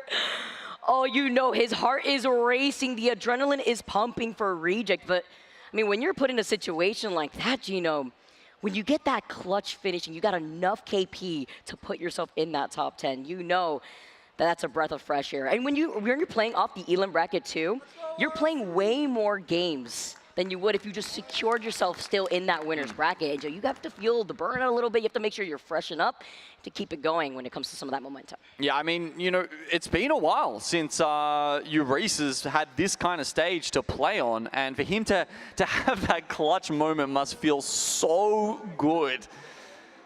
It's, you know, it was an interesting transition from him, you know. I think someone was talking about it earlier today about him, you know, learning Japanese, going to Japan, and then joining up with a full Japanese team. So cool to see that actually pay off for him here and have an unforgettable moment to go home with. And he's such a nice guy too, right? I got to talk to him a little bit in Japan, and it's just the energy that he brings here into the Pro Apex scene that is unlike any other. So to get that sigh of relief, you saw Mia K on the floor like, oh my gosh, we actually did it. This is what the ALGS Open is all about. All the stakes here in a double elimination bracket. I want to hear more from you guys over by the couch. I'd be just standing up and jumping out here because there you go. Okay, you look like you're having a great time out here. You know, we're joking about how these picks have gone. Dia has won twice in a row now with Danish, and you got to just hand it to Danish there. But also, you know, Ben is in the position of if he wants to catch up with Dia, he can't pick what Dia picks. If he wants to catch up with me, he can't pick what I pick. So now he's getting relegated to maybe his third choice here, and this is just looking bad. We are basically on the same team for predictions. You are still behind. You are not above me by so far. I'm on an island, apparently. No, you're just doing good things. So you've already, it's basically, we're not including it because she's already won one of these things. By the way, if you ever wanted to know what the points under our names were, those aren't just randomly generated, although they do look like that. They happen to be how many points each team we pick scores throughout the series that we've picked them. So for Danish, Dia will be gaining 65 points onto that big number. We tally it at the end, and that is our talent predictions, alongside Reddit, who is joining us as well. Long intro, but welcome back to the desk. Ray Day here, Lauren, and Zephyr Cass. Guys, I think that we just saw maybe one of the hypest finishes of the tournament there with the ability for this team we talked about, Reject, to finally come over that moment. We saw that moment not work out for Falcons just earlier. Now Reject actually pull it off, and they're still in winners. That is massive for their chances, Lauren. I mean, these bubble fights, not Gibraltar bubble fights, but these points bubble fights that these teams are having are always so tense. And we talked about you know, your race, the new roster at the beginning of that series and what they had the potential to bring to the table. Being able to clutch up in those final moments is one of the most satisfying things. I feel like for those players up on the main stage, when you know that last fight is what you needed and pushed you up to where you, I mean, that's what we're here for, and we're already getting it on day 2. I love that. Let's take a look at some stats from our winner, Danish, here on screen, because they absolutely performed in a way that was amazing. Zeph, walk me through what you're seeing here. Well, it's almost perfection, especially as they start things off here. While there was a bit of a blemish, especially going into games 3 and 4, consistency is the name of the game here when we talk about this roster. Long-standing history, I will say, in EMEA, form and come together for arguably a fantastic elimination round 2. They break my heart, I will say. They were not quite in first in the end. It was this last game where they put up the 8 points necessary to steal this one away from under the earth of Team Nemesis there. And by steal, you mean that they didn't deserve it, right? That Danish wasn't good enough, and that particularly Micey just wasn't up to par. You said that in the green room. You still stand by that? I've vouched for this man for so long. We talk about Vortex, we talk about prior rosters. Micey, oh my, that is so embarrassing. Micey, we're so sorry that he said that about you. Congratulations, man. Micey from Danish putting on an all-star performance. How you doing, buddy? I'm doing good. Thanks for having me. Oh, we're glad. You like the couch? Is it comfortable? It's actually so comfortable. I know, we get to do this. Is nice, right? Yeah, it is. Almost as good as the setup over there, or no? Was that better? Actually, I'm not gonna lie, I actually like the backstage better because I have to play with the in-ears. Oh, okay. Interesting. Yeah. That's actually an element to kind of set the tone for this. I want to ask you, obviously, congrats on the win. We'll dive into that a little bit. I'll let Lauren, maybe Ben, ask you a question about what happened. But I want to know, how are you feeling about this tournament setup? This is different than anything the ALGS has ever offered. What's been your takeaway after now most of day 2? I mean, I'm liking it. Like, everyone gets to go. It's, of course, good for the esports as well. And playing against teams you wouldn't normally play, like, it's a challenge itself as well. Yeah, the versatility. I mean, that's a huge element, Lauren. Yeah, absolutely. And you guys have been functioning really well with a lot of added variables this time around for this LAN, whether it's the new squads, the legend bans, the new maps. You guys handled game 1 and 2 so well. What was going right for you guys in those moments? I mean, we did a draft, like, based on we wanted to play crypto and stuff on edge. We picked like one of the strongest POIs for it, and we just did what we did good. We just fight and shoot. That's simple. That's simple. How come everyone else isn't doing that, Micey? I mean, it just sounds like that plan would work. I don't know. We just locked in, I guess. Locked in. Zeph, are you going to apologize here, or are you going to ask a question? Hold on. In fairness, though, to that analysis, you do kind of drop the ball a little bit going into match 3 and 4. Kind of give me an implication, because you're already leading so far coming off of those first 2 games. What kind of changes in y'all's attitude? How do you perceive the rest of the matches, knowing that you have this massive lead over all these other teams? Do you feel that pressure? Do you still feel like you have to perform to an extent? Or are you okay dropping an 18th? I mean, it's not ideal, of course. Like, we still did a lot of mistakes even on the games we won. But I feel like when you win games and have such a big lead, you know you're safe. Like, the pressure is off. I don't really like it. That's true. You know, I'm curious, Micey, let's walk through kind of game 1 and 2. I want to throw that up on the screen for you when we get a chance. I want to hear your perspective on the moments that we got to see on broadcast, because we get to have our stories that we tell about you, but you were there. So whatever you see, let us know what you were thinking, what was going on in your head in that moment within Danish. I mean, we just fight up for our side, and we saw the left team, for some reason, they didn't fight us. They went to fight on the other side, and in the end, it's a simple 3v3. And we played it good. We saw the Newcastle was split, and we just capitalized on it. How was Nemesis? You guys got into almost a lot of battles with them. You were fighting for first place throughout the lobby. How did it feel fighting them?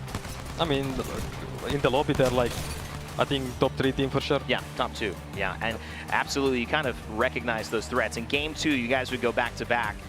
Was this just being informed? Was this just the strategy working out? Walk us through how this game ended up going your way as well. Because we noticed you guys took some really difficult angles that just made it almost impossible. Yeah, I'm not gonna lie. I kind of threw this fight, but like... How? Wait, you threw this fight? Yeah, I mean, I got one. Watch the knock. I got one grip so hard, like, it took out the Q, and yeah, we almost lost it. But like, we still did so many mistakes this game, but at the end we just managed to close it out. Sherb saved you guys, is what you're saying. He did. He did. Micey, good. I was going to say, talk to me about that altar pick, because it was such a clutch factor in this game. I mean, I think it just like fits the the comp itself, like you can just like even like fight inside the house, you can go in and you can reset, like go back if the fight's not going good. And like Alter is just a really strong pick with this. I mean, now that you guys have gotten a decent amount of these matches under your belt as well, kind of feeling out these lobbies, understanding the competition a little bit better, looking forward towards the next stage of the competition, where do you think that you're going to find a lot of your success, your strengths, and continued points for the future? I mean, we just need to play how we played in the start. Play the same style and go from there. What's the key? If you were to say, if we're in a finals lobby, we make it all the way to Sunday. Yeah. What does Danish have to do to win? Is it just lock in and shoot? Is that as simple as that when the lobby is with all these top teams? What do you think is the key for your guys' success? I think finals, it's like harder itself, right? Like the main thing now is focusing on getting there. And based on the lobby we see, some lobbies, we think it's better to like run edge, right? Like some lobbies, when you get more stack all these like top teams, you have to like play around it as well. I love it. Mizey, giving us a little bit of insight here. I appreciate it. My man, how old are you, by the way? I just turned 20. 20, wow, one of our young competitors as well. You might be one of the younger competitors that we have here at the Open, but that's the beautiful thing about it. Guys, it's been Mizey, it's been Danish. They come out storming in this round, and we've got one more series to go. But before we do that, let's hear from Lace over in the pit.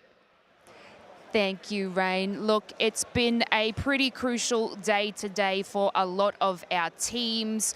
It was kind of make and break for them, so we do have to send a few teams home. And although a little bit of a sad story, I guess their passion will not be forgotten. But let's take a look at the standings and who will be progressing and moving forward and who we say goodbye to. At the top, no surprise, VG there. Ronan doing an excellent job as well. But if we jump down to rank 11 there, Eternal, we got Vortex heading home, Gupped up as well. Remarkable team. Crazy Raccoon heading home as well. It is a bit of a bad feat for them, but you know what? We're probably not going to say goodbye. Now, if we jump over to the next lobby 3, this is where we had some pretty ample teams in there. Of course, Team Falcon sitting at the top along with Team Orchard. They will be moving through. Reignite, Gaming Gladiators just make the cusp, which is an excellent feat from them. We say goodbye to teams like Infinite, Outside, Purple Slushy. They have the best goddamn jersey, I swear. Red Rams as well. These teams, you know, fought tooth and nail to be here in this position. And, you know, I don't think we're going to see, you know, I do believe that we're going to see them again. If we head to the last series, look at the tippity top there, X and Y, Apex South on top. Heroes is going through as well, and Flat, who just made it through, and How as well. We say goodbye to teams like Legion Gaming, Forbidden, Movie Star Koi, who had exceptional gameplay right at the start of this series. Unfortunately, just couldn't make that cusp there. And people like Source Gaming, where we have Design and, you know, returning partner as well. It's a little bit of a sad time there, but you know what? It was excellent job from all these teams, regardless of where they placed. And I'm sure that we will see them again. But I'm going to pass it over to Ryan, who has Team Flat here to give you a little bit of their story. I do indeed. I've got the IGL Nano here, and as you said, they are called Team Flat, but their journey to victory, their road has been nothing but bumps and potholes as they drove to that clutch victory at the end. Man, you must be so elated, Ralph. Now, talk to me about, I mean, I'm excited for you. It was just super hype watching it all. How are you feeling right now? Talk me through your emotions. I feel great. I feel great. Definitely ready. It's like, you know, just first getting eliminated, it kind of woke us up. And it's like, okay, it's do or die, you know? We got to lock in. And, I mean, we played every single game with our hearts, and it worked. You know, we scraped by, so. Now, your roster is an interesting one because it's a family roster. You play with Big Louie, your brother. You know, you guys are related. And it's a close-knit unit, you know what I'm saying? You got your third wheel there. I mean, QZ calls himself your cousin, right? You know, so it's a very tight-knit unit. It's really nice. It's very, very endearing. You guys, you know each other extremely, extremely well. You played before, then, you know, had a spill, then 2 years later came back again as a team. Talk me through that process. What was the motivation behind coming back and reforming? So after Champs, I played with Blinkster and Reeds. It was newly formed. We quad 2 Champs through LCQ, and it kind of didn't work out. And after it, You know, I was with my brother in the hotel room, and we were talking about, we're like, you know what, dude, this is awesome. Let's team up again. QZ took a break. He came back, and we just, you know, we went through everything we needed to, and we made Pro League and everything. So. You will indeed, no doubt, sleep easy tonight after that clutch win. What's the motivation like for tomorrow? Tomorrow, I think we play today again. Oh, excuse me. What's the motivation like for the next set of matches? Just keep it going. You know, we feel confident. We took a lot of fights, which is our strong suits, and I think it paid off. You know, we just need to close out games, but just keep fighting. Confidence, honestly. I love it. I love it. Onwards and upwards, no doubt. Well, that's it from the pit for now. It's back over to Rain. Take it away. Thank you so much, Ryan, hanging out with Nana. I'm sure the conversations were interesting before and afterwards. Obviously, we've had a lot of time to spend with pros that we don't normally get on the mic, which is one of the exciting things about the Open. But Jamerson, welcome back. We obviously got to talk to Mizey from Danish. Takeaways, have you heard a little bit of that, if you were able in I heard nothing. He did speak a little. Yeah. I heard a little bit, but I basically heard nothing. But let's just get final thoughts on the series. Yeah, I mean, it's kind of scary, right? Especially being in this position. We've had lower brackets before, but this kind of run, for the teams that were able to eke on by, it is such a scary proposition. Exactly. Reject right there. Luckily, we're able to get that win in that last game. Honestly, I thought I was the problem because my predictions have been tanking, and I thought they were going home there, but oh my goodness. It was like such a tragic way to do it because they also had to knock out a team that was just on the cusp in Soten. Yeah. And that's just what you got to do here, unfortunately. So many teams now already gone. We've got more lower bracket going on as well, and it's really setting in the stakes of the lower bracket. Yeah, I think the number is close to 80 teams that are going home today. We're going to have 3 more elimination brackets tomorrow, which puts us at another 30 teams falling. We've got only 20 that are going to end up making it to our championship Sunday. So if that doesn't tell you the stakes are raising, I don't know what else will. Guys, I mean, looking ahead too, we've got winners coming up. That's the exciting part, Lauren. We also get to see now these lobbies that are filled with some teams we don't know as well, now filled with some teams that we really do know. NRGs, Alliance coming back in. It's going to be a stacked one coming up soon. And that's part of what we were debating when we were coming back from the casters, right? Because are we going to start seeing what we were expecting out of our big ALGS Pro League teams when it comes to stereotypical Apex Legends play? Are we going to get those pop-off performances, or are we still going to see these stories being written by these new teams and really starting to make a name for themselves in even more difficult lobbies? Because things are not getting easier from here. And I think that there are definitely a couple teams in this upcoming series that are definitely capable of still doing that. I mean, Twerkaholics from yesterday, you talk about floating. Will they continue to rise higher in an even stronger lobby? We'll find out in a moment. But if you guys want to pay attention to where things are happening and kind of what is happening, you guys can take a look at not only the schedule for today, but also if you're missing out on the schedule in this exact graphic at this exact time on Twitch, you can check out Play Apex Esports. That's the beauty of it. At Play Apex Esports, we'll let you know that our winners round 3 is coming up at 7 p.m. CT. Also, you can follow us on twitch.tv/playapex and youtube.com/playapex-esports. Rain Day, Glitter Explosion, Zephyrcast, Jamerson here on the desk. We'll switch it up. We'll get some new casters. We'll take a break, and we will be back for Series 3 to close out the day here for Day 2 at the ALGS Open.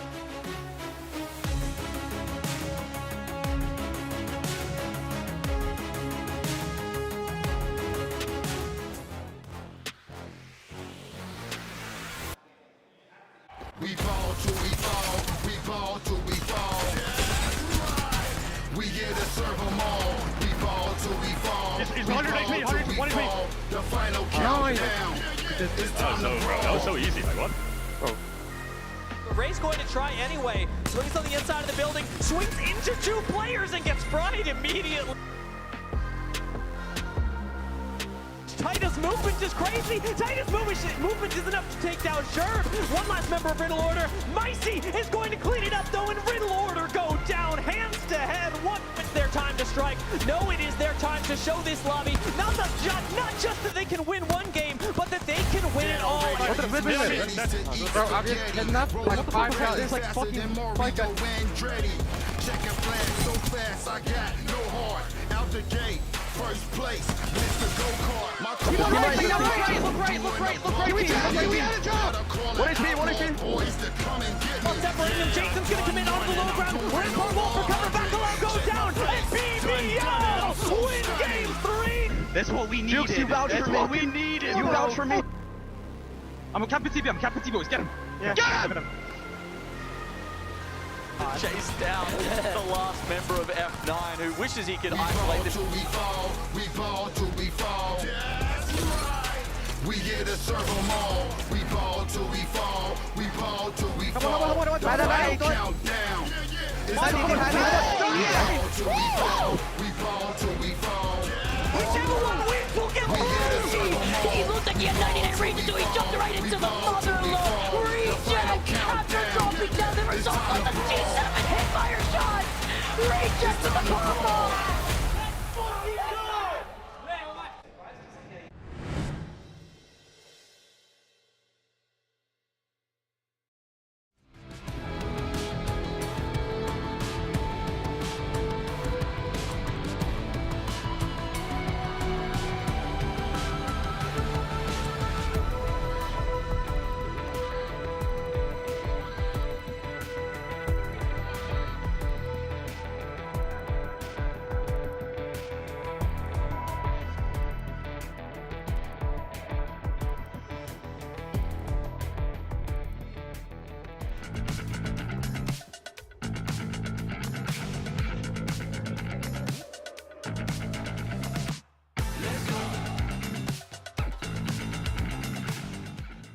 Sony InZone, the official monitor of the Apex Legends Global Series.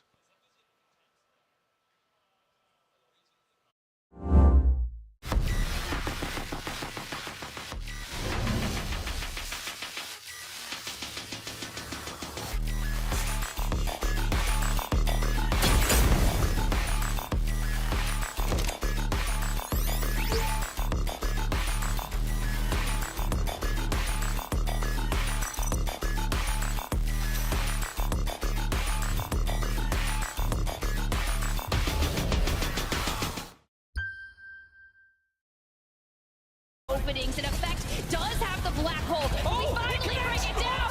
We talk about all the things from the heavens. No, bro, we are crawling out there. The demons that they wear you up in your dreams, they're here. Alliance. This is the same effect that we saw in group stages of split shoot playoffs last year. The effect that took everyone by storm. It is a 24-kill game for Alliance. I know we talk about dropping nukes. This is a war that they just waged on the rest of the lobby.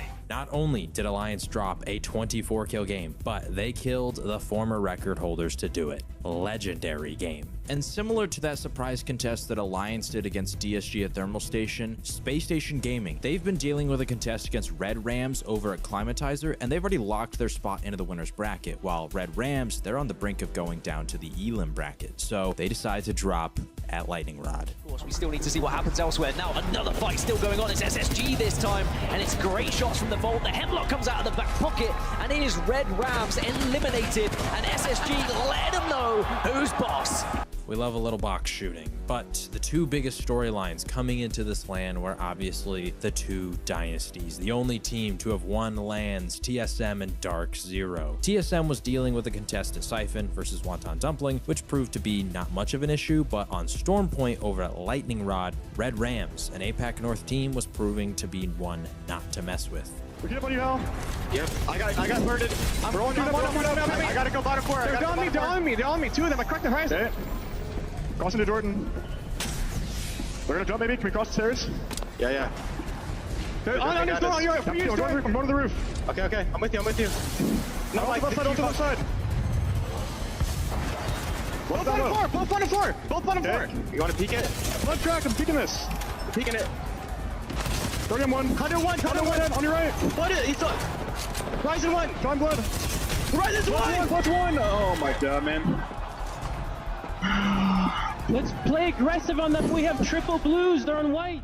But on the flip side, while TSM was struggling, Dark Zero was dominating, and with a final set of groups, they took it to a whole new level, destroying multiple records along the way.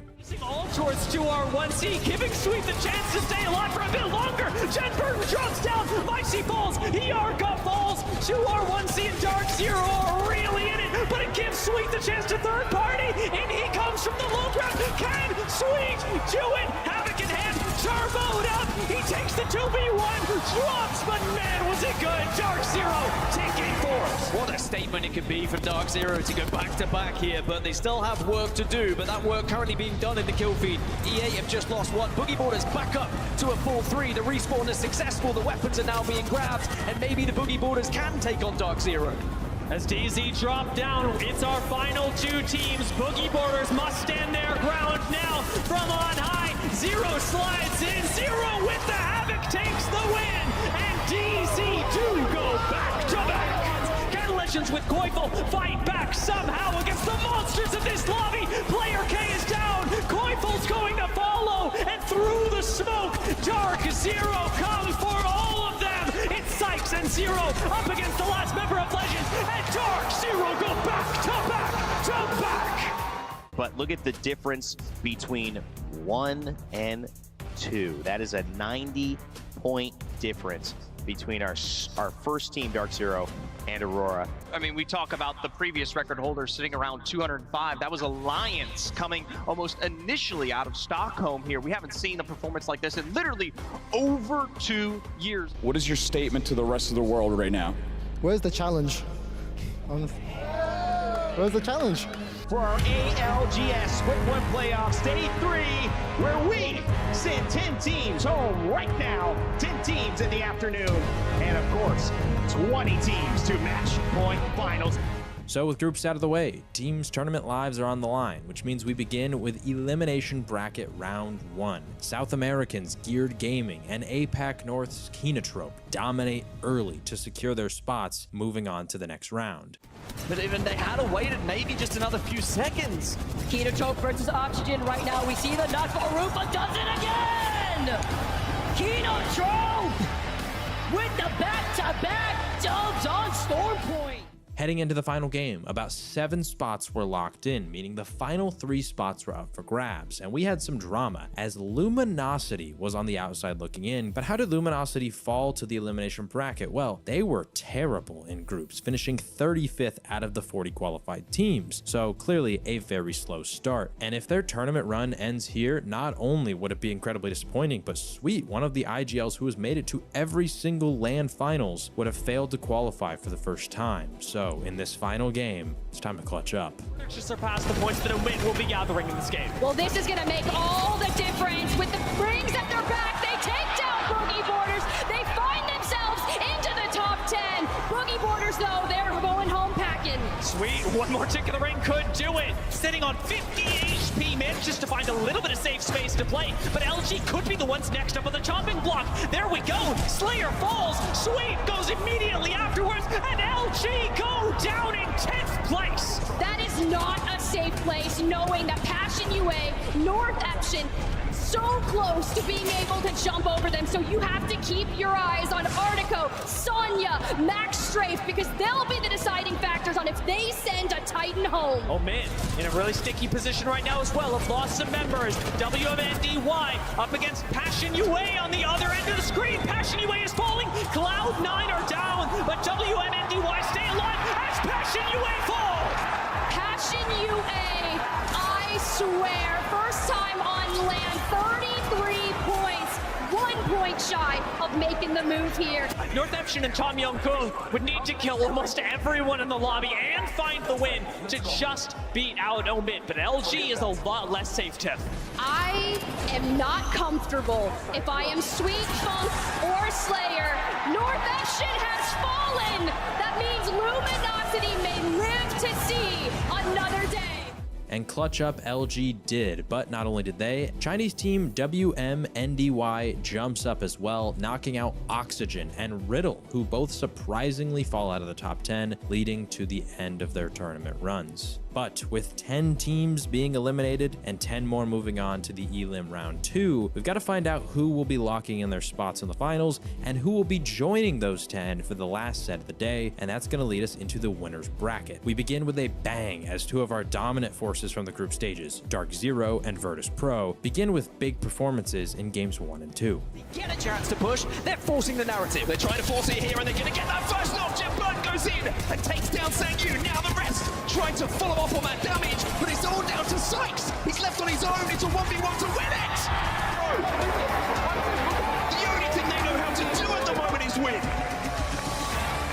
But the story of this bracket quickly becomes 3 APAC teams as Serenity, Reject, and Fnatic begin to separate themselves from the pack. Serenity, a rather unknown team from APAC South, finishes with 3 second places in a row. The fact that they even made it through to the winner's bracket was surprising in itself, but then performing like this, they were taking the world by storm quickly. Meanwhile, Reject took second place in that first game and they won game number 2. Just going to be able to shoot the fish in a barrel as now they make their move. Reject Winity looking for another win here, and they will get it. Storm Point continues to be Reject Winity's home ground here. But the stars of the show was Fnatic. They decimate the lobby, 51 kills and 3 straight 20+ point games. So has Suzuki here as Yuka, can he hit the Graver shot? He gets the shield break, the follow-up, and he holds the high ground. Crack after crack with the Graver Leica, and Suzuki come in to clean up on aisle 3. Taking their time on this rotate, they lost to Leica, now they're prioritizing the shield bats. Sliding in, the last one alive, and Fnatic with the patience. The safety protocol to take game number 4. But it wouldn't be the bracket stage without some final game drama. So 07 currently sitting in 17th place heading into game number 6. Well, they're gonna go nuclear. Fnatic are in the lead, but can 07? 07 on 25, they are 6 points away, and there's still 6 points left in this lobby. It could come down to a tiebreaker. They've been playing Godspot so well. We'll go to an 07, listen in. Please, please, no points, please, please, please, please. Oh my God, have they done it? We don't know. Nasky is praying right now as we wait for the confirmation. As I look to the leaderboard, in the stadium here at the Galen Center, 07 was in 10th place. As far as I understand it, that means they have won the tiebreaker and will be going in. Nasky, he knows it, he believes it. 07 have done it. But as mentioned earlier, 3 APAC teams at the top of this leaderboard, and well, that performance from specifically Fnatic, but also Reject, it got some people on high alert. Yeah, I've just been loving seeing all the APAC representation. It's been really great. But one of my favorite things about it, at least today, was that we saw that gods can bleed, and Dark Zero wasn't just running away with the whole tournament. And speaking of which, many major teams, including TSM, are falling to the elimination bracket round 2, including Alliance, Furia, Legends, SSG, and E8. In the Elim bracket round 2, we were going to send 10 more teams to the finals and 10 more teams home. And as I've already mentioned, one of the main storylines coming to this land was obviously our reigning champions, TSM. And in this elimination bracket round 2, they're going to be double contested, having to deal with Wonton Dumpling at World's Edge at Lava Siphon and the aforementioned Red Rams at Lightning Rod on Stormpoint. Wonton Dumpling is going to run with their tail between their legs, Greek. Wait a minute. WTD picks up one. No way. No shot right now. PK is putting in work. Another max pump. Nice. Barrels goes 1v1. down. 1v1. It's a peak god coming in for the 1v1. Wait! Oh my god. He's Reps so down. weak! Armor swap comes out. Reps is stuck down below. Are you kidding me? Reps gonna get the heal here. Peak god jumps out. Oh my god! Oh my goodness! TSM eliminated by WTD. What are we watching? No one in this audience can believe it, Greek. But luckily for TSM, on World's Edge, they prove not to be trifled with as Wonton can't handle the champions. and TSM's off to a start already. That's gonna dominate WTD. Bro, and there it is, baby. SSG's late swerving. Oh my goodness, Wonton Dumpling is eliminated from TSM, and TSM take down WTD. Bro. He's trying to stay alive, and there we go. How should be able to clean it? And WTD eliminated, we called it, Greek. Another win for TSM, good job. Apart from TSM's contest, we do begin the elimination bracket round 2 with a tense trial zone as Legends manages to come out on top over LG due to Player K's nasty Kraber shot. And Player K has a Kraber, the game changer here, Greek. I want to Can he point get out, a shot? LG just got Oh! Oh my God! He got Bangle down though. I don't know if it's going to be enough. Players got to go big. And there we go. Koiful rocks his world. And Koiful 1v1 in a 1v1. Slayer's going to be 20 HP. Can Slayer clutch up here, Greek? Koiful needs to get aggressive. What is he doing? Koiful's scared. He's got to get in there, Greek. He's allowing for Slayers to full heal. What he is he doesn't have doing? a bat. He only has small meds. Oh my God. Controller versus controller. Slayer versus Koi. Here we go. And Koiful. Oh my goodness. Legends Gaming. Are you kidding me? Player K with an unbelievable shot. Then in game 2, we get another trials zone. All right, so another trials ending. LG gets No a way. very fast rotate. What Kinatrope. is this? And the next game, wait, 3 trials zones in a row? And we have another trial zone! What the? We have a trial zone here over on the north side of the map yet again. 3 north zones, man. How much Not only easy- north, but literally trials Yep. north. This Why? is all the way in the back. So after these 3 trial zones, the one surprising storyline was that Alliance, the team who lands at SkyWest Trials, was not able to capitalize on them almost at all. Alliance in shambles here. Oh, And they have zone. What is Alliance You cannot doing? be dying here again with 2 trial zone. This is a gimme. Zach gets the kill, Hawkins goes down, and Alliance, man. I mean, listen, bro, I'm not trying to be a Debbie Downer, but they get Sky West Trials. Arguably the best loot in the game on the map, and 2 trial zones, and they don't even get a top 5 on either of them.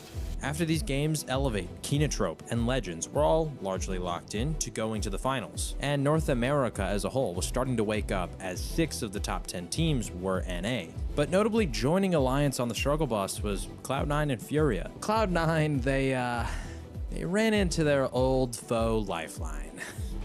This could be well needed for EA to get that early KP. Red Rams, no strangers to fighting. Full send into this building against Cloud9. That res on the wire. Can we get it? Thanks to the lifeline here. Here's the tap. It doesn't go through, and now, oh, is this really happening? Dash with the gold knockdown shield comes back up. Roller in hand. He can do it. Cloud9 are down. But Lifeline could not hold them down forever as C9 and Alliance finally wake up when we flip over to Storm Point for game number 4. Alliance eliminated. C9. Oh my goodness. C9. And C9 now walks out. It's going to be It's a enemy. 1v1. A 1v1. Can they do it? C9. And C9. Made in Heaven are eliminated. They will be going down, and maybe it's going to be disguised to Typhoon. Typhoon can't do it. And C9.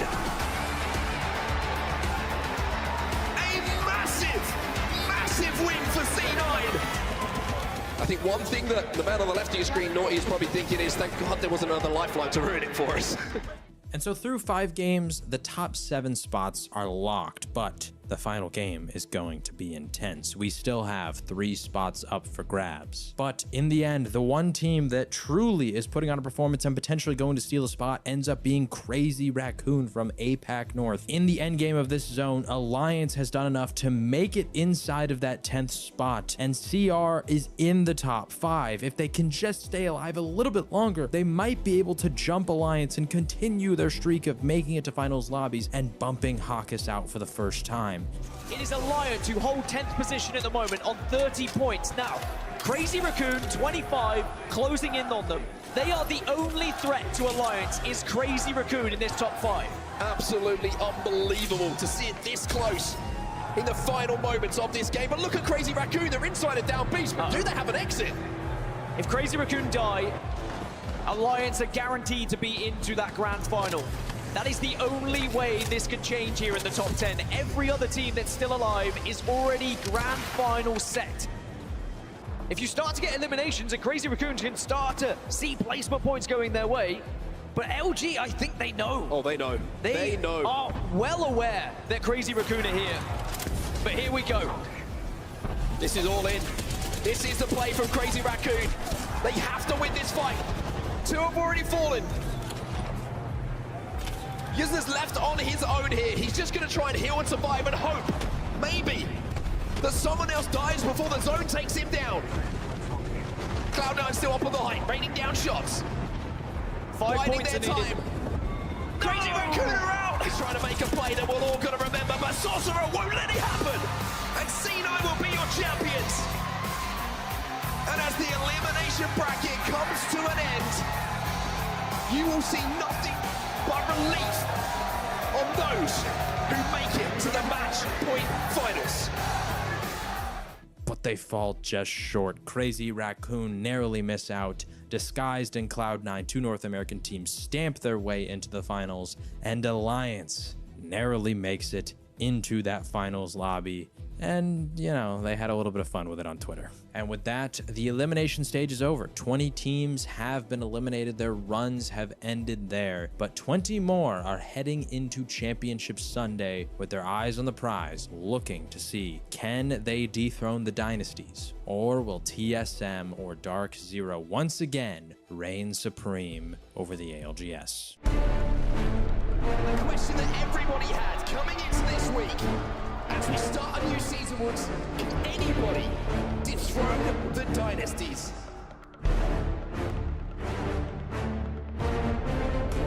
Coming into this finals, things were obviously tense. And for our 2 dynasties, things were looking on the up. DZ was dominant throughout the whole LAN so far, and they were a pretty clear favorite to probably take the day. And TSM, despite their struggles, well, they were going to be uncontested for the first time this entire LAN on both maps. And you got to wonder, does that help TSM finally get back into the rhythm and the groove of things? But before we kick off, we did have 2 very special birthdays that we did celebrate for Nicewig and Onset. Happy birthday, dear Onset.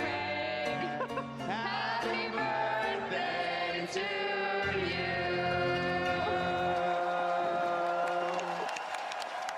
But back into the games, we start off with a bang as Elevate and 07 are going to be contesting on Storm Point for Cedo Station. Both teams are going to have eyes on it, but also this is taking a long time. 2R1C and Omer are close, but that's a good amount of damage round. This is where you need your conduit. Well, it looks like the push is going to come in and Natsuki will get down first. However, the trade will also be followed up as Nax, with that Havoc, is going to do a good amount of damage. Now, Amphi, Nax trying to work together at the moment, but Amphi will go down. So now Elevate find themselves eliminated, and it will be 2R1C who come in for the third party. This took far too long, this contest. That's what I said. 2R1C heard what was happening, and they just moved north and said, actually, we will have that KP. It's free. But after 07 takes the win, 2R1C ends up third partying the fight, and both of the contesting teams do die. Later in the game, it's a pylon pull, but too many teams have weird early rotations to the center, despite it actually pulling to the southern hill, which Dark Zero and Virtus Pro predict perfectly. With those good rotations from those teams to hold the height, this allows them to get into the endgame relatively unscathed, and Virtus Pro wins. And actually, it's advantage for Dark Zero swinging this.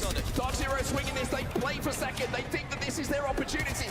Dark Zero will be eliminated though, and it'll be C9 who somehow managed to hold it off. But this is just opening the door for VP to come in. Sharky's return to the finals starts with a win. And look at Sharky, stone cold. He knows job's not finished. As we go into game 2, we're back at Cedo Station with the Elevate versus 07 contest. So Cedo Station is the home of our first battle for the second time. This one starts a little bit more in earnest with Shumi and Zap immediately going down to the alternator of Nasky. All right.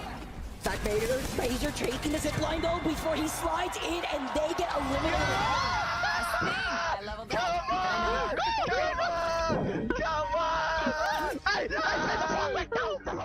And the zone is gonna pull up Greek big time. You're not predicting that. I'm about to pull up like Huggies. And on him?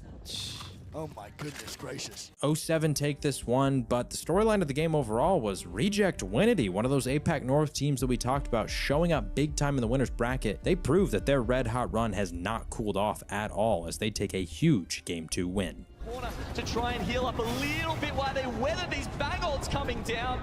They lose one along the way. I mean, they found a crevice for right now. They knew that they weren't going to win in their positioning because they were pinched. TSM get eliminated and Reject Winity clean up shop, taking game number 2 on score points. In game number 3, we flip back to World's Edge, and despite having to go to the opposite side of the map and almost missing out on the finals twice in both Elim stages, Luminosity pulls off a huge win against Space Station Gaming.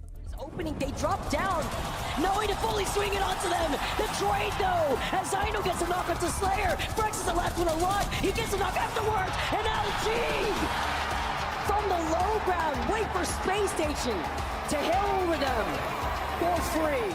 In game number 4, we have a standoff between Moist and Dark Zero, but Moist is going to take the win as Effect goes huge as a solo, completely ruining Dark Zero's game. Into the line of sight of Not Moist, and you can see that they know it as well. Bangol's going down. They're going to slide down underneath them at the moment, but they take a little bit of damage. But are Not Moist going to challenge this? And more importantly, are Dark Zero aware of the position of Effect? Effect's about to swing. Oh, it's that stick as well. Suddenly they have to push on him. But Effect's doing work. Effect's doing the damage. And Effect might just be pushing Alliance all the way. Nice, Walty. Dropping. Let's go! Big dub! Holy fucking shit, cut! Good fucking shit! That's a big game! That is exactly what we needed. That is exactly what we needed. Woo! We're back! We're back! All members involved, and you can see everyone. But game 5 is where things truly get interesting. 07 once again kill E8 on the contest, but while celebrating they decide to stand up, and a solo Hardeki comes through to third party and wipes him for the kills. Down, and here comes Set drop down, but now Nasky from behind. It's a 1-for-1 trade. Manages to close that door as well. It's a 1-for-1, but the last player is alive. Amphi, Nax, winning again. Elevate Gaming. Well, they can't celebrate too long, 07, because Aurora and a smirking Hardeki ruin everyone's fun but their own. Classic Aurora. I heard a few boos there as well. Do you want to hear something even crazier, by the way? Yes. Aurora have split drop. Yeah, that is Hardeki on his own who has come in and third party that. That's why he's laughing. I'm not kidding. 07 just stood up while they're dying, going like this. They're literally getting third-partied in a 2v3. Nasuke's not even playing, and he does this to the crowd. He does not give a... Yeah, they don't give a... And Impulse and Aurora, Impulse and Hardeki literally went solo. And now Impulse picks him up. Like he just sent a mercenary out, and now they're just getting him in the Trident and picking him back up from literally a job done. This is insane. I'm getting recon that Hardeki landed there alone. He didn't even walk. He landed at Sito alone. I think I'm going back. Later though in this game, things get down to business. We see Dark Zero reach match point. But MT is looking for an angle here. If he can get an Arc-Star stick, if he can force damage onto them, maybe they get a burst through that door. Gil takes a little bit of damage. And MT, he gets taken out. Zero, he's going to take the swing. Jump into a listening with Dark Zero as they get that first knock. 190! Okay, I'm pushing. Okay, 50! All the meanwhile, by the way, Dark Zero have hit match point with those kills onto Not Moist. So we've got our first team that crossed the threshold. And then Reject Winity reaches match point. One more point. One more kill. One more placement is all Reject Winity need after such an incredible tournament so far. And there we go with Serenity and Dark Zero eliminated. Reject Winity will cross that threshold. And finally, Disguised get in the mix as they win the game. Reject Winity, who have hit match point, they have done their job.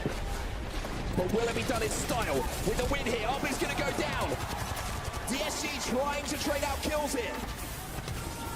Kanapu is going to drop. Sangyun with the Mozambique in his hand, gets one onto Timmy as well, jumping into the portal. The DSG portal is going to be Kanapu. Can he get back into a position? Gets the armor swap to maybe win this 1v1, but it's designed for on the other side of it. We needed that. We actually needed that.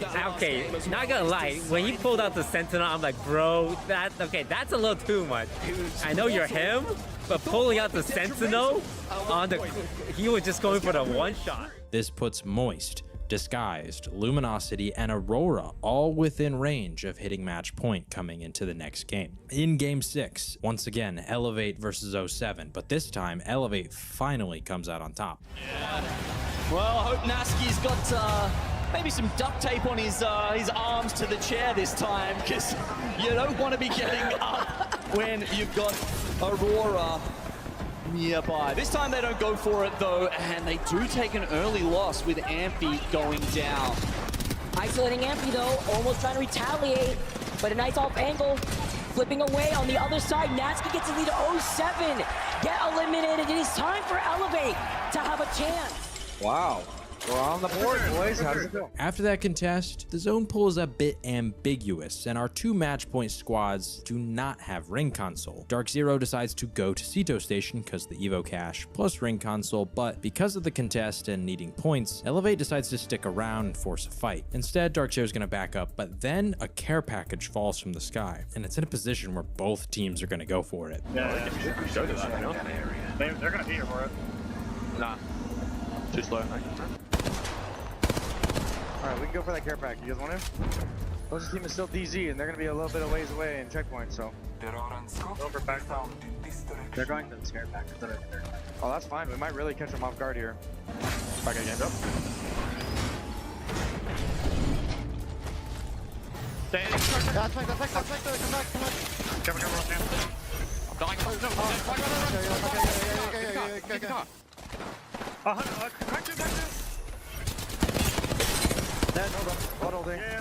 About to get me, bro.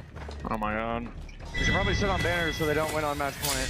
Normally we wouldn't do that, but I mean, they're on match point. We can't have the tournament. We gotta catch up. You may as well run in. Just leave. Go. Just get yourself sex. That's that. Oh. Get better!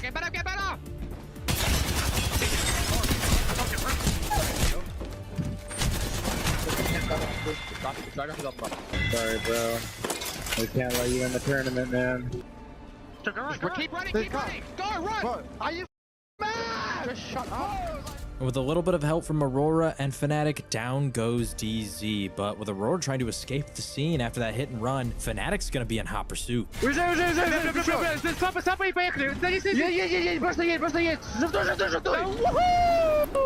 И налево. Все, найс. Dark Zero убили. Блять. Хуесосы. Еще и килл спиздили.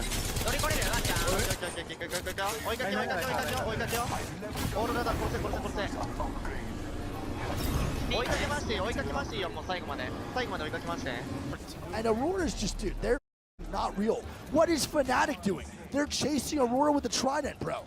It's literally a Mario Kart session. Well, they probably know that it's not a full 3 because Impulse is just literally across light years away from his team. The car chase against a duo of Aurora, and they leave it. No, they see him. No, they're chasing. They're chasing it.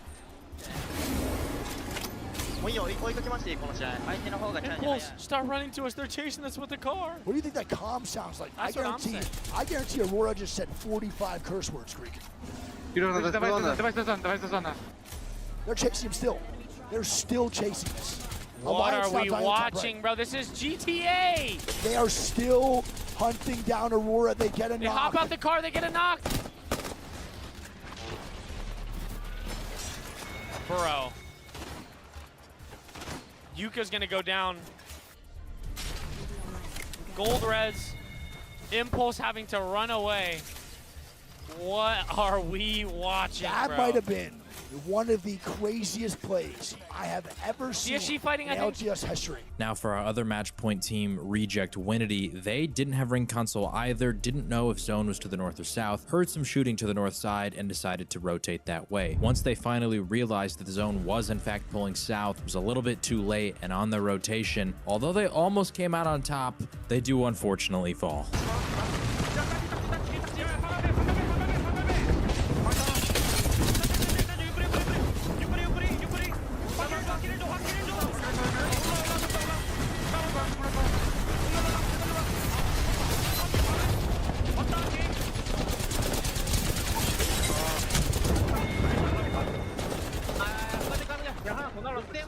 And well, remember how E8 was coming into this game with 0 points, but they finally are getting to play? Well, not only are they going to gatekeep Dark Zero, well, they're also going to gatekeep LG, Fnatic, and Aurora en route to a 30-point banger.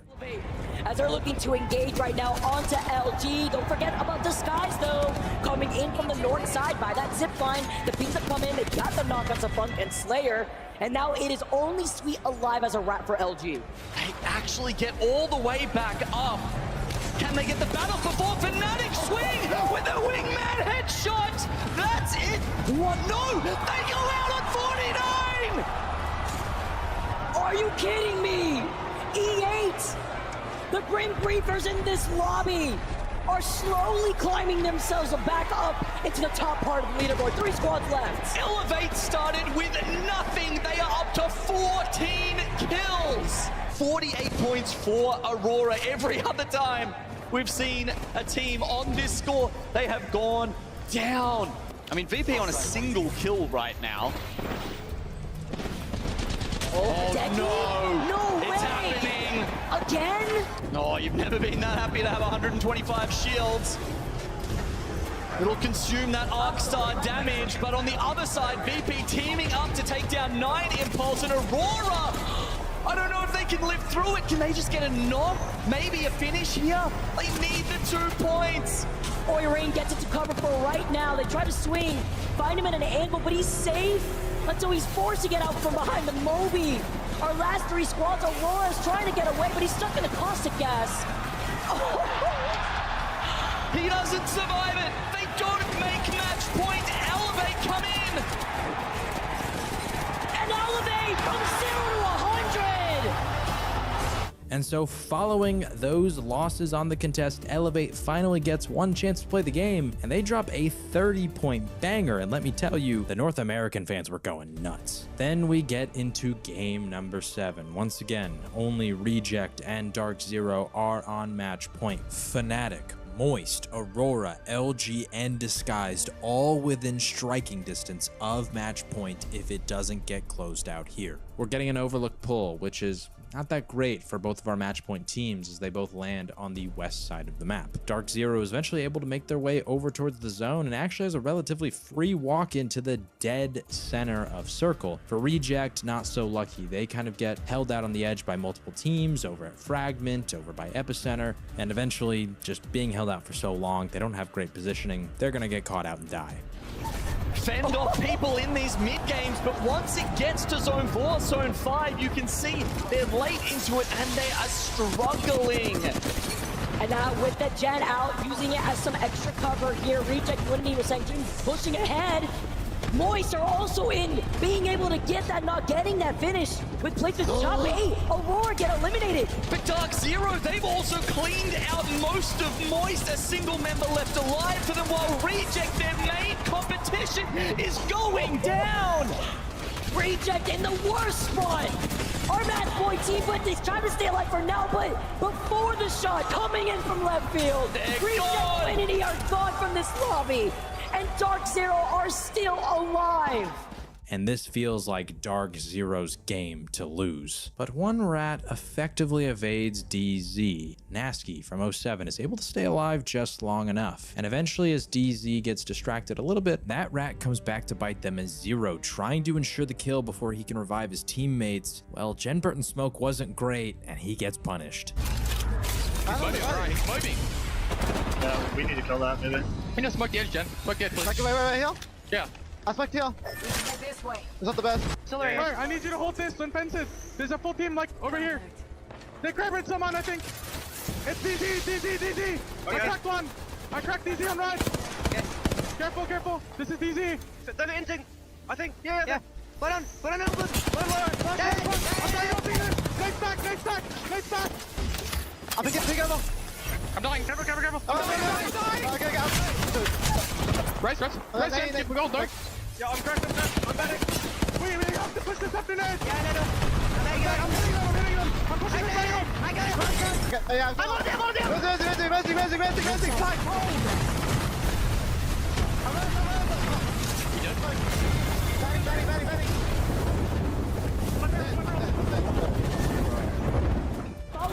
Gen, the last one alive. Legends try to fully send it.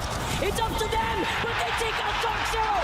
We are going on to another game. Game 8 in the horizon. Legends, the MVP. Oh, they're legends to everyone in the crowd right now. Everyone who wants more Apex. The full 307 are back up, and they're going to send it in. Nasky stands up. No way!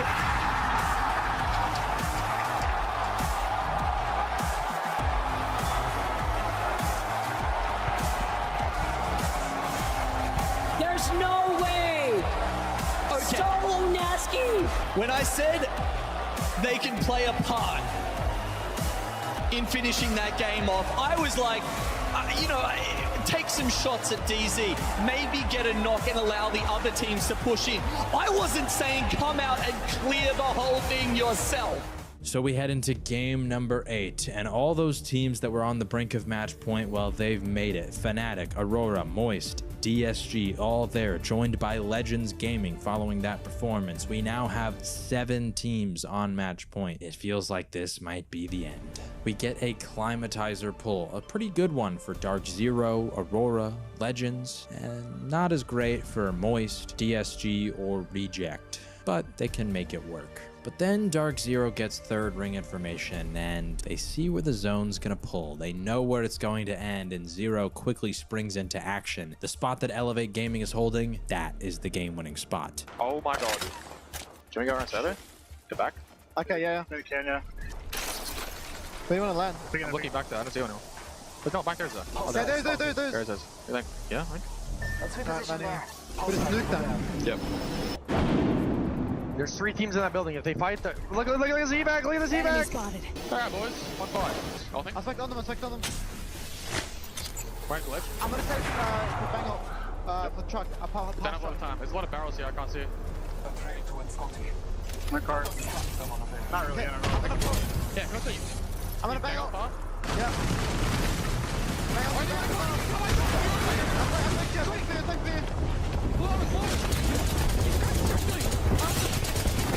I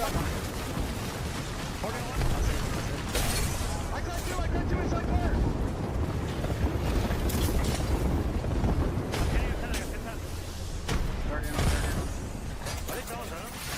Dude, they're still in car. On the spot. I can't kill them. Batting. I'm gonna bounce though. Batting. Taking one really hard. As you can probably tell, this fight is taking too long. Others are looking to get involved. Make sure we don't get wrapped by this, bro. We definitely want a third that, bro. Yeah, I agree. But I don't know how we can make that call. 얘들아 기장 쏘. 야, 돈다. 일로. 그러면 안 돼, 형? 뒤에 온대, 형이 따라와 그러면. 피착한 먹으면 되는 거 아니야, 용표 형?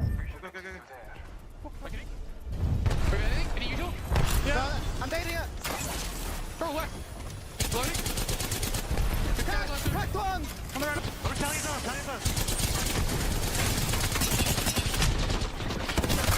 One here.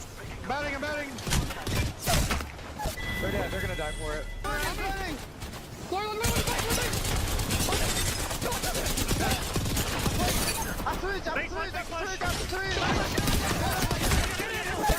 I'm ringing.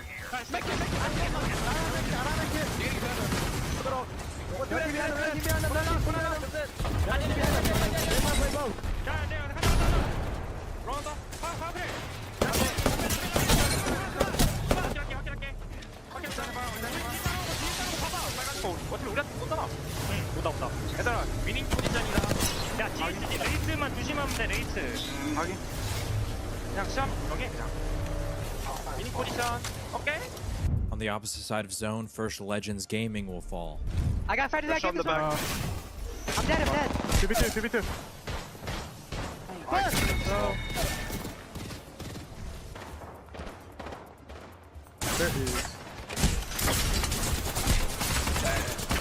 Flame, you need a smoke, Flame. And then Aurora. Nice, закрылись. Сразу, типа, да, Кирилл, сюда. Я умер, я возьму дропу. Давай. Да пролетишь? Да все нормально. Then in quick succession, Fnatic and Moist both go down.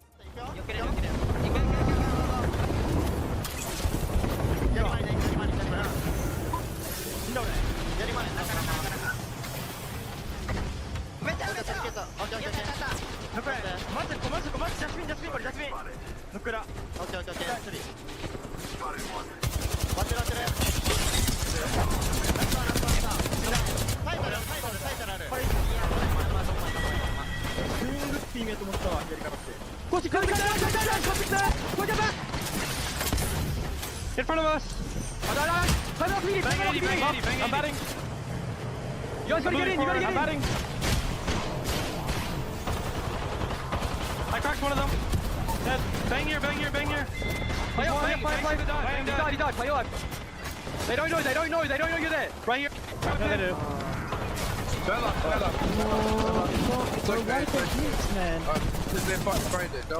Our final two teams that can win this game are Disguised and Reject Winity, and they're going to be fighting for the same game-winning spot. We need to just bring but one day each. They're not focusing us anymore. We can walk up on them for free. Come. Bring nades. Yeah, I'm coming. One bed each. Let's go. We have to go. Yep. Full heal. We took a long time. Yep.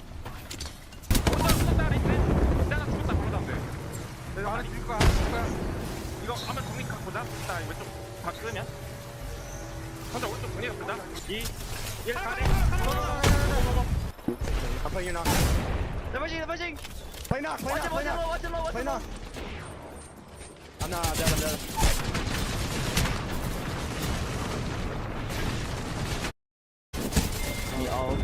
And now that Reject has cleared out their side, all they have to do is make history. By the first, it's going to be Disguised down as well!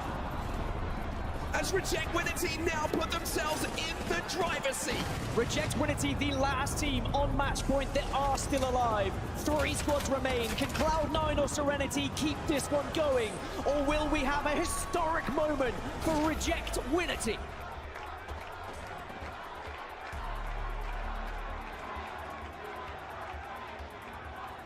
Reject Winity have held this spot for so long. They took that fight a little bit earlier. They win the fight against DSG. And now it's about winning one more. If they can do it, it will be a historic moment, not just for them, but for the ALGS and APAC North. The regional final winners of APAC North. The informed team coming into this tournament. And they know this is the best opportunity they will ever get at lifting that trophy. Look at C9, look at the position Serenity are in. Everything falling into place for Reject Winity right now. You're looking at the armors, you're looking at the position. You don't get many better opportunities. And we're about to see them throw down. I'm going to look around here for loot.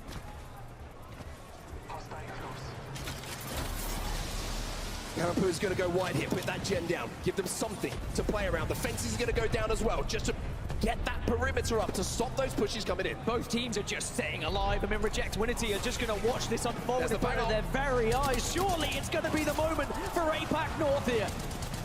Sangyu gets the first knock onto a member of Serenity. C9 biding their time, waiting for their moment. As all of Reject Winity find themselves at Red Evos.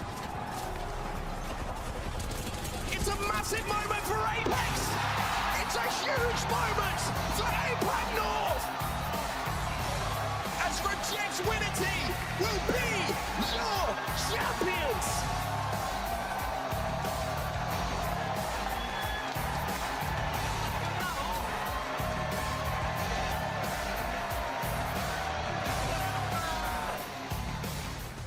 Put your hands together for your winners of the ALGS Split 1 playoffs. Reject Winity.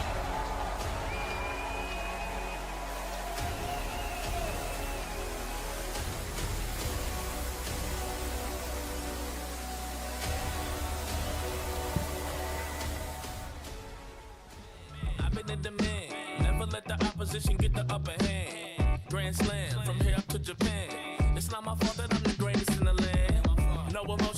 go get it. I don't talk about it, baby, I just go live it. And I'm a dog better than y'all, I'm off the leash. See, I'm a winner, that's what it is, get it, capiche? Feel like a legend today.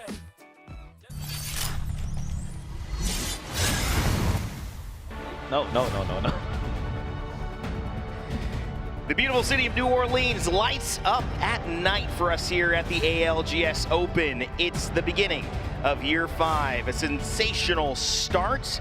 And if you ask me, it was completely necessary, as our friend Ryan Hart gave us that fun little pun as we welcome you back into the open venue, the Ernest Inn Memorial Convention Center here in the center of New Orleans. Jazz Fest going on as well. And of course, if you are an Apex fan, the biggest and most important thing happening right now is that we have our final series of the day, and it is the winners deciding who will stay in that coveted bracket, where only one more will send them to winners finals, or those who will be dropped down to elimination and no way to return except to make it all the way through the elimination rounds to Sunday. Highest stakes of all, especially for some of the biggest names in Apex. Welcome back, ladies and gentlemen. My name is Rain Day. I'll be your host here, and I've got a lovely couch of analysts with me. I kind of tried to throw that word together. It worked a little bit. I'll work on that, though. Graceful, of course, joining me, Chair 2. And, of course, we've got this duo who I just heard has never been at an ALGS LAN together. Now they're on the smallest couch possible. Yes! It's Dia and Zephyr. Guys? I'm in danger. Yes, you are. That could be. A lot of